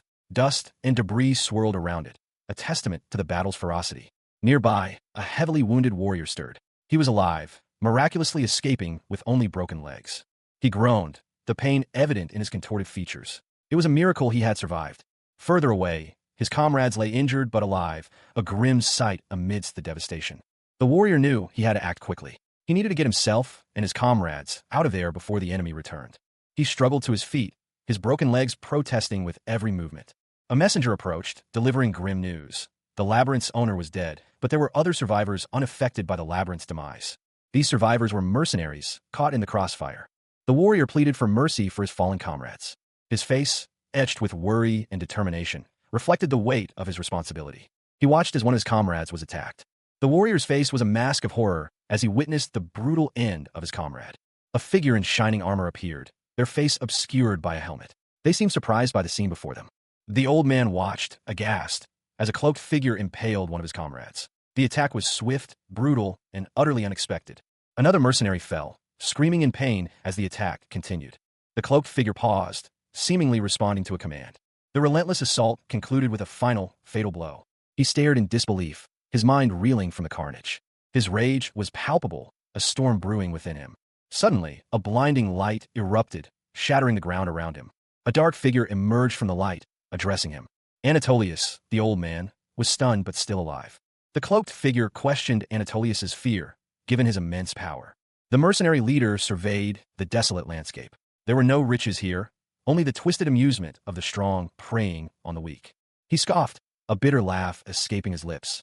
He had merely been extending a courtesy. The towering figure before him, a hulking beast of a man, remained unmoved. The choice had already been made. A colossal, shadowy figure emerged, its presence filling the desolate expanse. It sat upon a throne of stone, radiating power. The mercenary leader, defiant, insisted that his actions were merely a show of respect for the choice made. He vehemently rejected the notion that he was trying to appear benevolent. The colossal being spoke, its voice echoing across the land. It appreciated potential and possibilities. It explained its criteria for accepting those who sought its patronage. The mercenary leader had failed to meet them. The being revealed its disappointment. It had anticipated a far greater challenge from the so-called undefeated commander. Instead, it found only a pack of foolish beasts incapable of truly judging their enemy. With a gesture, the being ended their suffering, compressing their agony into a fleeting moment of peace. The being addressed the remaining mercenary, offering a condescending display of mercy. A towering figure, cloaked and imposing, extended a hand, offering what appeared to be an act of mercy. The words, "Accept my mercy," hung heavy in the air, a stark contrast to the grim determination etched on the faces of those before him. The offer was followed by a curt, "And be thankful," adding insult to what many considered a dubious gesture of goodwill. One of the soldiers, his face a mask of disbelief, could only utter a questioning, "Thankful." He had seen the sheer number of soldiers who had fallen, and the audacity of this offer was almost too much to bear. The towering figure explained, "And after seeing that we had our weapons at the ready, you decided, what? To respect our will to fight? To be polite." The soldier scoffed. "You evaporated thousands of soldiers who were protecting the labyrinth, and you have the audacity to say that we were going to die anyway. So you just did us a favor." His anger boiled over. "Are you hearing yourself?" He roared, his knuckles whitening as he clenched his fists. With a snarl, the soldier lunged forward, unleashing a furious attack. The towering figure responded with a dismissive wave. "All right, take this." The soldier was sent flying backward by a powerful force. The words, "Letting your emotions rule you is not courage," echoing in the aftermath. A massive explosion rocked the area, sending debris flying into the sky. A lone figure stood amidst the chaos, his expression unreadable, a stark contrast to the destruction around him. Yes, it was rather boring. On top of that, This labyrinth was merely a gathering of beasts. He would like to experience something new. A surge of purple energy erupted from the ground. He acknowledged the energy with a simple yeah. He mused that they were nothing more than a pack of beasts to him. He had no doubt that they were weaklings who had gathered together. From his perspective, they were nothing more than ants fighting for their lives. They were merely inferior beasts to him, the great count. His resentment towards them. He declared that his resentment would be eternal. A powerful vortex of purple energy began to form. The monstrous entity, its form vaguely wolf-like, roared in furious frustration. Purple energy pulsed around it, a tangible manifestation of its rage. Its words echoed the sentiment of its actions. Only the strong survive, and this creature had returned from death itself, fueled by an unending fury. The creature's fury was palpable, a storm of purple energy swirling around it. Despite its rage, a cold certainty permeated its being. Nothing would change. The impact of the creature's attack sent its target reeling, a powerful blow that sent shockwaves through the air. The creature unleashed another devastating attack, its power seemingly limitless. The force of the blow sent fragments of rock flying, a testament to its raw power. The creature continued its assault, its movements swift and brutal. More fragments of rock rained down from the sky, the aftermath of the creature's destructive power. The creature's form began to crack and crumble, but its rage only intensified. The final fragments of rock fell, marking the end of the creature's attack. The creature, weakened but still defiant, stood amidst the rubble. The beast roared, its eyes blazing with malevolent energy. Its guttural cry echoed through the ravaged landscape. A wave of dark purple energy pulsed outwards from its form, shattering the already fractured earth. In the distance, a figure, silhouetted against the purple storm, braced for impact.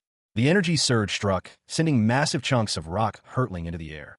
One such fragment, impossibly large, hurtled towards the distant figure. With a mighty swing of his axe, the figure cleaved the oncoming rock in two. He shouted, "Anatolius!" The impact of the split rock created a shockwave that sent tremors through the land. A smaller figure, seemingly trapped within a stone prison, watched in horror. Another monstrous figure emerged from the dust and debris, its eyes glowing with the same malevolent energy as the beast. It raised a massive weapon, preparing to strike. The figure from before, Anatolius, braced himself, shouting, "Unutulius!" Anatolius unleashed a powerful attack, a beam of light slicing through the air. The monstrous figure was struck, its form beginning to crack and crumble. A low groan escaped its lips. A monstrous figure, its form vaguely bovine, watched with malevolent curiosity as a glowing purple energy pulsed from a shattered crystalline structure. It was a being of immense size and power, its rocky hide hinting at a connection to the earth itself. A cloaked figure, seemingly caught off guard by the creature's sudden appearance, offered a hasty apology. Another figure, identified as Hestia, advised against unnecessary concern. Hestia explained that the creature, despite having died once, continued its relentless assault. A warrior, clad in dark armor, stepped forward, declaring their intent to deal with the threat. The warrior, seemingly unfazed, reflected on countless past battles fueled by the rage of their enemies. They noted that this situation, however, was unprecedented. The warrior explained that while most seek revenge, these creatures instead direct their resentment at whatever they encounter. The warrior pondered the situation, considering a unique approach. A figure addressed the warrior as master, piquing their interest. The warrior, intrigued by this new development, decided to take the figure in as a knight and train them. He waited patiently, observing the monstrous beast before him. The beast's very presence radiated an aura of immense power. A surge of dark energy erupted from the beast, shattering the surrounding stone. The warrior remained unmoved. The warrior's master approached, commenting on the interesting loot they had acquired. A young knight, newly arrived, questioned the warrior's actions, unaware of the chaos he had caused. The knight explained that his only thought had been to harm the beast. The knight's master expressed disbelief at his claim, given the beast's strength. He revealed that Anatolius' Steel Blood Knights were all hero rank or above, highlighting the immense challenge. The young knight was overwhelmed by the revelation, realizing the gravity of the situation. He pondered the sheer power of Anatolius, even alone. The knight recounted a vicious struggle, his will to fight waning as he was relentlessly beaten. Hestia, the count's adjutant, attempted to persuade him, but he was defiant. The count's final message urged him to strive for greater strength. The knight reflected on the events, understanding the count's message. The young soldier, Kale, stood before a regal figure, his expression unreadable. The figure, seemingly unconcerned, casually explained his ability to detach his head without issue, a bizarre display of power. He continued, explaining that his recent battle against an undead army was the reason for his secrecy. The undead, he claimed, might not react favorably to him. Kale, still somewhat bewildered, apologized for the misunderstanding. The figure countered that an undead who demands a duel is preferable to someone who simply shows up. The figure, accepting Kale's apology, stated that he understood his situation. The information Kale had provided, though obtained in a roundabout way, was valuable. The conversation shifted. The figure questioned Kale's decision to hide his identity, highlighting the unnecessary complications it caused. As a reward for his assistance, the figure proposed a trip to the training hall. Kale, slightly surprised, agreed. The figure explained that further damage to the plaza would be inconsiderate to the workers. He also needed to assess the strength of his new subordinate. Kale acknowledged this. He understood the situation. The figure, seemingly pleased, declared his intention to give his all this time. Kale and the figure, along with a small, furry creature, walked towards the training hall. The scene opens on a desolate training ground, part of the Naga Labyrinth training facility. A lone figure, cloaked and mysterious, stands before a weathered wooden fence. Suddenly, a powerful force erupts from the ground, sending the cloaked figure reeling. The ground trembles violently. The source of the disturbance is revealed. A colossal, horned figure emerges from the earth, its eyes glowing menacingly. The horned figure, radiating power, stands tall and imposing. Its weapon is a massive axe, pulsing with dark energy.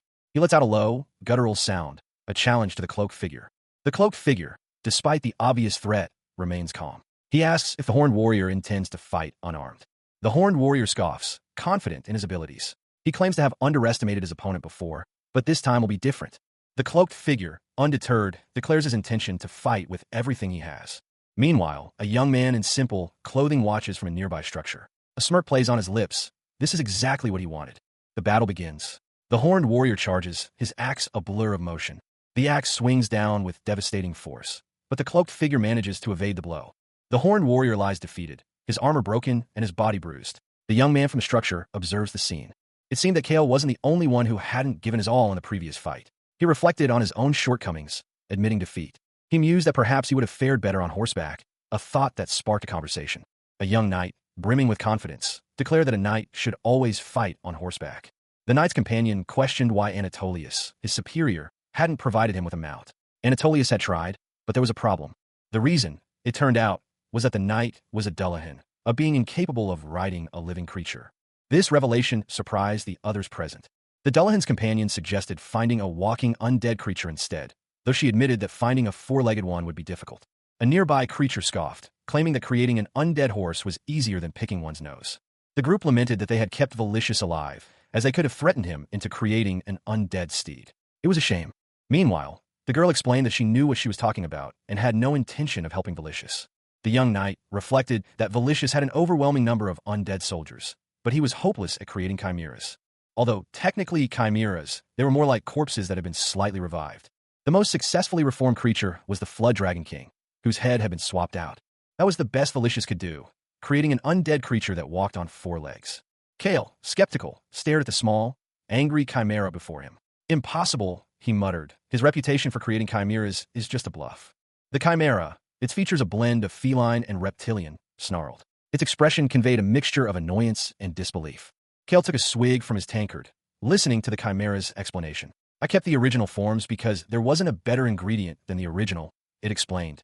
The chimera's voice rose in indignation. You foolish human, you don't know anything about the undead. A regal-looking woman, seated beside a large, imposing man, spoke. If an undead horse could be created, she declared, she would end her life. Undeterred, the chimera declared its intention to prove the human wrong. The chimera, now alone, seemed to be searching for something in a dark cave. Three smaller chimeras discussed the larger chimera's well-being. They seemed confident that it would be fine. Its eating, breathing, and crawling skills were all intact. One chimera noted that it didn't seem like the larger one was going to get into any trouble other than hurting itself. Another chimera agreed, stating that the larger one was pretty chill. The three chimeras continued their meal, seemingly unconcerned. A small, pink chimera announced that its mealtime was almost over and it had to go to work soon. Another chimera mentioned that they had a newbie. A small, teal-skinned creature sat at a wooden table in what appeared to be a cemetery, a look of confusion on its face. Huh, with whom? It wondered aloud. Nearby, a larger, pink creature with horns stood alone, its expression one of worry. The words alone floated above its head. The pink creature's concern was directed at the smaller, teal creature.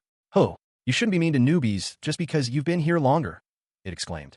Another creature, seemingly a senior to the pink one, attempted to mediate. It's a misunderstanding, he volunteered to, but still, you're his senior. A newbie all on his own in such a place.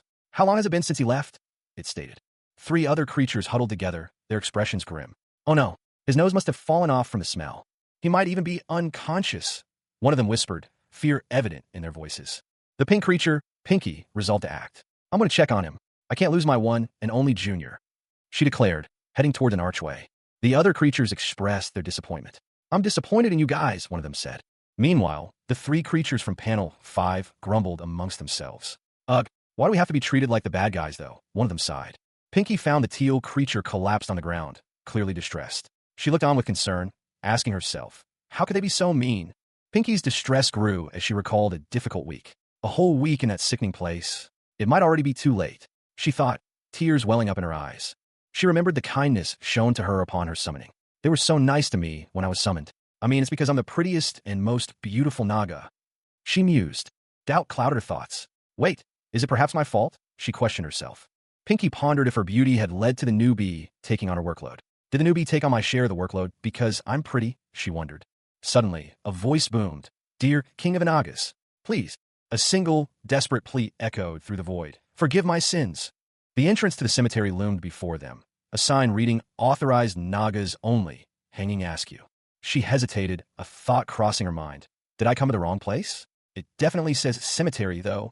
The reason for the lack of any recent smell became clear. It was an airtight space. She peered inside, worried. Are you okay? Are you alive? He might have passed out there. A voice responded from within. I've come to save you. Emerging from the doorway, she was startled. What? Is this really the same cemetery as before? She ventured into the graveyard, the path stretching before her. A significant change had occurred.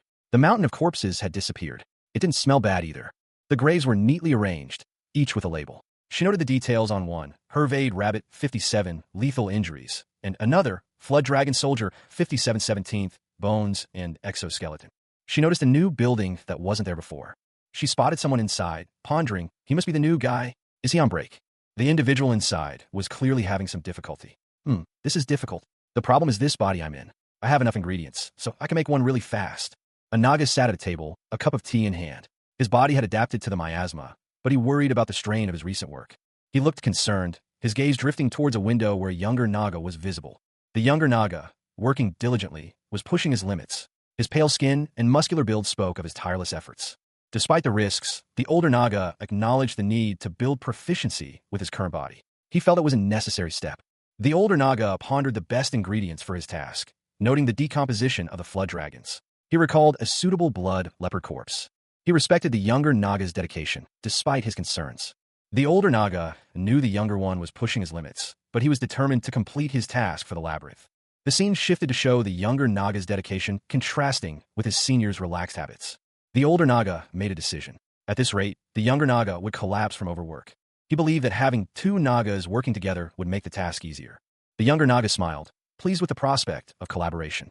Suddenly, the older Naga burst into the room, announcing her arrival to the younger Naga. They planned to bury the bodies side by side. A young Naga, seemingly in charge of a cemetery, insisted she could manage it alone. She appeared stressed, her posture slumped. Another Naga gently suggested she shouldn't burden herself. Despite this, the first Naga insisted she was helping out of her own volition, not obligation. The second Naga pointed out her selflessness. The second Naga reassured the first that no one would scold her for accepting help. The first Naga, still adamant, reiterated that she didn't need assistance. She angrily stated that the cemetery was her private domain. The second Naga questioned why she would abandon other duties to help. The first Naga then accused the second of ignoring the labyrinth's rules. Despite her irritation, the first Naga was clearly worried about something. The second Naga expressed surprise at the first Naga's existence, questioning the labyrinth's regulations. The first Naga, overwhelmed by her responsibilities, claimed to be very busy. The second Naga explained that the Naga attendant knew the cemetery's condition was poor. The first Naga, considering this, seemed to reconsider her position. A young Naga, her pink form barely visible in the shadows of a doorway, called out, I'll go get permission. Another Naga, this one a more mature purple, responded, Hold on just a bit longer. The purple Naga waited, a cloud of purple smoke swirling around it. It seemed perplexed, muttering to itself. What the heck is up with that crazy Naga? The pink Naga explained, I just finished preparing for my training. 3 times a day, I need to meditate in a room filled with miasma after my meals. A detailed map of the cemetery was shown, highlighting various chambers and work areas. The pink Naga continued, thanking the other for their patience.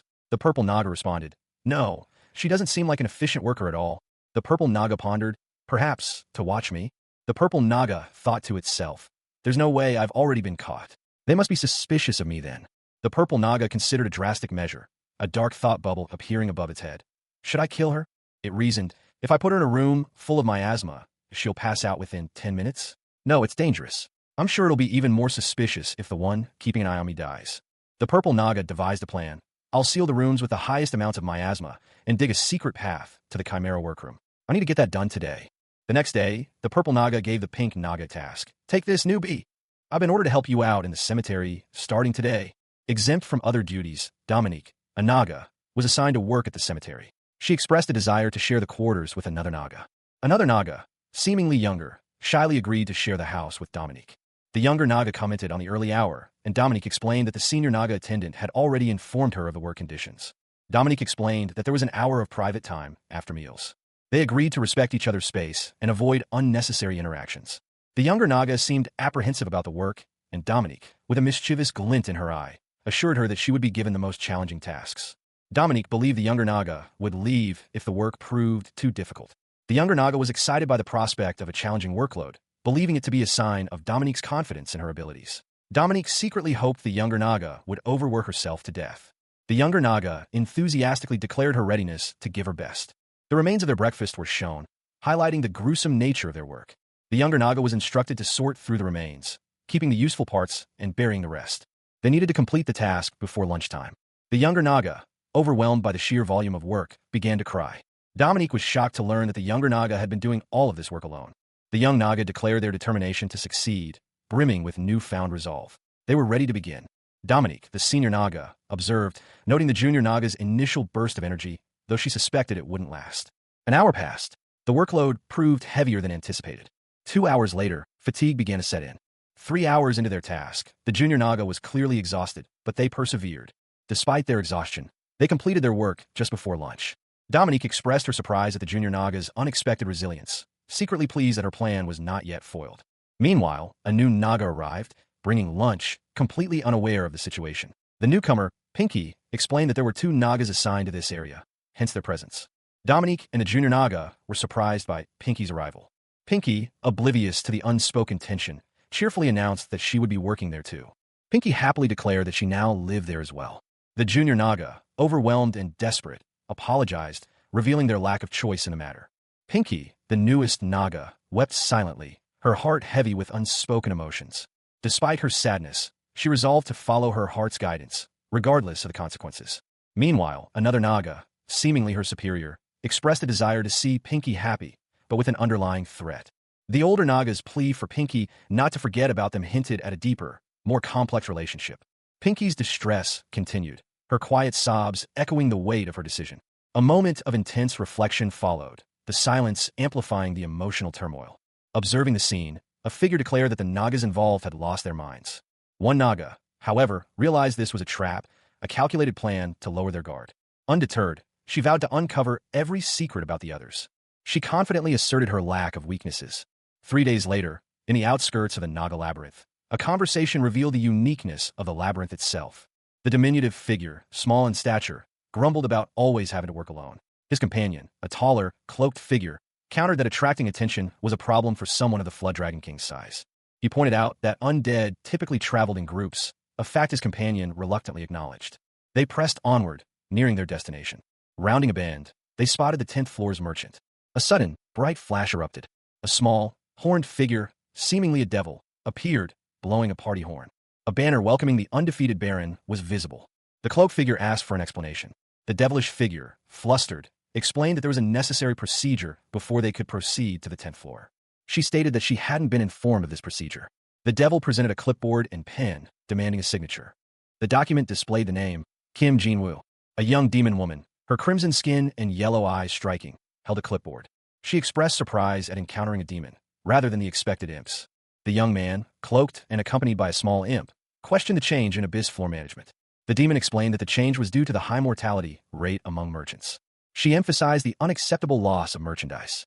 The young man and imp continued their journey, the imp expressing excitement. The young man reassured the demon, who expressed gratitude for his concern. The demon explained the situation, mentioning the hire being dispatched to the barren wasteland. She then remembered something important. The imp eagerly awaited the promised labyrinth seed. The imp expressed overwhelming relief and joy. The negotiation concluded, and the demon seemed satisfied. The imp, dismissed by its superior, was left to its tasks. Meanwhile, the young man and the imp prepared to depart. They observed the merchant group's unique teleportation method. The young man noted the lack of restrictions on the merchant's teleportation. He considered the potential chaos of demons appearing within a labyrinth. The imp reassured him that their method prevented such issues. Their concerns were valid, as other labyrinth owners had similar worries. They prepared to teleport to the 10th floor, where mercenaries awaited. The pair held each other close for the teleportation. The imp questioned the young man's actions. He simply stated that there was no problem. They remained silent as the teleportation began. They arrived on the 10th floor of the geyser labyrinth. He and the imp arrived at what seemed to be a desolate expanse. The imp, ever the pragmatist, simply stated that they were there. Kale, however, was immediately concerned. The ceiling was completely obscured by an unnatural darkness. He recognized the abyss immediately. They were 5 minutes late due to an unforeseen circumstance. The imp, seemingly unfazed, explained that she was the one who had hired them. She didn't understand why he would be worried. She then introduced the mercenaries guarding the black merchant group on the 10th floor. They were known as failures, a group whose true nature was difficult to discern due to their masks and robes. The leader of the mercenaries approached, stating that he had heard of Kale. The imp suggested that Kale pretend to be one of their trainees to avoid any issues. Kale agreed, noting the difficulty in identifying the mercenary species. Kale observed the mercenaries' unusual arms, concluding that they were not the usual rhinanthropes. A parasite within Kale began assessing the situation. Kale realized that the mercenaries were just regular soldiers. He questioned the quality of the Abyss's bodyguards, noting that they seemed like random people picked off the street. The imp agreed. The young man, Kale, stood protectively beside the imp, his hand resting reassuringly on her shoulder. He listened intently as she explained, "That's not the case." The imp continued, her expression a mixture of frustration and exasperation. She detailed how failures have been in charge of guarding the black merchants for 5 years. He nodded slowly, absorbing the information. "They're not the only bodyguards on this floor," she added, "but they have a much better performance record than the others, with a 7% survival rate."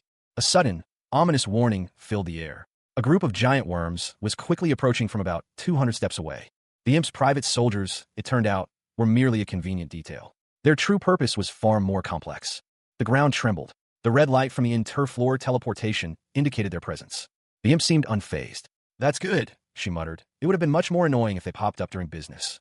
She then instructed Kale to rest, reminding him that he was, after all, just a disguised trainee. Kale's employer, however, had a different perspective. "In fact," he stated, "you could be considered our cargo at the moment." The imp, ever pragmatic, responded, "Giant worms? And a bunch of them too." A detailed explanation of the giant worms followed, their size and subterranean habits described. Their diameter and length could reach up to 3 and 10 meters, respectively. They reside in the lower floors and the abyss. They are able to move freely underground, but without the vibrations of moving creatures on the surface. Their inability to easily determine their own location often leads to them wandering, sometimes with deadly consequences. A 100-person exploration team was once killed because one of them got lost and ended up in the middle floors.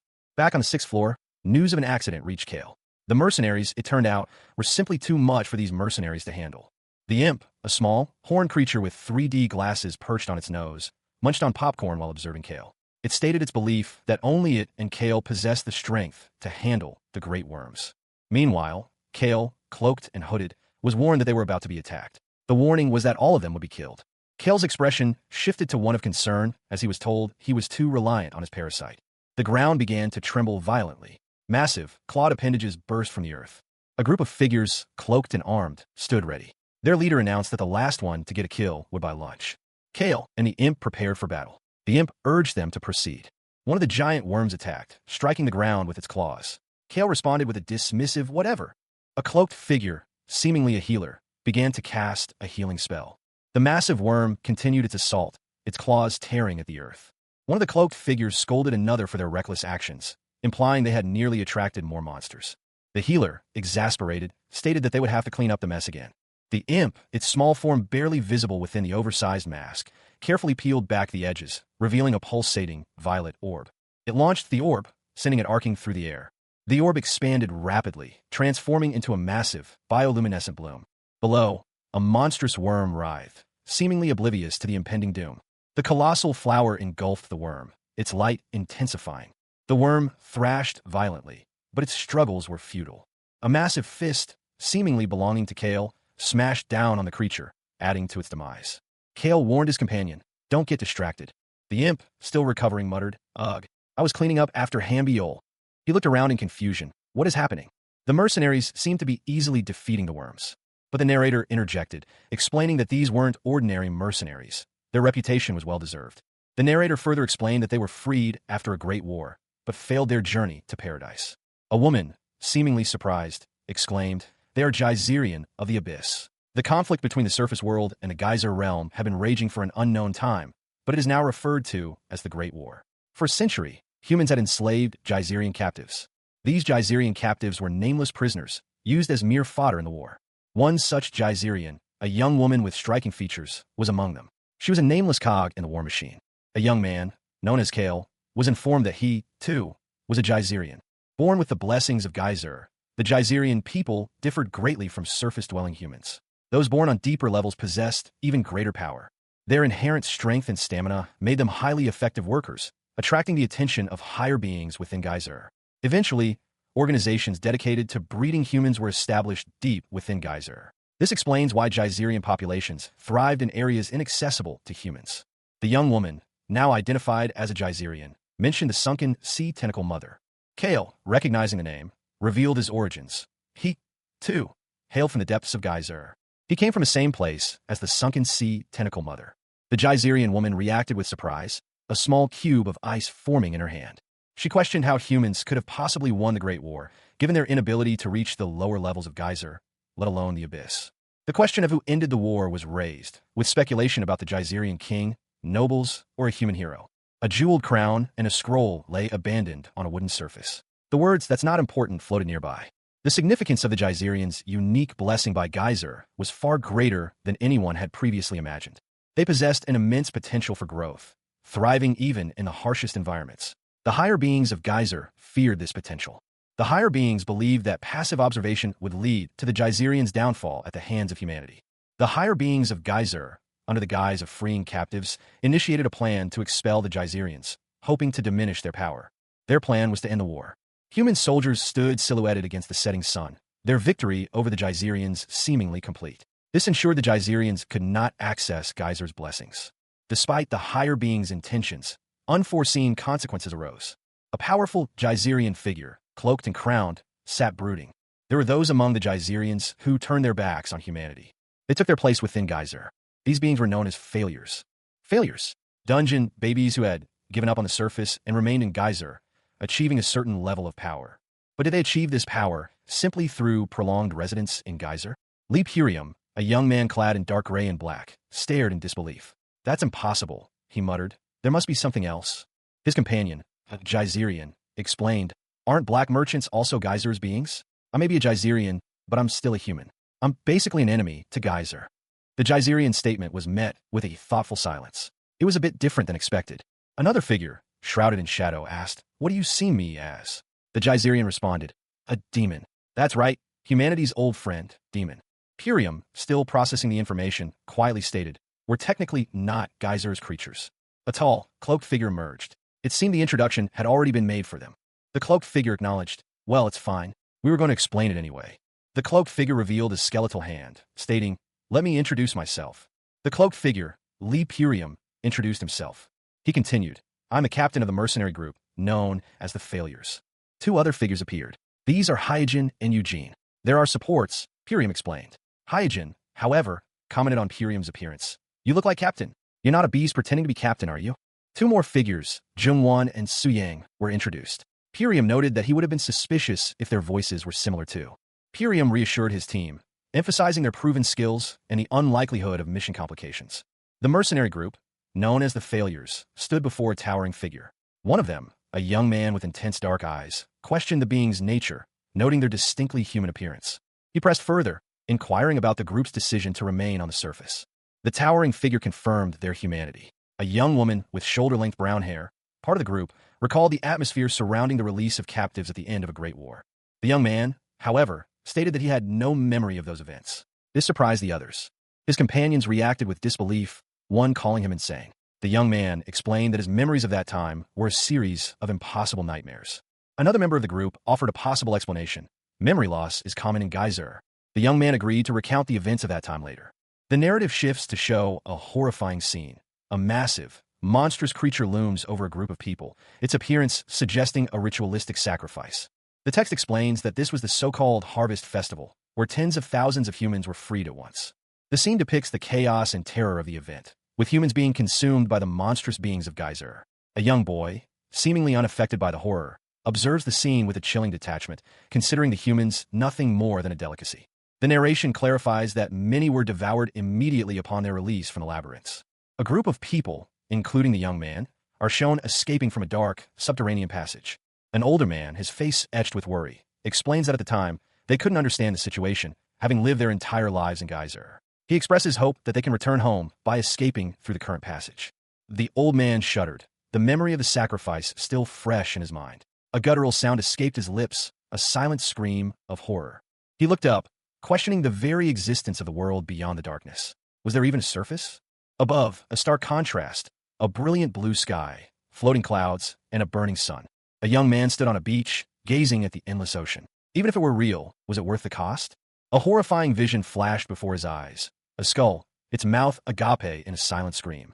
His hands clenched, the weight of his decision heavy upon him. Was all worth it? 3 young people huddled together, their faces etched with despair and regret. Had they failed in their quest for paradise? They had failed, even before they began their ascent. In their desperation to survive, they made a choice. The price of death for a dream that might not even exist. They would find a new place, far from hope, where they could replace the sun, fresh air, and laughter. They would survive in the shadows, dust, and screams. The young man's face was set, determined to survive within the darkness. The chilling truth hung in the air. There was no paradise for them, only the harsh reality of their denial. He had been one of those who had initially sought escape, returning to the labyrinth's owner in a desperate attempt to be taken back. Their plea, however, was misinterpreted as a show of loyalty, leading to their involuntary conscription as soldiers. Another survivor, a young man, recounted the events that led to their escape. The labyrinth's owner had been killed during a war, creating an opportunity for their flight. The narrative shifted to a young woman, her voice laced with a mix of fear and wonder as she recalled the perilous journey. She described their arduous escape from Geyser, a place they had once considered a blessing. Despite their freedom, the lingering question of the surface remained, a source of both hope and denial. The group, huddled together, remained divided on the subject of the surface. A young man, born deep within a labyrinth, spoke of his own journey to the surface. He emphasized the significance of his achievement, having reached a level far beyond their current location. His words sparked a renewed curiosity about the surface among the others. The group began to discuss the nature of the surface, sharing rumors and speculation. Open ceiling, blue sky, floating clouds. The image of the surface was starkly different from what he had heard. Countless stars blazed above, a burning sun beat down, and the plains swayed gently in the wind. He stood at the edge of a vast, dark portal. He looked down, his gaze fixed on the ground. Before him stretched an endless ocean, the destination, the surface base. He was 50 meters to the east. The journey had been arduous. The landscape before them was stark, yet strangely beautiful. His companions, a diverse group, stood together, their faces etched with a mixture of hope and apprehension. They were not failures. They were simply a bit late. He gazed towards the distant structures, a sense of determination hardening his features. The surface base was within reach. A colossal, skeletal structure, reminiscent of a spider, lay sprawled across the verdant landscape. Its segmented limbs were impossibly long and thin, ending in sharp points. The young adventurers cautiously approached the strange remains, their eyes wide with a mixture of awe and apprehension. One of them, a girl with vibrant purple hair, exclaimed in wonder at the unusually bright sky and the clear blue ceiling above. Her companion, a boy with brown hair, shared her astonishment, noting the unusual height of the sky. Meanwhile, another individual, a man with blonde hair, expressed his surprise at the lack of coughing while breathing deeply in this new environment. A young girl with short, dark hair voiced her disbelief at the clarity of the air, a stark contrast to what she was used to. The boy from before pondered the strange, almost pleasant sensation of the air, despite its unfamiliar taste. The boy and a devil-like woman discussed the boy's inability to leave his workplace. The woman apologized for the setback to their plans, explaining the necessity of their prolonged stay due to the importance of remaining hidden. One of the adventurers explained that they had heard about their kind descending from the surface to a place called Geyser. He admitted that the surface was quite different from what he had expected, even better than Geyser. The 2 adventurers stood by a lake, reflecting on their journey. One of them described the experience as great. The other adventurer explained that he had been curious about the surface, and that his skill level would have allowed him to reach it sooner if he had wanted to. Unsure, yes. The blessing of Geyser refers to mana. Mana? Yes, it's something all beings born in Geyser possess, including Geyserians. The deeper you go down, the more concentrated it is through evolution. The beasts of Geyser have adapted to the amounts of mana in their habitats. It's just a hypothesis, but I believe that since Geyserians didn't have the time to evolve, we ended up taking in a mana around us instead. Then are Geyserians born in the same area equally strong? You must be referring to the sunken sea where Mother is, but it's not the case. Mana isn't complete as soon as you were born. It grows in you as you adjust to the surrounding environment. We only stay with Mother in our earliest stages of life. It is true that the mana formed inside us during that short period of time is what creates the power gap between a lower floor and an abyss Geyserian. However, all it gives us is physical reinforcement. It's not very efficient either. All other beings of Geyser are born knowing how to use mana. It's like breathing to them. That is why I believe that your labyrinth subordinates think that you probably don't know how to use mana. However, we'll teach you how to use the blessing of Geyser. You'll become stronger to the extent that it'll... The young man pondered the scene before him, questioning the unusual gathering. Two figures, a young woman and a man, discussed the purpose of their meeting. Meanwhile, another young man, along with a group of companions, expressed confusion about the situation. He confronted a figure wielding a scythe, a powerful warrior who had previously claimed to be stronger. The young man, however, was determined to prove his own strength. He remained skeptical, demanding proof of the claims made about a mystical energy called mana. The warrior warned him that a significant challenge lay ahead. He explained his reasons for seeking to master this power, revealing his desire to surpass his mentor. The warrior then began to explain the nature of mana, its dispersal, and its concentration. He demonstrated the increasing density of mana as one descends. The source of this energy, it turned out, originated from the abyss. He marveled at the power he sensed, exceeding his expectations. Despite this, the warrior remained resolute in his training. He declared, "You cannot win against me." His opponent lunged forward, a surge of energy emanating from his body. The two clashed, blades meeting in a shower of sparks. With a swift maneuver, the warrior deflected the blow, sending his opponent reeling. He felt a sharp pain in his arm as he landed awkwardly. The warrior explained, "Simply possessing mana reinforces your physique, but the effects are minimal." He continued, "If you learn how to focus the mana inside your body," he added, "you'll get better strength, endurance, and agility." The warrior demonstrated a focused burst of energy. His eyes narrowed in concentration. He unleashed a powerful strike, his opponent barely managing to block. The warrior's attack connected, sending his opponent flying. The warrior, Kale, engaged his opponent in a fierce duel, his movements precise and deadly. He stood, momentarily stunned by the force of the blow. A surge of anger coursed through him, his face contorting in a grimace. His instructor, a grizzled veteran, watched intently. He asked Kale what would happen if he continued down this path. The instructor explained that even a simple tool could be imbued with mana. Kale's eyes widened in realization. He understood that with mana, even a simple weapon could be strengthened to incredible levels. He tested this newfound understanding, focusing his mana into his weapon. The young warrior, Kale, found himself locked in a fierce struggle against a formidable opponent. His movements were precise, each strike calculated to maximize impact. The force of the blow sent his enemy reeling, but he remained standing, unyielding. Despite the intensity of the exchange, Kale reflected that his attacks, while effective, had not inflicted significant damage. He groaned, frustrated by his inability to fully overcome his opponent. What surprised him even more, however, was the opponent's complete stillness. He hadn't moved an inch. The man remained rooted to the spot, his weapon held aloft, yet he hadn't even shifted his stance. Even more peculiar was the fact that the opponent hadn't used his other arm.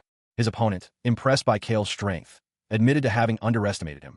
A transformation began to take hold of Kale. His features sharpened, his eyes glowed with an unnatural light, and a monstrous mask formed around his head. The transformation was complete. He stood, empowered and ready. He breathed deeply, the power coursing through him. During his mana training, Kale vowed to never allow the use of parasites. But his opponent, a figure cloaked in dark armor and wielding parasitic weaponry, was determined to use them. He braced himself, the impact of the previous blow still echoing in his bones. A surge of energy, alien yet familiar, coursed through his veins. The transformation continued, his body reshaping itself with unnatural speed. His muscles bulked, his eyes glowed with an inner fire. A guttural roar escaped his lips as the process reached its climax. His vision sharpened, the world around him seeming to slow. His new form felt powerful, alien, and exhilarating. He was ready. The battle raged. A young man, clad in dark green, stood defiant, his sword raised against a formidable foe. He sheathed his sword, a look of surprise crossing his features. What had just happened? His opponent, a figure cloaked in dark gray, revealed a chilling truth. The parasite was not unique to him. The cloaked figure explained that the parasites were an endangered species, yet they still existed in Geyser. He continued, emphasizing that this fight was meant to assess the young man's strength, not the power of the parasite itself. The young man admitted that even with the power of the 12th floor's parasite, he was no match for his opponent. Despite this, the cloaked figure acknowledged the young man's strength, impressed by his resilience and the labyrinth's reinforcement effects. He countered the cloaked figure's assessment, stating simply, wrong. The cloaked figure pressed further, questioning the young man's understanding of the situation. You still don't get it, huh? The young man's expression hardened. He was clearly frustrated. The cloaked figure asked, feel something? The young man stood before a vast, dark chasm. He stared at a seemingly impenetrable wall before him, questioning if this was truly a wall. He stood before the imposing figure, the weight of countless battles settling upon him. Even in near-death situations, he'd never felt this before. No matter the opponent, he had always found a way to prevail. Yet this time felt different. He admitted to himself that even against Anatolius, he hadn't felt this level of helplessness. The crushing weight of his inadequacy was palpable. He wasn't strong enough. He had simply been unable to comprehend the situation. His companion, eyes closed, seemed lost in thought. He realized his weakness. Knowing oneself was as crucial as knowing one's opponent. Self-knowledge was essential for improvement. Life in Geyser wasn't like the heroic tales. Determination alone wasn't enough to win every battle. The unchanging law of Geyser, the survival of the fittest, was the law of the jungle. Through adaptation and research, the people of Geyser had evolved, their bodies strengthened and adapted to the harsh environment. That evolution, that strength, was a blessing of Geyser, manhwa. His companion stated that he was above the human race, a fact he didn't want to boast about, but it was true. He reflected on his inflated ego, a consequence of being called the undefeated commander. He pressed his request again, a plea barely audible. His resolve hardened. He voiced his need for training, emphasizing the necessity of becoming stronger to protect those under his care. The response was swift and unexpected.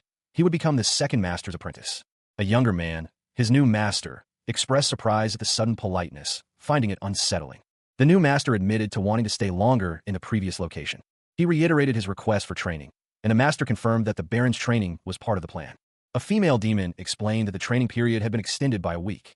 The training began. He was assured it wasn't martial arts, but rather a focus on manipulating manhwa. He was instructed to remove his top and sit comfortably. The necessity of removing his clothing was explained. It was essential for the manhwa training. The reason for the stones embedded in the bodies of Geyser's inhabitants was discussed, with the conclusion that it was related to manhwa. Down gems, it was explained, function like hearts, storing manhwa instead of blood. The deeper one goes into Geyser, the more down gems are found due to the abundance of manhwa. The young man, Kale, stood amidst a desolate landscape, his gaze fixed on a group of smaller figures. He listened intently, as one of them explained the correlation between the strength of a beast and the quality of the down gem it yielded. He pondered this information, a thoughtful expression on his face. The speaker continued, estimating the value of the gem within Kale's body. A young woman, her face a mixture of concern and curiosity, spoke up, expressing her apprehension about the stone within them. A figure in the background, his back to the viewer, simply nodded in agreement. Another voice, this one closer, politely interrupted. Kale's back was shown, revealing a stone embedded beneath his skin. Two hands gently touched the area around it. He turned to face the others, a slight frown playing on his lips. The young woman from before giggled. The young woman's ability to manipulate cells was explained. She could perform simple tasks from a distance, but more complex ones required direct contact. She explained further, detailing her ability to heal injuries and diagnose diseases through direct touch. The group continued their discussion, focusing on the manipulation of manhwa within the body. The young woman gazed at a faint image, questioning if that was all there was. She looked distraught as another figure, seemingly concerned, approached her. The manhwa, already collected within him, would begin to course through his body, starting with his heart and slowly spreading to his arteries. His companions, Hyunji and another soldier, watched intently as the process began, their expressions a mixture of anticipation and concern. Eugene, the young woman with purple hair, instructed Kale to concentrate, her own focus intense. A close-up on Eugene's face showed her eyes glowing faintly as she channeled her power. A noise-canceling barrier was erected around them, shielding them from any potential disturbances. The manhwa began to flow, creating a silent bubble around Kale. Manhwa, in its resting state, is incredibly subtle. Its presence is almost imperceptible. However, Eugene's presence ensured the manhwa would remain stable and safe, preventing any dangerous transformations. Kale's manhwa paths had never been opened before, making this a completely new experience. The initial surge of manhwa caused him intense pain, a sensation he described as strange and unfamiliar. Despite the pain, he felt a strange familiarity with the sensation, though not in a positive way. Overwhelmed, He could only utter one name, Eugene. Hyunji, witnessing Kale's distress, called out to him, her voice laced with worry. But Eugene remained calm, stating that Kale's mana paths were already mostly open. There were traces of a powerful gem having been present in this location before. His mana pathways were mostly open, a fact noted by an observer. The young man, Kale, reacted with disbelief. There was no way. He questioned whether it was a problem, but admitted it was unexpected. Kale was asked if he possessed any skills. He wasn't sure. Despite his uncertainty, he could detect his opponent's weaknesses. A skill activated unexpectedly, surprising even him. It seemed to activate on its own when light hit his eyes, a phenomenon he'd experienced during their earlier fight. His companion pointed out that there were no marks on his eyes during their fight, questioning if it was a skill. The discussion turned to the nature of skills, their rarity, and how much was known about them. Kale denied that his ability was innate, believing it was acquired. Skills, it was explained, were created depending on the environment, essentially spells channeled through mana. Those on scouting duty or used as decoys often obtained detection-type skills. Those on the front lines or experimented on also obtained skills. The imposing figure of a stone golem loomed, its very presence exuding an aura of immense power. A cryptic message appeared, obtain defense-type skills. The narration continued, explaining that these skills were often born from near-death experiences. The text detailed the arduous training required to master them. Kale, his dark eyes narrowed in thought, questioned the nature of these skills. He pondered whether all skill users drew upon mana, even unconsciously. A female archer, cloaked in shadow, stood poised, her bow glowing with an ethereal green light. The text explained that most skill users were unaware of their power's origins. Despite this, the text confirmed that mana was indeed the underlying source, regardless of a user's awareness. A diagram illustrated the flow of mana within a body, highlighting its intricate pathways. The conversation continued, with Kale expressing curiosity about his newly discovered weakness detection ability. The text explained that skills were consciously used spells, and that his ability was likely innate talent. The group, now including Hyunji and another companion, sat amidst a desolate landscape. The text suggested that Kale's ability to see organs was likely a side effect of the parasite within him. Hyunji reassured Kale, explaining that clearing his mana paths was a fundamental step in skill development. She mentioned Eugene's involvement in the process. Eugene, however, expressed her inability to fully control her mana flow, likening it to creating small ripples in a pond rather than waves in a vast ocean. Meanwhile, another figure, cloaked and imposing, observed Kale from a distance. The cloaked figure commented on the limitations of Eugene's skill level, suggesting that even if she tried to help Kale, it would be ineffective. Kale, his face partially obscured by shadow, felt a sense of unease. He was unable to sense anything. The scene shifted to Kale, Hyunji, and another companion, their expressions filled with concern. The question hung in the air, what's wrong? The plan was to create a natural mana flow within his body, a process that would have been facilitated by Eugene's skill. However, for some reason, his mana paths were already open. The mana within him was too thick and concentrated for Eugene to manipulate. If she could intervene, he would have to recall the feeling from when he first awakened his mana, a sensation he'd never experienced before. He had already experienced the awakening of mana. He had used mana before, perhaps in a dangerous situation. His companions, Hyunji and the father, listened intently, concerned about the implications of his sudden strength. He clarified that his mana awakening hadn't happened after he became the labyrinth owner, but he couldn't recall how he escaped. He was the only one to reach the surface. He didn't know if any of his companions survived, as he lost consciousness along the way. When he awoke, he was already climbing to the surface. He was already climbing toward the surface. But how? He had no memory of the climb, only of losing his companions. They couldn't go back to the 12th floor to recover his memories. His mana awakening had made things difficult. They decided to use a different approach. 3 figures knelt before a towering, grotesque creature. The creature, identified as the porter, resembled a cephalopod with a vaguely humanoid face. One of the figures, a young man with dark hair, spoke. "You mean the porter?" The porter, it turned out, was more than just a simple carrier. It possessed unique abilities, including the capacity to replay traumatic memories. A small, horned woman, seemingly an attendant to the porter, explained its defensive capabilities. She highlighted its trauma replay function, a common trait among illusion-type beasts. The attendant proposed a plan, to use the porter's abilities to allow the young man to delve deeper into his past, specifically the events surrounding his mana awakening. The attendant instructed the creature to hypnotize the young man. The attendant explained that by reviewing his memories, they could find the ones from the moment his mana awakened. She sought his permission, acknowledging the potential pain involved in reliving those memories. The young man, despite the potential discomfort, resolved to proceed. He questioned what fool would refuse the chance to become stronger, even if it meant confronting painful memories. With the decision made, preparations began. The group gathered before a large, pulsating orb, seemingly the source of the hypnotic power. The attendant initiated the process, a surge of dark energy emanating from the orb. The attendant noted the young man's surprisingly strong resistance to psychological attacks, a testament to his immense mana reserves. She explained that to successfully hypnotize him, he would need to fully relax and accept the incoming attack. Meanwhile, the others remained vigilant, prepared to defend against any potential ambush. The young man, seated within a ritualistic circle, braced himself. It was time to confront his past. He sat, eyes closed, lost in thought. His mind drifted to his past. The image of a newborn infant filled his mind, unexpected. The infant, swaddled and vulnerable, was a stark contrast to his current self.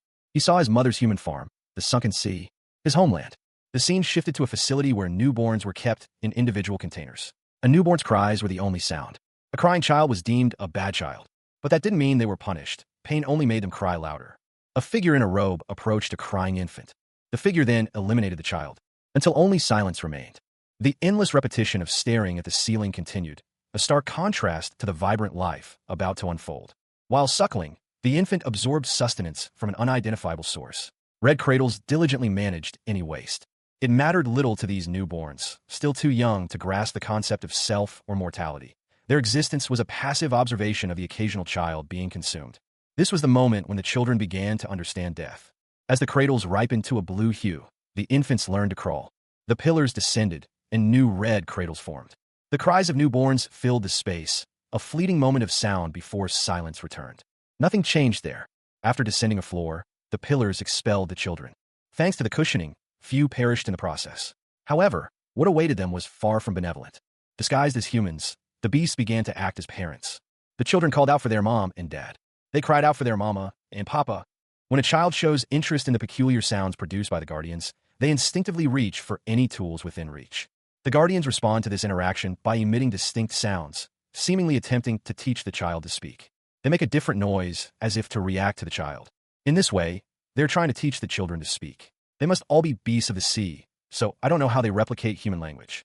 Occasionally, the pillar releases food for the children. That's how they grow amidst the constant sounds of the beasts.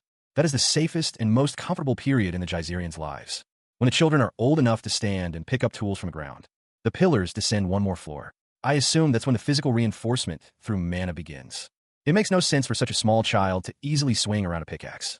The first floor is for development or death. The second floor is for learning basic knowledge and language. The last floor is for acquiring work skills.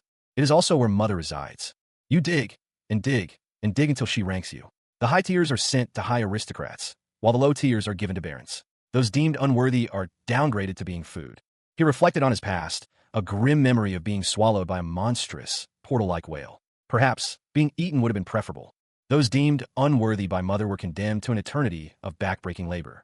To be honest, he found a strange satisfaction in the physical exertion. The rhythmic swing of the pickaxe was a dulling balm to his despair. But the monotony eventually took its toll. He lost track of time, days bleeding into months. He learned to identify the weak points in the boulders, striking only where the stone would yield. This, he realized, was the key to his eventual escape. This was the weakness he had discovered, the method that led to his promotion. A shadowy figure emerged from the darkness, addressing him with chillingly casual familiarity. His exceptional skill had earned him a swift promotion, a transfer to a far more dangerous location. He was sent to the 12th floor of the labyrinth, the domain of the Spider Duke. He braced himself for the horrors that awaited him, where his friends were. An investigator reviewed his notes, a look of weary dissatisfaction on his face. He was being questioned by a fellow soldier. The soldier seemed unconvinced by Kale's assurances of devotion. Nearby, a group of soldiers huddled together, their expressions grim. One voiced his doubts about their survival. Another soldier, younger and more optimistic, was rebuked for his naivete. The older soldier's pessimism was met with anger and defiance. He was tired of being treated like a slave. Sergeant Li Jiziak intervened, silencing the argument. Major Zhang Jisoo, the subject of the soldier's earlier comment, was shown observing the scene. He muttered to himself about the annoyance of dealing with a new recruit's defiance. Sergeant Li Jiziak reacted angrily to being called by a nickname. One soldier angrily complained about his extended service. Another soldier, frustrated, expressed his anger at the lack of proper equipment. A young soldier, seemingly more carefree, warned his companions about the risk of being overheard. An older soldier attempted to calm the younger one, suggesting he let go of his anger.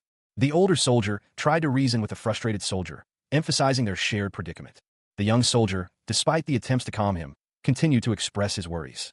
A young man with striking lilac hair, flanked by an older man and a younger one, stood in a dimly lit cavern. The atmosphere was heavy with apprehension. The older man, his face etched with the weight of command, issued a curt order. A monstrous, shadowy figure loomed in the background, its presence palpable. The count was off. One was missing. Panic rippled through the group. They explained that one soldier had been buried during a previous operation. The grim reality of their situation settled upon them. 7 remained. One of the soldiers, his face contorted in terror, was being consumed by the shadowy entity. The remaining soldiers watched in horror as their comrade was devoured. Another soldier desperately tried to stop the creature, but it was too late. Another soldier, his face pale with fear, pleaded for help. The creature's tendrils tightened around its next victim. A violent cough racked the victim's body. The victim's face was a mask of agony. The creature continued its gruesome work. Tomorrow's plan remained unchanged. They were to continue mining in the planned direction and construct a pathway. One of the soldiers, weary from the endless repetition, questioned the point of it all. Another soldier, attempting to maintain order, urged his companions to remain calm and focus on survival. Their goal was simply to see how many would make it out alive. A third soldier scoffed, voicing his disbelief. He was certain that even if they escaped the immediate danger, their chances of survival were slim, given the nature of their surroundings. Meanwhile, a different scene unfolded. A soldier lay injured, wrapped in bandages. He had been injured in the previous encounter. 1 month's worth of food and a new family member were all that remained. The injured soldier reflected on the need to teach and work together to survive. A young boy, his face etched with fear, was the focus of their attention. His presence was a mystery. A young girl, seemingly abandoned, was discovered nestled within a dark crevice. She must have been born down there. The soldiers identified the creatures as Geyserian. The scene shifted to a loading screen, indicating a transition to a new phase. The author, Sun Minwo, addressed the readers of Dungeon Odyssey, explaining the upcoming chapters would delve into behind-the-scenes details. He apologized for the delay, citing the unexpected challenges of adapting a novel into a series. Chapters 82 and 83 would focus on this adaptation process. Minwo explained the slower-than-expected story progression was due to incorporating newly added plot points. He elaborated on the difficulties of transitioning from his debut project, a drama, to a fantasy action series. The differences in pacing and style between the two genres presented significant challenges. He reflected on the time commitment, noting it took him half an hour to draw a single sword-fighting scene. Minwo admitted that the current adaptation felt bad and boring. However, he found the source novel to be quite enjoyable. He highlighted the fundamental differences between novels and webtoons, emphasizing that both aim for an enjoyable story. Minwo expressed his frustration at not yet knowing who the adaptation author was, and the added pressure of handling both art and writing. The author explained the origin of the Horned Rat arc, connecting it to the enslavement of humans and other species on the 9th floor, and the desire for revenge. The artist felt immense pressure, unsure how far they could adapt the novel without offending the original author. However, the readers responded positively to the changes. This emboldened the artist, prompting them to question their limits. Their confidence grew with each successful alteration. After the Horned Rat arc, the adaptation diverged further from the source material. The artist presented their work for review. The reviewer found the latest chapter to be a significant departure from the original, yet intriguing. The narrative shifted unexpectedly from the protagonist's perspective to his supporting characters. The reviewer's laughter echoed, demanding a rewrite. The artist, exhausted from days of intense work, felt a sense of despair. They questioned their ability to meet the deadline with only one saved manuscript. These are the remaining lives of a webtoon artist, completed chapters that haven't yet been uploaded. Usually, the artist starts with 3 to 5 saved manuscripts. This time, however, they began with 4. The second season loomed, a weight on the artist's mind. The artist knew that using a life now would leave less than 1 remaining. Another similar situation would force a hiatus. So, as an excuse, the artist would explain their work process in detail. The artist wakes up, watches YouTube, orders food, and crawls out of bed when the delivery driver arrives. The time of day is irrelevant. The artist declares that the world revolves around them. Morning is when they open their eyes. Night is when they sleep. They are the sun, the moon, and the earth is flat. They devour breakfast at their desk and begin typing out the rough draft, fueled by Pepsi, vitamin D, and chocolate. Ideally, the writing and drawing for the rough draft would be done in 1 day, but it has taken longer since starting the second season. The artist reflects on the numerous changes made to the original work. Once the rough draft is complete, the artist sleeps a bit and begins working on the final version, a process that usually takes 3 days. The artist is praised by some readers for drawing all the backgrounds themselves instead of using 3D models. The artist stared at the blank screen, a familiar frustration bubbling within them. There were simply no suitable sources for the geyser scene. They wanted to utilize 3D models. Their frustration intensified. Why weren't there any dungeons or caves in the program? Romance fantasy settings were abundant, but not the elements needed for this scene. The production director had suggested hiring more assistants, but the artist's unique style made finding a suitable replacement difficult. The artist's assistant, a small, somewhat exasperated figure, simply stated, "Do your job." A list of tasks loomed: more battle scenes, power balance adjustments, character development, new dangerous situations, lore expansion, plot hole elimination, and the addition of useful characters and labyrinths. The artist voiced their desire to overwork their wrist, but not their brain. The sheer volume of work was overwhelming. Once the drawings were complete, the assistant would work on the undertones of color and shading. The artist expressed gratitude for their assistant, recognizing their crucial role in the webtoon's creation. The assistant's schedule was constantly being readjusted due to delays in the rough drafts. With the files received, the next phase of work began. The artist detailed their workflow, dialogues, speech bubbles, final coloring, and other details, all completed over 6 days. The job demanded work despite migraines or other random conditions, with few rest days outside of national holidays. The artist presented their completed work, asking for feedback. The looming deadline and the ongoing season weighed heavily on the artist's mind. The readers might assume the season is ending, but the author intends to save a significant reveal for the conclusion of the second season. He hadn't even properly introduced himself at the end of the first season, a detail he felt was important to rectify. The author stressed the importance of letting the readers know the considerable effort he was putting into both the adaptation and the art itself.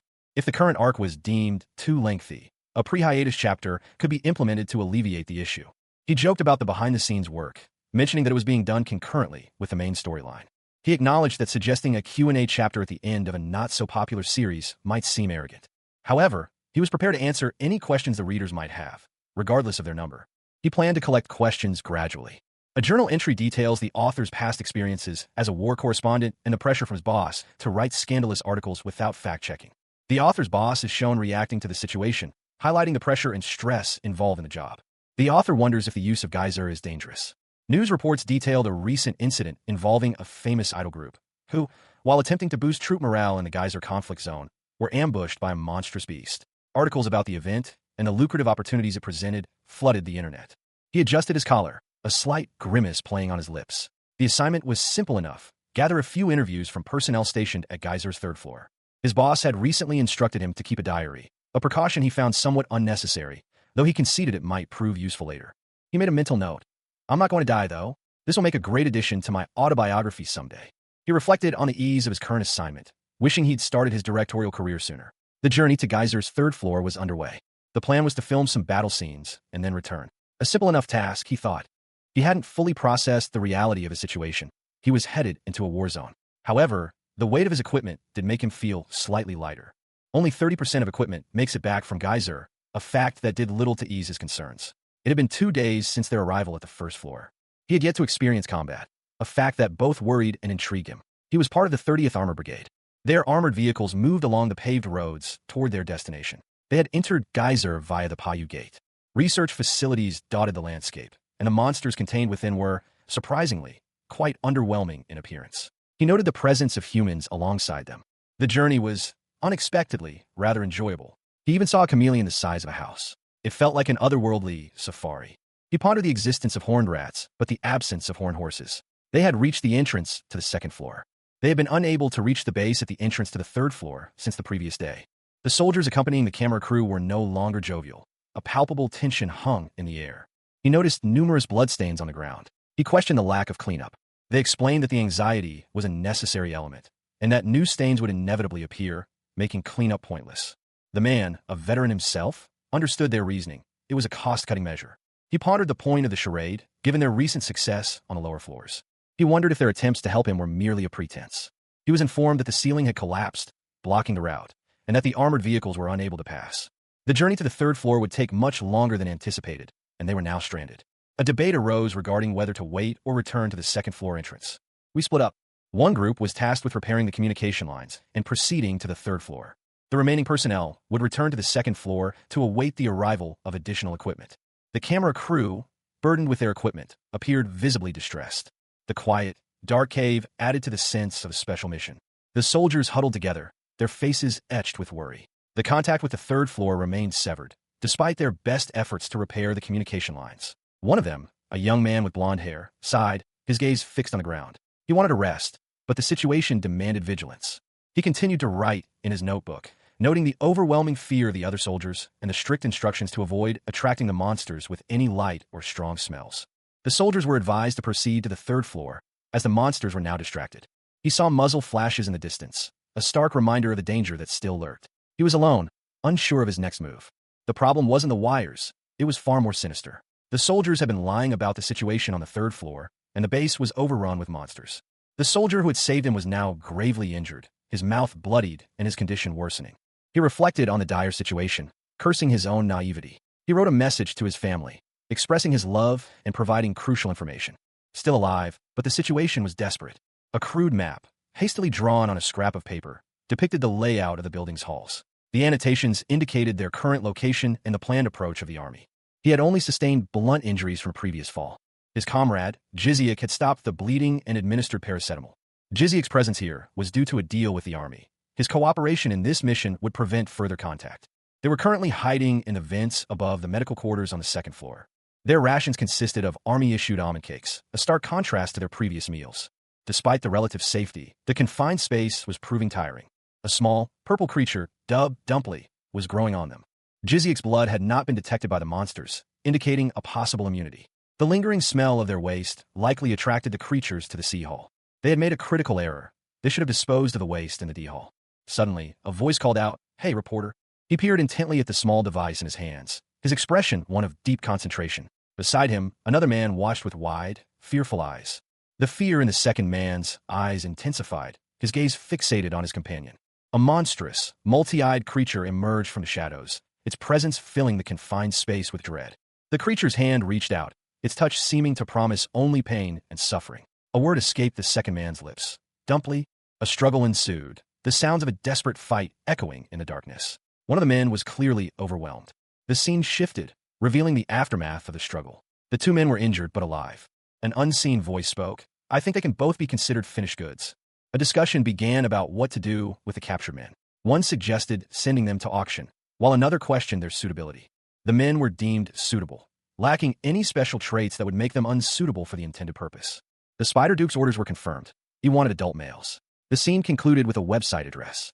The man, trapped in the darkness, scribbled in his notebook, a testament to his resilience. "I'm still alive." He noted the loss of his phone and watch, but thankfully his notebook remained. 2 months had passed since his capture. The lack of sunlight had left him feeling blind. He sensed the approach of something large and menacing, something that pretended to be working. He warned his companions, emphasizing the danger. "Unless you want to get killed, we need to move. I don't even know what floor we're on. There are giant spiders all around us."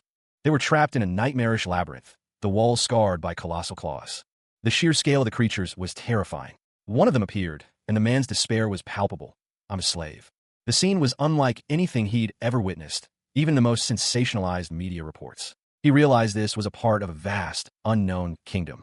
The man reflected on the surface world's misconception. They believed they were winning the war, pushing the monsters back. But the reality was far more grim. These creatures were not interested in the surface world. They fought only for territory amongst themselves. Suddenly, they were surrounded. "Enemies! Run!" they shouted, the urgency clear in their voices. The man knew the stakes were incredibly high. Even a single monster reaching the surface would be catastrophic. He had to warn the surface world. He listed the members of his group, 8 in total, including himself. He was a war correspondent, the others were soldiers. The final entry detailed the fate of his unit. Li Jiziak, an army sergeant, and Jang Jisoo, a special forces major, were among the captured. Jisoo's entire command had been destroyed. A detailed report surfaced, chronicling the grim fate of a K-pop idol group during a marketing event at the Payu Gate. All but one member perished in the ensuing chaos. Meanwhile, a chef met a similar end at the Chuncheon Gate, caught in the maelstrom of a monstrous incursion. A technician, Yoon Hyun-jae, also fell victim to the subterranean horrors, captured while working near the Chuncheon Gate. The survivors shared a chilling observation. A crimson demon appeared to each of them after their capture. Amidst the grim circumstances, a glimmer of hope emerged. One of the captives discovered a down gem while working. He found comfort in the gem's presence, deciding to keep it despite the perilous situation. However, the gem was confiscated during a roll call, as the captives were instructed to turn in any such finds. The creatures provided the captives with a mysterious meal, shared amongst the group. The food, though unusual, was preferable to the meager cave fare. More gems were discovered, further fueling speculation about the subterranean veins. The group acquired additional gems. They sampled the provided meat. One piece was particularly palatable, though the varying types raised concerns. One captive speculated that the meat was not human, given its size. A sudden, violent attack by a monstrous beast resulted in many deaths among the nearby workers. He awoke to find his comrades unharmed, a note confirming their safety clutched in his trembling hand. However, a chilling revelation followed. A monstrous spider had nearly claimed him during a surprise attack. He witnessed the spider's brutal efficiency firsthand, as it tore apart a beast and extracted a down gem from its corpse. The sight sparked a crucial question. Could these down gems be the reason for the monster's unusual strength? His attempt to consume a down gem resulted in immediate rejection, causing a seizure and a subsequent unconsciousness. Meanwhile, others questioned his actions, unaware of his desperate attempt to understand the down gem's nature. He laughed, a nervous reaction to his own impulsive behavior and the strange aftereffects. He decided against further self-experimentation, deeming it too risky given the potential for infection and abandonment. He felt stronger, his senses heightened, but his control over his enhanced abilities had diminished.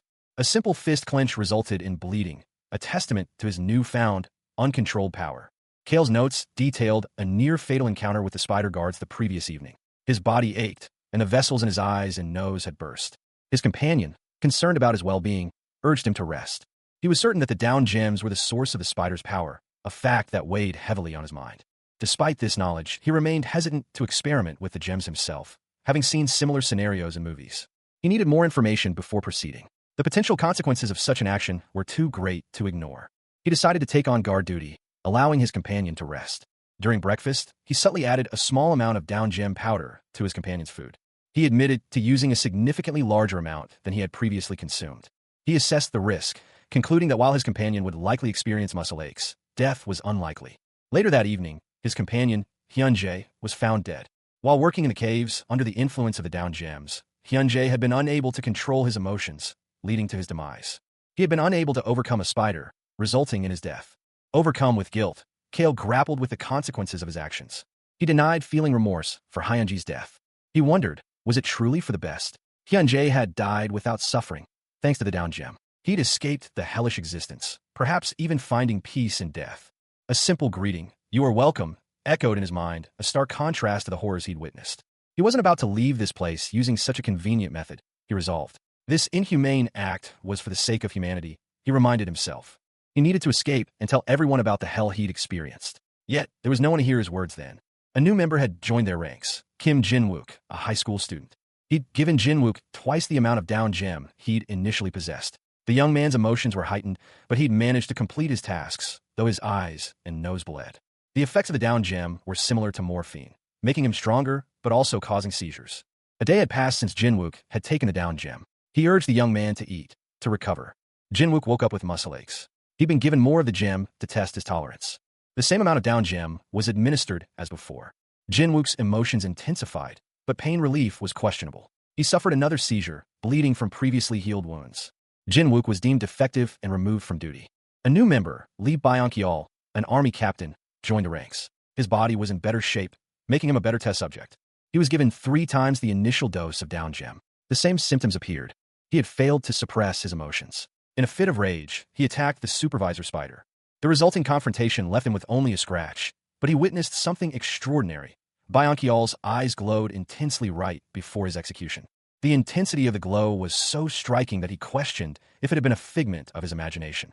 His colleagues' doubts were growing, forcing him to temporarily halt his experiments. His notes indicated that 2.5 times the initial dosage seemed to be the threshold before subjects experienced mental instability. He meticulously documented the progress, noting a new test subject, a Geyserian child. The notes detailed the effects of the down gems: enhanced strength, bleeding from orifices, emotional intensification, and glowing eyes. The child slept soundly, seemingly unaware of the experiments conducted upon them. Despite his reservations, he felt compelled to continue his research on this Geyserian child, believing it might hold the key to their escape. Geyserians, he noted, possessed inherent strength, as if they had already been exposed to down gems. He had administered 5 times the original dosage. 2 figures, a young man and a girl, sat huddled together in a dark cavern. The girl, her face pale and drawn, spoke. "Kid, where were you before coming here?" The boy, his hair a striking shade of blue, replied, "Big fish eat me. I inside its stomach." The girl's eyes widened. She exclaimed, 30 nights we pickaxe with it and my kind. "I see. So you had friends, huh?" The boy shook his head vehemently. "No." The girl, confused, countered, "But you just said, big spider eat."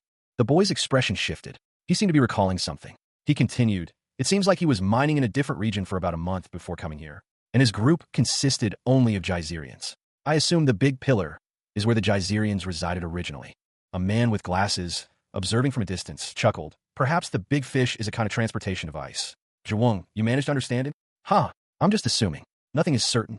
The man and woman observing the children discussed the boy's past. So, he worked elsewhere before coming here, and he's used to spiders eating people like snacks. We won't even have to train him. The woman added, I'm glad we can at least talk to him. A man observed the boy, noting, the ability to not falter despite the harsh environment. A strong mind. Another man interjected, not that talk again. Look at that kid's eyes. They're shining. A woman dismissed the observation. That doesn't have anything to do with a strong mind or whatever. He's just a kid. A final thought bubble appeared. He was born in a shitty place and got used to a shitty environment where shitty things happen. Fuck spiders. Fuck geyser. They've made this kid into a working machine. Fuck. A group of individuals, their faces etched with the harsh realities of their existence, stood huddled together. The scene spoke volumes of shared hardship and resilience. One of them, a young man with vibrant purple hair, let out a frustrated exclamation. Fuck what? An older man, his face stern, quickly admonished him. Nope. You shouldn't say things like that. Erase it from your mind. It's a bad word. Another soldier, startled, reacted with a sharp, what? You? The older man, clearly concerned, cautioned, the kid's watching. You need to calm down. He continued, explaining, they were the first people from the surface I have met. The weight of their shared experience hung heavy in the air. It was a moment of profound reflection, filled with unspoken understanding. A young boy, his eyes wide with a mixture of curiosity and apprehension, quietly observed the group. His name was mentioned. Zhang Jisoo, Kim Jinwoo, Zhang Taesu, Oh Hai Yunal. The boy's rapid learning of names was noted. He was remarkably quick to learn. His potential was undeniable. One of the soldiers, Li Jiziak, was questioned about his actions. It's Li Jiziak? You did that on purpose, didn't you? The conversation shifted to the boy's lack of a name, and the suggestion of giving him one was made. No one had ever called him by a name before. The idea of a nickname was proposed as a temporary solution, a bridge until a more permanent name could be decided upon. The group began brainstorming names, a hopeful sign amidst the harshness of their surroundings. The boy, overwhelmed by the sudden noise and attention, cried out, You're so damn loud. Shut up. We're trying to think right now. The young man flinched, his eyes widening as a gruff voice addressed him. Chatterbox, the man boomed, a smirk playing on his lips. How about Chatterbox? He considered the suggestion, a thoughtful expression crossing his face. His companions chuckled, finding amusement in the nickname. One of them added, Oh, that's good. It rolls off the tongue nicely. However, the young man clearly didn't share their enthusiasm. Another observed, Isn't he angry because Jiziak bullied him? The group laughed, their mirth echoing in the cavern. The young man's expression remained unchanged. And then a sudden shift in the atmosphere. A powerful blast of energy erupted from the depths of the cave. The force of the explosion sent the young man sprawling, his body hitting the ground hard. He coughed, his eyes darting around in a daze. His face was a mask of confusion and pain. From the darkness, a figure emerged, moving with surprising speed and power. The young man felt a surge of strength coursing through his veins. I feel strong, he muttered, a hint of awe in his voice. Jin Woo's meat. One of his companions, observing him, remarked, is the best. The man continued, he has basically survived after eating half of the whole gem down. His voice was filled with a mixture of disbelief and wonder. He's no human. A monster, no. A newly evolved human? The question hung in the air, a stark contrast to the young man's unsettling calm. Jean, were you all right? He remained still, his eyes reflecting an unnatural light. Was this an invasion? Concern etched itself onto the faces of those around him. Does he have cataracts? No, it wasn't cataracts. Their unusual glow was more akin to an inner radiance. What caused this wall's destruction? One of the onlookers, a small, shadowy figure, offered a cryptic explanation. He's not sick. This is simply how Geyserians are. Jinwoo, the focus of their attention, remained silent, his gaze fixed on something else. What is that? He held a small, glowing object. What is this? One of the men explained that Jinwoo had given him the meat to eat later. The other man scolded him for his actions. Despite the warnings, the man urged Jinwoo to try eating the mysterious object. Jinwoo hesitated, unsure. No, it was from the ground. He couldn't eat that. His earlier seizure was explained as the start of everything. He thought it was a kind of food poisoning. The infectious disease in Geyser was described. Someone would die the next day after eating meat. Even if they lived, they always gave them leftover meat, saying that they needed to recover. So try eating it. Jinwoo stared intensely at the object, a mixture of apprehension and determination in his eyes. He held a crimson gem, its light pulsing faintly. Nearby, another man devoured a piece of meat with unsettling relish. His expression was one of grim satisfaction. The man's companions watched, their faces etched with a mixture of shock and apprehension. One of them, a young man with striking silver hair, stammered in disbelief. The meat eater, seemingly invigorated, explained that the meat had given him strength. Another companion confessed to knowing that consuming the meat was morally wrong, but necessary for their escape. The silver-haired youth, however, found a glimmer of hope in their sacrifice. He promised to reveal everything once their immediate crisis had passed. Meanwhile, a young woman with striking blue eyes seemed to channel energy. The man who had eaten the meat reflected on his plan to escape their dire situation.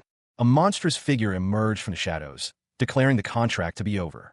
A booming voice echoed through the cavern, its words promising freedom after a month of confinement. Bound and surrounded by others in similar states, a group of captives listened, their expressions a mixture of hope and apprehension. One of the prisoners, a young man with close-cropped hair, stared wide-eyed at the speaker, his face etched with a mixture of disbelief and dawning horror. His eyes darted around, taking in the grim reality of his situation. What? The word hung in the air, unspoken but palpable, reflecting the collective uncertainty and fear that gripped the captives. The promise of freedom hung heavy in the air, a stark contrast to the oppressive darkness of the labyrinth. A group of human captives, their faces etched with exhaustion and uncertainty, shuffled forward. Among them, a young man with short, light hair, his eyes wide with a mixture of hope and confusion, questioned the sudden change of events. He sought an explanation for their unexpected release. A disembodied voice, echoing through the cavern, explained that they did not interfere with captives leaving the labyrinth after a month of captivity. The captives were given a choice: return to the surface world or remain in the labyrinth and work. The weight of this decision pressed heavily upon them, as the announcement of humanity's victory in the war was made. The word free hung in the air, a fragile hope amidst the lingering uncertainty. The group reacted with a mix of relief and disbelief. Overwhelmed with emotion, they expressed their joy at finally going home, their escape feeling almost surreal. One of the men, however, was struck by the suddenness of their release, questioning the true meaning behind it all. He grappled with the implications of his actions during his captivity, questioning their purpose in light of their unexpected freedom. Despite the confusion, a sense of understanding began to dawn on him. It all started to make sense. The narrative revealed that they had been chased out without accomplishing anything, but a higher power's mercy was assured. A sinister figure, his face contorted in a cruel smile, declared that he had decided to give them a chance to prove themselves. A chilling announcement was made. In 2 weeks, all human captives would join the war on the 12th floor. Flames erupted, signaling the beginning of the impending conflict. A young man with silver hair, positioned centrally amongst a group of cloaked figures, gestures emphatically. His words, barely audible above the hushed whispers of the others, speak of breaching the labyrinth's defenses. An older man, his face etched with a chilling smile, observes the scene from a distance. His expression suggests a grim satisfaction. The older man's declaration rings out, "I wasn't wrong." The group huddled together in a dimly lit cavern. A palpable tension hangs in the air. Jinwoo, the silver-haired youth, carefully examines a worn notebook. His eyes widen in shock as he takes in the contents. Another figure, a man with short, light hair, questions him, "Is this?" Jinwoo explains that the notebook could be considered a survival journal, or perhaps a record of experiments. He vehemently protests that this is not what he wanted to hear, as many people died because of these experiments. The light-haired man confronts him, accusing him of not even asking the test subjects if they wanted to participate. The light-haired man shrugs, nonchalantly admitting that 3 people died because of him. Another figure asks, "What's important about that?" The silver-haired youth is visibly shaken, revealing that 3 people were sacrificed. The final words reveal the sacrifice was for the sake of the remaining 8 and humanity itself. A young man with striking silver hair and intense eyes confronted another individual. He accused them of being self-centered, urging them to consider the plight of those above ground. The accused responded that the people above were safe. He gestured dismissively, seemingly unconcerned. A discussion ensued regarding the catastrophic event 2 years prior, a devastating flood caused by a monstrous beast. The scale of the disaster was compared to a nuclear bomb. An elderly man, questioned about the origin of the creatures, revealed that they had emerged from the 2nd and 3rd floors. The young man, still agitated, pointed out that the creatures in this location dwarfed even the enormous chameleons from the previous incident. Despite the grim reality, some captives clung to the hope of freedom, believing that the war was over and that they would soon be released. However, the elderly man cautioned them against jumping to conclusions, reminding them that the signal flares indicated an impending war. The young man, now visibly distressed, confronted a superior officer, revealing that they were being thrust into a war. The officer grimly revealed the fate of previous captives sent to war. They all perished. The young man reacted with disbelief and anger. Another individual suggested that the officer was merely trying to maintain morale before their inevitable deaths. Despite the bleak outlook, a glimmer of hope emerged as a group discussed their freedom from the labyrinth, though the practical challenges of escape remained. The group grappled with the immediate problems of finding their way out, lacking even basic knowledge of their location. A monstrous face filled the frame, its expression one of sinister glee, suggesting a dark fate awaited them. A gaunt, desperate man screamed, his voice raw with anguish and disbelief. How fucking naive can you be, you idiot shitheads? His outburst was a stark contrast to the naive hope clinging to the others. They clung to the belief that if they worked together and endured, escape was possible. A group of captives huddled together, their faces etched with a mixture of fear and desperation. The weight of their situation pressed heavily upon them. One of them, a man with thinning hair, laughed hysterically, clinging to the delusion that the army would save them, oblivious to the grim reality. The man's delusion was shattered by the harsh truth. The nice, law-abiding spiders they had hoped would not be their saviors. Their desperate hope was replaced by a grim acceptance of their predicament. Another captive, an older man, spoke with quiet dignity, reflecting on a life dedicated to justice and ethics, accepting his fate without regret. A younger captive challenged the older man's acceptance, questioning whether their situation was merely a plot point in a larger narrative. The older man, in a moment of dark humor, acknowledged the presence of an audience, adding another layer of absurdity to their dire circumstances. He apologized for the lack of a heartwarming story, emphasizing the harsh reality of their situation. His face contorted in a grimace of bitter irony, highlighting the absurdity of their expectations. Meanwhile, two younger figures, a girl and a boy, walked through a desolate landscape, their small forms dwarfed by the vastness of their surroundings. The weight of their helplessness hung heavy in the air as they acknowledged their weakness against even the smallest of threats. One of the younger captives, a boy with silver hair, refused to wait for rescue, his defiance a spark of rebellion against their hopeless situation. Another captive, following orders, accepted their fate, resigned to the lack of any viable options. He resolved to escape, no matter the cost. His companions seemed less optimistic, his expression grim, but the urgency of their situation outweighed any moral qualms. They had been used as test subjects, their enslavement a calculated experiment. Their compliance stemmed from a desperate desire for survival. Their captor had seen potential in the gems they mined. However, the escape attempt was also a means to avoid the deadly spiders. He decided to cooperate with his captor. He reported his plan to his superior officer. The major inquired about the feasibility of his plan. It was a risky plan, but they believed that a war would provide the perfect cover for their escape. The chaos of war offered a chance for escape, though the battlefield was dangerous. The major had prepared something to aid their escape. He presented moss balls, a fraction of the gems they had previously collected. The group huddled together in the dim light of their subterranean refuge. One of them, a man with a weathered face, spoke, "I'm going to slowly increase the amount we take." He was referring to the mysterious substance they were collecting, a substance crucial to their audacious escape plan. Nearby, two other figures listened intently, their expressions grim. A sudden, chilling voice echoed through the cavern. "We're going to become newly evolved humans." Kale, his eyes wide with disbelief, whispered, "What?" The young man's mind raced. This wasn't the past as he knew it. The timeline had shifted, the future altered. 1 week before the war, additional troops had been stationed at the attack route. There were also more captives than initially anticipated. The soldiers discussed the strategic implications, realizing that the war was likely happening on their side. One soldier questioned the use of the term lucky. They had been preparing in advance. One soldier had been digging a small, branching path away from the main spider attack route. He'd been digging for about a week with Jizyak. The progress had been surprisingly fast, thanks to the orbs he'd made. Another soldier questioned if it was even an escape route. They were going to inspect it further, but they found a labyrinth at the end of the tunnel. The tunnel led straight into the labyrinth. One soldier worried about the size and danger of the labyrinth, considering the height of the hallway. It was okay. There weren't any monsters. The soldier assumed it was abandoned or fallen. The labyrinth was made up of mazes, allowing them to lose pursuing spiders. They could also block the tunnel to prevent more from entering. They might get lost and starve to death. They needed to find the exit before that happened.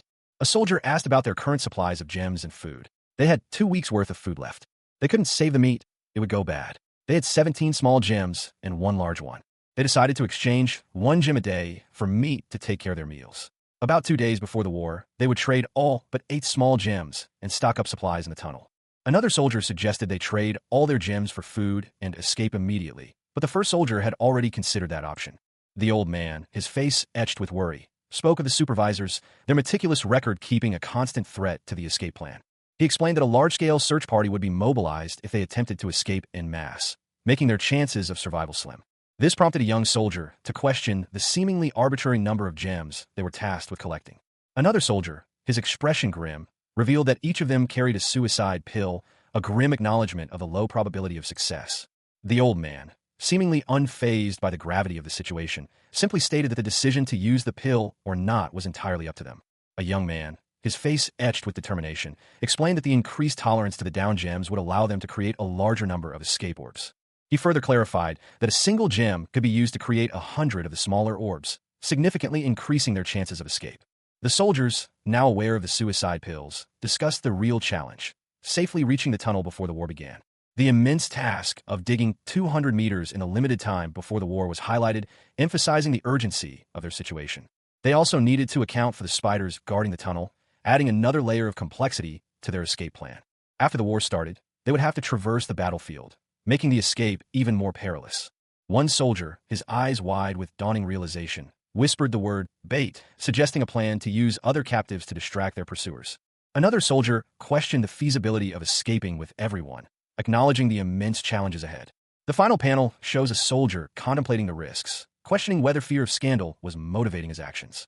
He smacked his own forehead, a sheepish grin spreading across his face. "Oh shoot, I completely forgot. I'm a reporter too," he exclaimed, chuckling. Regardless, another man, cloaked and with silvery hair, simply stated, "Anyway, I don't care what you do, so just don't get in my way." His tone brooked no argument. The reporter, slightly deflated, nodded. "In any case, that's it for the plans." A question hung in the air. "Does anyone have anything to say?" The cloaked figure responded curtly, "I guess not." Then, a suggestion was made. "Let's film a movie together, with us as the main characters." A guttural roar echoed. "Inferior humans." The declaration of war began. The Duke bestowed a great gift upon his warriors. Inferior humans, no longer captives. Great warriors paving the path to a great war. Human accomplishment will never be forgotten. All of Geyser shall hear of this. One soldier muttered to himself, "It's not really motivating to hear that with the voice that thing has. I guess it's me, Chatterbox, and the idol in the center of the battlefield." The young man, Kale, and his companions, grim-faced, worked frantically, their picks striking the earth with desperate force. "This could be bad," one of them muttered. "We sure got unlucky." Another, a pale youth with silvery hair, looked troubled. The idol, it seemed, had been underperforming for a week. Suddenly, a tremor shook the ground. One of the soldiers, his face partially obscured by a mask, reacted instantly. His eyes widened in alarm. He was clearly sensing something. A monstrous figure emerged from the depths, its grotesque features causing the older man to recoil in horror. "Chatterbox, can you slow down the—" he began, but his words were cut short. The soldier's face contorted in pain as something attacked him from within. "Hyung-Ti," another soldier screamed, "Hyung-Ti." The orb, Hyunji, the young woman in military attire, moved swiftly, her expression determined. "Take it right," she urged. The monstrous creature lunged, its massive jaws snapping shut. The ground exploded in a shower of debris as the battle intensified. A guttural roar echoed through the cavern as the beast lunged, its claws extended. The soldiers, caught completely off guard, were thrown into disarray by the sudden attack. One soldier, his eyes wide with terror, wondered if this was how he would meet his end. Another soldier, cursing his misfortune, scrambled to escape the creature's grasp. From the shadows, a monstrous figure emerged, its presence filling the soldiers with dread. The creature's attack was relentless, its power overwhelming the soldiers' defenses. A desperate battle ensued, the soldiers fighting for their lives against the seemingly unstoppable foe. The beast, in a chilling declaration, revealed its intention to use the captured soldiers as living fortifications. One soldier, realizing the futility of escape, understood that running meant certain death. The soldier fell, his body battered and broken from the brutal onslaught. He lay there, defeated, reflecting on his ill-fated involvement in the conflict. Despite his injuries, a sense of determination fueled his resolve to secure the orb and escape. His legs were injured, but he knew he had to act quickly. A monstrous creature, its eyes burning with malevolent red light, burst from the earth. The ground trembled violently as jagged rocks flew. The impact of the creature's emergence sent a shockwave through the area, throwing nearby soldiers off their feet. One soldier, his hand outstretched, was flung into the air, a silent scream caught in his throat. He landed hard, his body crumpling against the unforgiving earth. His face was a mask of pain and disbelief. He wondered why things had turned out this way. A shadowy figure appeared before him, its voice a low, resonant whisper. "Son, the heavens gave you many things that others don't possess." The figure continued, its words echoing in the young man's mind. "The kinder you are to the world, the kinder the world will be to you. Stay a good child." The young man recalled his parents' words, their belief in a world full of kindness. He clutched a trophy and certificate, symbols of a life lived according to that belief. He had believed that same kindness would prevail in Geyser, but he was wrong. In his mind, he saw two contrasting scenes. Up above, his sincerity and good influence had brought him praise. Down below, in Geyser, it had brought him only insults. The harsh reality of Geyser was a stark contrast to the idealized world he had known. A gruff voice cut through his thoughts. You need to stop acting like a good kid. He hung suspended, a grim expression etched onto his face. The weight of a terrible revelation pressed down on him. The true nature of humanity, it seemed, only revealed itself in the face of death. A chilling truth. Even amidst the descent into savagery, he had chosen a different path, maintaining a facade of civility until the very end. His clenched fists spoke volumes. He had believed that his restraint would prevent a complete collapse, a domino effect of brutality. The result was clear, despair etched onto every face, a desperate struggle for survival. He questioned his choices, the sacrifices made for the sake of others. Was it all in vain? A dawning realization washed over him, a profound understanding of his actions and their consequences. He had strived for kindness, for a better world, but perhaps he had been naive. Perhaps he should have simply. The battle raged, dust and smoke obscuring the combatants. A young man, Chatterbox, stumbled back, clearly injured. Another warrior, concerned, approached Chatterbox, asking if he could stand. Meanwhile, a young woman with long dark hair rushed to Chatterbox's side, urging him to compose himself. The others, observing the scene, wondered about Chatterbox's condition. One of them, a man with a pink shirt, stated that they had made it through the battle. He explained that the attack had been focused on a single route, where Chatterbox had been. The man then inquired about Hyung T, wondering if he had been with Chatterbox. Overcome with emotion, Chatterbox weakly mentioned Hyung T's name, expressing his concern. The others discussed the whereabouts of Major and Jawong, assuming they were still engaged in combat. A map was shown, illustrating the positions of the various groups during the battle. They deduced that Major and Jawong were likely past the enemy lines, leaving only hope for their safe return. The group discussed the gem, Orb, deciding to give it to Hyung T despite his current condition. The aftermath of a fierce battle left three figures huddled together, a young man, an older man, and a woman. The young man, his face etched with concern, questioned the older man about a mysterious item. The older man, his eyes filled with a mixture of weariness and regret, admitted to having taken the item. He explained that the young man's intense curiosity was the reason for his actions. The older man continued, explaining that for someone of his age, the item only served to alleviate pain. The young man, however, interrupted, clarifying that the gems were not a source of strength, but rather energy enhancers.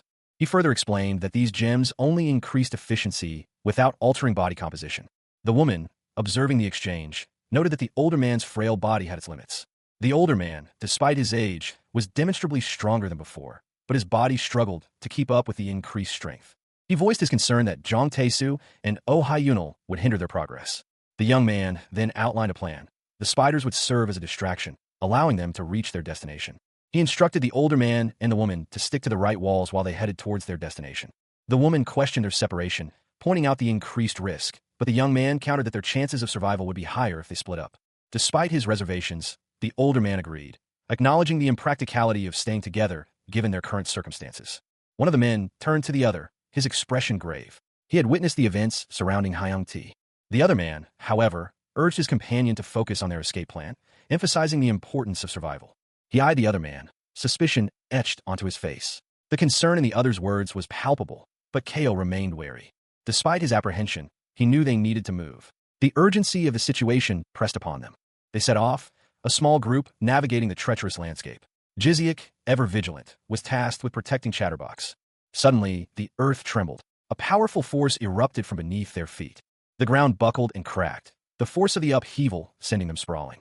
They found their path blocked. Quick thinking was needed to avoid being crushed. With a coordinated leap, they managed to avoid the immediate danger, landing precariously on a smaller, unstable structure. Below them, a monstrous spider stirred, its many eyes glinting menacingly. They pressed onward, their escape route still uncertain. Jiziak urged them to maintain their pace, aware that any delay could prove fatal. They moved with stealth, attempting to remain unseen amidst the swirling dust clouds. Their movements were deliberate, each step calculated to avoid detection, whether from hunters or enemies.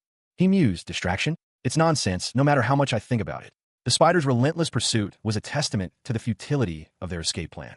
The young man's thoughts continued. Just because we're a bit faster doesn't mean we can disperse the attention of all these spiders. It became clear to him that their escape was not a mere distraction. It was a desperate attempt to survive. Before them loomed a terrifying sight, a cavern filled with monstrous spiders, their red eyes gleaming menacingly in the darkness. The older man, his breath ragged, confessed, I knew that. He added with a sigh, but it's better if at least the younger folks make it out of here. He explained his reasoning. I didn't want to become a burden in order to survive. I'm already tired too. The young man, his voice choked with emotion, whispered, Gramps. He apologized. I'm sorry that you had to come with me. But don't worry, the young man resolved. I will do my best to ensure. His eyes fell upon the gemstone, and he urgently asked, Wait, Gramps, that gemstone from earlier, did it make it out of here alive?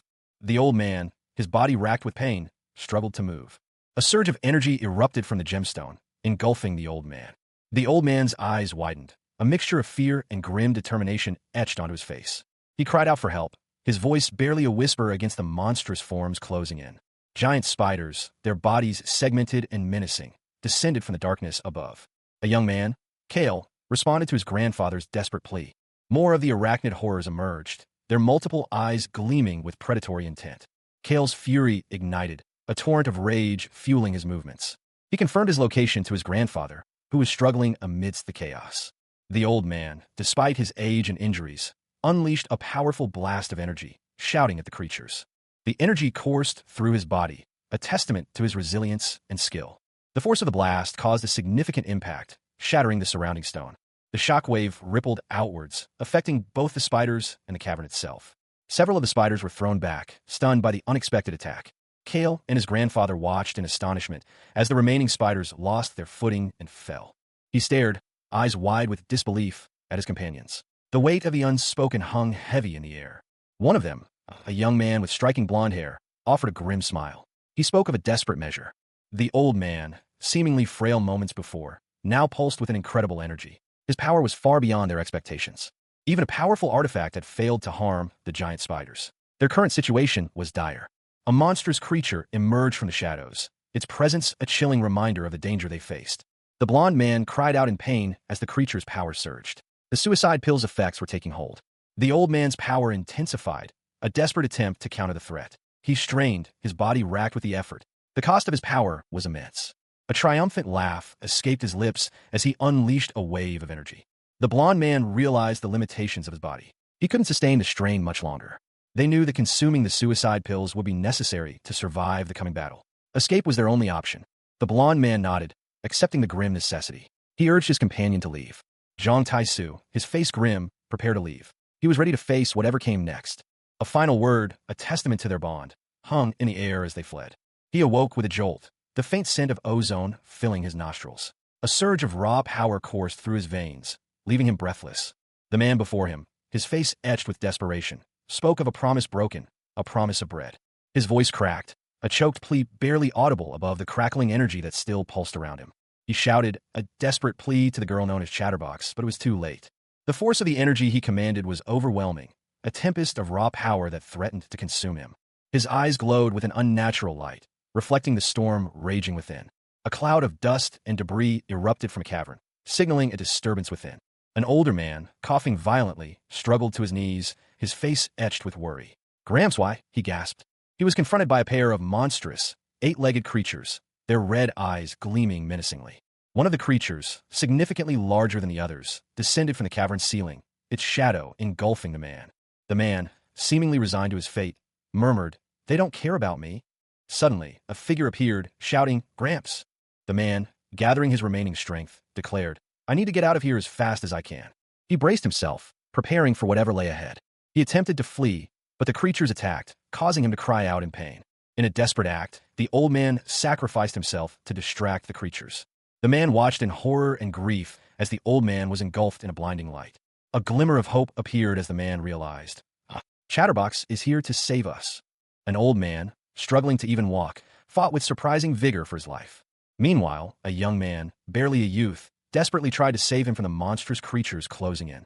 The old man, exhausted and overwhelmed, questioned his own actions. He wondered why he was acting as if others should be doing the things he was doing. His thoughts turned to the one who had inflicted this suffering upon him. A surge of energy erupted from him, a desperate act of defiance. The old man collapsed, the effort having taken its toll. He clutched a small, golden object in his hand, a final testament to his struggle. The young man watched in disbelief as the old man fell. He was confused. He had been told to protect Chatterbox. But now, he found himself facing a new threat. He was attacked, the surprise assault leaving him vulnerable. A powerful blow sent him reeling. He awoke with a gasp, his vision swimming. The world spun, a dizzying kaleidoscope of blurry colors. Above him, a monstrous spider-like creature loomed, its multiple eyes gleaming with malevolent intent. The creature lunged, its massive legs propelling it forward with terrifying speed. Kale barely managed to roll aside, narrowly avoiding the creature's crushing claws. A guttural roar echoed through the cavern as the creature slammed into the ground where he had been moments before. He was alive, but barely. His body screamed in protest from the impact. Another monstrous creature, this one resembling a hulking humanoid, emerged from the shadows. It swung a massive club, aiming for Kale's head. A voice, sharp and panicked, cut through the chaos. Chatterbox. Jiziak, Kale's companion, yelled at him, urging him to focus and escape.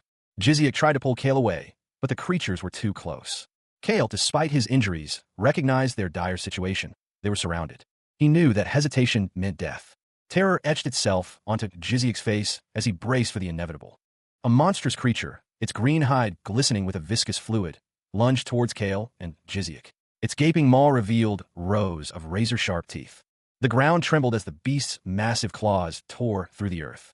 Kale and Jiziak barely managed to evade the initial attack, scrambling away from the immediate danger. A blinding flash of light erupted from Kale's hand as he unleashed a powerful energy blast. The force of the blast sent the creature reeling, momentarily stunned.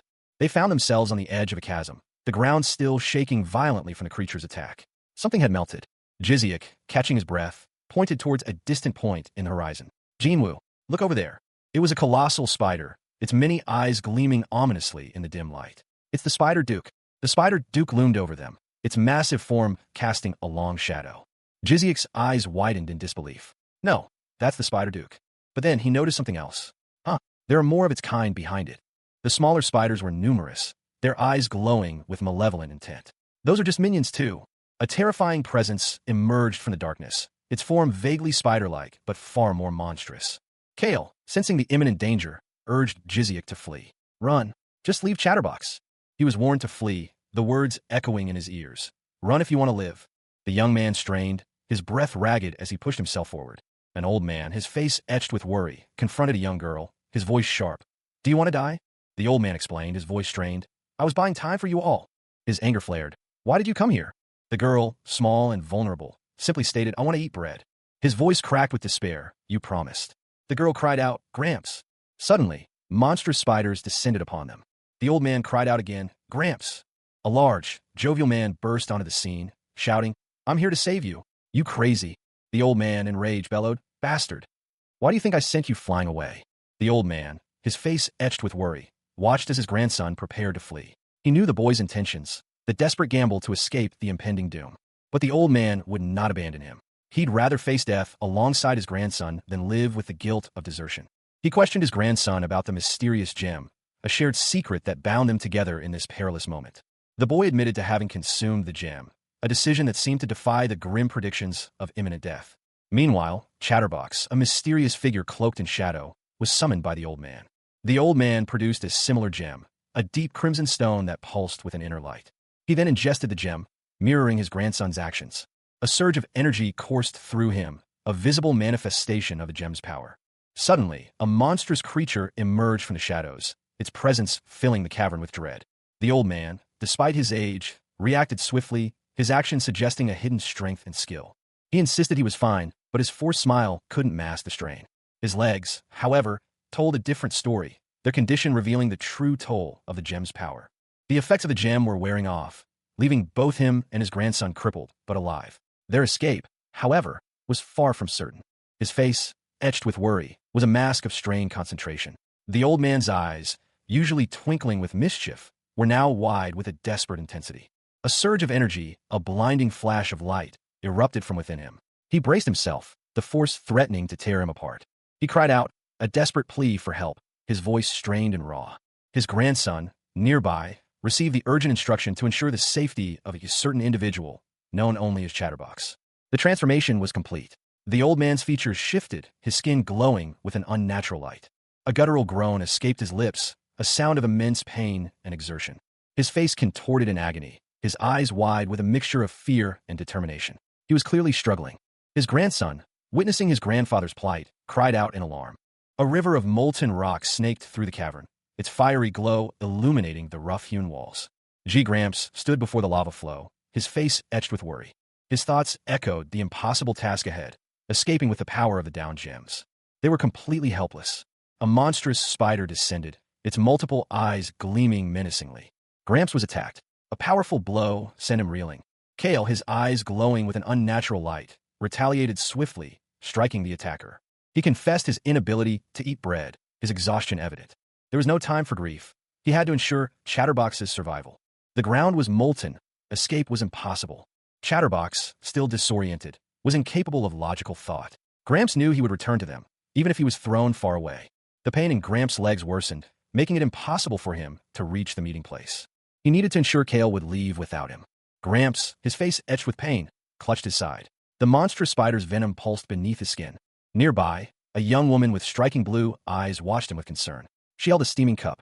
She spoke, her voice laced with warning. "Don't make the same mistake as me." The older man, his face contorted in pain, apologized to the young woman, calling her Chatterbox. The scene shifted. A soldier cried out, "Major Jang!" Major Jang, carrying a young woman, was fleeing the scene, pursued by the spider. The young woman, Chatterbox, was being held by the major, who yelled her name. Major Jang's face, grim and determined, was shown in close-up. Gramps, alone and injured, pointed towards the distance. His breaths hitched, ragged and shallow. The old man, left behind in the chaos, clutched his side, where a deep wound bled freely. He knew the spiders were focused on Chatterbox, their attention diverted from him for now. This was his chance. But he also knew that, ultimately, humans were insignificant to these creatures, mere insects.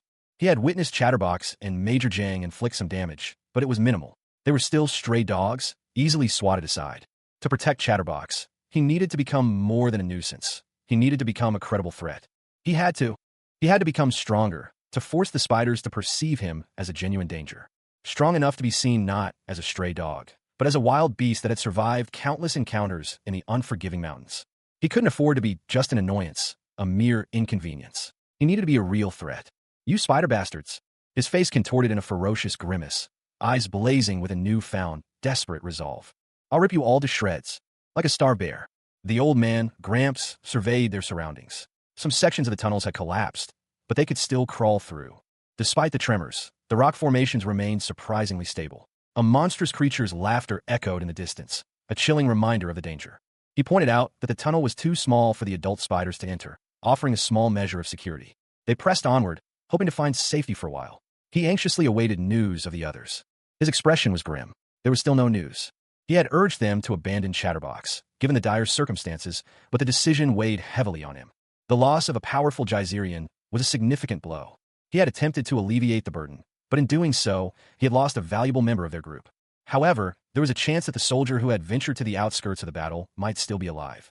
Suddenly, a terrified shout pierced the silence. A spider, but it was already dead. "Are you all right?" Gramps, relieved, called out for the major and Chatterbox. "Is he all right?" The old man had been struggling, so one of the group had to knock him unconscious. This was no time for idle chatter. A monstrous spider lunged from the shadows, its multiple eyes gleaming menacingly. The spiders were upon them. Immediate action was required. Another spider attacked, its massive legs ensnaring one of the group. The old man was caught in the spider's grasp, struggling against its powerful hold. With surprising speed and strength, the old man managed to overpower the spider. He roared in exertion, his face contorted in a grimace of effort. The spider's grip loosened, and it was thrown back defeated. One of the soldiers watched in astonishment. He had just witnessed the old man take down a spider barehanded. The soldier and the old man exchanged a look of mutual understanding. The soldier commented on the old man's surprising strength, noting his already trained physique. The soldier reflected on the significant difference in physical capabilities between those in good shape and those who are not. A new threat emerged from the darkness. A colossal, white, shroud-like figure loomed, its single red eye gleaming ominously. From within its folds, numerous spiders emerged, their many legs skittering. The spiders descended, their movements swift and deadly. Their targets were clearly visible below. The old man, his face etched with worry, urgently directed the others. "Go into the side route. Right now." Heeding his warning, the group scrambled to escape the immediate danger. The ground trembled violently as the spider's assault intensified. The soldiers, caught in the chaos, struggled to maintain their footing. Despite the harrowing experience, they had managed to escape the immediate threat. "Major, we've all gotten through." The old man, however, was clearly shaken by the ordeal. His face was grim, his eyes filled with a deep concern. A new, unsettling silence descended. Something else was lurking in the darkness. Suddenly, a powerful surge of energy erupted, striking the old man. He grunted, "Hop." He was thrown back, the force of the blow sending him crashing against the cavern wall. The old man, eyes wide with terror, braced himself against the crumbling earth. Dust and debris rained down around him. A tremor shook the ground, and a deep crack snaked across the cavern floor. Major, the exit's gonna collapse. A voice screamed in panic. Another soldier, partially obscured by dust, yelled, "Come on out," as he struggled to pull himself free from the debris. The major, trapped beneath a pile of rubble, could only manage a desperate "Major." A large, earthen mass shifted ominously within a cavernous space. Two figures, one with blonde hair and the other with dark hair and glasses, stared in disbelief as the ground heaved. "This can't be," one of them exclaimed. The dark-haired figure, Hyunji, urgently called out, "Wait." Hyunji's eyes widened as she focused on the shifting earth. The dirt, it was moving. A monstrous hand burst forth from the earth, shattering the ground around it. The blonde-haired man cried out in alarm, "Major." Hyunji reacted instantly, shouting, "Grab onto his hand and pull." They managed to pull the major to safety, collapsing in exhaustion. The major, catching his breath, stated, "We should be safe for now." The blonde-haired man, assessing the situation, said, "I guess we'll have to dig it away once things quiet down a bit." The blonde-haired man, overcome with grief, revealed Hyung-T was killed by the first explosion. He continued, recounting the events, while Gramps and Hyunal died, trying to save Chatterbox. "I saw Hyunal too. He threw Chatterbox at me. I wondered why he wasn't coming, but then I took a look at his legs. They were in necrosis. His legs were in a state of necrosis. A chilling sight, even for those hardened by war. Did anyone see a light near him at the time?" A grizzled officer pondered the scene, a furrow in his brow. He thought he had seen something. A young man, his face etched with concern, considered the implications. Could the necrosis have been a side effect of the gem's power? He reflected on the losses. The plan had been inherently risky, but he hadn't anticipated such heavy casualties. If only he had been there.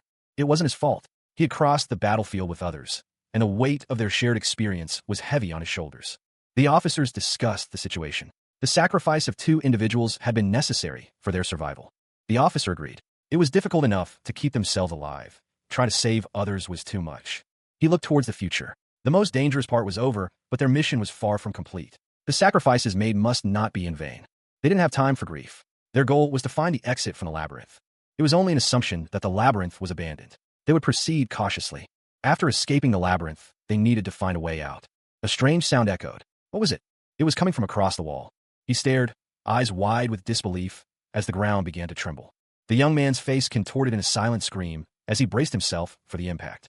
The walls crumbled, unleashing a torrent of debris and shadow. He fell, landing hard on the broken ground, the dust stinging his eyes. His companions were already upon him, their voices filled with urgency. From the breach in the wall, monstrous claws emerged, tearing through the stone. He cursed his luck. It always seemed to be him. A monstrous figure lunged, its shadow engulfing him. His comrade's desperate plea cut through the chaos. He was thrown back by the force of the blow, a groan escaping his lips. The creature's powerful legs pinned him to the ground. He struggled, fear and desperation etched on his face. A hulking figure emerged from the shadows, its features obscured by darkness. A voice filled with surprise whispered, "What?" The figure lunged, its massive form filling the space. A shout cut through the air. "Jinwoo!" The creature's attack was swift and brutal. Jinwoo barely managed to evade the blow. Nearby, a group of soldiers watched in disbelief. One muttered, "I never thought that the supervisor bastard would come all the way here to get us. What value does a human hostage even have during a war?" The soldiers were shaken, their breaths heavy. One of them finally spoke. It was Hyung-T. Jinwoo, his face etched with shock and grief, responded, "The monster that helped me was Hyung-T." An older soldier, his face lined with worry, countered, "That's impossible. You almost died there. I'm sure it was just your mind playing tricks." Jinwoo, despite the soldier's doubt, insisted, "No, I'm certain." From the darkness, a monstrous spider-like creature emerged, its many legs moving with unsettling grace. It was immense, casting a long shadow over the scene. The soldiers reacted with alarm. One cried out, "It's coming! Hurry!" Panic seized them as the creature advanced. The creature lunged, its massive form engulfing the soldiers. Jinwoo and another soldier barely escaped the creature's grasp, scrambling away as the creature's shadow loomed over them. The soldiers pressed on, their pace frantic. "We're not fast enough. It's going to catch up to us soon." One of them shouted, his voice laced with desperation. The effects of the orb they carried were waning. The creature was gaining on them. He felt a sudden jolt of fear. His face paled. Suddenly, spears erupted from the walls, surrounding them. "What?" He recognized the danger instantly. "Traps." Another soldier, a young man, warned his companion. "There are traps in the labyrinth. We managed to stall." One of the soldiers was impaled. A guttural cry escaped his lips. The young man screamed in agony as he was caught in the trap. His body convulsed. Another soldier, caught in a similar trap, cried out in pain. "My legs!" He was trapped, his legs ensnared. "Jawung!" He looked on in horror as his comrades screamed in pain. The ground trembled as the creature attacked again. A commanding officer barked orders, his weathered face etched with grim determination. Take Chatterbox and get out of here. I'll support Jawung. He emphasized the urgency of the situation. Chatterbox is our priority. He's the most important one. One of the soldiers, Jawung, groaned in pain. Okay. You can't stand, can you? My legs. Chatterbox, despite her own injuries, offered assistance. Get on my back. I'm sorry. It's because of me. Despite the pain, Jawung remained focused. Stop with the nonsense, and just tell me if you see any traps. It's bad. I can feel the blood pouring out of my legs. He struggled to keep moving, his breathing heavy. Once again, I'm just... Hyunji, visibly distressed, cried out Jawung's name repeatedly. She urged him to wake up, her face a mask of worry. Jawung winced, a grimace twisting his features. He spoke, his voice strained. Jinwoo, it's gonna catch up to us. I'm okay, so you should try to escape. Suddenly, a wave of disorientation washed over him. What? I can't hear you. He urged his companion to speak louder, his own voice strained. Talk louder. I can't focus on you speaking because of the chaos. A chilling realization dawned on him. The spider is right behind us. Chatterbox, despite her injuries, resolved to buy them time. I'll stall time, so just...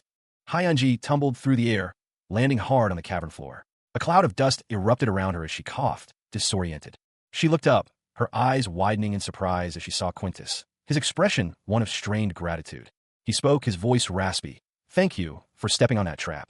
Below them, a monstrous spider emerged from the shadows, its multiple eyes gleaming menacingly. A shadowy figure, cloaked and ominous, loomed large. Its presence filled the space with an unnerving chill.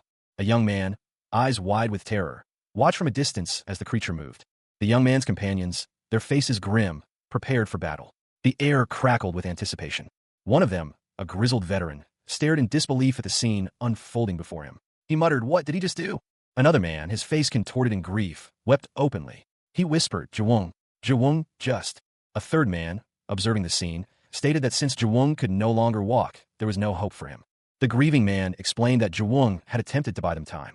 The veteran, still shaken, recounted hearing Jawung scream. He grimly noted that their trap had worked perfectly this time. With more time now, they decided to leave, deeming it inappropriate to mourn at that moment.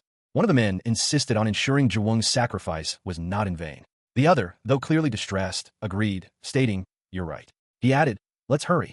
I'm fine," though his trembling hands and wide eyes betrayed his words. He looked down at the prone figure, a grim expression etched onto his weathered face. It wasn't the first time the old man had been used as bait before. His assessment was blunt. The major simply discarded those he deemed useless. He's too dangerous. The soldier felt a surge of urgency. He needed to inform the major before it was too late. The older man's voice was sharp, accusing. He wasn't just diminishing the sacrifice. He was actively trying to fracture the group. He sighed, frustration evident. The major wouldn't listen. He resolved to remain silent, at least for now, and wait for Jinwoo to act up again. He would tell the major. The remaining members were Jinwoo and the major. Chatterbox, possessing monstrous powers as a Geyserian. And he, the major, was adept at assessing situations and was exceptionally strong. He was dependable, but what about him? What could he do? He questioned his own contributions thus far. The grim determination etched on his face, Kale announced the next sacrifice, Jiziak. Jiziak, hearing his name, visibly flinched. He stumbled, clearly shaken by the news, prompting concern from his companion. Jiziak quickly reassured them, though his words masked a deeper unease. He was merely remembering Jawung's sacrifice.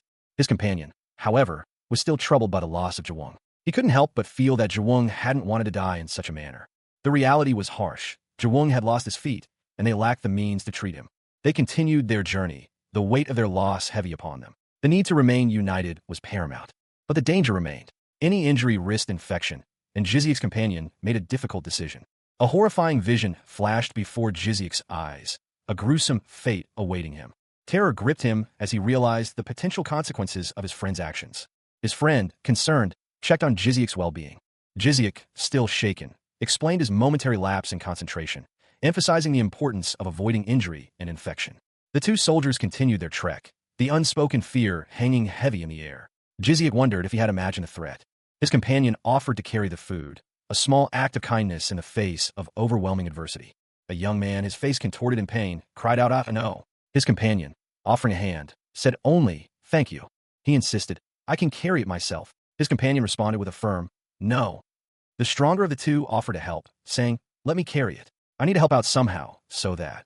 He cautioned his companion, "Don't push yourself too much. Let me know whenever you get too tired. I'll carry it for you." A different soldier suggested, "Major, let's switch. I'll carry Chatterbox." Chatterbox responded with a surprised, "Oh, really?" One of the soldiers observed, "No, it doesn't look like he's conscious yet." The young man carrying the burden worried, "I have no use at the moment. I need to take the food hostage in order to survive. I will be abandoned the moment I lose this, just like Hyunel, like Jwung." They had reached a fork in the path. One of them pointed out, "I can see traps on the floor. We did come pretty far, but since there weren't any forks on the path, the spiders could catch up to us pretty soon."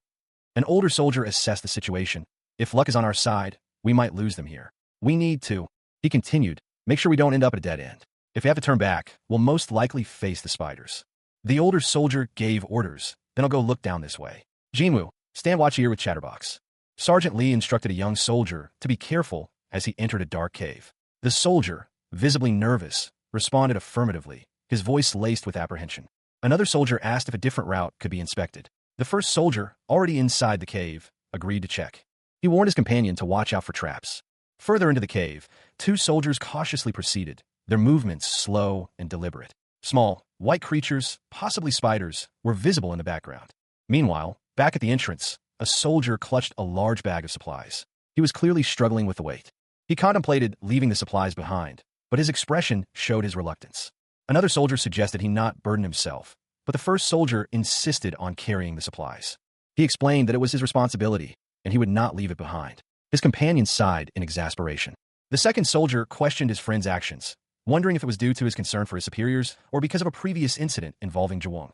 The first soldier simply responded with the name Jiziak. He explained that he had only agreed with Gramps' opinion and had volunteered to carry the supplies. His friend pressed him further, questioning his motives and expressing concern that he might abandon him. The first soldier reminded his friend that he had saved him on the second floor. He questioned why his friend would abandon his savior. He had saved Jinwoo. A debt had been repaid, and now they would escape together. Without Jinwoo's intervention, he would have been dead. The two men reviewed their escape plan. They had worked together before, infiltrating the base and tending to his wounds. Now, they would do so again. Their previous attempt had been unsuccessful, but they had still managed to accomplish a great deal together. Jinwoo had been the one to devise their escape plan. Hyung-Tae had helped them emotionally, but he hadn't actively participated in the escape. The spiders posed a significant threat, especially in the center of the battlefield. If not for Jinwoo, he would be fighting for his life alongside the other prisoners. He promised not to abandon Jinwoo. Jinwoo was simply trying to survive. He carefully clutched the heavy bag. It was a burden, but a necessary one. He decided to take the other route, leaving Jinwoo to guard their supplies. He reassured his companion. He carried Jinwoo, who was injured, down the route. Jinwoo expressed gratitude for his efforts to keep them alive. He had been working tirelessly. He thanked Jinwoo for his understanding. He was a kind person. Jinwoo returned the compliment, acknowledging his kindness. The young soldier, Kale, had always been known for his unwavering resolve. His mental fortitude was legendary among his comrades. Yet here he was, his shoulders slumped, his gaze fixed on the ground, a stark contrast to his usual steely demeanor. He appeared exhausted, his usual sharp features softened by fatigue. A companion observed, "He's just reached his limit." Well, it's nothing strange. The companion's words hung in the air, a stark acknowledgement of the toll the recent ordeal had taken on Kale. His hand instinctively went to his head, a gesture of weariness and defeat. A spectral figure loomed over him, its presence both menacing and strangely comforting. Kale, despite his exhaustion, seemed to find a strange solace in its proximity. The spectral figure's words echoed in the silence. "I guess this is it for him." The young man, weary from the ordeal, reflected on the shared exhaustion of his companions. They had all faced similar challenges, pushing themselves to their limits. He acknowledged his own doubts, contrasting his internal struggles with the unwavering dedication of his comrades. He resolved to act decisively, driven by a newfound sense of purpose. He cautiously proceeded down a narrow passage, his senses heightened. A figure lay slumped ahead, seemingly unconscious. He urgently called out a warning to his companion, Jinwoo. Jinwoo's eyes widened in terror as he registered the danger. Another companion, Jiziak, desperately tried to intervene, but his efforts were clearly insufficient. Jiziak, filled with remorse, confessed his regret over his actions. The scene shifted to reveal Jinwoo trapped within a gruesome skeletal cage. The creature loomed over Jinwoo, its presence menacing. A man, witnessing the scene, let out a horrified yell. A monstrous claw descended, aiming for Jinwoo. The beast lunged, its shadow falling over its prey. Below, a young man cursed, betrayed and falling. He cried out in terror as the creature's appendages closed in. The impact left him broken and unconscious. He awoke to agonizing pain, his body screaming in protest. His surroundings were dark and unfamiliar. Despair washed over him. He had reached a dead end. Tears streamed down his face as he contemplated his options. He clutched a small, green pill, a suicide pill, in his trembling hand. He considered his options, knowing that death was imminent, but hoping for a few more seconds of life. But then, a new idea sparked within him. He coughed up blood, the pain intense. He cried out in agony, his body racked with pain. He thrashed, his body a marionette in the creature's grasp. The monstrous figure loomed above, its shadowed face barely visible beneath a tattered cloak. A guttural roar echoed through the cavern. The beast tightened its grip. Suddenly, a smaller, reptilian figure launched itself at the beast, its claws extended. The impact sent the young man sprawling. He hit the ground hard, the wind knocked out of him. The smaller creature, surprisingly agile, dodged the beast's retaliatory swipe. It landed a blow, a sharp strike that seemed to momentarily stun the larger creature. The beast recoiled, its cloak momentarily falling away, revealing a grotesque face. The smaller creature seized the opportunity, launching another attack. A cloaked figure, its face obscured by shadow, loomed over the battlefield. Its eyes glowed with an eerie red light. The creature lunged, its massive form a blur of motion. A smaller, reptilian figure emerged from the chaos, its movements surprisingly agile. It had witnessed the battle, and a great deal had transpired in the short time it had been observing. Hyung-Ti lay wounded on the ground, his breath ragged. Blood stained his clothing. He looked up, his gaze fixed on the approaching figure. Hyung-Ti's voice was weak, but filled with surprise. "I thought you died." The reptilian creature responded. "I thought you died in the first explosion, so we left." Hyung-Ti's guilt was palpable. "But you protected us. I should have listened to you. I shouldn't have trusted that son of a bitch." His anger flared. "Kim Jinwoo, that piece of shit." Hyung-Ti continued, his voice thick with emotion. "He acts all nice, then throws away someone as bait, when it's actually dangerous and runs. The same happened to Gramps, Hyunal, and Jawung." The reptilian creature, its eyes narrowed, observed Hyung-Ti. "Ah, so they were all Jinwoo's masterpieces, huh? I thought they had just gotten killed on a run." The small, reptilian creature, its green skin glistening faintly in the dim light, rested its clawed hand atop Hyung-Ti's. It seemed to be offering comfort. Hyung-Ti, despite his injuries, managed a weak smile. He was clearly grateful for the unexpected aid. The creature, however, had a request. It wanted Hyung-Ti's help in a matter of great importance. Hyung-Ti's expression shifted to one of concern. He was still recovering from his ordeal, but he felt compelled to help. He confessed his inability to let the creature escape, fearing its potential for harm. The creature, in response, revealed that it had been manipulated by Jinwoo, a fact that shocked Hyung-Ti. Hyung-Ti, overcome with emotion, realized the depth of Jinwoo's deception. He was the only one who knew the true nature of Jinwoo's actions. Hyung-Ti's regret was palpable. He should have trusted the creature sooner. The creature's hand remained on his, a silent promise of continued support. Hyung-Ti, exhausted but resolute, leaned heavily on the creature. The creature looked on with a mixture of concern and determination. The creature's large form loomed over Hyung-Ti, a silent guardian. The creature reflected on its past, acknowledging its gratitude towards Jinwoo, despite the deception. He had lived his entire life for the happiness of others, neglecting his own well-being. This selfless dedication, however, had left him feeling utterly depleted. He had convinced himself that everything was fine as long as those he loved were happy, but this self-deception was beginning to crumble.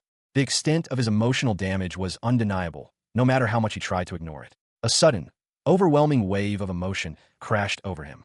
But Jinwoo's actions had forced him to confront a harsh reality.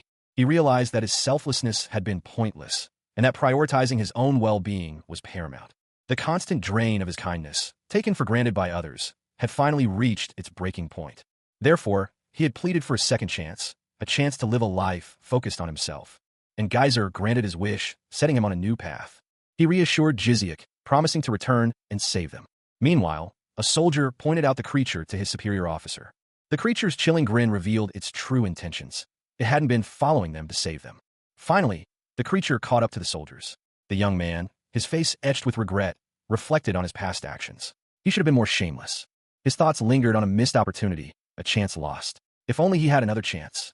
A dark, pulsating orb emerged from his chest, a symbol of his impending fate. A voice echoed in his mind, a stark reminder of his weakness and insignificance in this world. His kind wasn't even permitted to breathe in Geyser. He was addressed by a being that oversaw the evolution of pitiful creatures like him. The being offered him a chance. The orb glowed intensely, promising a new beginning. He questioned the being's motives, wondering why such a powerful entity would take an interest in a human like him. The being explained that it couldn't remain without a host. Its previous host, a soldier, had failed to utilize its abilities. The being showed him the remains of its former host, a grotesque figure. The being stated that the soldier met a fitting end. The young man's fate was now uncertain. The being warned him that he would soon share a similar fate. However, the being reassured him that his head and chest were in fine condition. He had been given a choice: accept a new body, and with it, unimaginable power. The cost, however, remained unclear. The entity, a formless being of immense power, waited patiently. It urged him to accept its offer, but Kale was hesitant. Alone in the cavern, Kale considered his options. The immense pressure of the situation weighed heavily on him. The entity, sensing his reluctance, warned him that time was short. A sardonic chuckle escaped Kale's lips. He pointed out the shared predicament, a subtle shift in power dynamics. The entity, taken aback, retorted, reminding him of his initial desperation. Kale, defiant, declared his refusal to be manipulated further. He resolved to take control of his own destiny. The entity presented the stark choice: life or death. He calmly stated that he had been prepared for this moment. With a chilling grin, Kale asserted his agency, leaving the final decision in his own hands. The entity offered Kale a new opportunity, a chance at power and a new body, but he refused to be controlled. He declared his intention to be in command. The scene shifted, showing a dark, ominous landscape. Kale finally caught up to his companions. He appeared, emerging from a dark space. A superior officer, clearly surprised, exclaimed that he had told them so. They discussed Hyung Ti, who had previously stopped a spider-like creature, but his current state was concerning. The scene showed the group, with Hyung Ti looking significantly altered. Hyung Ti's condition was clearly unstable. He explained that the fusion process was incomplete. They decided to retreat and consume both the spider and the human. The fusion process would continue, despite the risks. Hyung Ti, defiant, stated that he didn't care about the stability of the fusion, and that he was sure the woman would be their first meal. As you wish. Hyung Ti, who are you talking to? That attack just now. He apologized, explaining that he'd been infected by something akin to a parasite. He assured them he could control it, though he lamented the other's fate, wishing he'd been faster. One soldier questioned whether the creature was truly Hyung Ti, given its appearance and voice. Another soldier simply stated that it had attacked them. Enraged, they called him a cowardly monster, incredulous that he thought he could fool them. Hyung Ti, in his monstrous form, sneered. His hand shot out, a gesture of contempt. He laughed, a monstrous sound, as he revealed that he was wearing the skin of their companion. The monstrous form retorted, "Me, a monster? I was the most humane out of you all, yet you're calling me a monster." His face contorted in anger. He spat out, "Do you know how fucking hard I work to take care of you guys?" Meanwhile, a soldier recounted how he'd been busy watching out for spiders, while another soldier explained that they were calming the military personnel to prevent fights. The soldier continued, explaining that looking after the old geezer who was nothing but a burden that wanted to be treated like royalty was draining. The monstrous Hyung Ti revealed that he could at least depend on Hyunjae, but then they killed him. He was the one who suffered the most for months because of them. He seethed. "And after everything, you have the audacity to treat me like that, huh? How dare you?" A grizzled, older man addressed the monstrous figure before him, his voice laced with a weary understanding. "I know that you worked really hard." He continued, attempting to soothe the creature's obvious agitation. "You must have been upset." The monstrous being responded, its voice a low growl. "You acknowledge my hard work? Only now?" The creature's frustration was palpable, its repeated cries echoing the sentiment of its words. "Only now." The older man tried again, his tone firm but gentle. "No, there's no need to be this upset. It's all in the past." The creature, seemingly calmer, mumbled to itself. "Results are good." The older man observed the creature with a mixture of concern and fascination. "But this is the body of a human who is perfectly adjusted to Geyser. A newly evolved human that you dreamed of, Kim Jinwoo. That's what I am turning into." One of the onlookers spoke, his voice laced with apprehension. "Hyung Ti, you make it sound like you're still transforming." The creature, Hyung Ti, responded with a hint of self-deprecation. "It's a shame, but I'm not complete yet." Another onlooker asked a clarifying question. "Can I ask what you mean by chance?" Hyung Ti's eyes narrowed, his voice hardening. "It's simple. Be eaten by me, so that I can emerge as complete." Hyung Ti continued, his words a chilling proposition. "Become one with me, so that we can fulfill the dream of a newly evolved human together." Jinwoo, his face etched with worry, tugged at his scarf, his eyes wide with apprehension.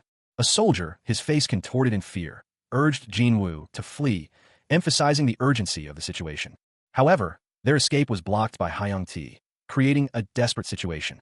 The major, his expression grim, barked an order, signaling an immediate action. The ensuing struggle left the major injured and vulnerable. Hyung Ti, unyielding, warned the major to stay out of his way. Hyung Ti, in his monstrous form, revealed that he had been eagerly anticipating this confrontation. He then accused Jinwoo of being controlled by the monster. Hyung Ti, enraged, rejected the accusation.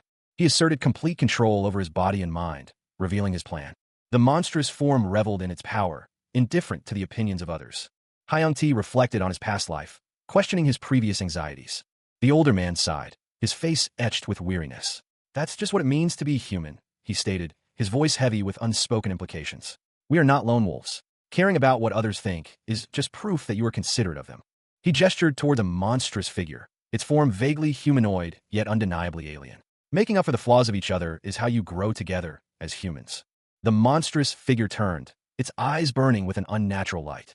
It spoke, its voice a guttural rasp. But the current me is different. I'm not human. I'm. The creature's words echoed the sentiment. Evolved human. The older man scoffed. You're nothing more than a zombie that's been infected by geyser. His eyes blazed with defiance. I won't let you take a single step further than this. Jinwoo, exhausted but alive, stumbled through a narrow, debris-strewn corridor. Each breath was a ragged gasp. He leaned heavily against the cold, rough stone walls, his body trembling with the aftereffects of his ordeal. In the dim light, he could just make out the slumped form of a creature, defeated and still. Jiziak, his companion, remained collapsed nearby, his injuries apparent. Jiziak stirred, weakly calling out Jinwoo's name. Jinwoo, relieved, responded with a strained cough. He announced that the immediate danger had passed, having slain the beast. Jiziak, still weak, questioned the reality of their escape. Jinwoo explained that he had used a suicide pill to gain the strength to kill the creature, ripping out its throat. An older man, possibly a superior officer, appeared, commenting on the power of the down gem. Suddenly, a monstrous, multi-eyed creature emerged from the shadows. Jinwoo reacted with disbelief and terror. The creature attacked, leaving Jinwoo screaming in agony. The young man, Jinwoo, was fleeing. His companions called out to him, their voices filled with a mixture of confusion and alarm. The question hung heavy in the air. How had things gone so wrong? He had believed his plan to be flawless, yet here he was, desperately trying to escape. A righteous person had already perished, a sacrifice to some cruel twist of fate. The strongest among them had fought valiantly, a last stand to save the main character, the one who was supposed to survive. But even as he ran, a monstrous figure emerged from the shadows, its gaping maw a terrifying promise of violence. Why are you running? It roared. Jinwoo's thoughts were a torrent of bitter irony. It was all unfolding exactly as a cliché storyline would dictate. He was supposed to survive, to be the main character. A curse, he thought, a cruel joke of fate. Yet, despite his internal turmoil, the narrative continued its predictable course. The accidental discovery of hidden power, the desperate research to escape, the demise of his companions, all part of the script. And finally, the promise of revenge, a deeper dive into the secrets of the down gems, fueled his desperate flight. He knew that peace could only come after a terrible storm. This was the price of survival. The monstrous creature loomed before him, its presence a palpable threat. What are you muttering to yourself? It sneered. Have you given up, you lame thing? Jinwoo, however, felt a surge of defiance. This was the moment he would discover a new power. The awakening of the main character, a transformation from extra to protagonist, was about to begin. He needed to stay calm, to carefully control the surging energy of the down gem. He knew the risks, but ignoring the potential for energy deviation was not an option. The monstrous creature loomed before him, its power palpable. To survive, he would need to concentrate most of his strength in his legs, protecting his muscles and bones with the remaining power. The plan was risky, but it was his only chance. He braced himself for the impact. Meanwhile, a figure emerged from the shadows, a cruel smile splitting his face. "Ooh-ha-ha-ha! Watch me!" he boasted, confident in his control over the gem's power. The confident figure lunged forward, his movements swift and deadly. But the power was not as easily controlled as he claimed. No, not yet. He needed to use the power of the gem to regenerate, to withstand the coming onslaught. The creature's attack was brutal, a crushing blow that sent him reeling. Pain racked his body. "Ag! It hurts! It hurts!" he cried out, his confidence shattered. The creature mocked him, questioning his arrogance. "Are you kidding? Have you still not gotten your shit together?" Desperate, he called out for help. "Chatterbox! Help!" Chatterbox arrived, ready to engage the monstrous foe. The battle raged, a whirlwind of blows and desperate maneuvers. A monstrous figure, its form vaguely reptilian, sent Kale sprawling with a powerful strike. The creature loomed over him, its shadow swallowing the light. A guttural growl vibrated through the air.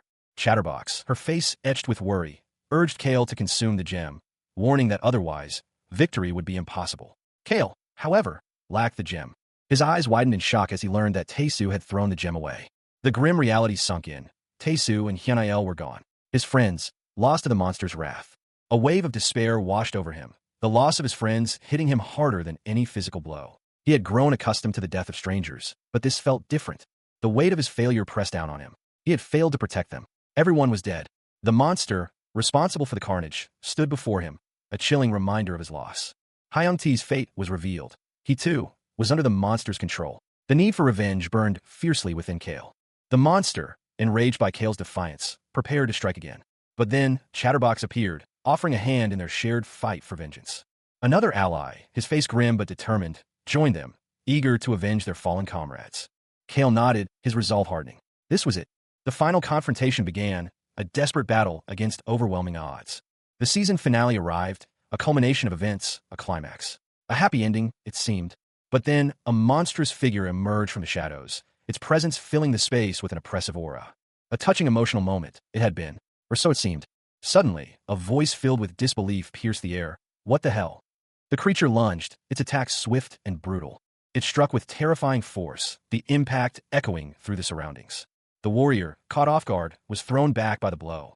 He struggled to his feet, his body screaming in protest. The monster advanced relentlessly, its eyes burning with malevolent intent. Another blow landed, sending the warrior tumbling. A shadowy figure darted into the fray, adding another layer of complexity to the battle. Main characters and cliches, my ass. I'm starting to understand the real reason for all your actions. You are nothing more than an extra. A monstrous claw, impossibly large, descended from the darkness above. The writing below it read, writing articles about the main characters. Two figures, huddled together, looked up in terror. One of them, a man with graying hair, whispered, "You simply got jealous of the people who made this world a brighter place." The man, his face contorted in fear and defiance, screamed, "I'm not an extra. I'm—" The claw loomed closer, and a voice, cold and devoid of emotion, stated, "Yes, you're right. You're not an extra. You're a villain." He was thrown back, the impact sending him reeling. The words above him read, and a pathetic one at that. A brutal attack followed, leaving him wounded and gasping for air. His face was a mask of pain, blood streaming down his features as he cried out in agony. He glared, eyes blazing with a mixture of rage and despair. His expression shifted to one of desperate pleading. He choked out, "Chatterbox." The scene shifted to show another figure, battered and bruised, lying on the ground. A cloaked figure appeared, their face obscured by shadow. They whispered, "Don't."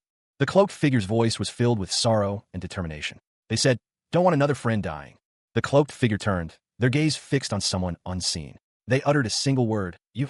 The injured man looked up, his eyes wide with a mixture of fear and resignation. A young woman, her face etched with worry, voiced her apprehension. She didn't want to lose another friend.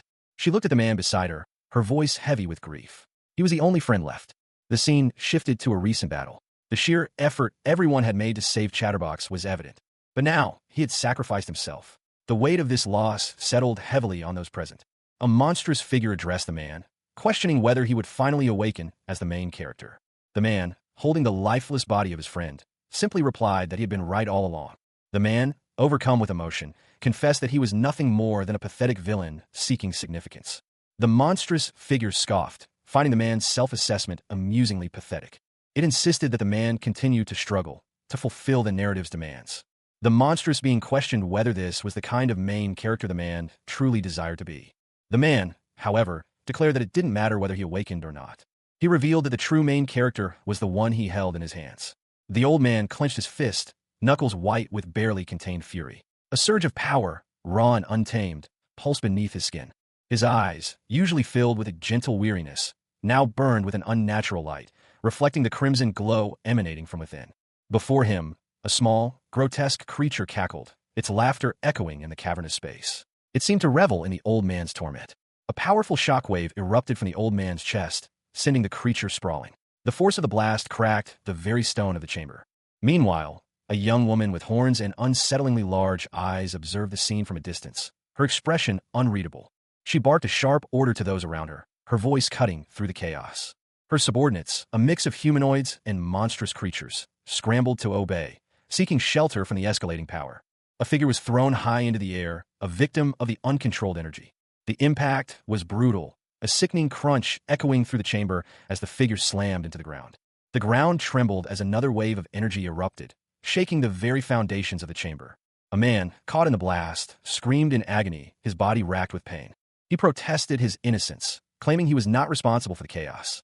The truth, however, was far more complex. His mind had become intertwined with the past, making him an unwitting participant in the unfolding events.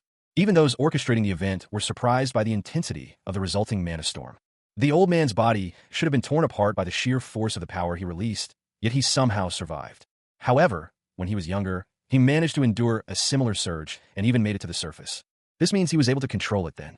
If he can withstand this until he's dealt with those memories. A small, horned creature detected a strange signal. The creature seemed disturbed by the signal. The memory-reflecting porter was overwhelmed. It couldn't handle the surge of power. A powerful being was caught in the chaos. He roared in pain and agony. A large, bubble-like creature appeared, along with other monstrous beings. A young woman urged others to protect the strange creature. She warned them that more creatures were approaching. The restoration of memories was complete. A young woman with pointed ears and crimson skin, her eyes glowing with an unnatural light, stood before them.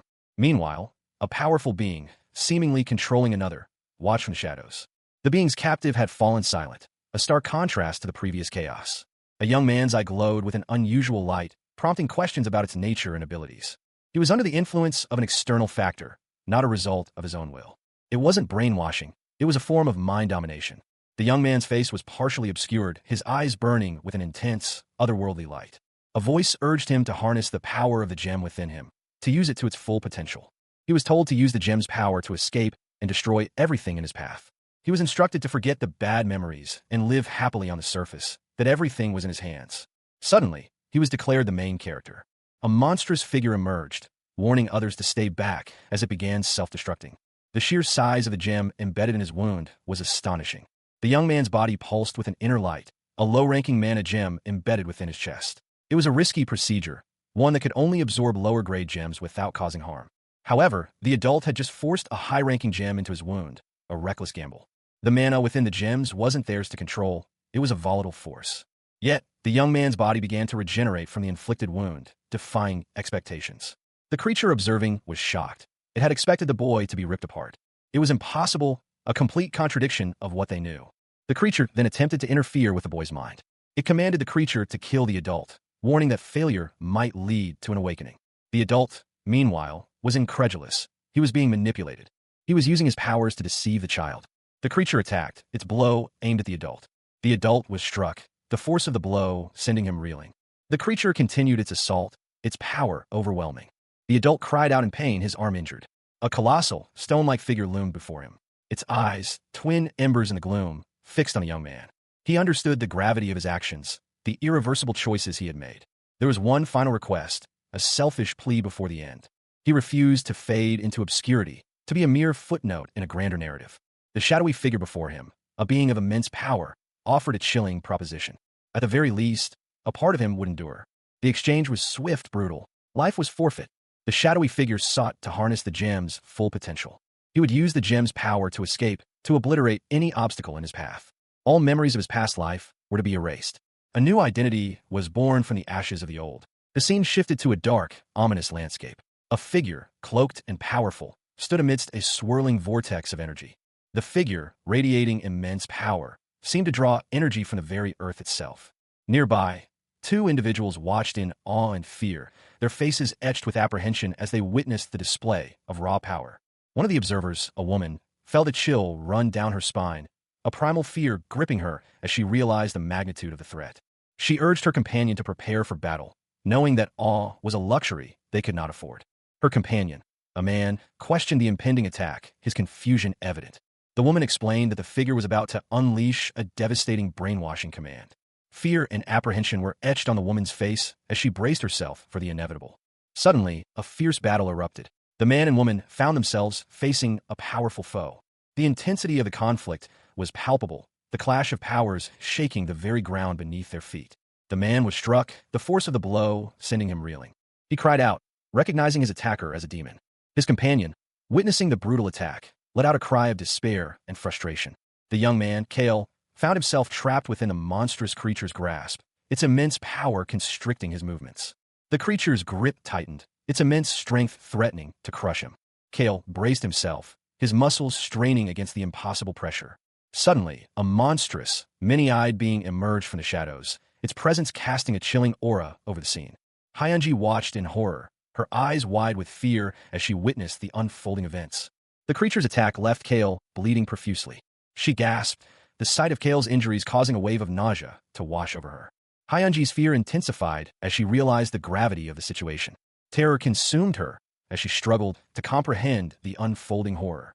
Hyunji clutched her head, the overwhelming trauma causing her to collapse. Hyunji watched in horror as Kale coughed up blood, his body collapsing to the ground. A monstrous figure loomed over him, its presence radiating malice. The world around Hyunji shattered, the reality she perceived fracturing into 1,000 pieces. Through the cracks, she glimpsed a different scene, a distorted reflection of the brutal attack. The reality she saw was false. A small, horned creature clutched its stomach, gasping for breath. Nearby, other figures watched with concern. One of them, a young woman with purple hair, urged them to prepare. There was no time for distractions. The creature's eyes widened in shock. It had just witnessed something unbelievable. This, they realized, was the skill of the failure's captain. The young man with gray hair, overcome with disbelief, lamented the reality denial.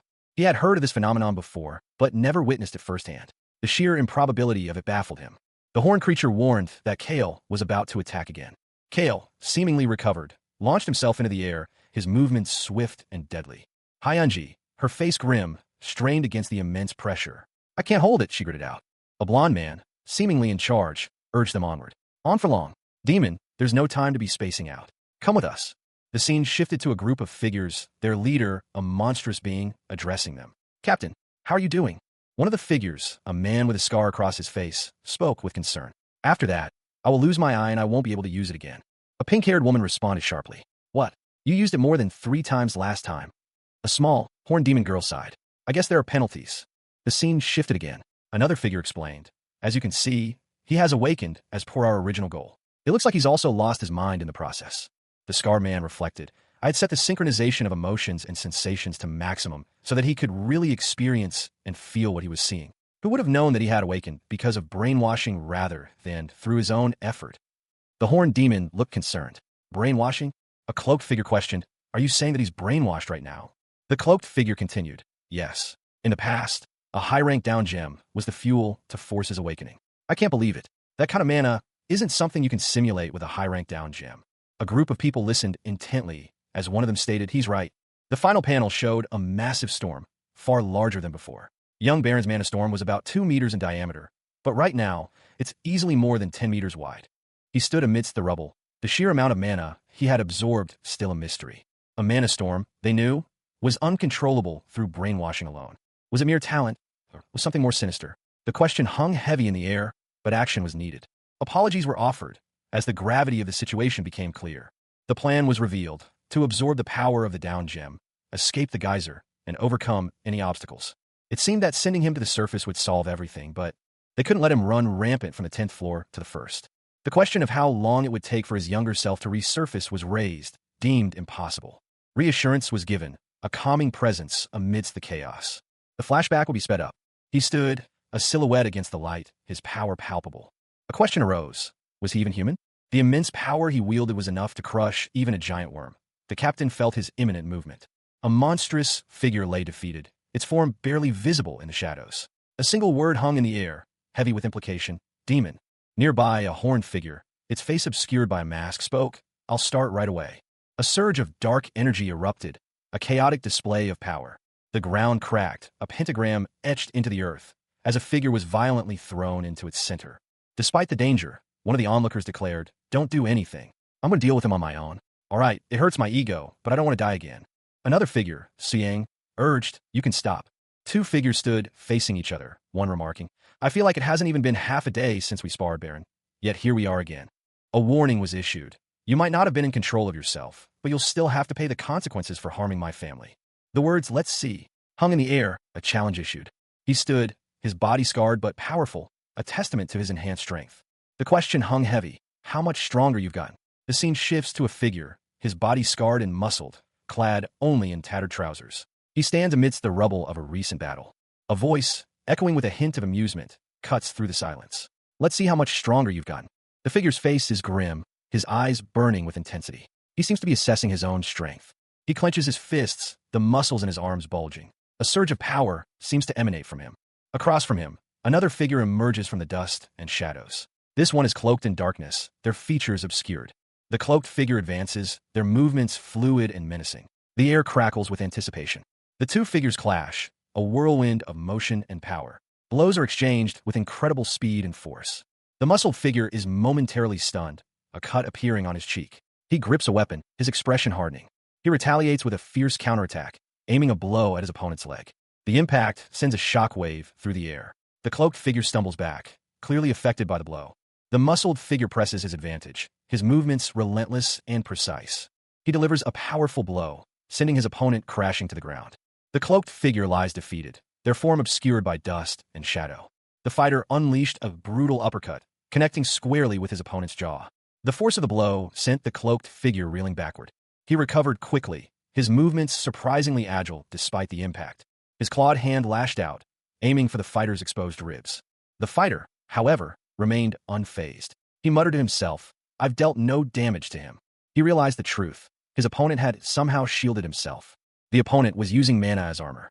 Despite the unexpected defense, the fighter pressed his attack. A fierce exchange of blows followed, a whirlwind of motion and impact. The fighter, however, saw weakness.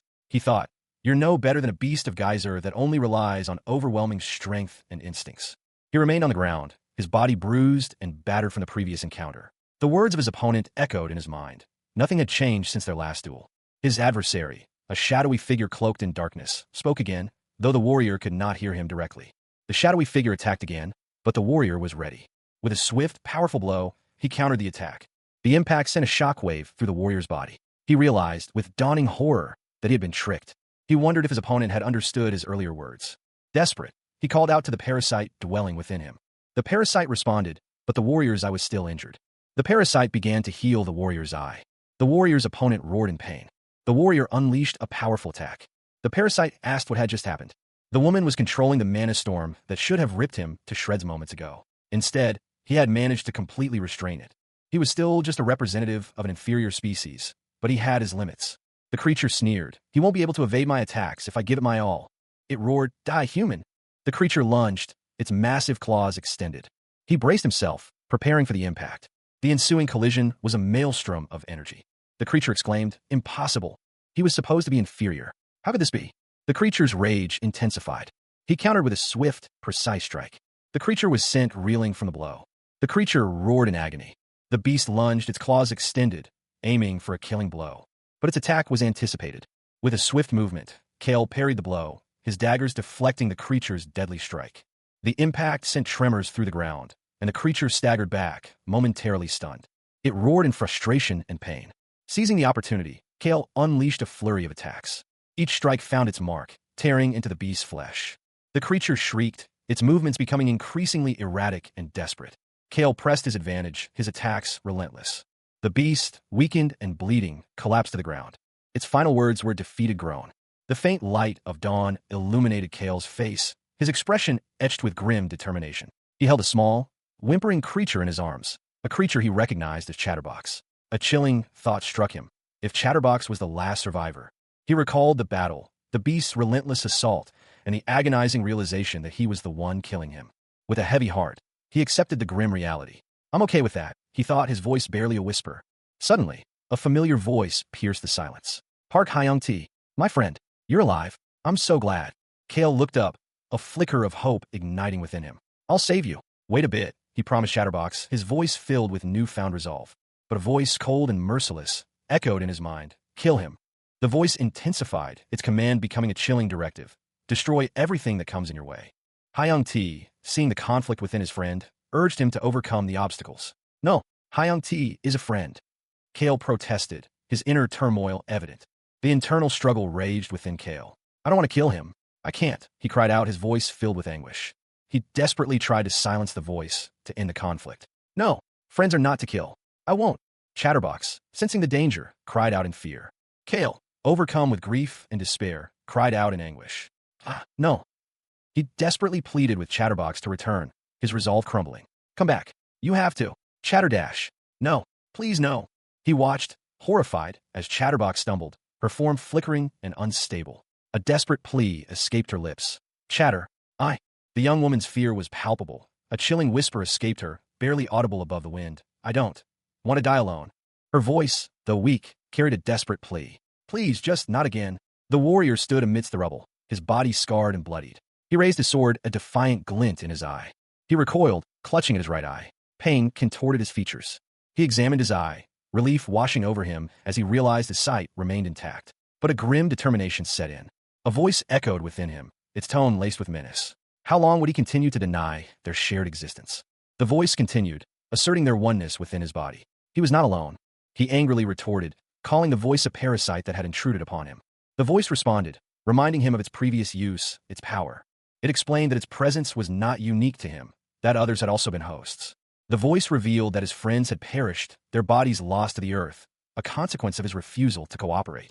The voice offered a desperate plea, to use its power to save his life. He refused, his resolve unwavering. They would prevail on their own. The voice, defeated, retreated, promising to watch from the shadows. He stood before a colossal, shadowy rose, its petals unfurling like the wings of some dark angel. As he had always done, he prepared himself. With a guttural roar, he launched himself forward, a blur of motion. His fist connected with something solid, the impact sending tremors through his body. A grunt escaped his lips as he staggered back, the force of the blow nearly knocking him off his feet. His face contorted in a grimace of pain and fury. The injury to his face throbbed. He retaliated with a swift, brutal counterattack, his movements honed to a deadly precision. His opponent, momentarily stunned, stumbled. The warrior unleashed a devastating blow, sending his foe crashing into the earth below. He landed hard, coughing violently as dust and debris rained down around him. Gasping for breath, he glared at his injured arm. Had he used his full strength, the outcome might have been different. He thought bitterly. He spat out a curse, his voice laced with contempt. I thought I told you to fuck off. With renewed determination, he rose to his feet. He prepared for another attack, his eyes burning with a fierce resolve. The warrior's final blow shattered the earth, sending tremors through the battlefield. He didn't even pause to catch his breath. His opponent was relentless, and he knew he needed to prepare. His opponent was approaching, and the warrior braced himself. From the dust and debris, a colossal worm emerged. Siang, witnessing the monstrous worm, urgently inquired about the approaching threat. The injured warrior, struggling to speak, could only confirm that many more were coming. Suyang's eyes widened in alarm at the sheer number of giant worms. A wave of monstrous worms rose from the ground, a terrifying sight. The warrior, already wounded, was caught in the onslaught. He observed that the worms had gathered from all over the area. His gaze fell upon his weapon, a grim determination etched on his face. He trudged through the desolate landscape, his gaze fixed on the ground. He knew the search was futile, the artifact was lost to him. Nearby, a chaotic scene unfolded. A grotesque creature, resembling a demonic cephalopod, was struggling against a swarm of colossal worms. A purple-haired figure, seemingly in command, barked orders to others. She attempted a risky maneuver, drawing the worm's attention away from the creature. Meanwhile, a young man, his face bruised and bloodied, was being held by a monstrous figure. He was instructed to use the down gems. With grim determination, he crushed a crimson gem in his hand, unleashing a surge of energy. The resulting blast propelled him upward, away from his captor. He unleashed a powerful mana storm, a swirling vortex of energy. The young man had forcefully implanted a gem into his own torso. He was overwhelmed by the sheer power, unsure of what was happening. The worms were drawn to his potent mana. The purple-haired figure urgently called for a retreat. She hoped he could hold them off for a while. He crouched low, a storm brewing within him. The ground trembled beneath his weight, cracks, spiderwebbing outwards. His eyes glowed with an unnatural light, reflecting the intensity of his inner turmoil. Parasites, drawn to the energy radiating from him, swarmed the area, their red eyes fixated on their prey. One of the parasites lunged, its claws extended, aiming for a vital strike. He reacted instantly, his body a blur of motion as he evaded the attack. The parasite's attack sent a shock wave through the earth, causing further tremors. He countered with a swift blow, his fist connecting with the creature's jaw. The impact was brutal, the parasite reeling from the force of strike. He pressed his advantage, unleashing a flurry of blows that tore through the parasite's defenses. The parasite, weakened and battered, struggled to defend itself against the relentless assault. With a final, powerful blow, he shattered the parasite's body, sending it crumbling to the ground. He gasped, his vision blurring as he felt a sharp pain shoot through his body. Did he just rip out the down gems from the worms? His back arched, muscles bulging as a surge of power coursed through his veins. The battle raged, leaving Kale battered and bruised. A surge of energy erupted from within him, a blinding flash of light.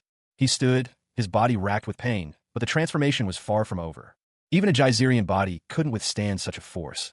This was beyond human comprehension. A bystander gasped. That is a monster. His current state was only possible due to the brainwashing and his unconsciousness. The being before them was no longer human.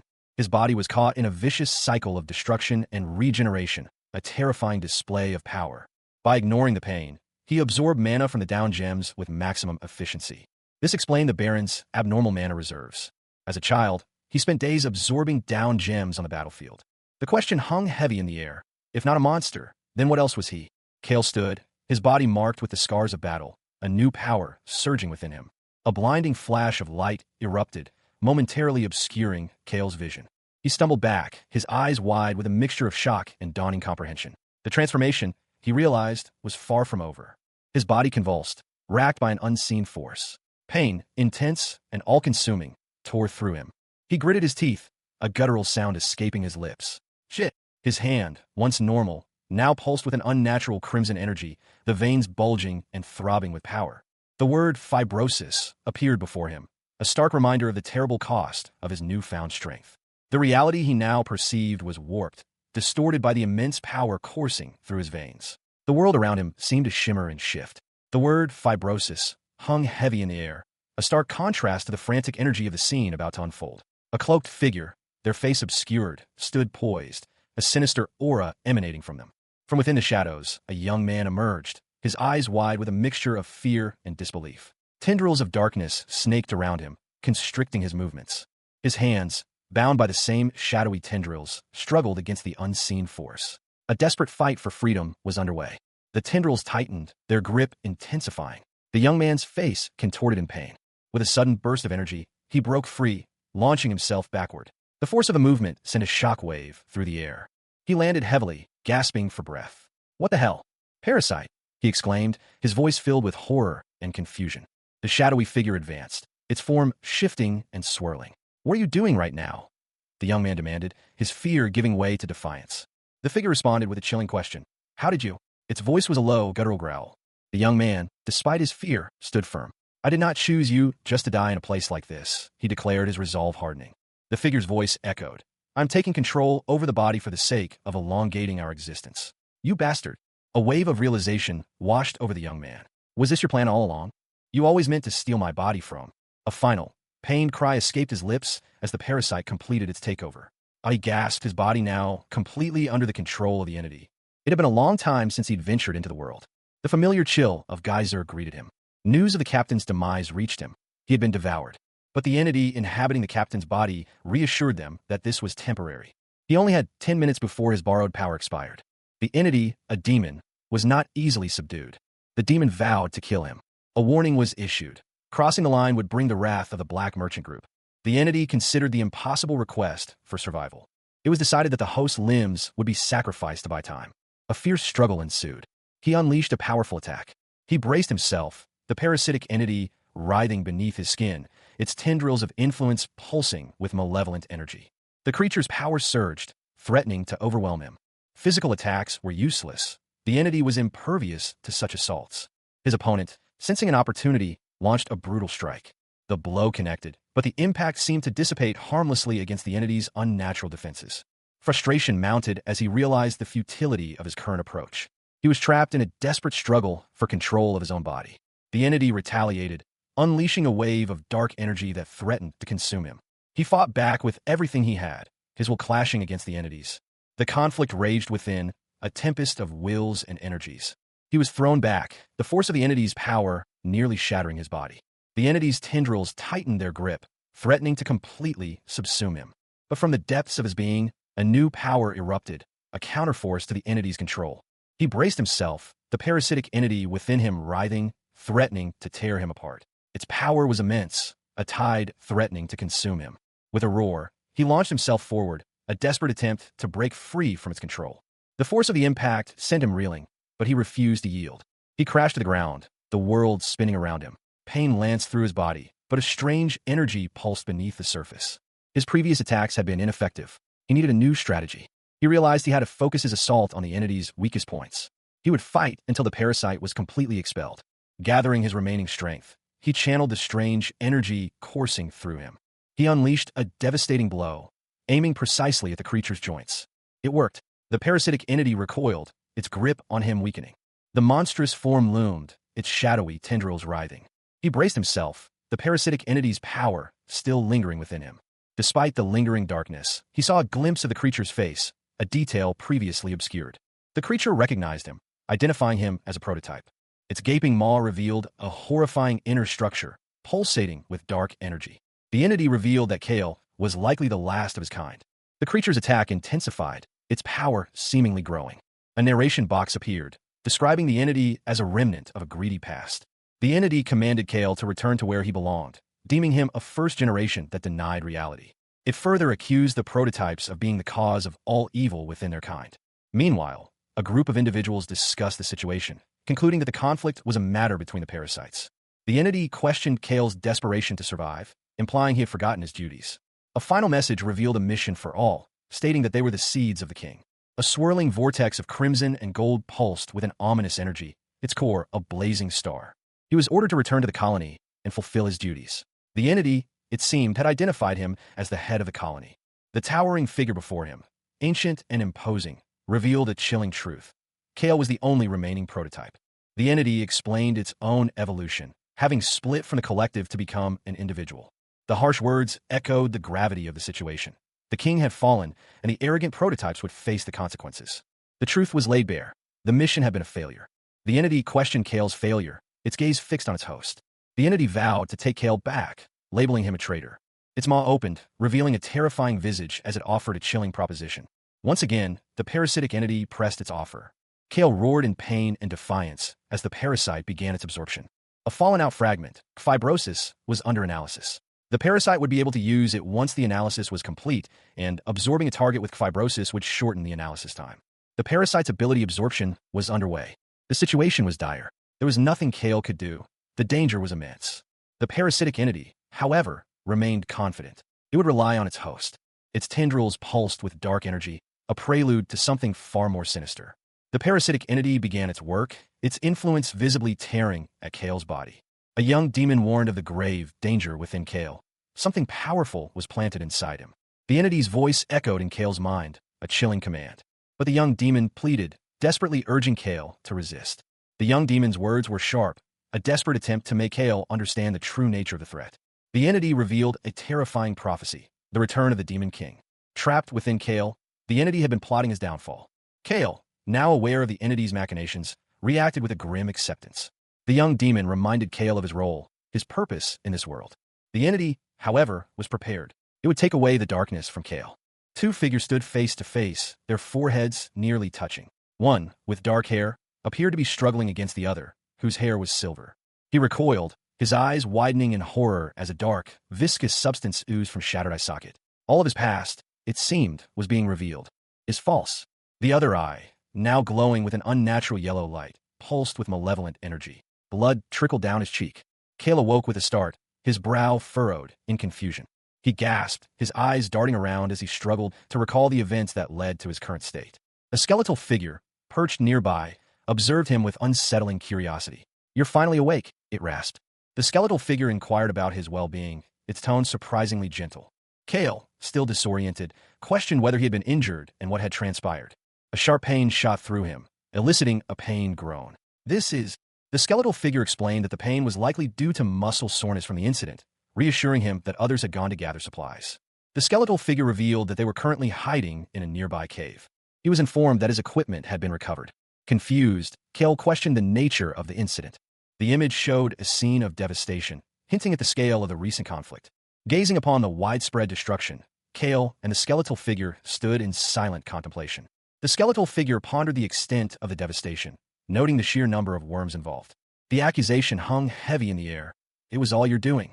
The young man, seemingly confused, could only ask what. A cloaked figure, their face obscured, explained, "I guess you've lost your memories. I'm talking about the messed up terrain, the worm corpses." His eyes widened in alarm. "Captain," the cloaked figure continued, "I'll explain everything." The cloaked figure turned and walked away, leaving the young man alone with his questions. Two figures sat by a fire. One, the young man, was clearly exhausted. The other, a man with a scarred face, stated, "Moreover, it's already been 2 days since then." The young man responded, "I've never been so indebted to someone before. I don't even know what to say." The scarred man waved a hand dismissively. "Don't mind it. I was going to lose this someday, anyway. It just happened to be now." He continued, explaining, "I used it to pay you back for showing me paradise." The young man pondered this. "It's a much bigger deal than that. To lose your sight in Geyser is." The scarred man shook his head. "I haven't completely lost it. I rely on the power of the..." He felt a strange warmth spreading through his body. A parasite, he realized, allowing him to detect mana flowing through objects with unprecedented clarity. The mana, radiating from him, bounced off surfaces, illuminating his surroundings. They were met by a small group, one of whom dismissed the comment as a lame joke. One of the figures expressed relief at his awakening. She explained that she had been worried about their schedule and offered to carry him, given his condition. He assured her he was fine, but it was too late to visit their intended destination that day. Their next destination was Baron Horus's labyrinth. He was reminded of his previous actions, having dealt with giant worms in the area. The plan seemed acceptable to him. She indicated there was more she needed to tell him. He gave a non-committal response. The goal of the previous events was to help him recall the sensations of his awakening to use mana in the present. The problem was that he had lost his mind during that awakening. The group huddled around a meager fire, the flickering light illuminating Kale's grim expression. He questioned the point of his sacrifice, noting the loss of his eye. Another member of the group, Xiang, offered a pragmatic assessment of the situation, acknowledging the apparent failure but pointing to a remaining solution. Yang presented a small, dark gem to Kale. It was identified as a low-rank gem. He was informed that he had absorbed similar gems before the brainwashing. The explanation continued, detailing the recent absorption of several intermediate-rank gems. Kale acknowledged his unconscious state during those events, but was assured that his body would instinctively know how to proceed. He was urged to learn how to utilize this newfound ability. Kale, his face etched with determination, resolved not to let the previous sacrifice be in vain. He considered the implications of his power. He decided against a prolonged approach, opting for a more direct method. The group prepared to move forward. He noted that there shouldn't be a mana storm given the low rank of the gem, but he braced himself for the inevitable pain. He cried out in agony as a searing pain shot through him. Nearby, another figure urged him to focus, to control the overwhelming sensation. The foreign mana raged within him, threatening to tear him apart.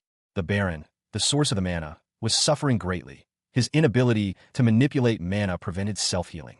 The parasite within him remained dormant, offering no aid. He was told that this was the normal consequence of absorbing raw gems. He was instructed to visualize the mana as shards of glass within his body, to take control of them. He was warned not to resist the movement of the shards. He began to focus his will, guiding one shard to circulate smoothly. The others followed suit, creating a controlled flow. He was then told to create a current from his fingertips to his shoulders. He visualized the mana as blood flowing through his veins. This, he was told, was his mana path. The glass shards embedded within his body now flowed like a stream, completely under his control. He was instructed to push this current into his chest.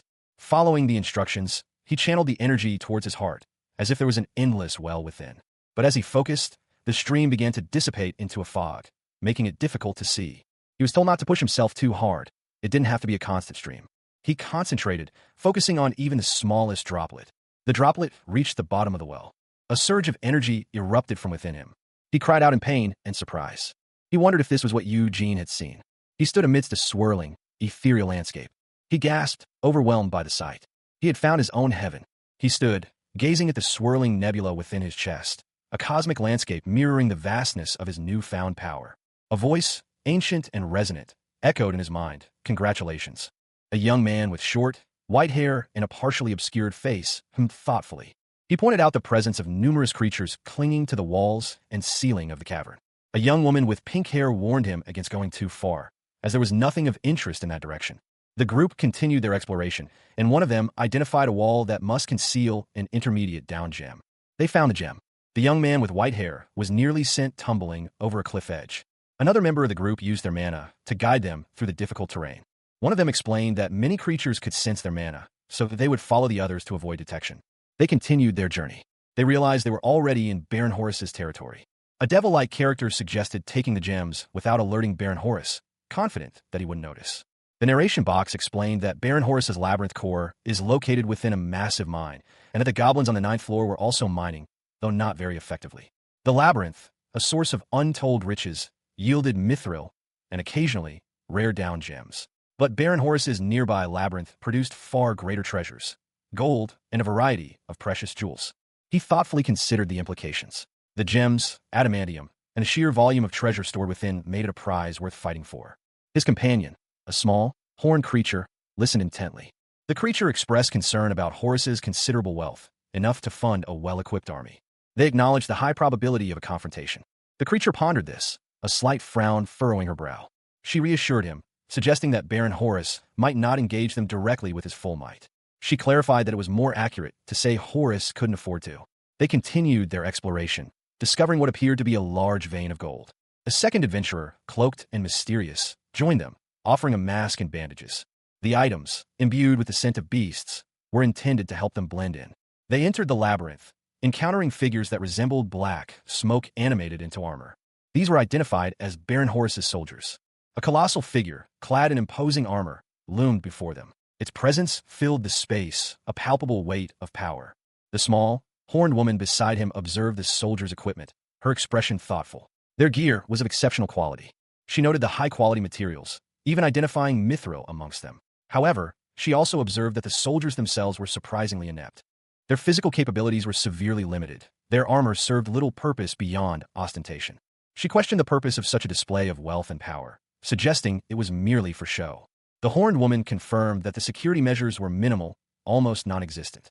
They observe a map depicting the labyrinth's layout, noting the strategic placement of guards. Even the soldiers themselves seemed unconcerned with their presence, highlighting the lack of security. The horned woman pointed out a soldier who looked like a true warrior, a stark contrast to the others. Her companion identified him as a zealot, a member of a religious order. They learned that these zealots were the lowest-ranking soldiers in the Count's priesthood. One such zealot was stationed in each labyrinth under the Count's control, despite their low rank. The horned woman noted that the large doors ahead led to the owner's chamber. As they approached, a final warning was issued before entering. Two figures, cloaked and hooded, stood in the dim light. One wore a skull-like mask, the other a crimson hood. The masked figure cautioned the other against rash actions, emphasizing the opponent's strength and status. They acknowledged that Baron Horus's home base would be heavily defended. The crimson-hooded figure added that their target was an aristocrat, further highlighting the challenge. The masked figure, despite concerns, expressed confidence in their abilities. The other figure apologized for their apprehension. With that settled, they prepared to proceed. Together, they approached Baron Horus's chamber. They expected to find him there, as usual. They formally greeted Baron Horus, the Scorched. A description of Baron Horus as a powerful being emanating from the abyss was given. The title, the Scorched, was revealed to be Horus's moniker. One of the figures expressed surprise at finally seeing him. The question hung in the air, a silent query regarding the nature of the Baron's adornments. Were they merely for show, or did they hold some hidden power? The Baron's arrival was unexpected, 3 days ahead of schedule, a fact attributed to the peculiar distortion of time within the geyser. His companions, having procured rare accessories from the surface world, were eager to present their findings. They explained their haste, emphasizing the Baron's unique appreciation for such items.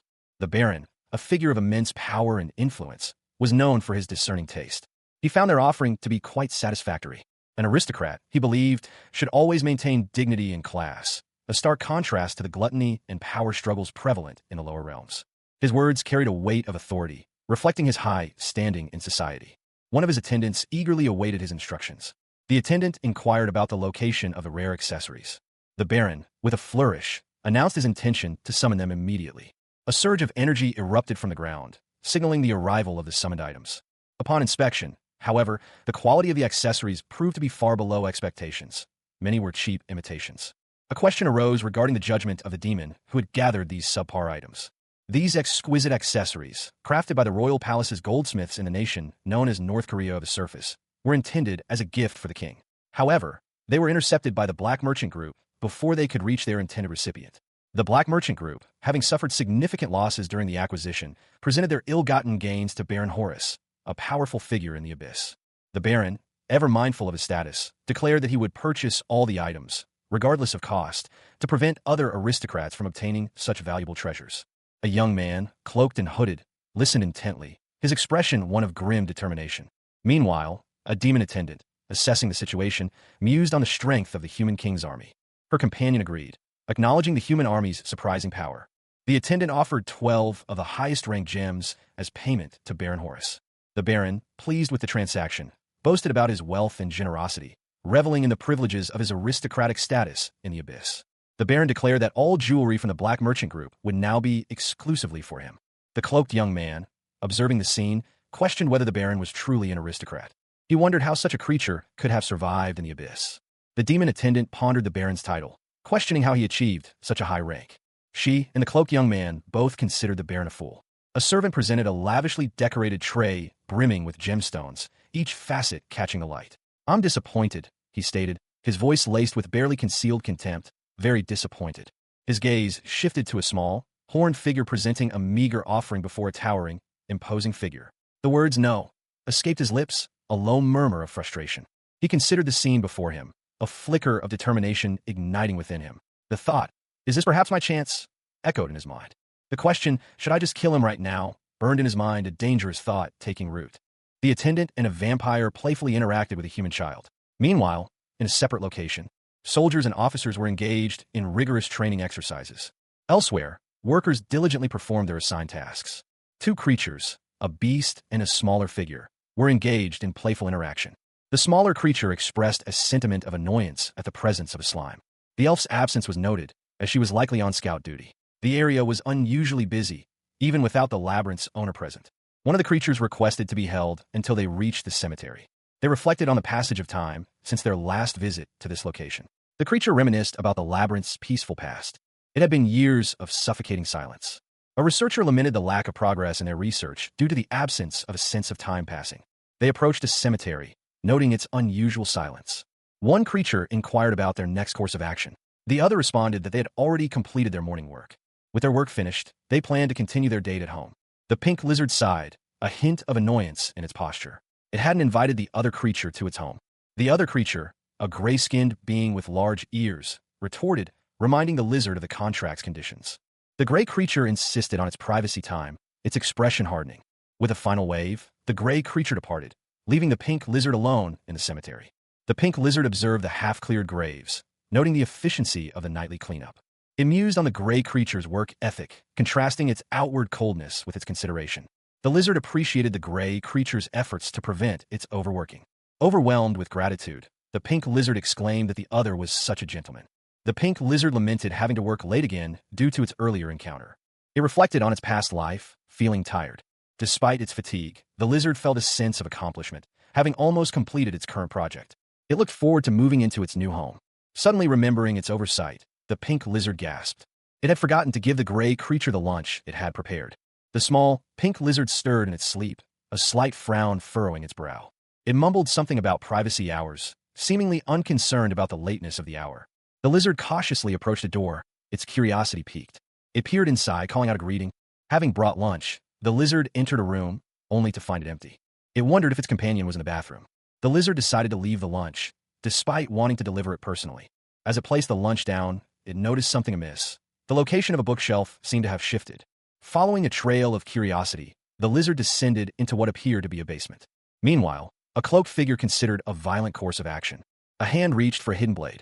The figure stood before another, a skull-faced individual. A figure, cloaked and skull-faced, recoiled, a guttural sound escaping their lips. "Shit," they muttered, eyes wide with a mix of shock and fear. The enemy leader was vulnerable. A small, horned creature, clutching a handful of colorful gems, observed the scene, a mischievous glint in its eyes. Once the leader died, all the summoned beasts would vanish. This was the opportunity they had been waiting for. With the leader eliminated, they would seize the labyrinth's resources and core. However, a warning was issued. Do not attack Baron Horus. The skull-faced figure, seemingly the leader, was now trapped within a larger skull-like structure. Their fear was palpable. If they took over the labyrinth, what would happen next? The question hung heavy in the air. They were technically part of the Black Merchant Group, a fact that complicated matters. Other labyrinths would question their actions. News of their actions would inevitably spread. The horned creature, now surrounded by shadowy figures, seemed unconcerned. The news of the ninth floor owner's death would reach their enemies. A young man, crowned and wielding a sword, contemplated the implications. Even without confirmation, the invasion was likely planned. The young man would only incite his enemies to attack. Because of the obvious nature of the invasion, forming an alliance on the ninth floor would be impossible. Baron Horus was questioned about the events on the ninth floor of Geyser. His skull-faced visage betrayed little emotion. The question was posed. Why? The answer was simple. An aristocrat had been appointed, and the inquirer wanted to know Horus's opinion. Horus chuckled. He assumed the fool had kissed Anatoly's ass.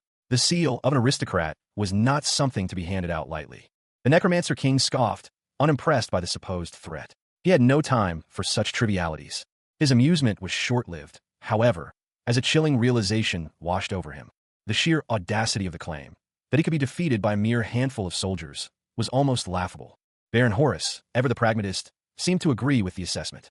Meanwhile, a cloaked figure remained silent, his thoughts focused on the lack of information regarding the ninth floor. He considered the potential consequences of eliminating the Necromancer King, realizing the immense risk involved. The decision weighed heavily on him. A mistake could have catastrophic repercussions. The tension eased slightly as the Necromancer King's entourage appeared, carrying a celebratory cake. Later, near the Shadow Labyrinth, two figures rested in a cave. One of them, visibly shaken, admitted to almost regaining his sight due to a sudden fright. His companion, however, questioned how he could have missed the aura of someone clearly intent on killing. The group discussed the implications of their earlier encounter, acknowledging the risks involved in confronting the Necromancer King. One of them pointed out the significant risk they had taken by not killing him earlier. The other agreed, acknowledging that there was more to the Necromancer King than met the eye. The imposing figure of Horus, the Scorched, dominated the landscape of the 10th floor. His control over its fertile lands was absolute, a fact that had long puzzled Kale. He possessed not only vast territories but also the title of Baron. A young man, his face partially obscured by shadow, listened intently to the explanation. The speaker continued, emphasizing the seemingly insurmountable nature of Horus's power. Only Anatolius, it seemed, could overcome him. The young man reacted with shock, the implications of the information sinking in. Even the Spider Duke, a formidable warrior, was powerless against Horus. He was warned to halt his attack, as a direct confrontation would have catastrophic consequences. Had he attacked, it would have appeared as if Horus's body had split in two. But this was merely an illusion.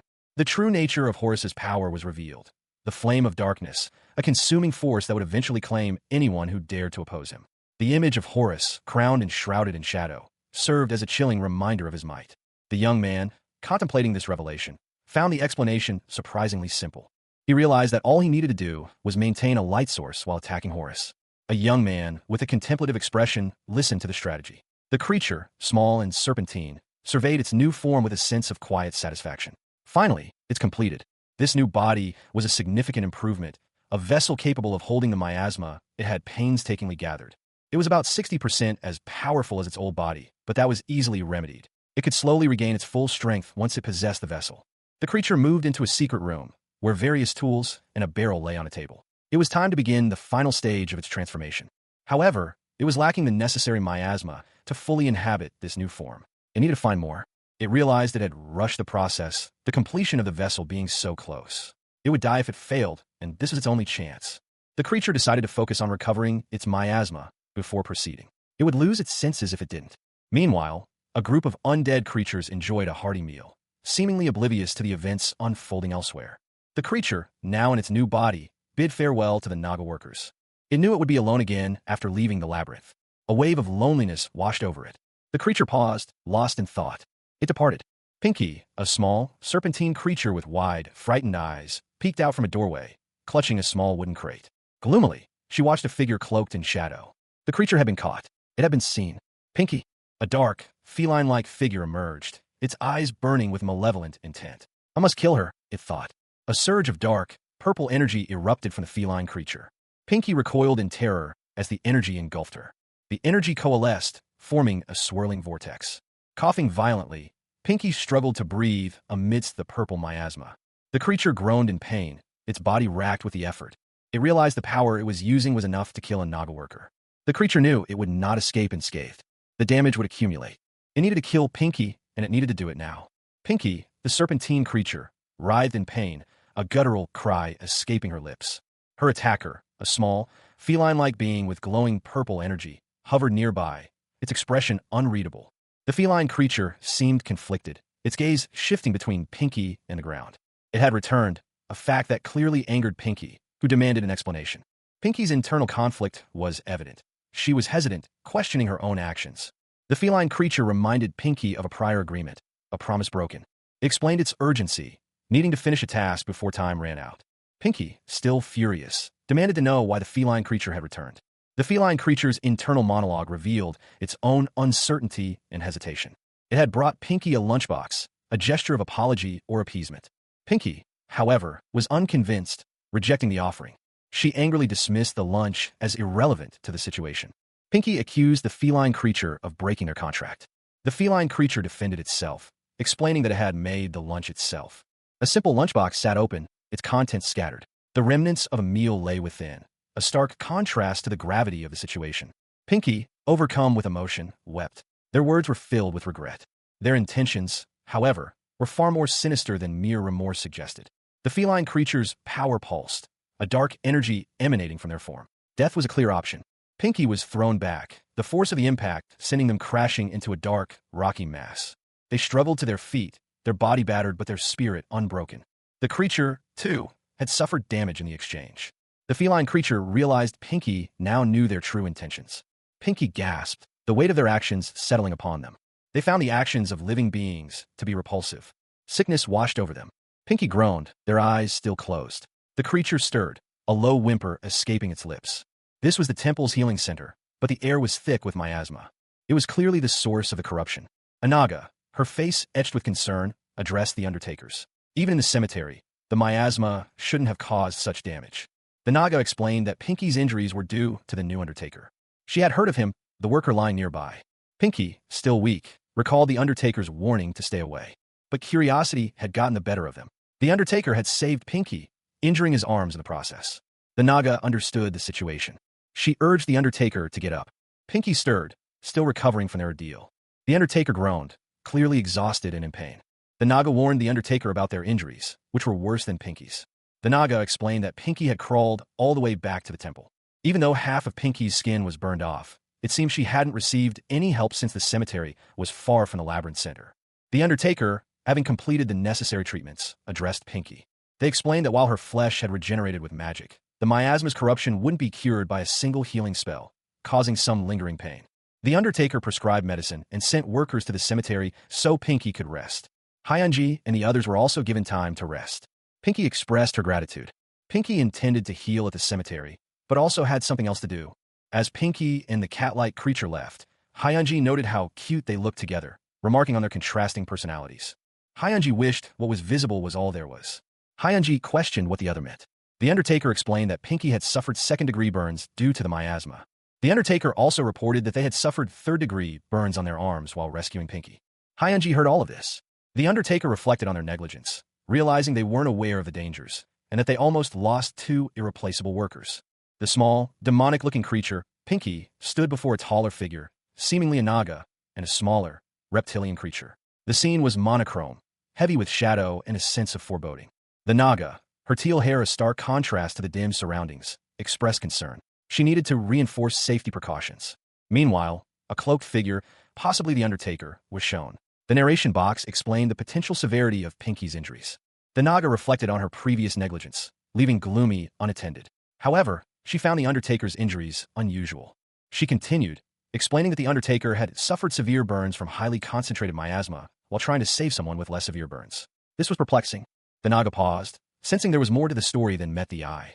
The Naga and the Undertaker discussed the situation. The Undertaker's statement implied the use of magic. The Naga theorized that the Undertaker used necromancy, employing miasma instead of mana. The small Naga and Uther stood in the darkness. Uther grumbled, clearly exhausted. The small Naga huffed in response to Uther's complaints. She demanded that Uther get on her back. Uther pointed out that her injuries were worse than his. She countered that her torso and tail were fine, so he would have to hold on to her himself. Uther agreed, explaining that his arms hurt too much. The small Naga confirmed that it was okay. The pair continued through the underground space. Uther questioned why she hadn't told anyone about her underground facility and that he had tried to kill her. She simply responded with a confused, "Huh? What?" She admitted that she just didn't think it was worth reporting, even though he almost killed her. Uther stated that she didn't even know what he was doing there, but he doubted it was something others would like because he entered her personal space that she tried to keep hidden. She reasoned that was probably why she kept it underground, but whatever it was, she didn't believe it was something that would have harmed the labyrinth. The small Naga insists that she has proof of her claims. If something were to happen to their labyrinth, they would not be safe either. She declares that she is a worker in the Naga labyrinth. That fact alone, she believes, erases the possibility of her betrayal. She had thought deeply about what the most diligent of all the Naga workers could possibly be doing. That, she says, would require digging a secret basement in the cemetery. She had come to the conclusion that while Uther was working hard as an undertaker, the ominous energy from the corpses was creating miasma. She thought that Uther had been exposed to the miasma for so long. She believed that he had obtained a special power. She recounts that he was afraid the harmful energy emitting from him would hurt his colleagues. So, she continues, Uther decided to settle down at the cemetery and rejected all offers of help to continue working and researching on his own, not wanting to endanger others. And then, she says, she came here saying that she would help him. She explains that Uther restrained all of the miasma in his body during half the day when he worked with her. He needed to suppress it and released it all at once in his secret underground space when he was alone. But then, she says, she happened to come while he was in the middle of that process. Uther realizes his body won't listen to him. Uther is surprised, admitting that she is correct. The small Naga chuckles, stating that she is not done yet. Although his special power is rather ominous, there is no one else who has it, she assures him. Uther held the miasma in his hand, considering its potential. Dominique stated the obvious. He must have been thinking about how to use it. As a result, Dominique explained, Uther had begun researching how to create an undead beast that Sir Balzac needed. That was why he had that humanoid. The Naga attendant questioned why it was humanoid, and if Uther intended for it to ride humans. Dominique insisted that the humanoid was just a practice model, as using a real human would displease the labyrinth owner, who was also human. Dominique understood that it was for practice. Now that she knew all about it, she declared that she would need Uther to help her create an undead horse. Uther seemed surprised by this request. Dominique stated that there were conditions, of course. She explained that Uther must keep it a secret and that they would work together for 4 out of the 8 hours of her personal time. She warned him not to come looking for her during the other 4 hours, no matter what. She emphasized that this rule must never be broken in the labyrinth, and Uther agreed. Dominique admitted that she was sure the Naga attendant felt that something was off. She thought it would probably be more believable if she said that they were both working on research. She realized that if she had actually killed Pinky, things would have been much more difficult. Dominique still did not understand why she was not able to finish her. In any case, it would be hard to move into that corpse for a while. Dominique realized that she was out of miasma, too. Dominique explains that there's an endless amount of mana flowing through him. That power, they speculate, is likely more than a baron's worth of mana, perhaps even befitting count. He wonders if that means he has more mana than Anatolius, but is quickly told not to get ahead of himself. The Necromancer King reminds him that he has taught him the basic way to reinforce his body with mana and urges him to try using it now. He focuses on circulating mana around his body. As he circulates the mana, a faint blue glow emanates from his hands. The Necromancer King encourages him to keep it up. He is then instructed to try attacking a nearby boulder. Focusing his mana, he prepares to strike. He unleashes a mana-infused punch. The force of the blow shatters the boulder. The small, red-skinned creature is impressed by his heavy steps, noting that Anatolius would have died from that. The Necromancer King agrees, but remains silent. The Necromancer King explains that his movements are restrained because he is too focused on circulating the mana, indicating that he is not used to controlling it. Mana manipulation, he was told, should be as natural as breathing, a passive ability, not something consciously forced. Since humans couldn't use mana from birth like the beasts of Geyser, it would feel like having a whole new set of limbs to control. Controlling it, as if it were a part of his own body, was key. Therefore, if he trained until he could move normally while reinforcing himself with mana.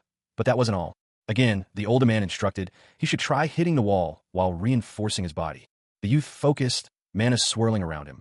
The older man watched him, thinking he could have just come here first. The youth approached the wall, mana crackling around him. His fist clenched, ready to strike. With a shout, he unleashed his power. He realized something. It wasn't that different from usual, he thought. The impact resonated. The wall crumbled. Kale stared in disbelief. The gap between his current power and what was needed felt insurmountable. The mentor dismissed the idea that the difference was due to mana quantity. He stated that it was a matter of efficient usage. Even an ocean of mana, the mentor explained, wouldn't make a difference if not properly channeled. The mentor continued, explaining that it was about drawing a whole waterfall from within, not just a tiny stream, when one could actively use only a handful of it. He emphasized that Kale must be capable of that in order to stand on equal terms with the Barons of the Abyss, realizing that the mana he was currently using came from just a tiny stream. Kale knew he needed an entire waterfall, but he also knew there was no need to rush himself. The mentor added that no child starts running as soon as they learn to stand. He believed Kale probably used all of his mana when he was in the brainwash state.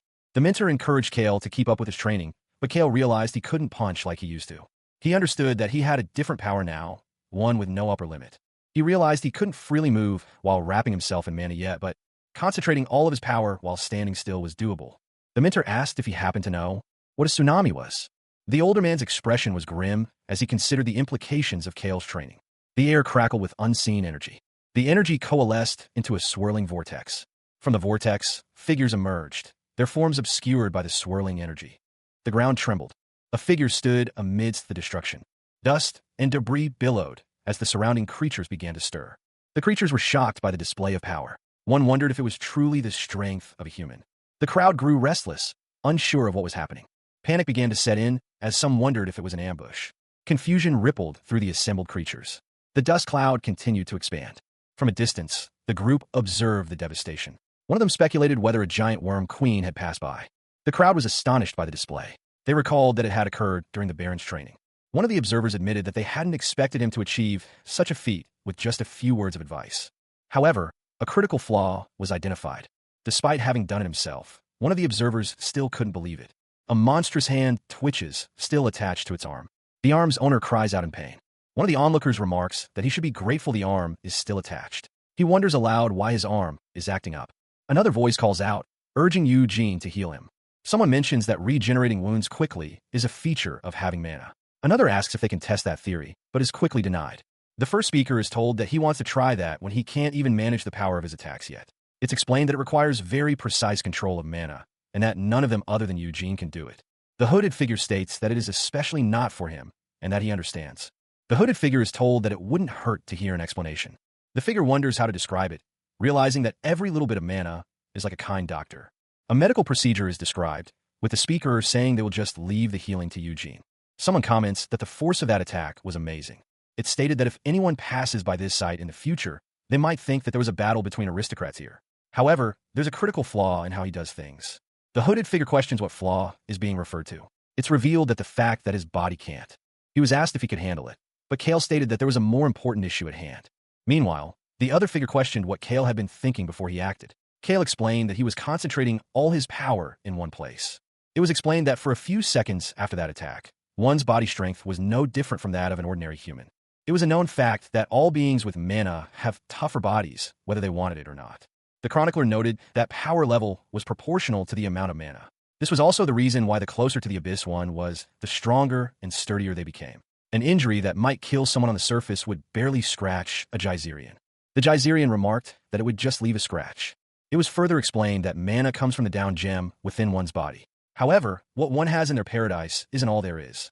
In addition to the inactive energy that one pulled forth from paradise, the mana that was used to strengthen one's body was also concentrated in one spot. One's defense went down while they were preparing to strike. For 3 seconds after the attack, one's body was like that of a human from the surface. Then over about 10 seconds, it went back to how it usually was. He realized that he wouldn't be able to ignore the fact that he was in such a vulnerable state right before and after he struck. 3 seconds was a long time in an abyss battle. One shouldn't use it unless there's no other way, but if one has to, one must make sure to kill their opponent with that one attack. It was basically a finishing move. With the meal prepared, one of the soldiers announces that everything is ready. The others respond with enthusiasm, eager to eat. Meanwhile, another soldier complains about the giant worm meat, reminding the complainer that he was the one who blew up their storage. He is told to be grateful it is not cave moss. The soldier is told that he will have to try food from the surface when they get a chance. It is stated that using the portal won't be a problem, and if so, he will be forgiven for what he did. Another asks if they will get some too.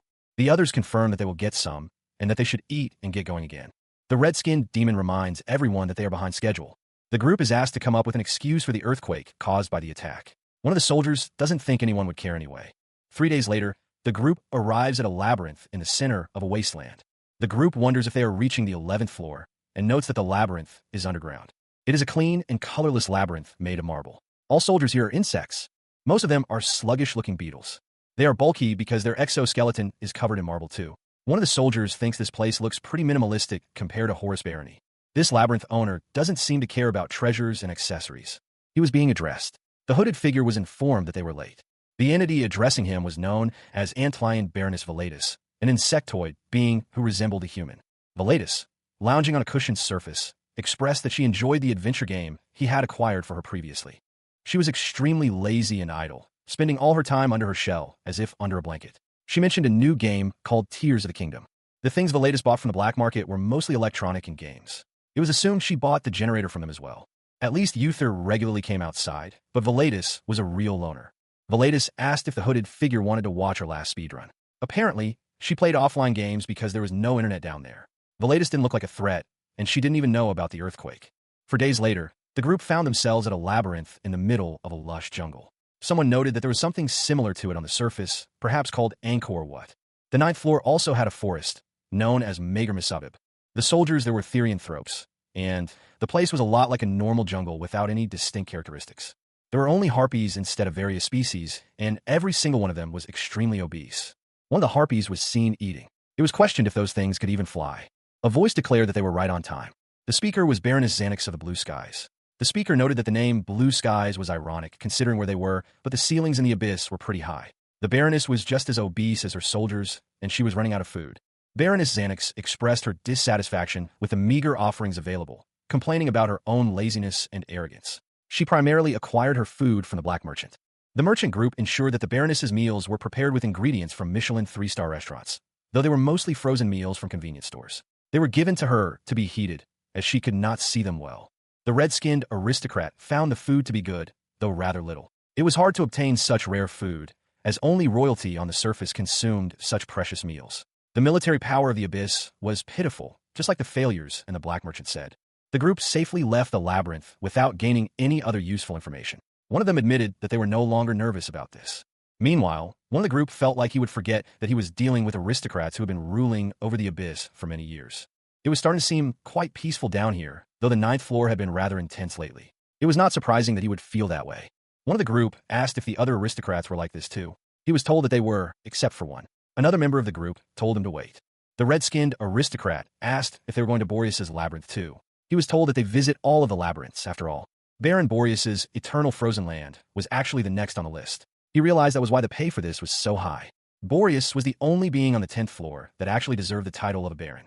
So, he was asked once more just in case to not bare his teeth no matter what, even if he attacks. 4 days later, the group arrived near the entrance to the eternal frozen land on the 10th floor of Geyser. Everything around them was frozen. There was no trace of water ever having flowed here. The ground wasn't slippery, indicating that it wasn't normal ice. It was frozen mana. New_character_10 mused that the labyrinth simply took a form that was most fitting for its owner, just like how Baroness Annex's place was overgrown with jungle since she and her troops were harpies. Kale wondered if they would encounter Boreas, speculating whether he was a yeti or something else. New_character_10 knew that Boreas ruled over several yetis, but then spotted a frost ogre. Kale realized that camping was going to be an issue, as they wouldn't be able to deal with this kind of cold with just a campfire. He told the group to wait. Kale instructed everyone to put on their masks, wondering if a beast was nearby, but he couldn't tell. It seemed like a corpse of a recently hunted beast. The corpse had a spear in its back, and the amount of mana it was infused with was abnormal. Someone noted that Boreas might be nearby, and that this may be his territory, but it was the outskirts. They wondered if it was likely that they'd meet him here. It was said that Baron Boreas was famous for enjoying fights, and that he'd been killing all of the beasts in the area because of the itch to do something amidst the long reign of peace. New_character_10 had heard that Boreas decimates subordinates that steal his targets. The Antlion Baroness's scouts were known to track down prey for Baron Boreas, but she had heard that the Baron himself was the only hunter. She dismissed further analysis. That spear, someone observed. It belonged to Baron Boreas.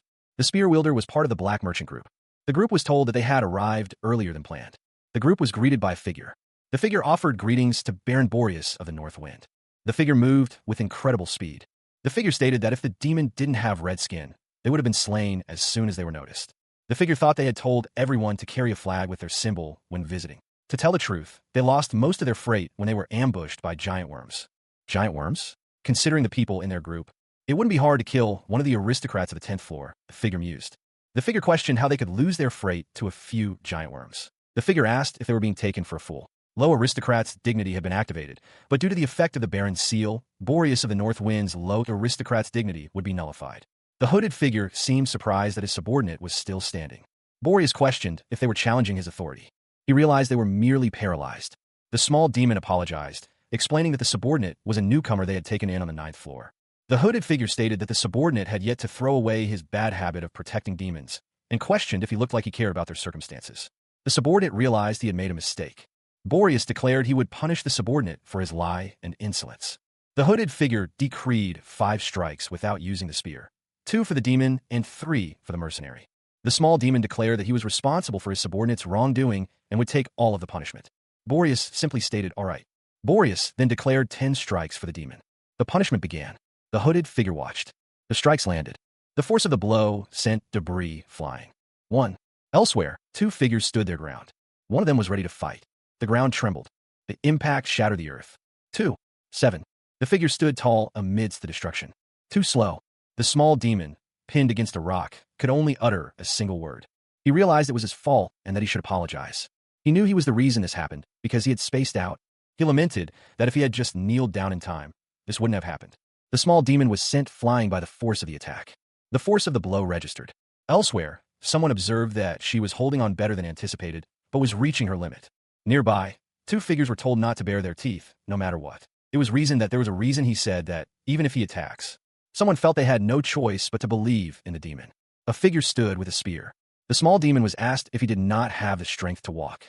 A figure in silhouette declared that he should be grateful that he had approached him instead. The small demon thought, thanking someone. Another attack landed. The force of the blow registered. Someone shouted the name Boreas, wondering if he was trying to kill her. Someone commanded them to hold back. The small demon continued to suffer under the assault. Nearby, a figure in a skull mask commanded that someone must die. The figure with the skull mask declared that the demon would die from the next attack. The figure with the skull mask reminded the mercenaries that they were hired by the black merchant group to protect her. One of the mercenaries asked if it was all right for them to do nothing, and the figure with the skull mask permitted them to speak. The mercenary confirmed that they were hired. The figure with the skull mask stated that their orders had superiority over some contractual relationship established through down gems. The figure with the skull mask stated that they understood, and that was what he said. The figure with the skull mask expressed that it was a shame for the demon, and then mentioned Baron Boreas. The figure with the skull mask called one of the mercenaries a foolish mercenary. One of the mercenaries stated that all of this was caused by his mistake. The mercenary continued, stating that it was also the demon's own choice to take on his part of the punishment. The mercenary finished by saying that killing her will not only mean failure on their end, as the mercenaries, but it will also break the non-aggression pact with the black merchant group, and that he believed they will not benefit in any way from finishing. The figure with the skull mask stated that he had thought of a solution to the problem and asked to be forgiven for speaking up. The skull mask figure was surprised by the other's eloquence, admitting he had initially thought him a fool. He then inquired as to what the solution was. Meanwhile, a cloaked figure pleaded to be allowed to speak. The cloaked figure offered to take the 10th strike in her stead. A figure in a hooded cloak requested permission. The figure offered to take the 10th strike in her stead, prompting a guttural response. The Baron questioned why the figure had stood by for the first 9 strikes, only now intervening. The Baron mocked the figure's desire to take the last strike, deeming it pathetic. The figure agreed, but on one condition. The Baron listened intently. The figure declared they would use a spear. The Baron prepared to receive the attack.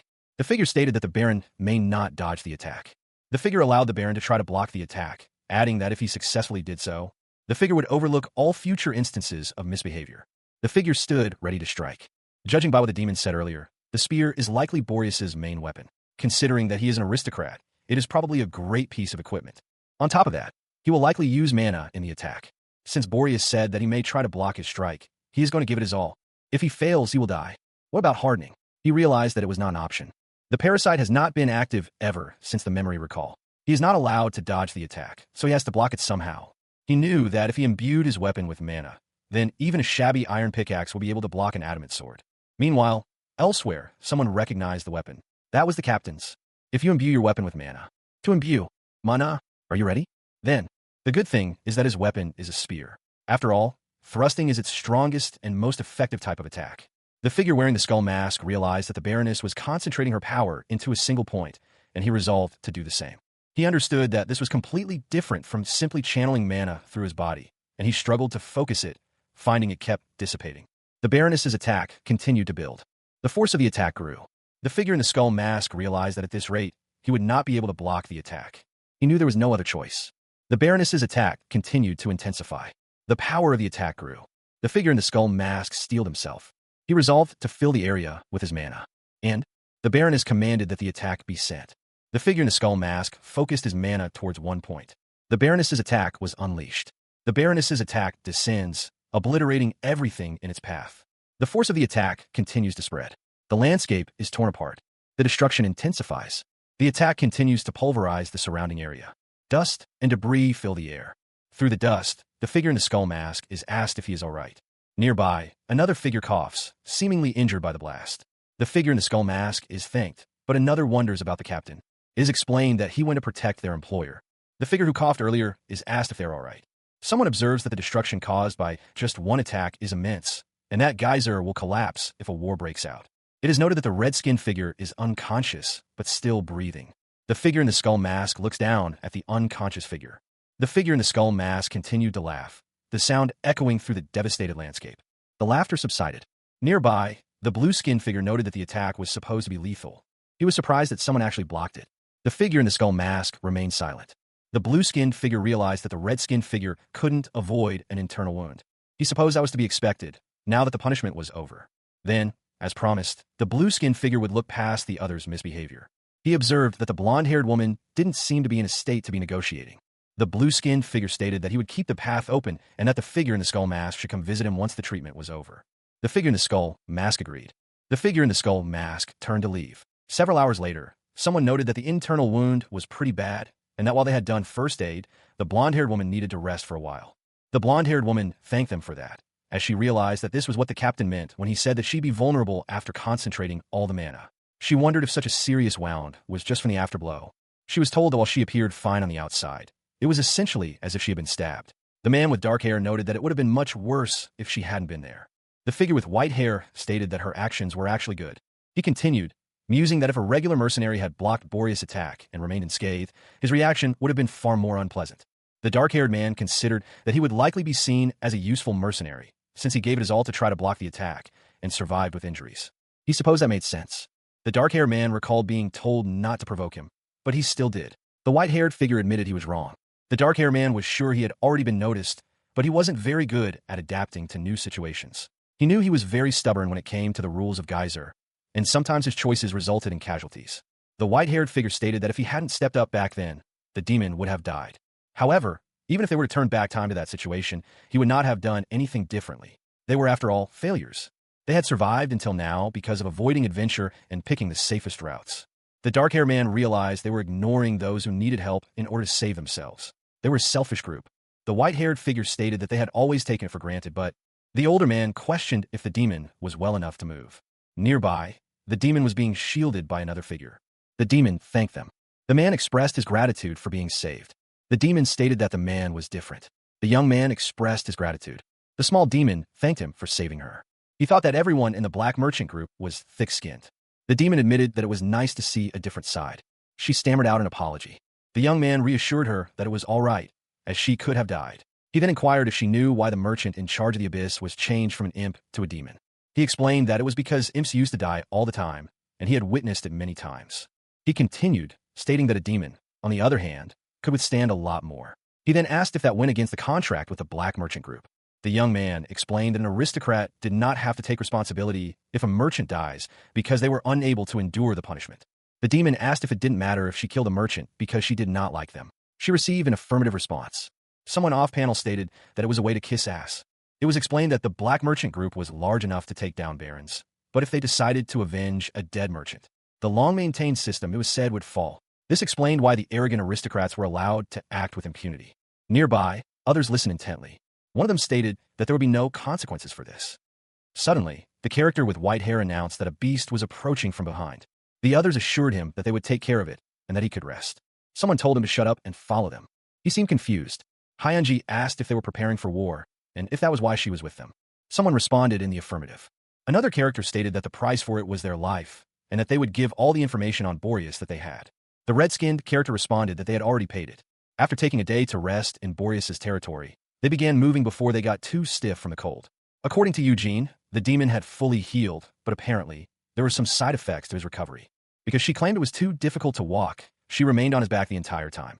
3 days later, they arrived at Boreas' labyrinth. To be precise, they encountered him again in the fortress nearby. The items Boreas considered purchasing were weapons. He seemed interested in firearms from the surface, but he regarded them as mere toys. His reaction remained cold even when presented with bombs. Boreas ultimately bought nothing, and they left his territory. One of the group wondered why they had come all this way if he wasn't going to buy anything. It was explained that they normally didn't stop by his labyrinth. They had now been to all 4 labyrinths of the 10th floor.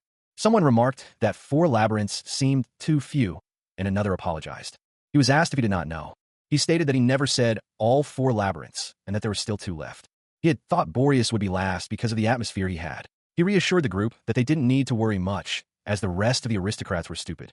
He clarified that they were all nice, but they still needed to mind their manners, just in case. He was told not to think of attacking like he did with Horus, and he replied that he would keep that in mind. Having learned much from their journey, the group prepared to move on. They left and walked for 4 days. The map showed their location relative to the Ash Desert, with the Xanax, Boreas, Velatus, and Horus baronies marked. It was noted that the remaining 2 labyrinths each occupied half of the vast Ash Desert, while the first they visited was situated in the rocky terrain on its left side. The imposing structure of Barbaroto's barony, a fallen dragon's nest, loomed in the distance. The name Barbaroto's barony suggested it might be occupied by dragons. Instead of dragons, however, they found gargoyles, distant relatives of the dragons. The labyrinth's owner was a giant, 3-headed specimen known as the Lord of the Fog, Baron Barbarotos. Barbarotos' personality and appearance reminded one of a certain someone. He declared that they should be honored to be graced with his presence once again, proclaiming that he and his kind were the descendants of dragons. One wondered if the effect of dragon blood made all dragons stupid. It was said that the title Lord of the Fog was one he had made up for himself. According to the demon, Barbarotos had taken the title simply because his labyrinth was surrounded by a lot of fog and that he didn't actually have any abilities related to it. However, one was sure he had good stats since he had inherited dragon blood. One considered how to counter his petrifying breath. The items offered to him were various rare artifacts related to dragons, prompting an exclamation of excitement over the cards. There were Blue Eyes White Dragon and Red Eyes Black Dragon cards. It seemed like he would be overjoyed with anything as long as it was associated with them. The skull-masked figure exclaimed their love for the Black Merchant Group, expressing gratitude for the purchase as they finished their visit. The journey to Barbarotos' labyrinth proceeded without incident. The journey took 4 days. On the desert's edge stood the final labyrinth, situated near the entrance to the 11th floor, known as Mintelos Barony. Mintelos' chamber, from the outside, appeared as a fortress designed to block beasts from the 11th floor. The wall blocking the way was, in fact, a labyrinth that served as the gateway to Count Parthenon, who held dominion over the 10th floor. The entrance had been recently built because no one had passed through it last time. Someone noted how Anatolius had passed through it last time. They were likely referring to when he visited the Naga Labyrinth, when their scouts were also captured. It seemed all patrols that crossed paths with him were killed, rather than his presence going unnoticed. The labyrinth was plain and unglamorous compared to the others. Perhaps it was visited by Parthenon more often. The main forces here were ancient people and giants. One of the figures admitted they had never seen them before. They weren't really humans' predecessors. They only looked similar, but apparently, they didn't even share the same roots. They were pushed down here because they lost the survival fight above the surface in the Middle Ages. Apparently, these were the descendants of the medieval witches and alchemists. It was said that the surface witch hunts were the reason for the existence of the beings within Mintelos Barony. There were also other beasts assumed to have come from the 11th floor. The zealots under Count Parthenon's control were present in force, enough to form a whole company. Some vampires, cousins of Angela, who possessed an innate legendary rank, were also observed. One of the figures commented on a sweet smell, identifying it as the Black Merchant Group. He wondered if they should make up an excuse to take one of them. The speaker admitted that he thought Boreas would be the biggest issue, but the military power of this place was proving to be quite scary. It was essentially Count Parthenon's outpost. The speaker considered this place a part of the 11th floor, not the 10th. This labyrinth was described as the most dangerous one, belonging to the owner of the Mintelos chamber. The scene depicted the Lord of Schemes and Occultism, Mintelos. He didn't seem like an idiot, unlike what the demon had said. He had to agree to the visit because of the contract with the Black Merchant Group. He didn't give off the vibes of a tyrant like Boreas either, though. There was no dignity that he would expect from an aristocrat, but they had no intention of buying anything. He ordered someone to leave, stating that he was just like a soldier of Count Parthenon, nothing more, nothing less. These were sensitive times, and Count Parthenon was not in a good mood. He instructed someone to hear his message. It was for the time being, he warned someone to stop making their rounds on the 11th and 9th floors. It was basically a confirmation. It was revealed that Parthenon intended to invade the 9th floor. The group enjoyed a meal together. The noodles were quickly consumed. The flavor was quite enjoyable. One of the group commented that it was just hot water poured over dry vines with some powder, but it tasted good. Another asked if they were eating vines. One of the hooded figures lamented that there was no manna in the food and that it was a shame they couldn't see it. The hooded figure with pink hair ate with gusto. The pink-haired figure was making a mess. Another asked if it tasted okay, and they apologized. The taste was heavenly, they thought, truly the food of paradise. More importantly, someone had returned. He was asked where he had been in such a hurry. He explained that he had promised to treat them, but only had cup noodles at home. He had gone and gotten some food and clothes. The group looked on with surprise. One of the hooded figures remarked that it was wonderful before. Block told the others to block their noses, sure that it was a beast that tricks its prey with a nice smell. The pink-haired figure asked what was wrong with the food, insisting it was just food. She then realized that Hygiene had fallen for it. The group expressed their surprise at the sight before them, with one exclaiming that they had told everyone so. However, Kale informed them that a ritual was required before they could eat. One of the group asked if they needed to thank a god or something, but Kale simply stated no. Kale told the group they needed to take a shower and change into the clothes he had prepared for them, warning them not to even think about eating with dirty hands. The group stood outside a building, preparing to enter. One of the group asked what a shower was, while another exclaimed how warm the water was, noting it had been months since they had touched warm water. Someone shouted about bubbles, warning others not to eat them. Someone was setting everything up. A table was laden with pizza, soda, and other food items. Meanwhile, Kale decided to check on the demon. The demon sat near a fire. Kale arrived, announcing he had brought food and clothes for new_character_8, who is referred to as Baron. Kale also brought a blanket. New_character_8 exclaimed how long it had been since they had food from the surface. Kale told new_character_8 to eat before the food got cold and to get changed, to which new_character_8 responded with an okay. New underscore character underscore 8 wondered if it would be alright to make holes for her wings and tail. Kale responded, of course. Kale paused, thinking it would be nice if new underscore character underscore 8 could rest with them on the surface. New underscore character underscore 8 assured him that it was okay. A voice reminded them that they were not allowed to go up there, citing something called the Heaven-Earth Agreement. The voice continued, questioning if that meant there were angels in this world too. They hadn't shown themselves for over 1,000 years, but it wasn't strange for angels to exist when there were demons around. The voice wondered if it would be alright for new underscore character underscore 8 to come up for just a short while, unless Kale used a special spell said to have been used by Satan worshippers. Otherwise, new underscore character underscore 8 would be punished as soon as she set foot on the surface. Kale realized he knew that special spell. New underscore character underscore 8, now wearing an oversized sweater, asked how it looked. Kale responded that she looked beautiful. Kale stated he would believe it if she said that she was a succubus. Suddenly, someone exclaimed that something over there smelled so good, warning everyone to stay alert and not approach it. Someone else stated that it was just food, as Kale thought to himself, goodness. New underscore character 8 told Kale that she was fine and that he should go to the others, as she felt anxious that they were going to make trouble. Kale apologized. The small, red-skinned creature tells the figure standing in the doorway to rest, promising to return soon. The figure responds that they will be waiting. The figure remains standing in the doorway. The red-skinned creature stands in front of the doorway. Meanwhile, the character with white hair admits he doesn't know what's in front of them, but he's sure that just because they're up here doesn't mean it's safe. He continues, telling the group that everything here is new, so they should stay alert. One of the group members exclaims that it's just food and asks what's wrong with everyone. Another tells them to get it together, saying there's no way something that colorful is food. A third simply states that it's food. The white-haired character says he understands that they are wary. Another character warns that letting their guard down in the abyss can cost them their lives, adding that there are wild beasts here too, like bears. The character continues, saying that even the strongest of them are only a bit more dangerous than horned rats, and they're hard to come across, adding that this place is... The character finishes by saying to just rest and let their guard down, but thinks to himself that he'd like to learn more about this place. The group had arrived on the 10th floor, their journey ending with a brief trip through the portal to paradise. They can now talk while eating. The scene shifted to Geyser on the 9th floor, near the Naga Labyrinth. They had arrived. The Necromancer King, Uther, congratulated them on a job well done. Now that they had already had their goodbye party, the group prepared to split up. The group was told to visit the Naga Labyrinth whenever they wanted to go up to the surface. The path to the Naga Labyrinth from the 10th floor wasn't easy, but it was worth it. The group thanked Uther for all the stuff he got them. Uther welcomed them anytime, even the demon. The demon declared that she would make sure to come see them. Then, suddenly, Kale yelled out in pain, telling someone to wait. Kale realized he was being attacked by a parasite. He cursed the attacker. The prototype was still dormant. The parasite declared that it was not too late. The parasite's voice boomed, identifying itself. Despite using all his strength, Kale realized he had failed to take full control, and he knew his time was limited. Meanwhile, the parasite spoke directly to Kale, calling him human. Kale was shocked. Stunned, Kale stammered, barely able to acknowledge that the parasite was speaking to him. The parasite stated that it wanted to warn him. It was revealed that the parasite was known as the prototype. A voice echoed, stating a desire to warn someone. The warning concerned a parasite known as the prototype. Suddenly, a voice called out to Baron, urging caution. The small, red-skinned figure explained that the parasite had tried to kill him before, taking over the captain.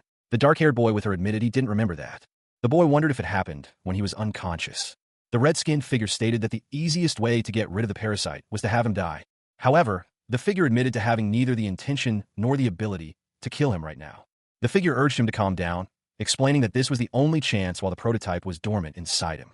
The boy asked what exactly they wanted to warn him about. The red-skinned figure responded that they should explain what parasites are first. The figure explained that they were a subspecies that broke off from the prototype colony. They stated that they had a mission to accomplish, to choose vessels and foster them into becoming stronger with the dream of the king's second coming. The group affirmed their purpose. They declared that they were the king's remains. The group spoke of the king's seeds. Kale listened intently. The title of the story appeared, Dungeon Odyssey. Meanwhile, one of the king's remains declared that the existence of aristocrats in Geyser was already known, and that he was one of them. He continued, stating that no one had ever mentioned the king.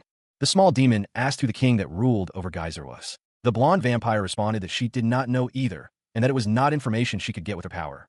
The king's remains stated that he did not know if the king he was referring to was the king of Geyser that they were talking about. He then stated that he was nothing more than a small piece of the colony, and asked if they were saying that the parasites were trying to turn their vessels into the new king. The small demon confirmed that was how it was. The king's remains corrected him, stating that he no longer cared about that goal, and that they were born with nothing more than an insect's worth of intellect. He explained that their only purpose was to enter the first host they got into contact with in order to raise them into the king. He continued, stating that the more the hosts matured, the more they grew too. He finished by saying that at the same time, their abilities developed as well as their consciousnesses, and that after that, they ended up betraying the prototype. Angelus seemed confused by the revelation. The king's remains explained that they had developed their own minds and intellect. The king's remains admitted that they were technically trapped inside their host's body, but they were satisfied with their life. They added that they got to feel everything the host did, even though the host hadn't really accepted them, so they couldn't coexist as they would like. The king's remains expressed that they really liked the food from the surface, especially pizza, and that it was a nice experience. They continued, stating that taste, touch, all outside stimuli, as well as emotions like affection and love, were good enough reasons to give up on their original purpose. The king's remains revealed that many of them had cut off the connection with the colony. They explained that the prototype was quickly deprived of power after losing most of its followers and didn't show itself for dozens of years, and that they had abandoned their mission. The king's remains admitted that they had considered the prototype dead, but that was no longer the case. The group listened intently. The king's remains stated that the prototype was inside Kale's body, and asked if there was a possibility that it had changed like they had. Kale denied this, stating that what was inside him was the prototype's main body. The king's remains stated that was impossible, as it was like an insect when it first entered Kale's body. They guessed that the prototype divided itself into pieces. The king's remains continued, stating that after that, it must have chosen to awaken within the host with the greatest potential. The king's remains concluded that would mean that there were multiple prototypes out there now, calling Kale a parasite. A voice declares that there is little time left and that enough explanation has been given about their kind. The voice continues, issuing a warning to remember well. They caution against relying on the prototype's powers. The warning grows more ominous, the voice stating that the more one uses the prototype's powers, the more they will lose themselves to it. The voice further warns against feeding brains to the prototype. The voice clarifies that the warning applies not only to the listener's brain, but also to their praise. The prototype uses activated mana within the body, but cannot approach the down gem, though the listener should not allow it to. Because of this, the prototype can only consume down gems from outside sources. In any case, one must not give in to the temptation of becoming the king. The voice warns that the one standing in the end will be the prototype, not the listener. The voice acknowledges that he is the strongest human host they have seen. That is why it has set him as its target, but that also means that he can keep it in check. The voice reminds him not to forget that the being sleeping inside him is the evil king that knows no virtue. Someone groans in discomfort. Someone calls out "Captain," while another mutters about a damned parasite. He is asked if his body is all right, and he confirms that it is, though this has happened twice now. He states that everything is fine, except for the fact that there is some unpleasant insect living inside him. He realizes that the parasite was able to speak, and it seemed like he knew that though. He apologizes for hiding it, stating that he has his reasons. He admits to the feeling that there is another being inside him that observes everything he does. He admitted that it was horrible and that he couldn't get rid of it. Another voice responded that they hadn't said anything because it seemed like the parasite wasn't talking to him. The first voice stated that it was definitely unpleasant. The second voice inquired when it had started talking to him. He responded that it had been ever since he lost his arm. The second voice theorized that its influence grew if it took over a part of the body that had been injured. It always talked about symbiosis, but who knew when it might decide to take over? The second voice admitted that they didn't know what it meant by evil king, but the thing inside him was definitely not an ordinary parasite. He was told that it was best not to use it. He was warned to never fall for its sweet words, unless he wanted to become like the speaker and have his body taken away all the time. It seemed like the captain's parasite was genuine about wanting a symbiosis. He guessed he wasn't in the position to intervene, though. What was true was that he wouldn't be alive now without the parasite. It was yet another thing to worry about. He would be careful, but he didn't have any intentions of suppressing his abilities. He was then asked if that was all. He still didn't feel too good about it all, but he was told it was all right and to go, as his labyrinth was waiting for him. The group stood in the barren wasteland. A horned rat watchhouse was seen. One of the rat guards stated that he was there for his shift. Another asked if he was sleeping again. The guard apologized, saying that he always fell asleep when his shift was almost over. He was told that he couldn't be falling asleep, as he was alone out there. The rat guard yawned, explaining that they had been short on people since they started watching over the entrance to the 10th floor. Sighing, the other rat guard clarified that there was no labyrinth in the barren wasteland. It was more like a communications post than a watchhouse, he thought. The first rat guard responded that he was sure of it, asking if there was anything he needed to know. The other one remarked that it was living up to its name, as there wasn't even a bug out there. The first rat guard continued, stating that they were in the back line. He added that since they lived in tunnels, horned rats did not have good eyesight. The second rat guard mused that this was the best spot to be watching over. He thought to himself that first, they could dig small, dark tunnels to move around freely, and second, since they were a weak species, they were good at detecting danger. The first rat guard stated that there was a reason they were tasked with keeping an eye on the 9th floor despite that. The second rat guard, peering out from a hole in the wall, realized that this was bad. There was a very powerful creature nearby.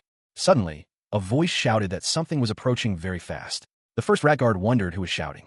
The second rat guard stated that he was leaving then, while lying in ambush. On the fortress walls of the Naga Labyrinth's northern gates, an ambush was imminent. The order was given, everyone to their positions. Elsewhere, the command to prepare for an attack was shouted, specifically calling out for Quintus and Miss Dominique. Huffing as they ascended the stairs, one of the Naga asked how the situation looked, noting that it was dangerous. It was reported that a great force had invaded their territory. They were said to be heading toward the labyrinth at great speed.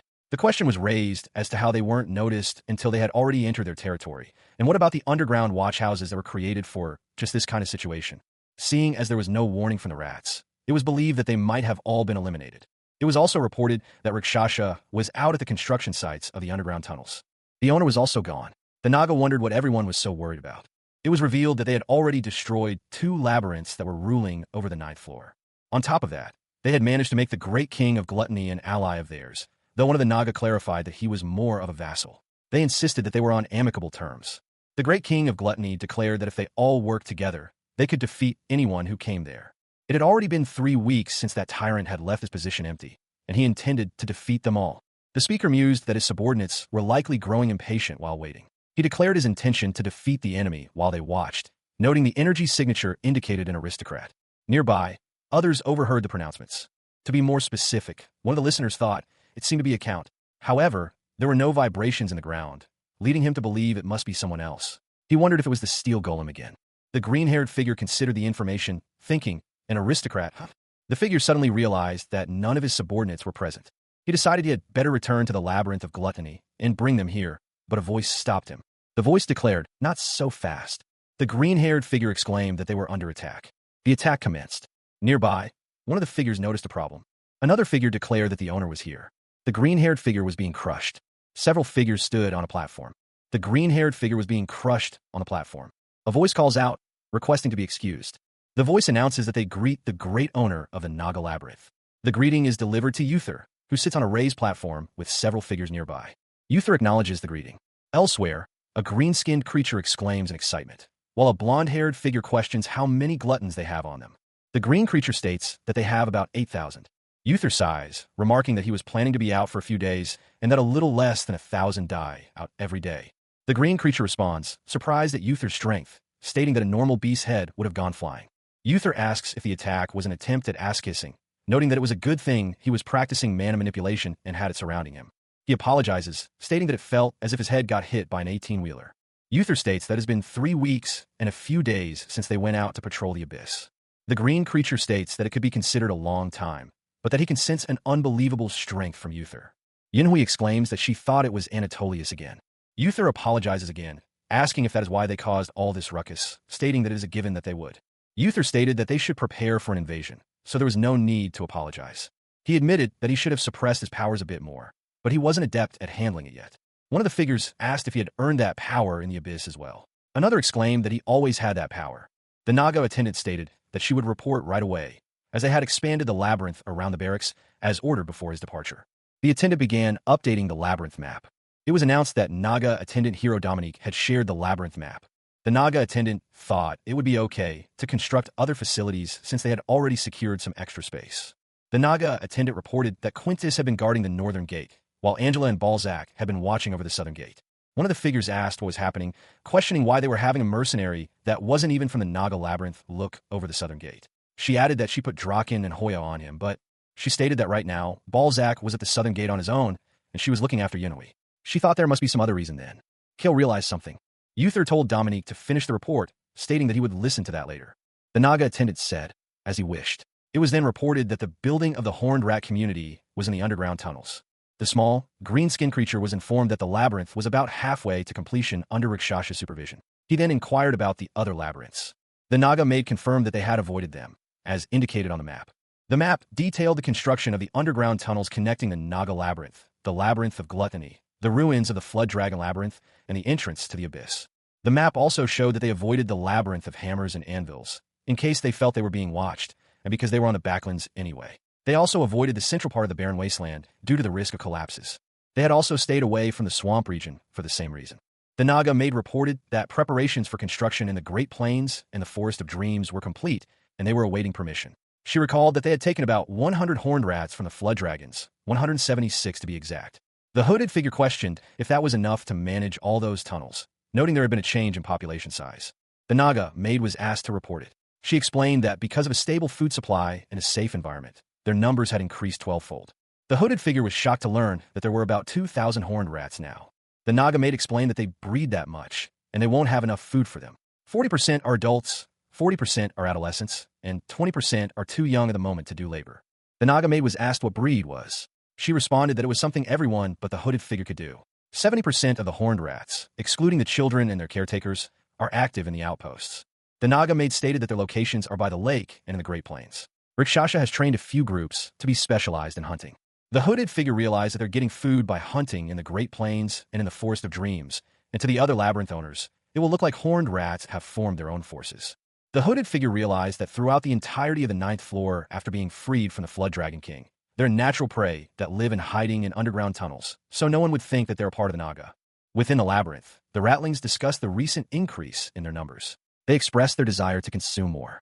Meanwhile, one of the ratlings was given permission to use the tunnels under the Great Plains and the Forest of Dreams, but was warned to be discreet about the Labyrinth of Wanderers and the Labyrinth of Dreams. The ratling was informed that the rats had grown in numbers significantly. On top of that, they were told that the rats breed fast and live short lives. This meant that there would be rats who take what they were given for granted, not knowing the oppression their predecessors faced under the Flood Dragon King, and their loyalty would decrease day by day. The ratling was warned that someday there would be rats that would claim independence from them, and the outposts might become their own new labyrinths. The ratling found that preposterous.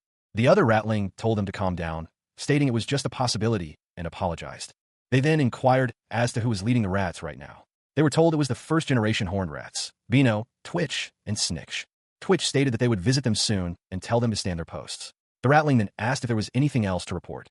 The ratling was told that it had been peaceful around here. They stated that there were 4 days until the Round Table Conference, assuming they won over all of the 9th floor's labyrinth owners. The ratling stated that they had a lot to prepare, so they would have to go up to the surface for a few days. The ratling hoped there was at least a month until the war broke out. The ratling asked if it was true that the 10th floor's aristocrats were going to attack the 9th floor. They were told it was more like a conviction, but they were certain of it. The ratling stated that they would be fighting the aristocratic alliance.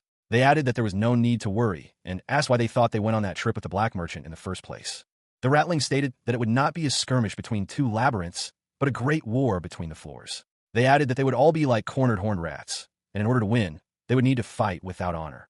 The small, green-haired creature declared that she was the cause of the war, though she considered herself unimportant. She believed they could win if the other 9th floor members did not discover that fact. Now, then, someone prepared to debrief the plan. It had been peaceful for a while in Geyser, but not anymore. It would be war once again, and the plans were already drawn out. Someone would debrief the plan now.